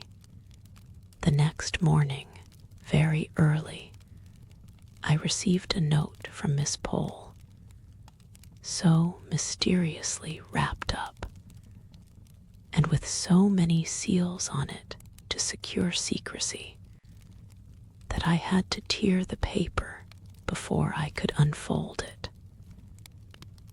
And when I came to the writing, I could hardly understand the meaning. It was so involved and oracular. I made out, however, that I was to go to Miss Pole, S, at 11 o'clock, the number 11 being written in full length as well as in numerals, and AM twice dashed under, as if I were very likely to come at 11 at night, when all Cranford was usually abed and asleep by 10. There was no signature except Miss Pole's initials reversed, P. But as Martha had given me the note, with Miss Pole's kind regards, it needed no wizard to find out who sent it. And if the writer's name was to be kept secret, it was very well that I was alone when Martha delivered it. I went as requested to Miss Pole, S. The door was opened to me by her little maid, Lizzie, in Sunday trim, as if some grand event was impending over this workday. And the drawing-room upstairs was arranged in accordance with this idea. The table was set out with the best green cardcloth and writing materials upon it. On the little chiffonier was a tray with a newly decanted bottle of cowslip wine and some ladies' finger biscuits. Miss Pole herself was in solemn array, as if to receive visitors, although it was only 11 o'clock. Mrs. Forrester was there, crying quietly and sadly, and my arrival seemed only to call forth fresh tears. Before we had finished our greetings, performed with lugubrious mystery of demeanor, there was another rat-tat-tat, and Mrs. Fitz-Adam appeared, crimson with walking and excitement. It seemed as if this was all the company expected, for now Miss Pole made several demonstrations of being about to open the business of the meeting, by stirring the fire, opening and shutting the door, and coughing and blowing her nose. Then she arranged us all round the table, taking care to place me opposite to her. And last of all, she inquired of me if the sad report was true, as she feared it was, that Miss Mattie had lost all her fortune. Of course, I had but one answer to make, and I never saw more unaffected sorrow depicted on any countenances than I did there on the three before me. "I wish Mrs. Jamieson was here," said Mrs. Forrester at last. But to judge from Mrs. Fitz-Adam's face, she could not second the wish. "But without Mrs. Jamieson," said Miss Pole, with just a sound of offended merit in her voice, "we, the ladies of Cranford, in my drawing room assembled can resolve upon something. I imagine we are none of us what may be called rich, though we all possess a genteel competency, sufficient for tastes that are elegant and refined, and would not, if they could, be vulgarly ostentatious. Here I observed Miss Pole refer to a small card concealed in her hand, on which I imagine she had put down a few notes. Miss Smith, she continued, addressing me, familiarly known as Mary, to all the company assembled. But this was a state occasion. I have conversed in private. I made it my business to do so yesterday afternoon with these ladies on the misfortune which has happened to our friend, and one and all of us have agreed that while we have a superfluity, it is not only a duty, but a pleasure, a true pleasure, Mary. Her voice was rather choked just here, and she had to wipe her spectacles before she could go on. To give what we can to assist her, Miss Matilda Jenkins. Only in consideration of the feelings of delicate independence existing in the mind of every refined female, I was sure she had got back to the card now. We wished to contribute our mites in a secret and concealed manner, so as not to hurt the feelings I have referred to, and our object in requesting you to meet us this morning is that, believing you are the daughter, that your father is, in fact, her confidential adviser in all pecuniary matters, we imagined that, by consulting with him, you might devise some mode in which our contribution could be made to appear the legal due which Miss Matilda Jenkins ought to receive from. Probably your father, knowing her investments, can fill up the blank. Miss Pole concluded her address and looked round for approval and agreement. I have expressed your meaning, ladies, have I not? And while Miss Smith considers what reply to make, allow me to offer you some little refreshment. I had no great reply to make. I had more thankfulness at my heart for their kind thoughts than I cared to put into words, and so I only mumbled out something to the effect that I would name what Miss Pole had said to my father, and that if anything could be arranged for dear Miss Mattie. And here I broke down utterly, and had to be refreshed with a glass of cowslip wine before I could check the crying which had been repressed for the last 2 or 3 days. The worst was, all the ladies cried in concert. Even Miss Pole cried, who had said 100 times that to betray emotion before anyone was a sign of weakness and want of self-control. She recovered herself into a slight degree of impatient anger directed against me, as having set them all off, and, moreover, I think she was vexed that I could not make a speech back in return for hers. And if I had known beforehand what was to be said, and had a card on which to express the probable feelings that would rise in my heart, I would have tried to gratify her.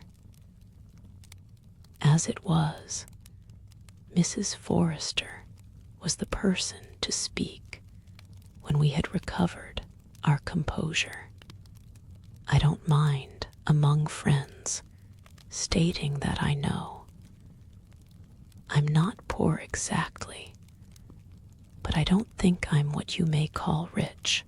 I wish I were, for dear Miss Mattie's sake.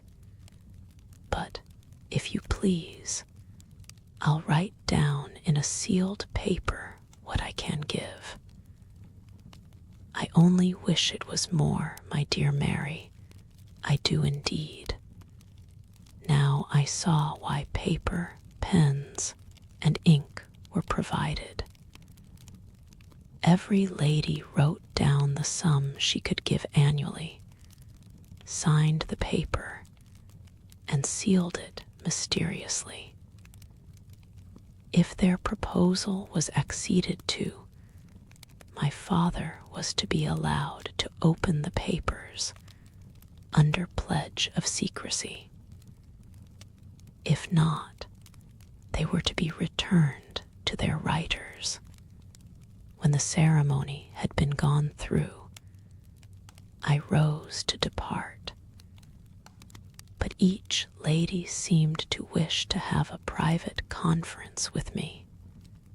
Miss Pole kept me in the drawing room to explain why, in Mrs. Jamison's absence, she had taken the lead in this movement, as she was pleased to call it, and also to inform me that she had heard from good sources that Mrs. Jamison was coming home directly in a state of high displeasure against her sister-in-law, who was forthwith to leave her house, and was, she believed, to return to Edinburgh that very afternoon.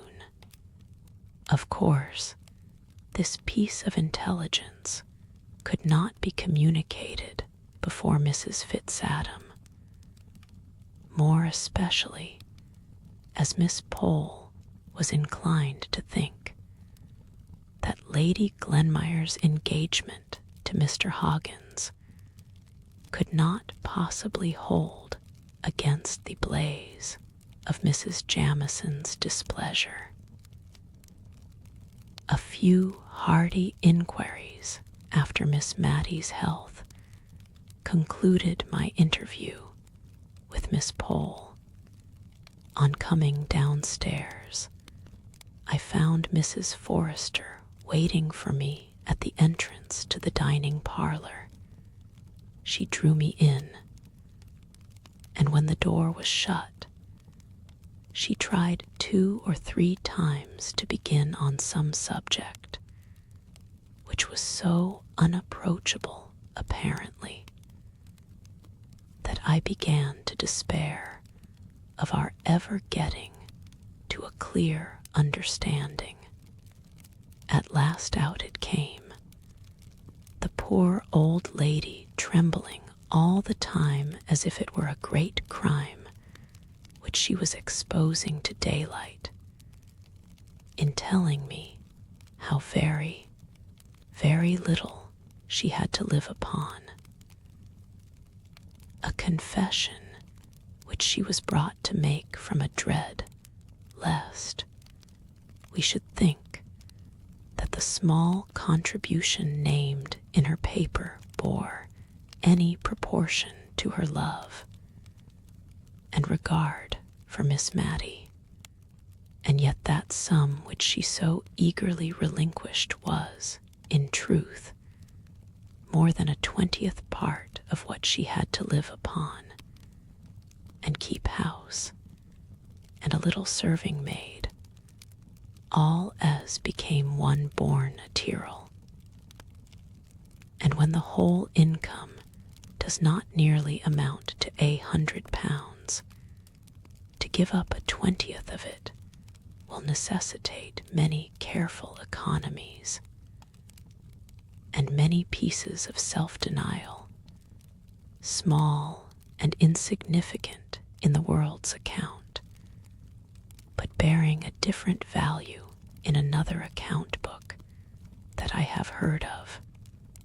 She did so wish she was rich, she said, and this wish she kept repeating, with no thought of herself in it, only with a longing, yearning desire to be able to heap up Miss Mattie's measure of comforts.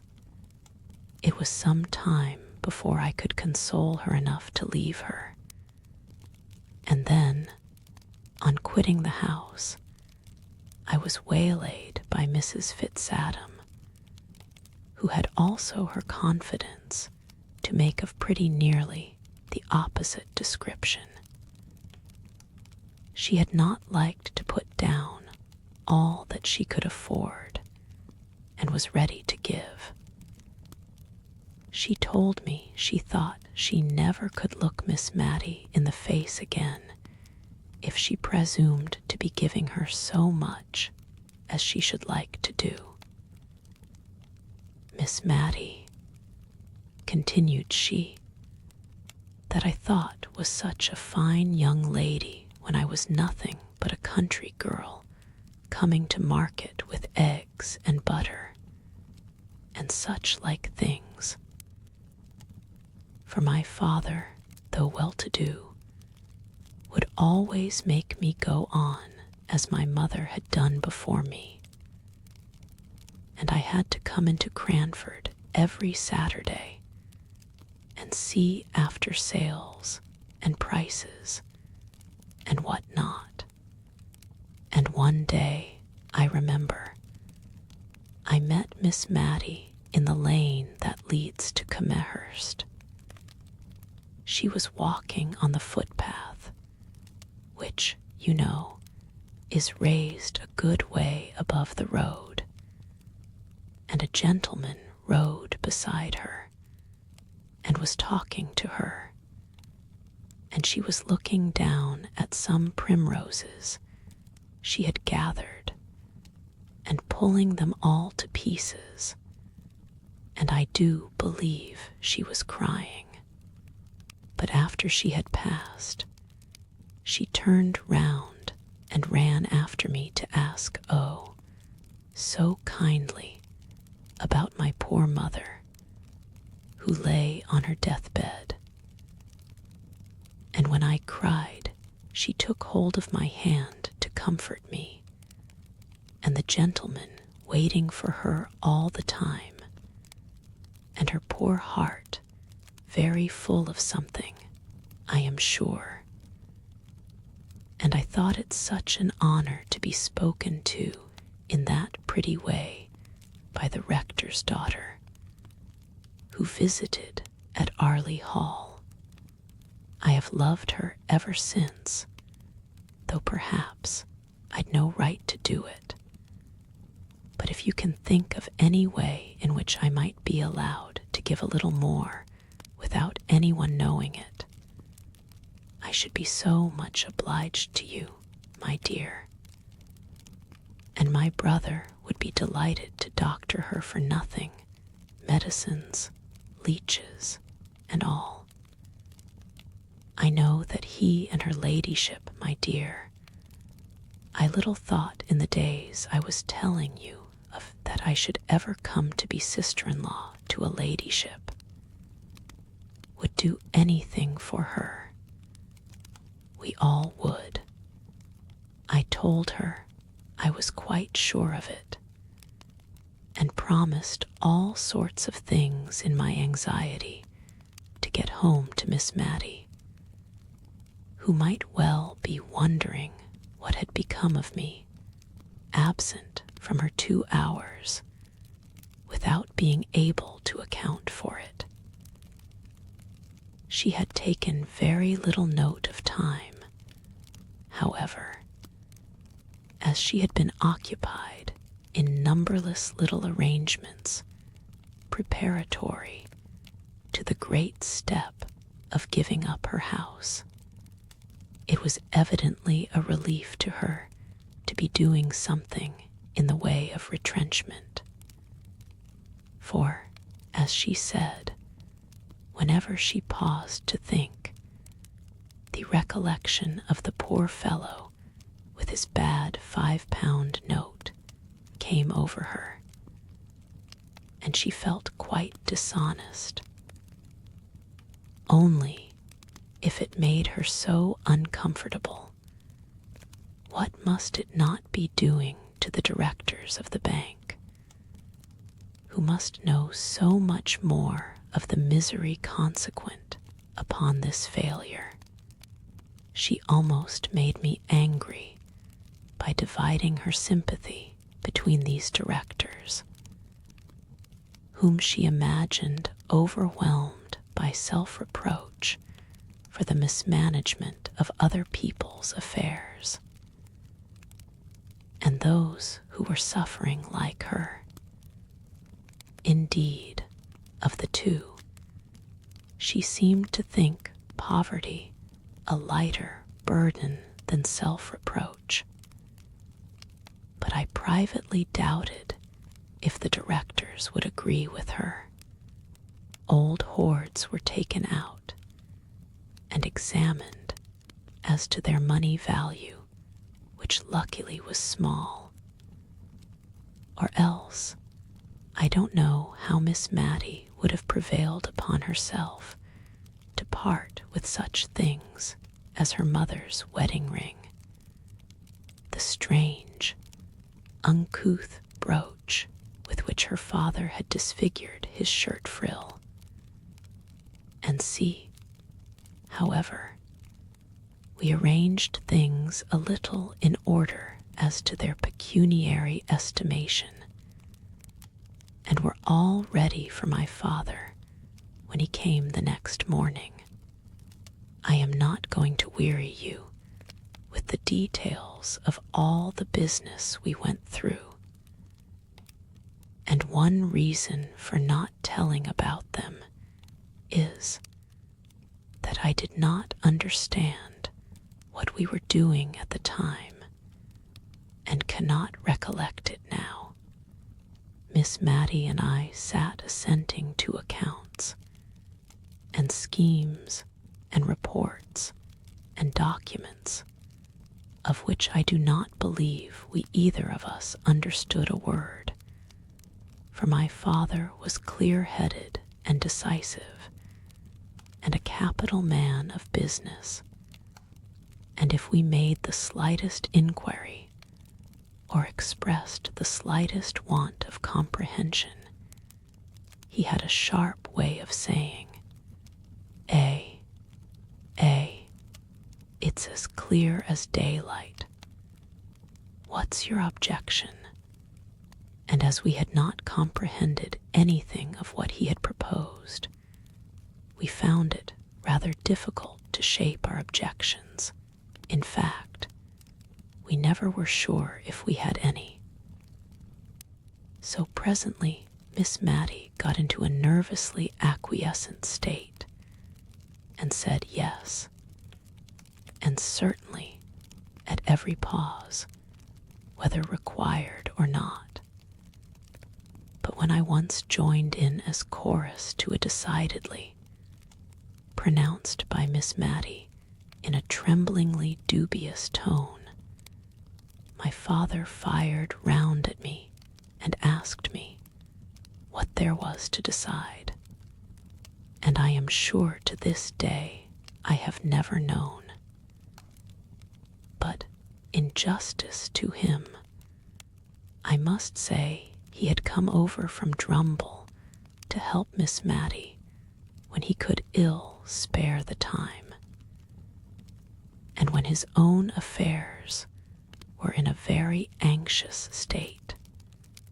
Miss Mattie and I sat assenting to accounts, while Miss Mattie was out of the room giving orders for luncheon, and sadly perplexed between her desire of honoring my father by a delicate, dainty meal, and her conviction that she had no right, now that all her money was gone, to indulge this desire. I told him of the meeting of the Cranford ladies at Miss Pole's the day before. He kept brushing his hand before his eyes as I spoke, and when I went back to Martha's offer the evening before of receiving Miss Mattie as a lodger, he fairly walked away from me to the window and began drumming with his fingers upon it. Then he turned abruptly round and said, "See, Mary, how a good, innocent life makes friends all around. Confound it. I could make a good lesson out of it if I were a parson, but as it is, can't get a tail to my sentences, only I'm sure you feel what I want to say. You and I will have a walk after lunch and talk a bit more about these plans. The lunch, a hot savory mutton chop, and a little of the cold loin sliced and fried was now brought in. Every morsel of this last dish was finished, to Martha's great gratification. Then my father bluntly told Miss Mattie he wanted to talk to me alone, and that he would stroll out and see some of the old places, and then I could tell her what plan we thought desirable. Just before we went out, she called me back and said, "Remember, dear, I'm the only one left, I mean. There's no one to be hurt by what I do. I'm willing to do anything that's right and honest, and I don't think, if Deborah knows where she is, she'll care so very much if I'm not genteel, because, you see, she'll know all, dear. Only let me see what I can do, and pay the poor people as far as I'm able." I gave her a hearty kiss and ran after my father. The result of our conversation was this. If all parties were agreeable, Martha and Jem were to be married with as little delay as possible, and they were to live on in Miss Mattie's present abode. The sum which the Cranford ladies had agreed to contribute annually being sufficient to meet the greater part of the rent, and leaving Martha free to appropriate what Miss Mattie should pay for her lodgings to any little extra comforts required. About the sale, my father was dubious at first. He said the old rectory furniture, however carefully used and reverently treated, would fetch very little, and that little would be but as a drop in the sea of the debts of the town and county bank. But when I represented how Miss Mattie's tender conscience would be soothed by feeling that she had done what she could, he gave way, especially after I had told him the £5 note adventure, and he had scolded me well for allowing it. I then alluded to my idea that she might add to her small income by selling tea, and to my surprise, for I had nearly given up the plan, my father grasped at it with all the energy of a tradesman. I think he reckoned his chickens before they were hatched, for he immediately ran up the profits of the sales that she could effect in Cranford to more than £20 a year. The small dining parlor was to be converted into a shop, without any of its degrading characteristics. A table was to be the counter. One window was to be retained unaltered, and the other changed into a glass door. I evidently rose in his estimation for having made this bright suggestion. I only hoped we should not both fall in Miss Mattie S., but she was patient and content with all our arrangements. She knew, she said, that we should do the best we could for her, and she only hoped, only stipulated, that she should pay every farthing that she could be said to owe for her father's sake, who had been so respected in Cranford. My father and I had agreed to say as little as possible about the bank, indeed, never to mention it again, if it could be helped.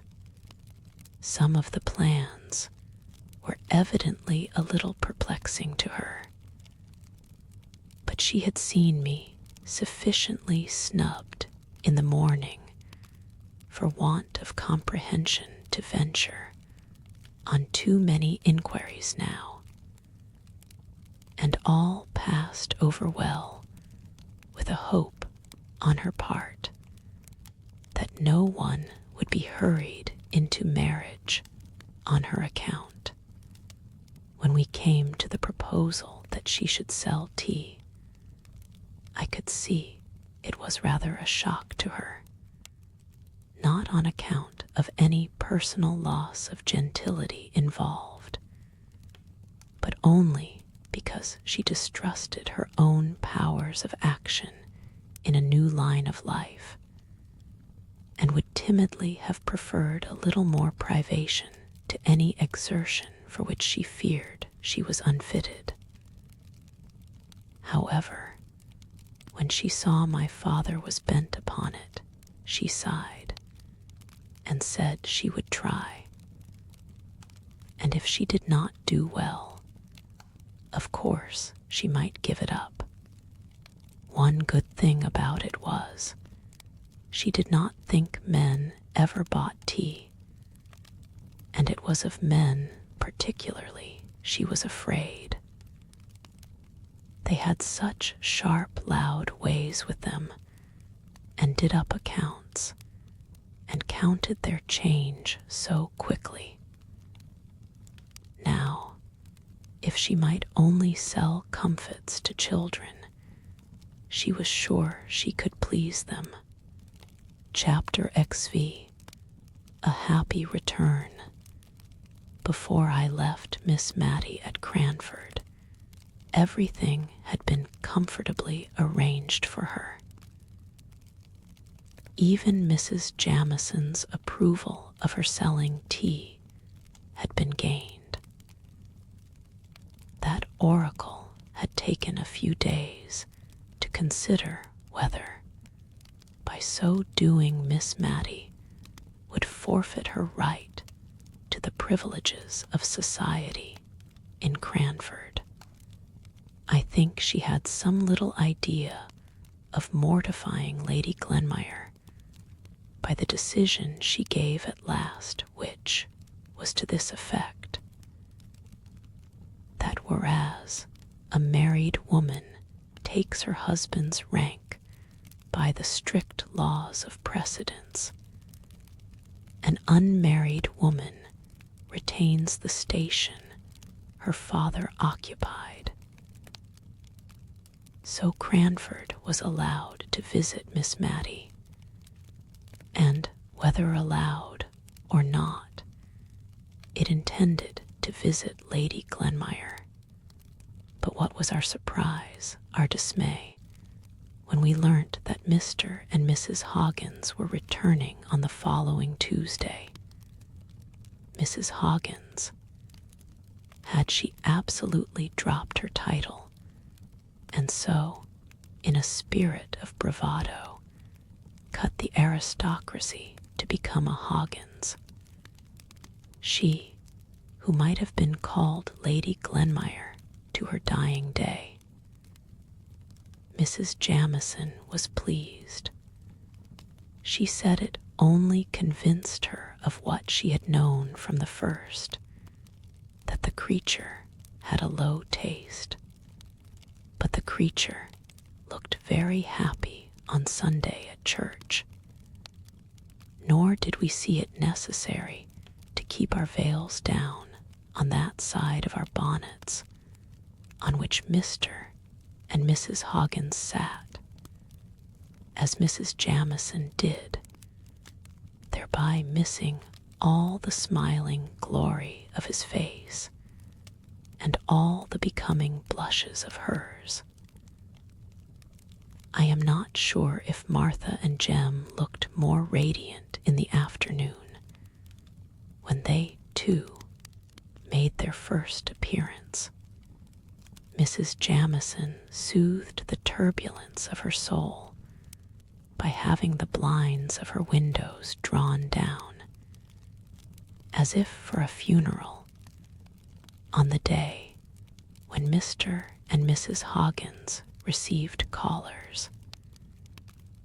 And it was with some difficulty that she was prevailed upon to continue the St. James's Chronicle.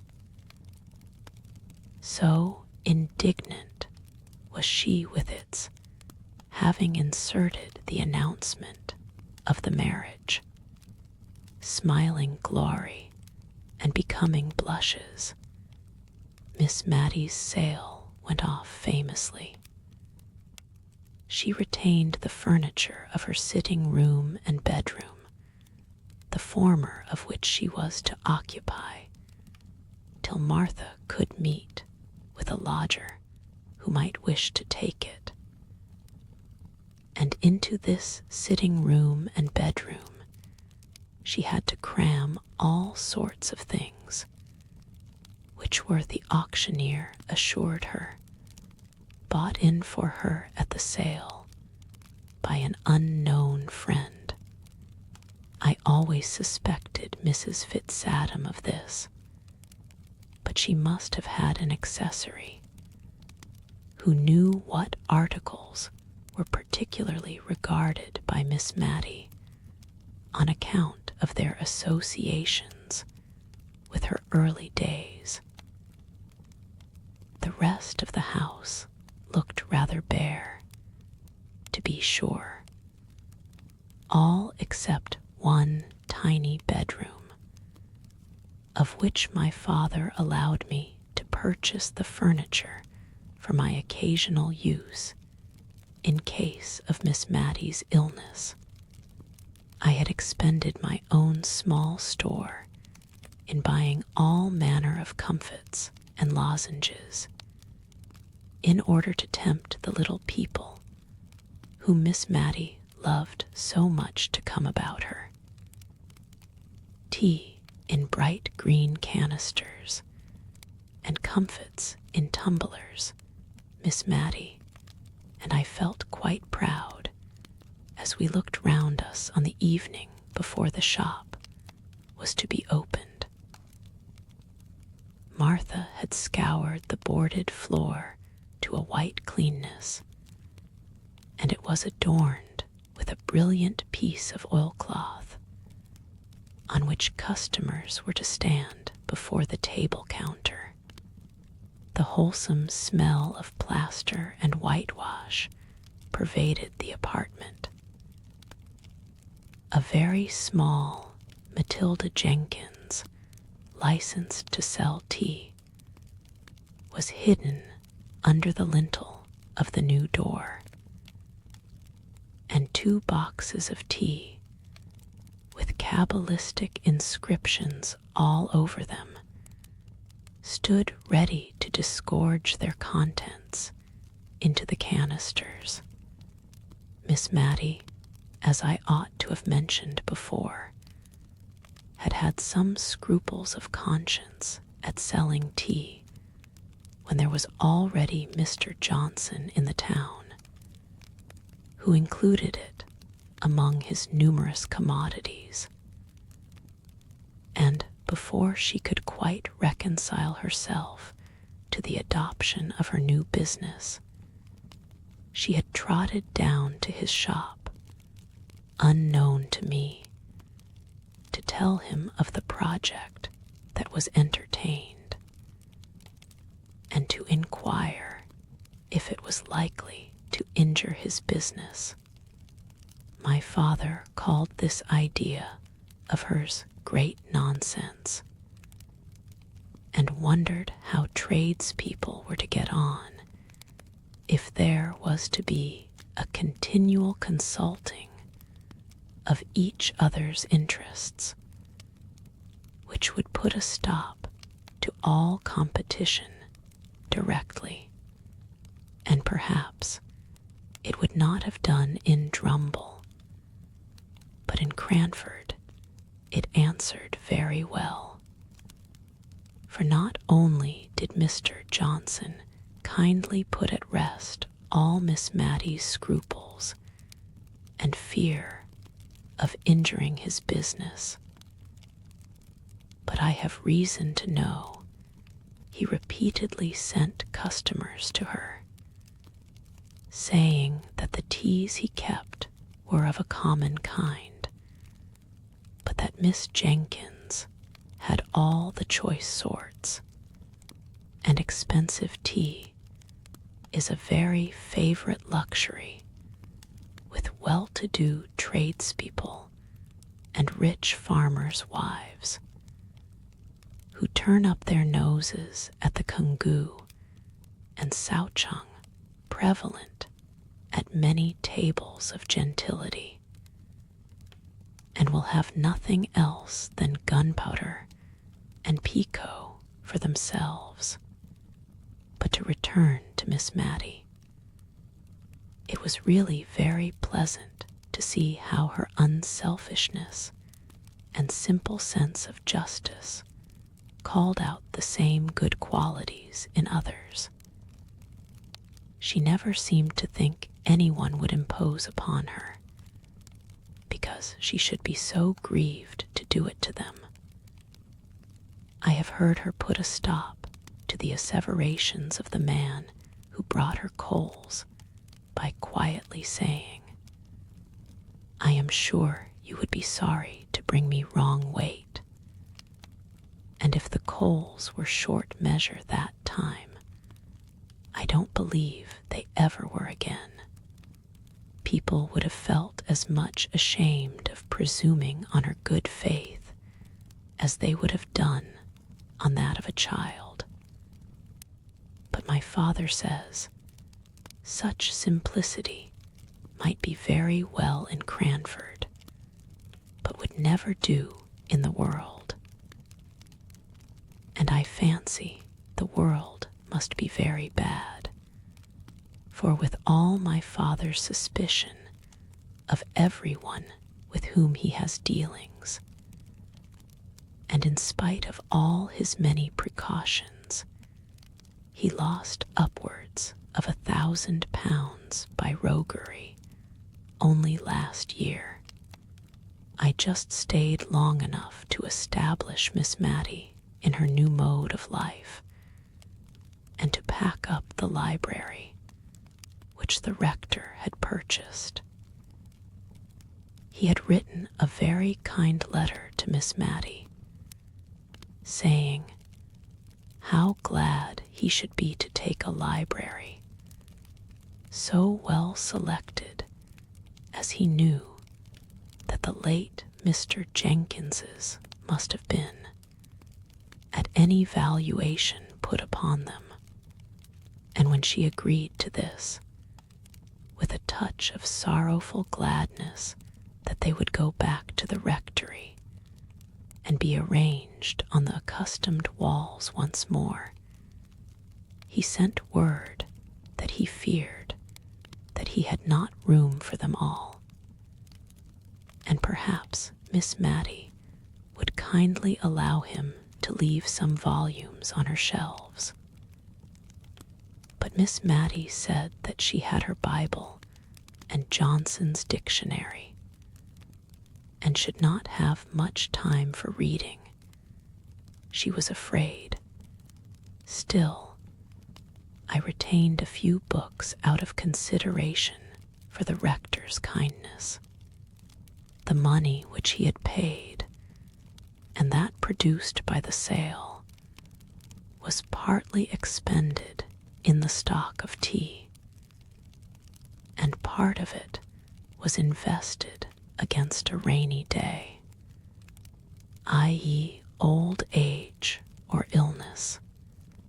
It was but a small sum, it is true, and it occasioned a few evasions of truth and white lies, all of which I think very wrong indeed in theory, and would rather not put them in practice, for we knew Miss Mattie would be perplexed as to her duty if she were aware of any little reserve fund being made for her while the debts of the bank remained unpaid. Moreover, she had never been told of the way in which her friends were contributing to pay the rent. I should have liked to tell her this, but the mystery of the affair gave a piquancy to their deed of kindness, which the ladies were unwilling to give up. And at first, Martha had to shirk many a perplexed question as to her ways and means of living in such a house. But by and by, Miss Mattie's prudent uneasiness sank down into acquiescence with the existing arrangement. I left Miss Mattie with a good heart. Her sales of tea during the first 2 days had surpassed my most sanguine expectations. The whole country round seemed to be all out of tea at once. The only alteration I could have desired in Miss Mattie's way of doing business was that she should not have so plaintively entreated some of her customers not to buy green tea, running it down as a slow poison, sure to destroy the nerves and produce all manner of evil. Their pertinacity in taking it, in spite of all her warnings, distressed her so much that I really thought she would relinquish the sale of it, and so lose half her custom. And I was driven to my wits' end for instances of longevity entirely attributable to a persevering use of green tea. But the final argument which settled the question was a happy reference of mine to the train oil and tallow candles, which the Esquimaux not only enjoy but digest. After that she acknowledged that one man's meat might be another man's poison, and contented herself thenceforward with an occasional remonstrance when she thought the purchaser was too young and innocent to be acquainted with the evil effects green tea produced on some constitutions, and an habitual sigh when people old enough to choose more wisely would prefer it. I went over from Drumble once a quarter at least to to settle the accounts and see after the necessary business letters. And speaking of letters, I began to be very much ashamed of remembering my letter to the Aga Jenkins, and very glad I had never named my writing to anyone. I only hoped the letter was lost. No answer came. No sign was made. About a year after Miss Mattie set up shop, I received one of Martha's hieroglyphics, begging me to come to Cranford very soon. I was afraid that Miss Mattie was ill, and went off that very afternoon, and took Martha by surprise when she saw me on opening the door. We went into the kitchen as usual to have our confidential conference, and then Martha told me she was expecting her confinement very soon, in a week or two, and she did not think Miss Mattie was aware of it, and she wanted me to break the news to her.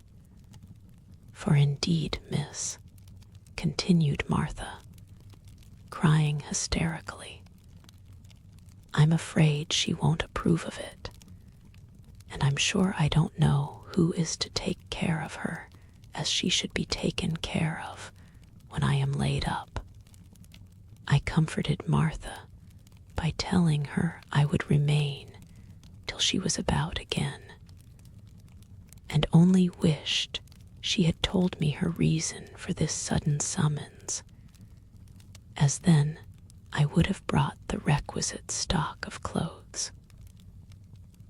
But Martha was so tearful and tender-spirited, and unlike her usual self, that I said as little as possible about myself, and endeavored rather to comfort Martha under all the probable and possible misfortunes which came crowding upon her imagination. I then stole out of the house door and made my appearance as if I were a customer in the shop, just to take Miss Mattie by surprise and gain an idea of how she looked in her new situation. It was warm May weather, so only the little half door was closed, and Miss Mattie sat behind the counter, knitting an elaborate pair of garters. Elaborate they seemed to me, but the difficult stitch was no weight upon her mind, for she was singing in a low voice to herself as her needles went rapidly in and out.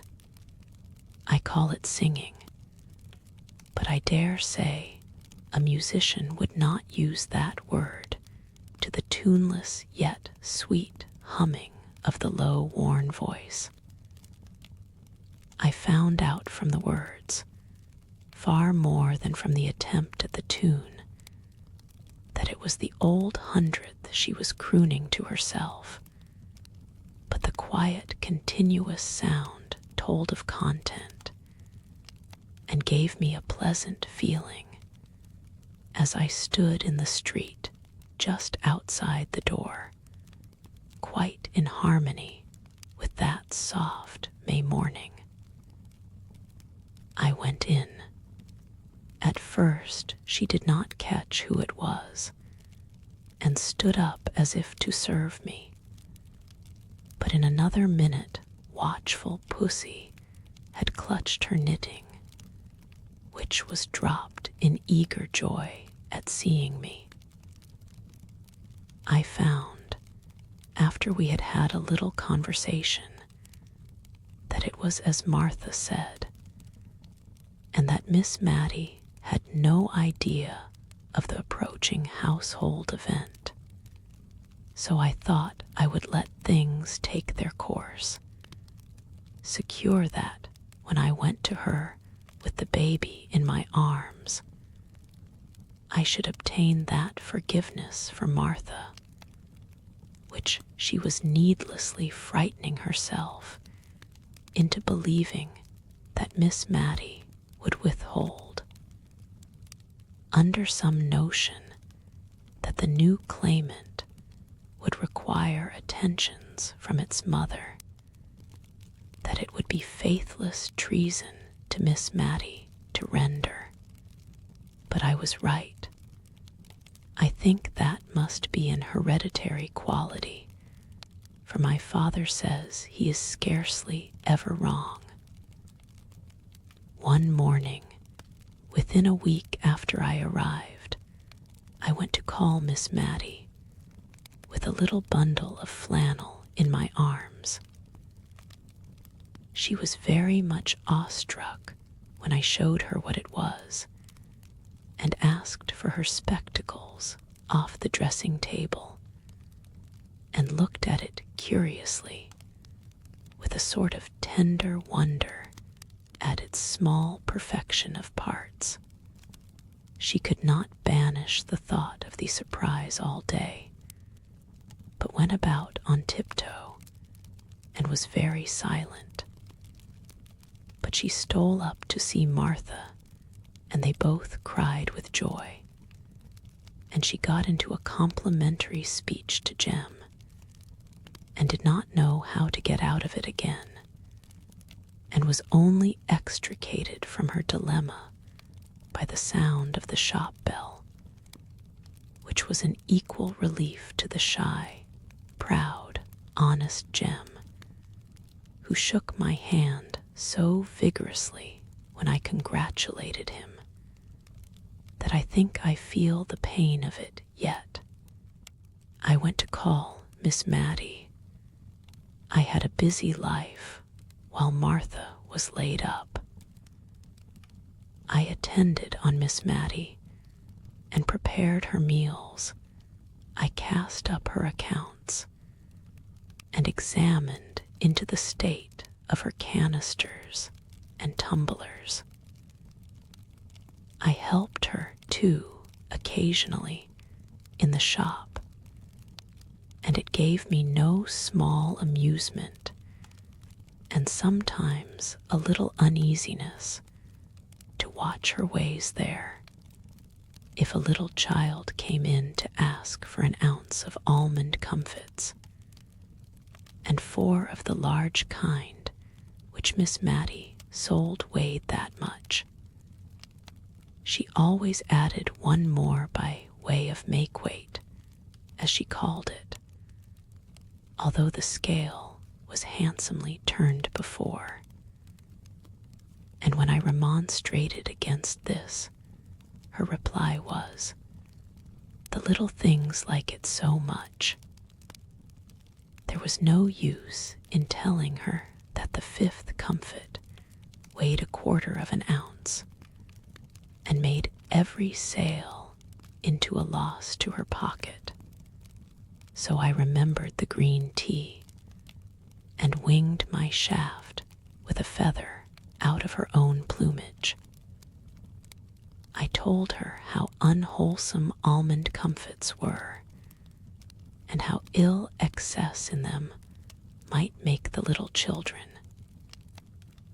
This argument produced some effect, for henceforward, instead of the 5th comfit, she always told them to hold out their tiny palms, into which she shook either peppermint or ginger lozenges, as a preventive to the dangers that might arise from the previous sale. Altogether, the lozenge trade, conducted on these principles, did not promise to be remunerative, but I was happy to find she had made more than £20 during the last year by her sales of tea, and moreover, that now she was accustomed to it. She did not dislike the employment, which brought her into kindly intercourse with many of the people round about. If she gave them good weight, they in their turn brought many a little country present to the old rector's daughter, a cream cheese, a few new-laid eggs, a little fresh ripe fruit, a bunch of flowers. The counter was quite loaded with these offerings sometimes, as she told me. As for Cranford in general, it was going on much as usual. The Jamison and Hoggins feud still raged, if a feud it could be called, when only one side cared much about it. Mr. and Mrs. Hoggins were very happy together, and like most very happy people, quite ready to be friendly. Indeed, Mrs. Hoggins was really desirous to be restored to Mrs. Jamison's good graces because of the former intimacy, but Mrs. Jamison considered their very happiness an insult to the Glenmire family, to which she had still the honor to belong, and she doggedly refused and rejected every advance. Mr. Mulliner, like a faithful clansman, espoused his mistress's side with ardor. If he saw either Mr. or Mrs. Hoggins, he would cross the street and appear absorbed in the contemplation of life in general, and his own path in particular, until he had passed them by. Miss Pole used to amuse herself with wondering what in the world Mrs. Jamison would do if either she or Mr. Mulliner or any other member of her household was taken ill. She could hardly have the face to call in Mr. Hoggins after the way she had behaved to them. Miss Pole grew quite impatient for some indisposition or accident to befall Mrs. Jamison or her dependents, in order that Cranford might see how she would act under the perplexing circumstances. Martha was beginning to go about again, and I had already fixed a limit, not very far distant, to my visit, when one afternoon, as I was sitting in the shop parlor with Miss Mattie, I remember the weather was colder now than it had been in May, 3 weeks before, and we had a fire and kept the door fully closed. We saw a gentleman go slowly past the window and then stand opposite to the door, as if looking out for the name which we had so carefully hidden. He took out a double eyeglass and peered about for some time before he could discover it.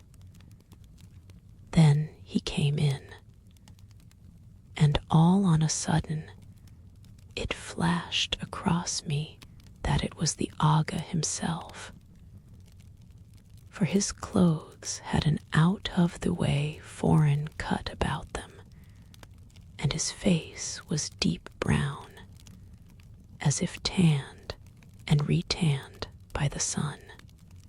His complexion contrasted oddly with his plentiful snow-white hair. His eyes were dark and piercing, and he had an odd way of contracting them and puckering up his cheeks into innumerable wrinkles when he looked earnestly at objects. He did so to Miss Mattie when he first came in.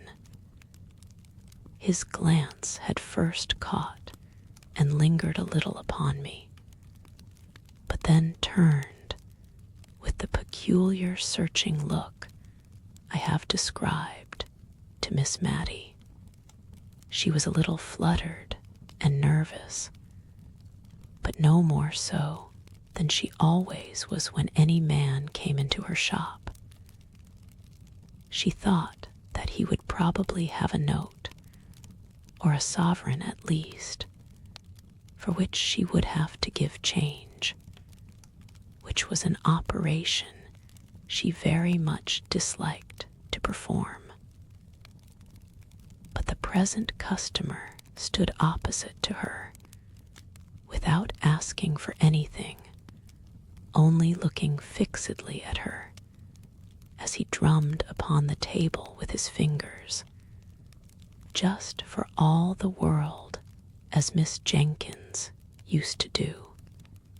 Miss Mattie was on the point of asking him what he wanted, as she told me afterwards, when he turned sharp to me.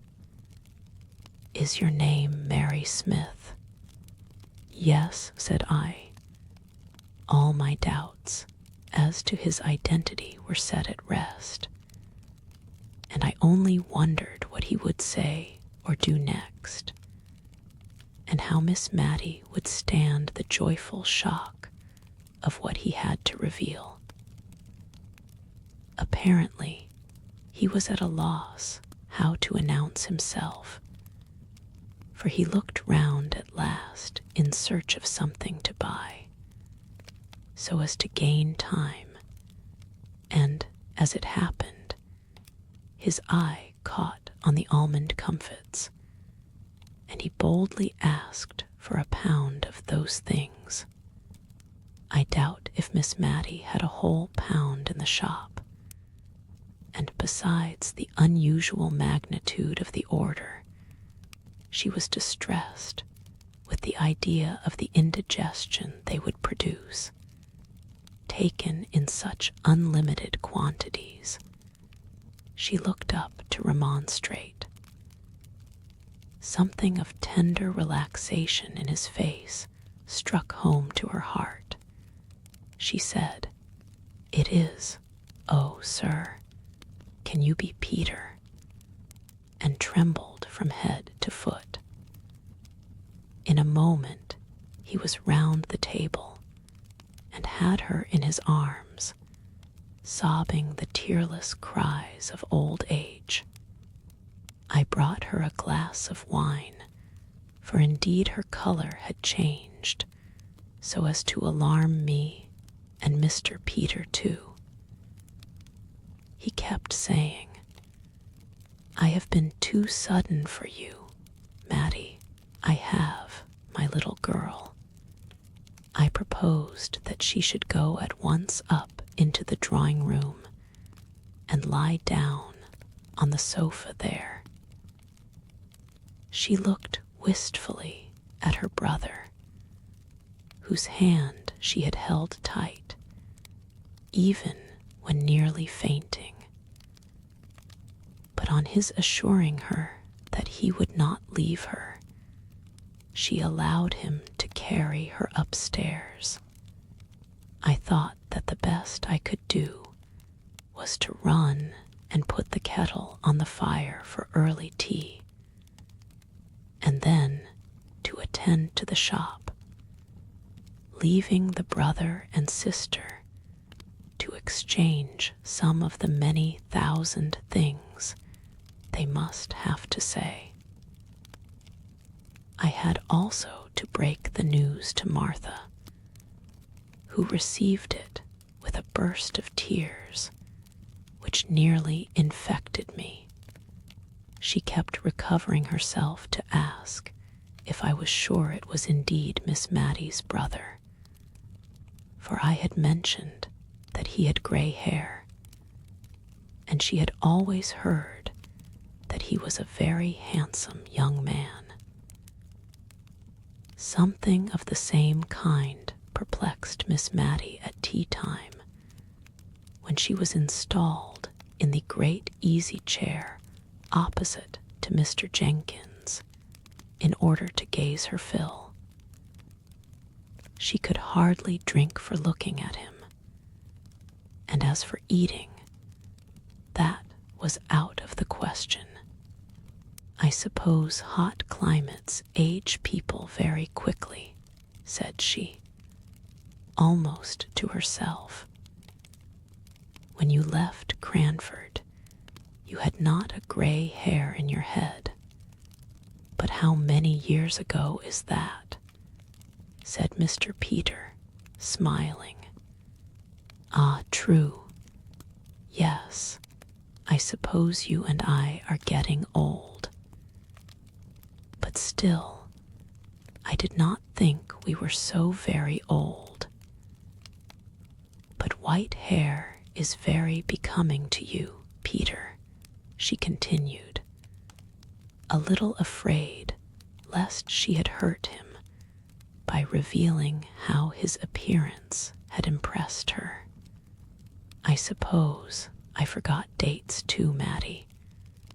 For what do you think I have brought for you from India?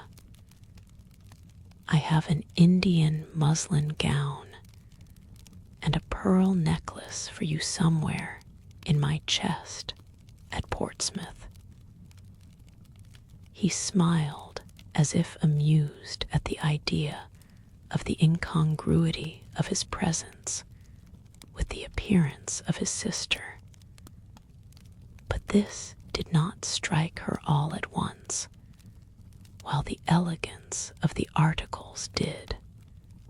I could see that for a moment her imagination dwelt complacently on the idea of herself thus attired, and instinctively she put her hand up to her throat, that little delicate throat which, as Miss Pole had told me, had been one of her youthful charms. But the hand met the touch of folds of soft muslin in which she was always swathed up to her chin, and the sensation recalled a sense of the unsuitableness of a pearl necklace to her age. She said, I'm afraid I'm too old, but it was very kind of you to think of it. They are just what I should have liked years ago when I was young. Oh, I thought, my little Matty. I remembered your tastes. They were so like my dear Mother S.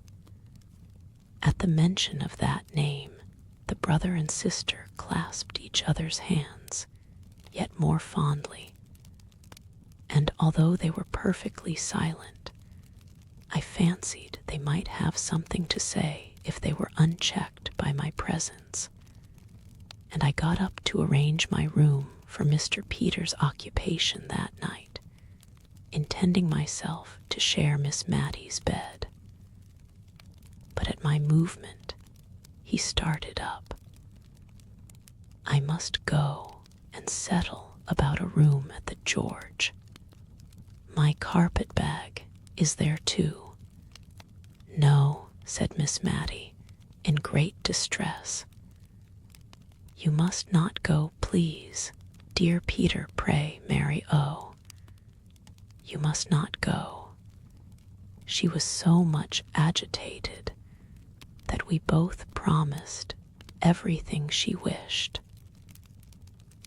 Peter sat down again and gave her his hand, which for better security she held in both of hers, and I left the room to accomplish my arrangements. Long, long into the night, far, far into the morning, did Miss Matty and I talk. She had much to tell me of her brother's life and adventures, which he had communicated to her as they had sat alone. She said all was thoroughly clear to her, but I never quite understood the whole story. And when in after days I lost my awe of Mr. Peter enough to question him myself, he laughed at my curiosity and told me stories that sounded so very much like Baron Munchausen S. that I was sure he was making fun of me. What I heard from Miss Mattie was that he had been a volunteer at the siege of Rangoon, had been taken prisoner by the Burmese, and somehow obtained favor and eventual freedom from knowing how to bleed the chief of the small tribe in some case of dangerous illness.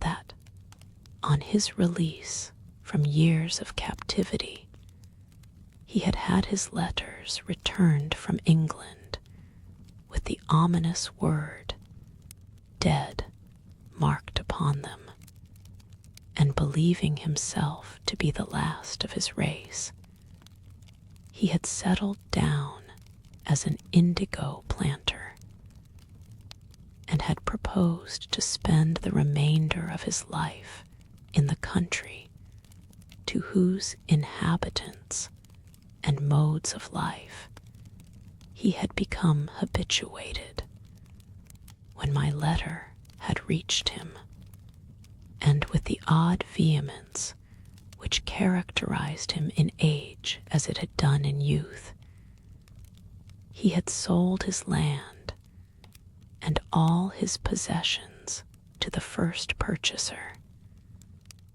and come home to the poor old sister, who was more glad and rich than any princess when she looked at him.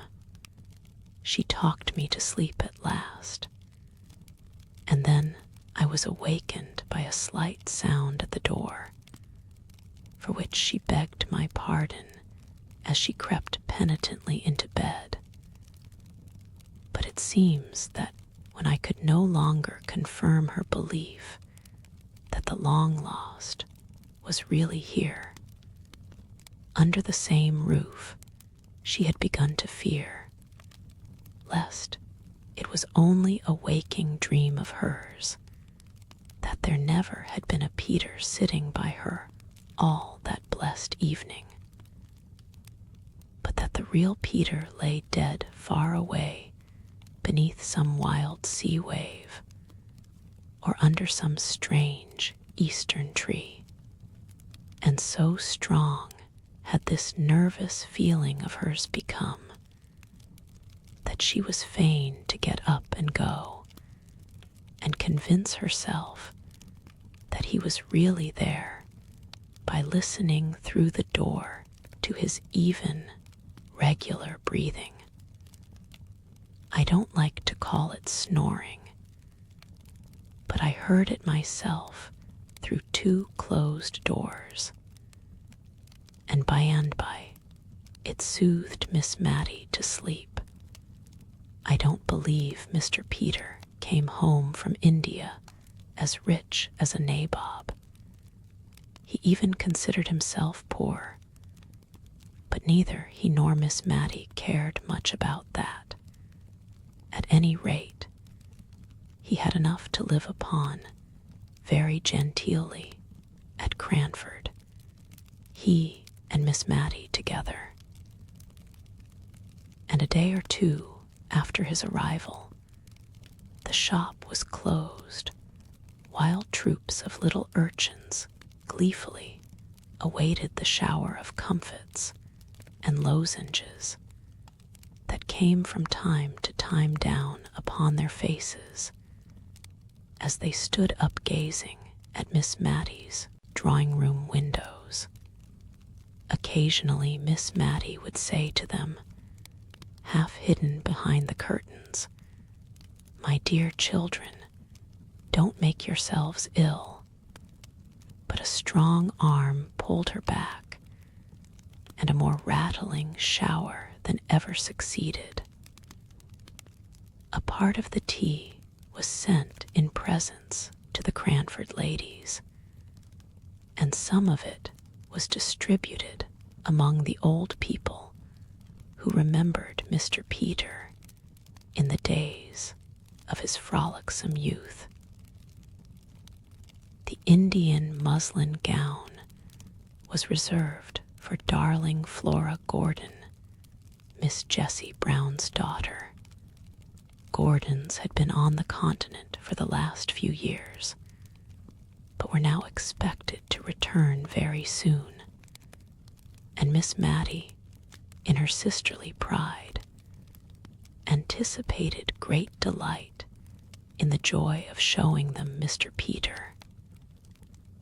The pearl necklace disappeared, and about that time many handsome and useful presents made their appearance in the households of Miss Pole and Mrs. Forrester, and some rare and delicate Indian ornaments graced the drawing rooms of Mrs. Jamison and Mrs. Fitzadam. I myself was not forgotten.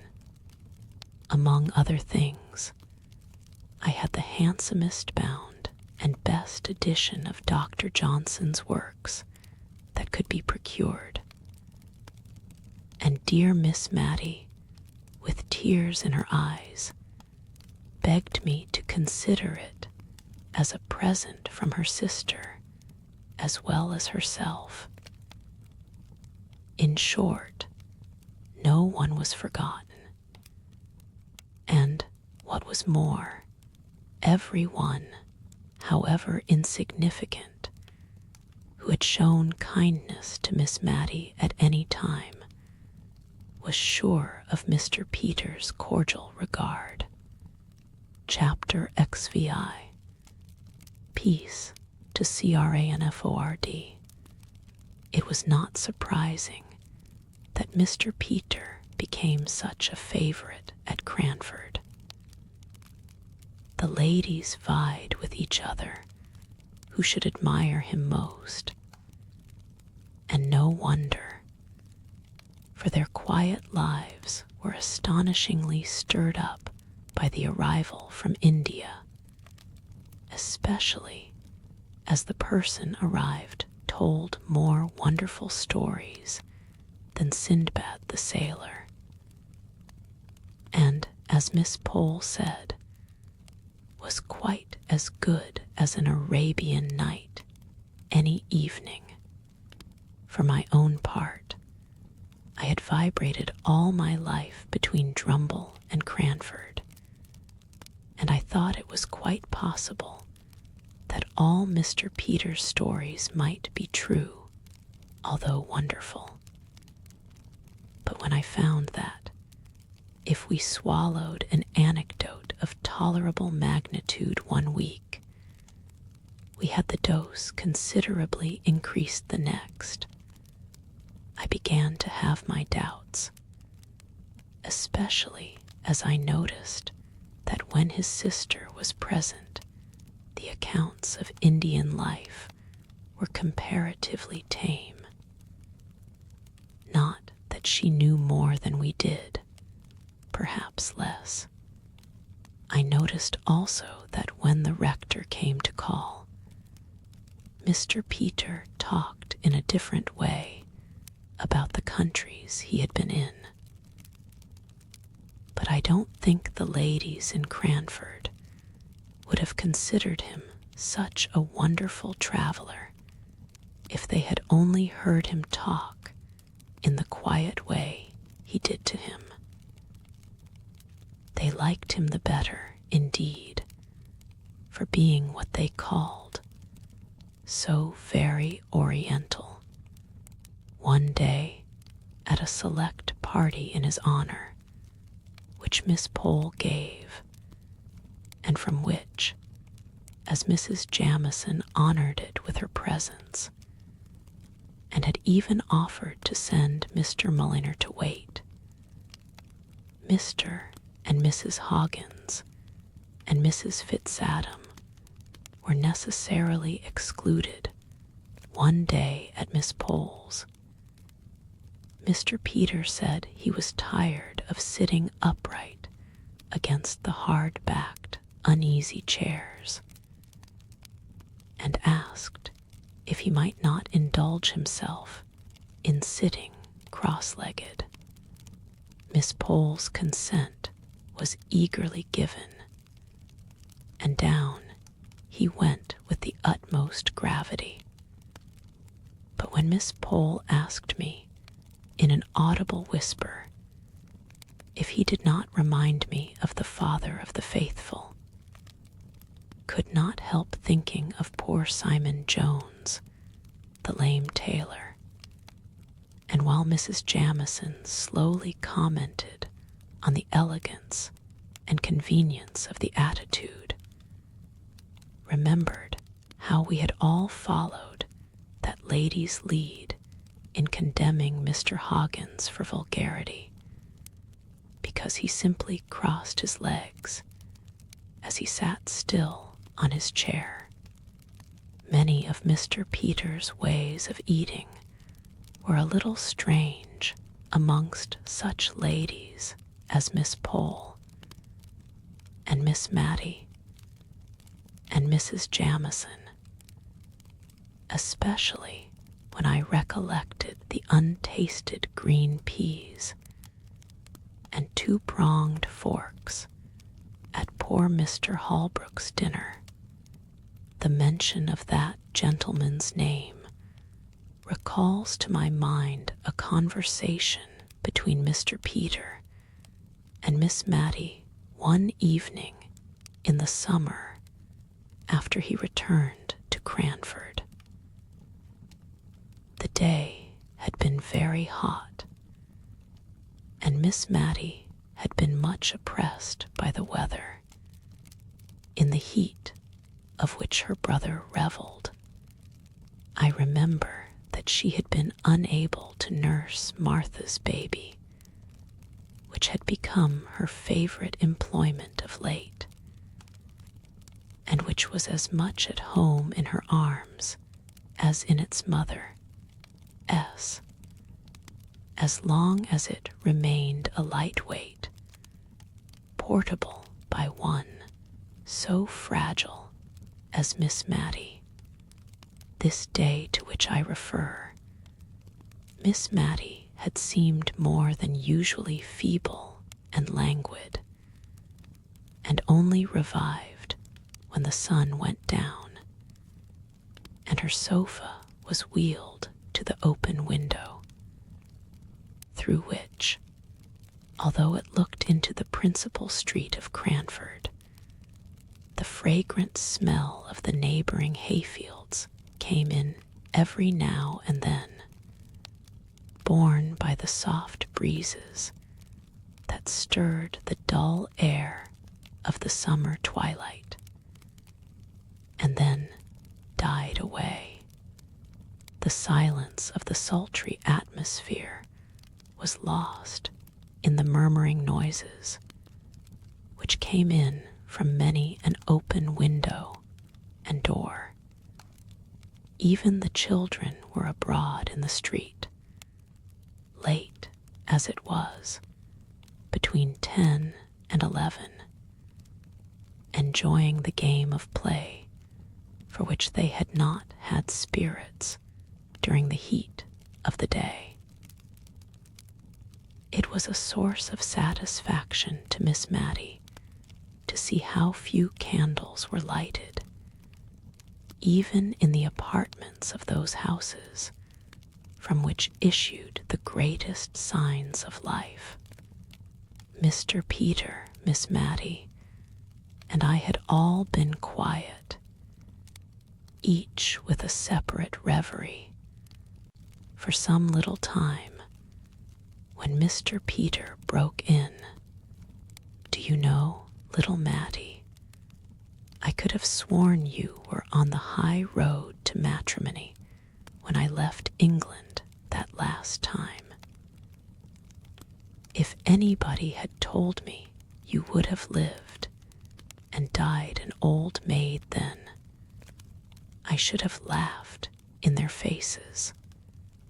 Miss Mattie made no reply, and I tried in vain to think of some subject which should effectually turn the conversation. But I was very stupid, and before I spoke, he went on. It was Holbrook, that fine manly fellow who lived at Woodley, that I used to think would carry off my little Mattie. You would not think it now, I dare say, Mary, but this sister of mine was once a very pretty girl, at least I thought so. And so I've a notion did poor Holbrook. What business had he to die before I came home to thank him for all his kindness to a good-for-nothing cub as I was? It was that made me first think he cared for you, for in all our fishing expeditions, it was Mattie we talked about. Poor Deborah. What a lecture she read me on having asked him home to lunch one day, when she had seen the Arley carriage in the town, and thought that my lady might call. Well, that's long years ago, more than half a lifetime, and yet it seems like yesterday. I don't know a fellow I should have liked better as a brother-in-law. You must have played your cards badly, my little Mattie. Somehow or another wanted your brother to be a good go-between. Little one, said he, putting out his hand to take hold of hers as she lay on the sofa. Why, what's this? You're shivering and shaking, Mattie, with that confounded open window. Shut it, Mary, this minute. I did so, and then stooped down to kiss Miss Mattie and see if she really were chilled. She caught at my hand and gave it a hard squeeze, but unconsciously, I think, for in a minute or two she spoke to us quite in her usual voice and smiled our uneasiness away, although she patiently submitted to the prescriptions we enforced of a warm bed and a glass of weak negus. I was to leave Cranford the next day, and before I went I saw that all the effects of the open window had quite vanished. I had superintended most of the alterations necessary in the house and household during the latter weeks of my stay. The shop was once more a parlor. The empty, resounding rooms again, furnished up to the very garrets. There had been some talk of establishing Martha and Jem in another house, but Miss Mattie would not hear of this. Indeed, I never saw her so much roused as when Miss Pole had assumed it to be the most desirable arrangement. As long as Martha would remain with Miss Mattie was only too thankful to have her about her. Yes, and Jem too, who was a very pleasant man to have in the house, for she never saw him from week's end to week's end. And as for the probable children, if they would all turn out such little darlings as her goddaughter Matilda, she should not mind the number, if Martha didn't. Besides, the next was to be called Deborah, a point which Miss Mattie had reluctantly yielded to Martha's stubborn determination that her firstborn was to be Matilda. So Miss Pole had to lower her colors, and even her voice, as she said to me that, as Mr. and Mrs. Hearn were still to go on living in the same house with Miss Mattie, we had certainly done a wise thing in hiring Martha's niece as an auxiliary. I left Miss Mattie and Mr. Peter most comfortable and contented, the only subject for regret to the tender heart of the one, and the social friendly nature of the other, being the unfortunate quarrel between Mrs. Jamison and the plebeian Hogginses and their following. In joke, I prophesied one day that this would only last until Mrs. Jamison or Mr. Mulliner were ill, in which case they would only be too glad to be friends with Mr. Hoggins. But Miss Mattie did not like my looking forward to anything like illness in so light a manner, and before the year was out all had come round in a far more satisfactory way. I received 2 Cranford letters on one auspicious October morning. Both Miss Pole and Miss Mattie wrote to ask me to come over and meet the Gordons, who had returned to England alive and well with their 2 children, now almost grown up. Dear Jessie Brown had kept her old kind nature, although she had changed her name and station, and she wrote to say that she and Major Gordon expected to be in Cranford on the 14th, and she hoped and begged to be remembered to Mrs. Jamison, named first, as became her honorable station. Miss Pole and Miss Mattie, could she ever forget their kindness to her poor father and sister, Mrs. Forrester, Mr. Hoggins, and here again came in an allusion to kindness shown to the dead long ago. His new wife, who as such must allow Mrs. Gordon to desire to make her acquaintance, and who was, moreover, an old Scotch friend of her husband's. In short, everyone was named, from the rector, who had been appointed to Cranford in the interim between Captain Brown's death and Miss Jessie's marriage, and was now associated with the latter event down to Miss Betty Barker. All were asked to the luncheon all, except Mrs. Fitzadam, who had come to live in Cranford since Miss Jessie Brown's days, and whom I found rather moping on account of the omission. People wondered at Miss Betty Barker's being included in the honorable list.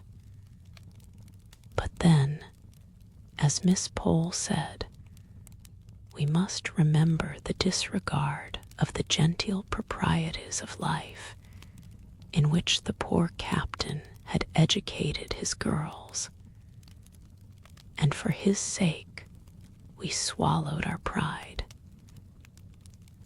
Indeed, Mrs. Jamison rather took it as a compliment, as putting Miss Betty formerly her maid, on a level with those Hogginses.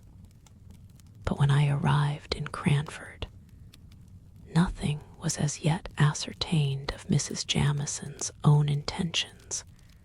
Would the honorable lady go, or would she not? Mr. Peter declared that she should, and she would. Miss Pole shook her head and desponded. But Mr. Peter was a man of resources. In the first place, he persuaded Miss Mattie to write to Mrs. Gordon and to tell her of Mrs. Fitzadam's existence, and to beg that one so kind and cordial and generous might be included in the pleasant invitation. An answer came back by return of post with a pretty little note for Mrs. Fitzadam, and a request that Miss Mattie would deliver it herself and explain the previous omission. Mrs. Fitzadam was as pleased as could be, and thanked Miss Mattie over and over again. Mr. Peter had said, "Leave Mrs. Jamison to me," so we did, especially as we knew nothing that we could do to alter her determination if once formed. I did not know, nor did Miss Mattie, how things were going on, until Miss Pole asked me, just the day before Mrs. Gordon came, if I thought there was anything between Mr. Peter and Mrs. Jamison in the matrimonial line, for that Mrs. Jamison was really going to the lunch at the George. She had sent Mr. Mulliner down to desire that there might be a footstool put to the warmest seat in the room, as she meant to come, and knew that their chairs were very high. Miss Pole had picked this piece of news up, and from it she conjectured all sorts of things, and bemoaned yet more. If Peter should marry, what would become of poor dear Miss Mattie? And Mrs. Jamison, of all people. Miss Pole seemed to think there were other ladies in Cranford who would have done more credit to his choice, and I think she must have had someone who was unmarried in her head, for she kept saying, it was so wanting in delicacy in a widow to think of such a thing. When I got back to Miss Mattie, I really did begin to think that Mr. Peter might be thinking of Mrs. Jamison for a wife, and I was as unhappy as Miss Pole about it. He had the proof sheet of a great placard in his hand. Signor BRUNONI, magician to the King of Delhi, the Raja of Oude, and the great Lama of Thibet, and C. was going to perform in Cranford for one night only, the very next night, and Miss Mattie, exultant, showed me a letter from the Gordons, promising to remain over this gaiety, which Miss Mattie said was entirely Peter's doing. He had written to ask the Signor to come, and was to be at all the expenses of the affair. Tickets were to be sent gratis to as many as the room would hold. In short, Miss Mattie was charmed with the plan, and said that tomorrow Cranford would remind her of the Preston Guild, to which she had been in her youth, a luncheon at the George with the dear Gordons, the signor in the assembly room in the evening. But I looked only at the fatal words, under the patronage of the HONOURABLE, MRSJAMISON. She then was chosen to preside over this entertainment of Mr. Peter S. She was perhaps going to displace my dear Miss Mattie in his heart, and make her life lonely once more.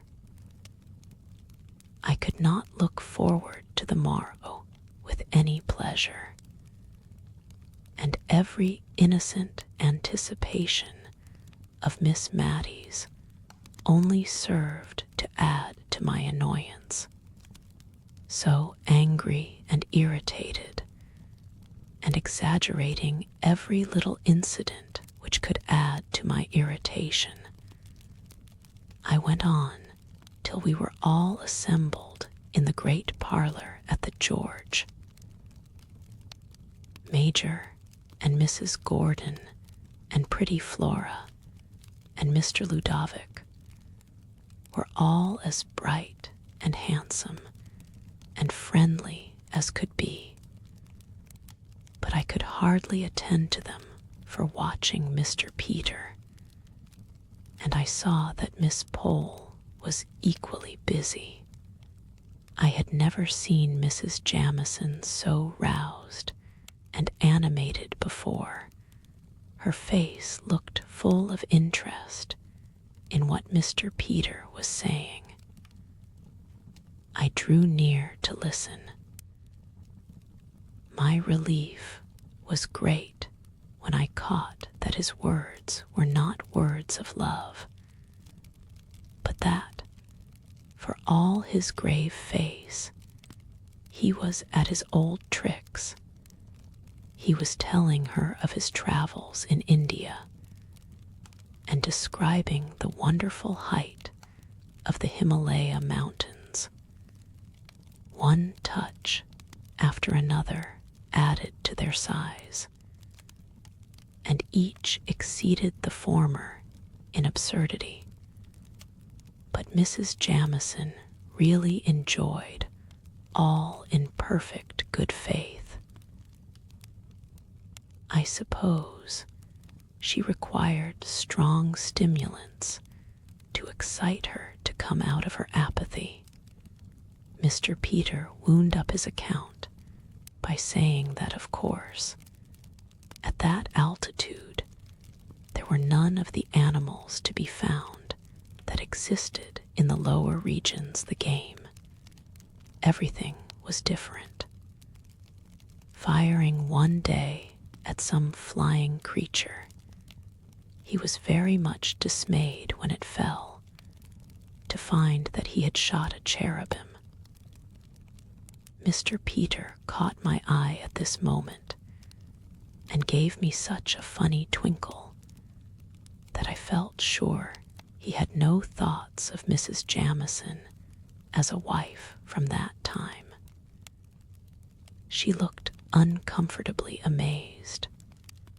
But Mr. Peter, shooting a cherubim, don't you think? I am afraid that was sacrilege. Mr. Peter composed his countenance in a moment, and appeared shocked at the idea, which, as he said truly enough, was now presented to him for the first time. But then Mrs. Jamison must remember that he had been living for a long time among savages, all of whom were heathens. Some of them, he was afraid, were downright dissenters. Then, seeing Miss Mattie draw near, he hastily changed the conversation, and after a little while, turning to me, he said, "Don't be shocked, prim little Mary, at all my wonderful stories. consider Mrs. Jamieson fair game, and besides I am bent on propitiating her, and the first step towards it is keeping her well awake. I bribed her here by asking her to let me have her name as patroness for my poor conjurer this evening, and I don't want to give her time enough to get up her rancor against the Hogginses, who are just coming in.